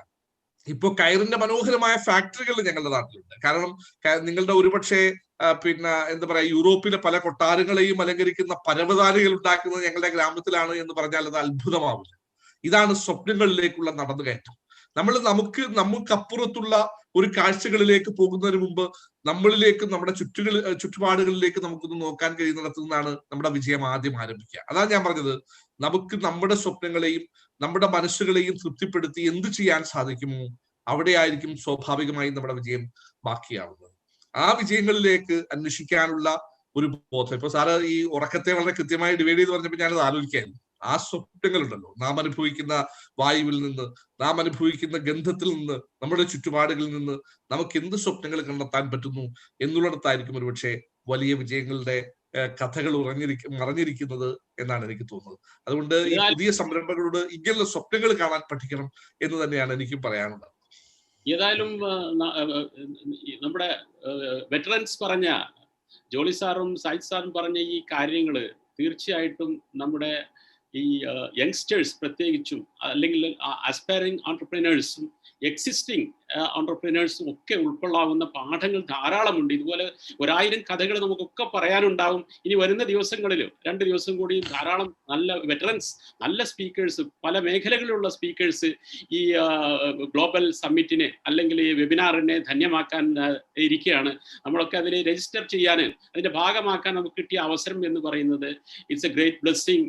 And again I salute the architects or the front runners of this great organization, 3G School of Entrepreneurship Development, Sajid sir, Dr. Shahid sir and his team. ഇവിടെ നേരത്തെ നമുക്ക് അവസാനിപ്പിക്കാൻ ഉള്ള സമയമായി തോന്നുന്നുണ്ട്. നേരത്തെ ജോളി സാറും സായിദ് സാറും ഒക്കെ പറഞ്ഞതുപോലെ തന്നെ പുസ്തകങ്ങൾ വായിക്കുക എന്ന് പറയുന്നത് ഒരാളെ സംബന്ധിച്ചിടത്തോളം, പ്രത്യേകിച്ച് ഓൺടർപ്രനേഴ്സിനെ സംബന്ധിച്ചിടത്തോളം, അത് ഒരു കൾച്ചറിന്റെ, പേഴ്സണൽ കൾച്ചറിന്റെ ഭാഗമാകണം എന്ന് പറയുന്നതിൽ യാതൊരു വിധത്തിലുള്ള അഭിപ്രായ ഭിന്നതക്കും അവകാശമില്ല. കാരണം നമുക്കറിയാം, നിങ്ങൾ കേട്ടിട്ടുണ്ടാവും, നമ്മൾ ആ റോബിൻ ശർമ്മയുടെ ഒരു 5 AM ക്ലബ്ബ് ഒരു പുസ്തകം തന്നെ ഈ നേരത്തെ എണീക്കാന്ന് ഒറ്റ സെന്റൻസ് പറയുന്ന സംഗതി അദ്ദേഹം എത്ര കട്ടിയുള്ള ഒരു വലിയ പുസ്തകം എഴുതിയിട്ടുണ്ട്. അതൊരു ബെസ്റ്റ് സെല്ലറാണ്. അതുപോലെ പോസിറ്റീവ് തിങ്കിങ് എന്ന് പറയുന്നത് ഒറ്റ സെന്റൻസിൽ നമുക്ക് എന്താണെന്ന് പറഞ്ഞു കൊടുക്കാൻ സാധിക്കുന്ന കാര്യം 100,000 പുസ്തകങ്ങൾ. സെൽഫ് ഡെവലപ്മെന്റിന്റെ ഏറ്റവും കൂടുതൽ പുസ്തകങ്ങൾ വിറ്റഴിക്കപ്പെട്ട ഒരു തീം എന്ന് പറയുന്നത് പോസിറ്റീവ് തിങ്കിങ് ആണ്. അപ്പൊ അതുപോലെ ജോസഫ് മർഫിയുടെ പുസ്തകം നേരത്തെ പറഞ്ഞു, the power of sub conscious mind, വളരെ വിപ്ലവകരമായ മാറ്റങ്ങൾ ഉണ്ടാക്കിയ ഒരു പുസ്തകമാണ്. ഇതുപോലെ നല്ല നല്ല സെലക്റ്റഡ് ആയിട്ടുള്ള പുസ്തകങ്ങൾ നമ്മൾ പല ഭാഷകളും, മലയാളത്തിലേക്ക് ധാരാളം ഇത്തരം പുസ്തകങ്ങൾ ട്രാൻസ്ലേറ്റ് ചെയ്യപ്പെട്ടിട്ടുണ്ട്. DC ബുക്സും മറ്റൊരു പലരും ഇറക്കിയിട്ടുണ്ട്. അപ്പൊ പറഞ്ഞു കൊണ്ടുവരുന്നത് അതൊരു ശീലമാക്കി മാറ്റണം. അതിലൂടെ നമ്മൾ സ്വയം എംപവർ ചെയ്യുക. Empower your self. Unless and until you empower yourself, you won't be able to empower others. നമുക്ക് സ്വയം ശാക്തീകരിക്കാൻ സാധിക്കുന്നത് വരെ മറ്റൊരാളെ ശാക്തീകരിക്കേണ്ട ഒരു പ്രശ്നം ഉത്ഭവിക്കുന്നില്ല, നമുക്ക് സാധിക്കില്ല. അപ്പൊ ആ അർത്ഥത്തിലുള്ള ശാക്തീകരണം എന്ന് പറയുന്നത് ഇന്ന് ഈ കാലത്തിന്റെ മാത്രം ഒരു ക്യാച്ച് വേർഡ് അല്ല. മുഴുവൻ തലമുറകളും ജനറേഷൻസ് ടു ജനറേഷൻസ് മുഴുവൻ നമുക്ക് കൈമാറിയ അവരുടെ ആ വിവരങ്ങളും ആ അറിവും ടെക്നിക്സും ടെക്നോളജിയും ഒക്കെ അതിൻ്റെ ഒരു കൾമിനേഷൻ. ഹ്യൂമൻ സിവിലൈസേഷന്റെ കാര്യം പറയുകയാണെന്നുണ്ടെങ്കിൽ ഇതൊരു സുപ്രഭാതത്തിന്റെയോ ഒരു പ്രത്യേക ജനവിഭാഗത്തിന്റെയോ രാജ്യത്തിന്റെയോ ഒന്നും കോൺട്രിബ്യൂഷൻ അല്ല. ഇത് കളക്റ്റീവ് എഫേർട്ട് ഓഫ് ഹ്യൂമാനിറ്റിയുടെ ഒരു കൾമിനേഷനിൽ നിന്നുണ്ടായതാണ്. അപ്പൊ ആ ഒരു തിരിച്ചറിവ് നമുക്കൊക്കെ വേണം. എല്ലാവരെയും പരസ്പരം റെസ്പെക്ട് ചെയ്യുവാനും എല്ലാവരുടെ കോൺട്രിബ്യൂഷൻസും മാനിക്കുവാനും അതേ അവസരത്തിൽ തന്നെ സ്വയം വളരാനും മറ്റുള്ളവരെ വളർത്തുവാനുള്ള ഇച്ഛാശക്തി, അതിനുള്ള ഒരു പോസിറ്റീവ് എനർജി പ്രസരിപ്പിക്കാനുള്ള ഒരു അവസരമായി നമ്മൾ ഇതിനെ ഉപയോഗപ്പെടുത്തുക. നേരത്തെ പറഞ്ഞതുപോലെ ആർട്ടിഫിഷ്യൽ ഇന്റലിജൻസിന്റെ അനന്ത സാധ്യതകൾ ശരിയായ വിധത്തിൽ തിരിച്ചറിഞ്ഞ് വളർത്തിയെടുത്ത് ജീവിതത്തെ ധന്യമാക്കുക. അത് നമ്മുടെ ബിസിനസ് ജീവിതത്തെ ആണെങ്കിലും ജീവിതത്തിന്റെ ഏത് മേഖലകളെയാണെങ്കിലും ശരി, പരിമിതമായ നമ്മുടെ അവസരം, ഈ ജീവിക്കാൻ തന്ന ഈ അവസരം ഏറ്റവും നല്ല ഒരു സാക്ഷാത്കൃതമായ ജീവിതം, ഒരു സെൽഫ് ആക്ച്വലൈസ്ഡ് ആയിട്ടുള്ള ഒരു ലൈഫ് നമുക്ക് എല്ലാവർക്കും ലഭിക്കട്ടെ എന്ന് പ്രാർത്ഥിക്കുന്നു. എല്ലാവർക്കും ആശംസ നേരുന്നു. ഈ മഹത്തായ അവസരം നൽകിയതിന് ഡോക്ടർ ഷാഹിദ് സാറിനും 3G സ്കൂൾ ഓഫ് എന്റർപ്രീനർഷിപ്പിനും ഇതിന്റെ എൻറ്റയർ ടീമിനും ഹൃദയത്തിന്റെ അഗാധതയിൽ നിന്നുള്ള ആ ഒരു നന്ദിയും കടപ്പാടും ഞങ്ങൾ അറിയിക്കുകയാണ്. We will definitely be part and parcel of this great team, and thank you so much, and thank you all. Over to you, sir.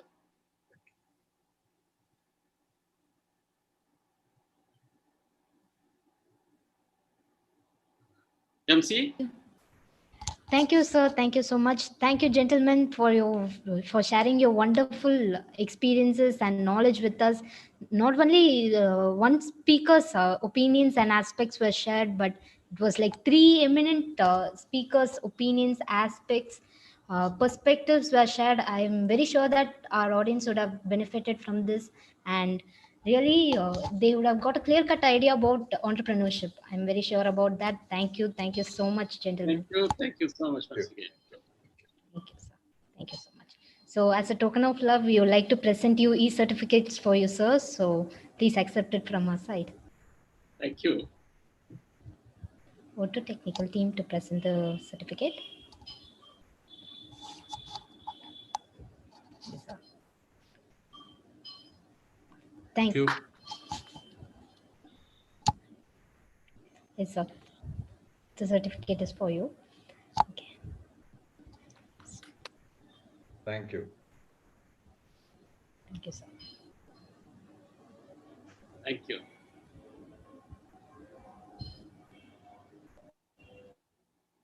Thank you. Okay. So thank you. Thank you so much, dear gentlemen. Thank you. Thank you, gentlemen. Thank you so much. Thank you for spending your valuable time with us. Thank you, Charu. Thank you all. Bye-bye. Bye. Take care, Lonapan sir, Sai sir, all the best. Thank you. Okay. Thank you. And their 3G team and the audience. Bye-bye. Okay, Charu. Thank you. Thank you very much. Nice. Okay, Lonapan sir. Thank you. Okay, bye. Thank you so much. So yes, this is the Kerala's largest entrepreneurship global e-summit 2020. This is the World Book of Record event, and those who haven't registered yet, please register soon. Hope we see you in 3G family, and you will be getting 2 free certificates. That is going to be India CEO Forum Participant Certificate and AI Intelligence Certificate. artificial intelligence certificate, and you will also be getting a World Book of Records participation certificate at the nominal fee. So I would like to request, I request all the participants to fill the feedback form for all the speakers. So with this note, I would like to invite our Mr. Nazim Fala, who is the director of Kerala largest Kerala Career Development and Legal Strategy Advisor for 3G International 3G IRPS, which is located in IIT Madras Research Park. Over to you, sir. Thank you all team. Anyway, it is time to wind up. നമുക്ക് ഇന്നത്തെ session wind up ചെയ്യേണ്ട സമയമാണ്. ഏതായാലും from the beginning രാവിലെ മുതൽ വളരെ നന്നായിട്ട് നമ്മൾ ഡിഫറെൻ്റ് ആയിട്ടുള്ള സ്പീക്കേഴ്സിന്റെ വാല്യുബിൾ ആയിട്ടുള്ള സ്പീക്ക് അല്ലെങ്കിൽ അവരുടെ എന്താ പറയാ ഒരു ക്രീം ആയിട്ടുള്ള കുറെ പോയിന്റുകൾ നമ്മൾ കേട്ടുകൊണ്ടിരിക്കുകയാണ്. ഒരു പരിധി വരെ ഇപ്പോഴ് കുറച്ച് ആളുകൾ കുറഞ്ഞിട്ടുണ്ട്. എന്നാലും ഒരു പരിധി വരെ നമുക്ക് ഈ ഇന്നത്തെ ദിവസത്തിൽ ഇതുമായി ബന്ധപ്പെട്ട് നമ്മുടെ ഈ ഇവന്റുമായിട്ട് ബന്ധപ്പെട്ട് ലൈവായിട്ടുണ്ടായ ആളുകൾക്ക് എന്തായിട്ടും അതിന്റെ ബെനിഫിറ്റ് ഇൻസൈറ്റ്സ് ഉണ്ടാവുമെന്ന് തന്നെയാണ് പ്രതീക്ഷിക്കുന്നത്. കാരണം രാവിലെ മുതൽ സംസാരിച്ച ഓരോ സ്പീക്കേഴ്സും ഒന്നിനൊന്ന് മെച്ചം എന്ന് പറയുന്നത് പോലെ ഡിഫറെന്റ് ആയിട്ടുള്ള സ്പീക്കേഴ്സ് ആണ്. ഓരോരുത്തരും വ്യത്യസ്തമായിട്ടുള്ള ആളുകളാണ്. അവരുടെ എക്സ്പീരിയൻസും അവരുടെ പ്രത്യേകിച്ചുള്ള ഇൻസൈറ്റ്സ് ഒക്കെ നമുക്ക് വളരെ യൂസ്ഫുൾ ആവും. പ്രത്യേകിച്ച് ബഡ്ഡിംഗ് ഓൺടർപ്രണേഴ്സിനൊക്കെ ഒരുപാട് യൂസ് ആവുന്ന കാര്യങ്ങളാണ് പറഞ്ഞിട്ടുള്ളത്. അതുകൊണ്ട് തന്നെ ഇതിന്റെ പിറകിൽ ഇതിൽ പ്രത്യേകിച്ച് പറയാനുള്ളത് എൻ്റെ ടീമിൽ അല്ലെങ്കിൽ 3G ആയി ബന്ധപ്പെട്ടുള്ള ടീമിലുള്ള ഇതിന്റെ ബാക്ക് എൻഡിൽ വർക്ക് ചെയ്യുന്ന ആളുകളാണ്. നമ്മൾ ഒരു ഓൺലൈൻ പ്ലാറ്റ്ഫോമിൽ ഒരു വെർച്വൽ ആയിട്ടാണ് എല്ലാവരെയും ഒരുമിച്ച് കൂടുന്നത്.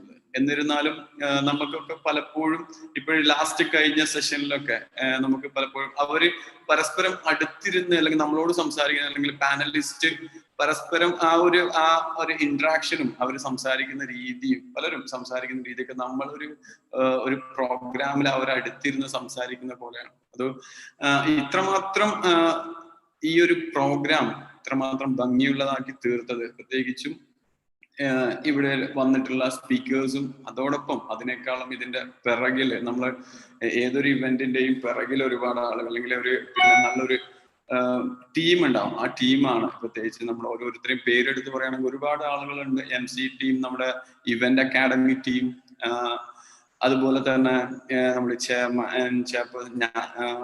ജുൽനാറ, നാജിയ, സച്ചിൻ, ഫാത്തിമ, പ്രത്യേകിച്ച് അങ്ങനെ ഒരുപാട് ആളുകളുടെ എഫേർട്ടാണ് നമുക്ക് നമ്മളിപ്പോ നടന്നുകൊണ്ടിരിക്കുന്നത്. അപ്പോ ഏതായാലും ഇവരെല്ലാവരും നമ്മൾ ഒരു ടീമായിട്ടാണ്. നിങ്ങൾക്ക് ഇതിന്റെ ഇടയിൽ അല്ലെങ്കിൽ ഈ പ്രോഗ്രാമിന്റെ ഭാഗമായിട്ട് ഉള്ള ആളുകൾക്കും പ്രത്യേകിച്ച് സ്റ്റുഡൻസിനും അവരെ പോലെ അവരുടെ ടീമിൽ ഒരുമിച്ച് ഇൻവോൾവ് ആവാൻ പറ്റുന്നതാണ്. അതിന് ഒരു പരിധിവരെ മറ്റുള്ള ഡീറ്റെയിൽസും കാര്യങ്ങളൊക്കെ ഷെയർ ചെയ്യുന്നുണ്ട്. നിങ്ങൾക്ക് അതുമായി ബന്ധപ്പെട്ട വളണ്ടിയേഴ്സ് ഗ്രൂപ്പിലും ലീഡേഴ്സ് ഗ്രൂപ്പിലൊക്കെ ആഡ് ചെയ്യാനുള്ള അല്ലെങ്കിൽ ഇതിന്റെ ഭാഗമാവാനുള്ള ഒരു ഓപ്പണിങ്സ് ഉണ്ട് നമ്മുടെ സ്കിൽ ഷാർപ്പൺ ചെയ്യാൻ വേണ്ടിയിട്ട്. അത് താല്പര്യമുള്ള ആളുകളൊക്കെ അത് യൂട്ടിലൈസ് ചെയ്യാം, ഈ ഒരു ടീമിന്റെ ഭാഗമാവാം. അപ്പോ ഏതായാലും ഇന്നത്തെ ഈ സെഷൻ നമ്മൾ വൈൻഡ് അപ്പ് ചെയ്യാണ്. അപ്പൊ ഇവിടെ ഇതുവരെ പ്രസന്റ് ആയിട്ടുള്ള എല്ലാ എമിനന്റ് പേഴ്സണാലിറ്റീസിനും അതുപോലെ പ്രത്യേകിച്ച് പാർട്ടിസിപ്പൻസ് ഒരു തരത്തിലും നമ്മളൊരു ടൈം പോലും ഒരു ബ്രേക്ക് കൊടുക്കാതെ കണ്ടിന്യൂസ് ആയിട്ട് പല ആക്ടിവിറ്റീസ് സ്പീക്കേഴ്സുമായിട്ട് മുമ്പോട്ട് പോവുകയാണ്. അപ്പോൾ ഇതുവരെ ഇതിൽ പാർട്ടിസിപ്പേറ്റ് ചെയ്ത പാർട്ടിസിപ്പൻസിന് ഹൃദയത്തിന്റെ ഭാഷയിൽ നന്ദി അറിയിക്കുകയാണ്. അതുപോലെ തന്നെ നാളെയും നമ്മൾ ഡിഫറെന്റ് ആയിട്ടുള്ള സ്പീക്കേഴ്സ് ഉണ്ടാവും. പ്രത്യേകിച്ച് ഒരു കൺട്രി ബേസ് ചെയ്തിട്ട് ഓരോ കൺട്രികളിൽ എങ്ങനെയാണോ അവിടുത്തെ കാര്യങ്ങളും അവിടുത്തെ ഡീറ്റെയിൽസും അങ്ങനെയുള്ള കാര്യങ്ങളൊക്കെയാണ് നാളത്തെ സെഷനുമായിട്ട് ബന്ധപ്പെട്ടിട്ട് പറയാനുള്ളത്. ഓരോരുത്തരും സംസാരിക്കുന്നത് വ്യത്യസ്തമായിട്ടുള്ള ടോപ്പിക്കുകളായിരിക്കും. അവർ കൺട്രിയും അതുമായി ബന്ധപ്പെട്ട് അവരുടെ ബിസിനസ് സ്ട്രാറ്റജീസും കരിയറും അങ്ങനെയുള്ള ഒരുപാട് കാര്യങ്ങൾ. അപ്പോൾ ഇന്ന് വന്നിട്ടുള്ള അല്ലെങ്കിൽ ഇന്ന് പ്രസന്റ് ആയിട്ടുള്ള എല്ലാവരും നാളെയും ഉണ്ടാവണം എന്ന് പറഞ്ഞുകൊണ്ട് ഒഫീഷ്യലായി വൈൻഡ് അപ്പ് ചെയ്യാൻ അല്ലെങ്കിൽ ഈ പ്രോഗ്രാമിൽ വന്നിട്ടുള്ള അല്ലെങ്കിൽ പാർട്ടിസിപ്പേറ്റ് ചെയ്ത എല്ലാവർക്കും നന്ദി പറഞ്ഞുകൊണ്ട് ഒഫീഷ്യലായി വൈൻഡ് അപ്പ് ചെയ്യുന്നതിന് എം സി ടീമിനെ ക്ഷണിക്കുന്നു. Over to MC Anjali. Thank you, sir. Thank you. Yeah, thank you, sir. Thank you so much for coming in and sharing all your thoughts. So, participants, നിങ്ങൾ enjoy ചെയ്തോ ഇന്നത്തെ session? Was it informative? നിങ്ങൾ എന്തെങ്കിലും പുതുതായിട്ട് പഠിച്ചോ? Was it informative? Just comment on the chat box. What do you feel by day one session? Okay, Srij is replying. Okay, I am getting so many reply. Akshay, Nikhil, thank you so much for replying. So, what you learned today and what, which section you like the most? Please comment on the chat box. Okay, superb. Sharat Raj is telling it's superb. Akshay is telling it's very informative. Thank you so much for commenting. So, നമുക്കൊരു energetic participation ഉണ്ടായിരുന്നു നിങ്ങളുടെ അടുത്ത് നിന്നെല്ലാം. So, we are so glad. നമ്മൾ ചോദിച്ചു കഴിഞ്ഞാൽ നിങ്ങൾ reply ചെയ്യുന്നുണ്ട്. SA is replying. Okay, it's great. And Mohammed Staheen is replying. Very interesting and informative. Thank you so much. Thank you so much for sharing your feedbacks. Arvin is saying, okay, were the time. Okay, so ഇത് നാളെയും ഉണ്ട്. അതേപോലെ തന്നെ നമുക്ക് 19th and 20th December 19th and 20th ഉണ്ടാകും. So നമുക്ക് നാളെ പുതിയ സ്പീക്കേഴ്സ് ആയിരിക്കും ഉണ്ടാവുക. ലോകമെമ്പാടുമുള്ള മലയാളി സ്പീക്കേഴ്സ്, ഇതേപോലെ തന്നെ നല്ല നിലയിൽ നിൽക്കുന്ന ഓണ്ടർപ്രണേഴ്സ് ആയിരിക്കും നമ്മളുടെ ഇതിന്റെ ഭാഗമാകുക. സോ പ്ലീസ് നാളെയും ജോയിൻ ചെയ്യുക. നമ്മൾ മേ ബി 9:30 ആകുമ്പോൾ സ്റ്റാർട്ട് ചെയ്യുന്നതായിരിക്കും. So okay, 3 all the speakers പൊളിച്ചു. Okay, thank you so much for that comment. Okay, thank you so much. So നമ്മളിപ്പോ ഇവിടെ ഈ ഫീഡ്ബാക്ക് ഫോം ഷെയർ ചെയ്തിട്ടുണ്ട് കമന്റ് ബോക്സിൽ. സോ നിങ്ങൾക്ക് ഇഷ്ടപ്പെട്ടിട്ടുണ്ടെങ്കിൽ, ഇന്നത്തെ സെഷൻ ഇഷ്ടപ്പെടുവാണെങ്കിൽ, ഇഷ്ടപ്പെട്ടില്ലെങ്കിലും നിങ്ങളുടെ ഫീഡ്ബാക്സ് ഷെയർ ചെയ്യുക. അതേപോലെ തന്നെ നിങ്ങൾക്ക് എന്തെങ്കിലും സജഷൻസ് ഉണ്ടെങ്കിൽ, പുതിയ ടോപ്പിക്കിൽ സജഷൻസ് ഉണ്ടെങ്കിൽ അതും ഷെയർ ചെയ്യുക. നിങ്ങൾക്ക് എന്തെങ്കിലും ക്വസ്റ്റ്യൻസ് ഉണ്ടെങ്കിലും അതും ഷെയർ ചെയ്യുക. ഓക്കെ, എനിക്കില്ല, I M on time. Thank you so much participant. Thank you so much for this active participation. ഈ ഒരു എനർജി ഞങ്ങൾ നാളെയും അതേപോലെ തന്നെ മറ്റന്നാളും പ്രതീക്ഷിക്കുന്നു. So this is Kerala's largest entrepreneurship global e-summit organized by 3G School of Applied Entrepreneurship, and this is a World Book of Record event. So നമുക്ക് കുറച്ച് ക്വയറീസ് കിട്ടിയിട്ടുണ്ടായിരുന്നു. What all benefits you will be getting? You will be getting 2 certificates. One will be from India CEO Forum Participation Certificate and Artificial Intelligence Certificate. And you will be also getting a World Book of Record Participation Certificate at a nominal fee. So നിങ്ങൾക്ക് ഈ സർട്ടിഫിക്കറ്റിന് വേണ്ടിയിട്ട് നിങ്ങൾക്ക് കിട്ടാൻ താല്പര്യമുണ്ടെങ്കിൽ please പെട്ടെന്ന് തന്നെ register ചെയ്യുക. നമ്മുടെ ഒഫീഷ്യൽ വെബ്സൈറ്റിൽ രജിസ്റ്റർ ചെയ്യുക. ഞങ്ങൾ ഇപ്പൊ തന്നെ ഇവിടെ കമന്റ് ബോക്സിൽ നമ്മളുടെ വെബ്സൈറ്റ് ഡീറ്റെയിൽസ് ഇടുന്നതായിരിക്കും. Okay, because I need English language. Okay, so you will be getting 2 certificates. That is from one certificate from India CEO Forum Participation Certificate, and you will be also getting an Artificial Intelligence Certificate. Both are free, and you will be also getting a World Book of Record Certificate at a nominal fee. So everything will be provided in the WhatsApp group. All the updates related to the certificates, all the updates related to tomorrow's sessions will be provided in the WhatsApp group. So I request everyone to stay in the WhatsApp group. All the updates will be provided then. And tomorrow we'll be having a different energetic sessions with a different sort of speakers with a different topic. So until we meet tomorrow, this is MC Anjali signing off, the entire team of 3G Applied Entrepreneurship team and 3G International Event Academy team. Thank you. Over to technical team for the videos, please. We'll be playing a couple of videos in which we'll be explaining about what is World Book of Records event and what is World Book of Records certificate and what all benefits you can expect from this. What is 3G International Event Academy? Everything will be playing in the videos. So please stay tuned to the videos. And yeah, until we meet next day, this is MC Anjali signing off. Thank you.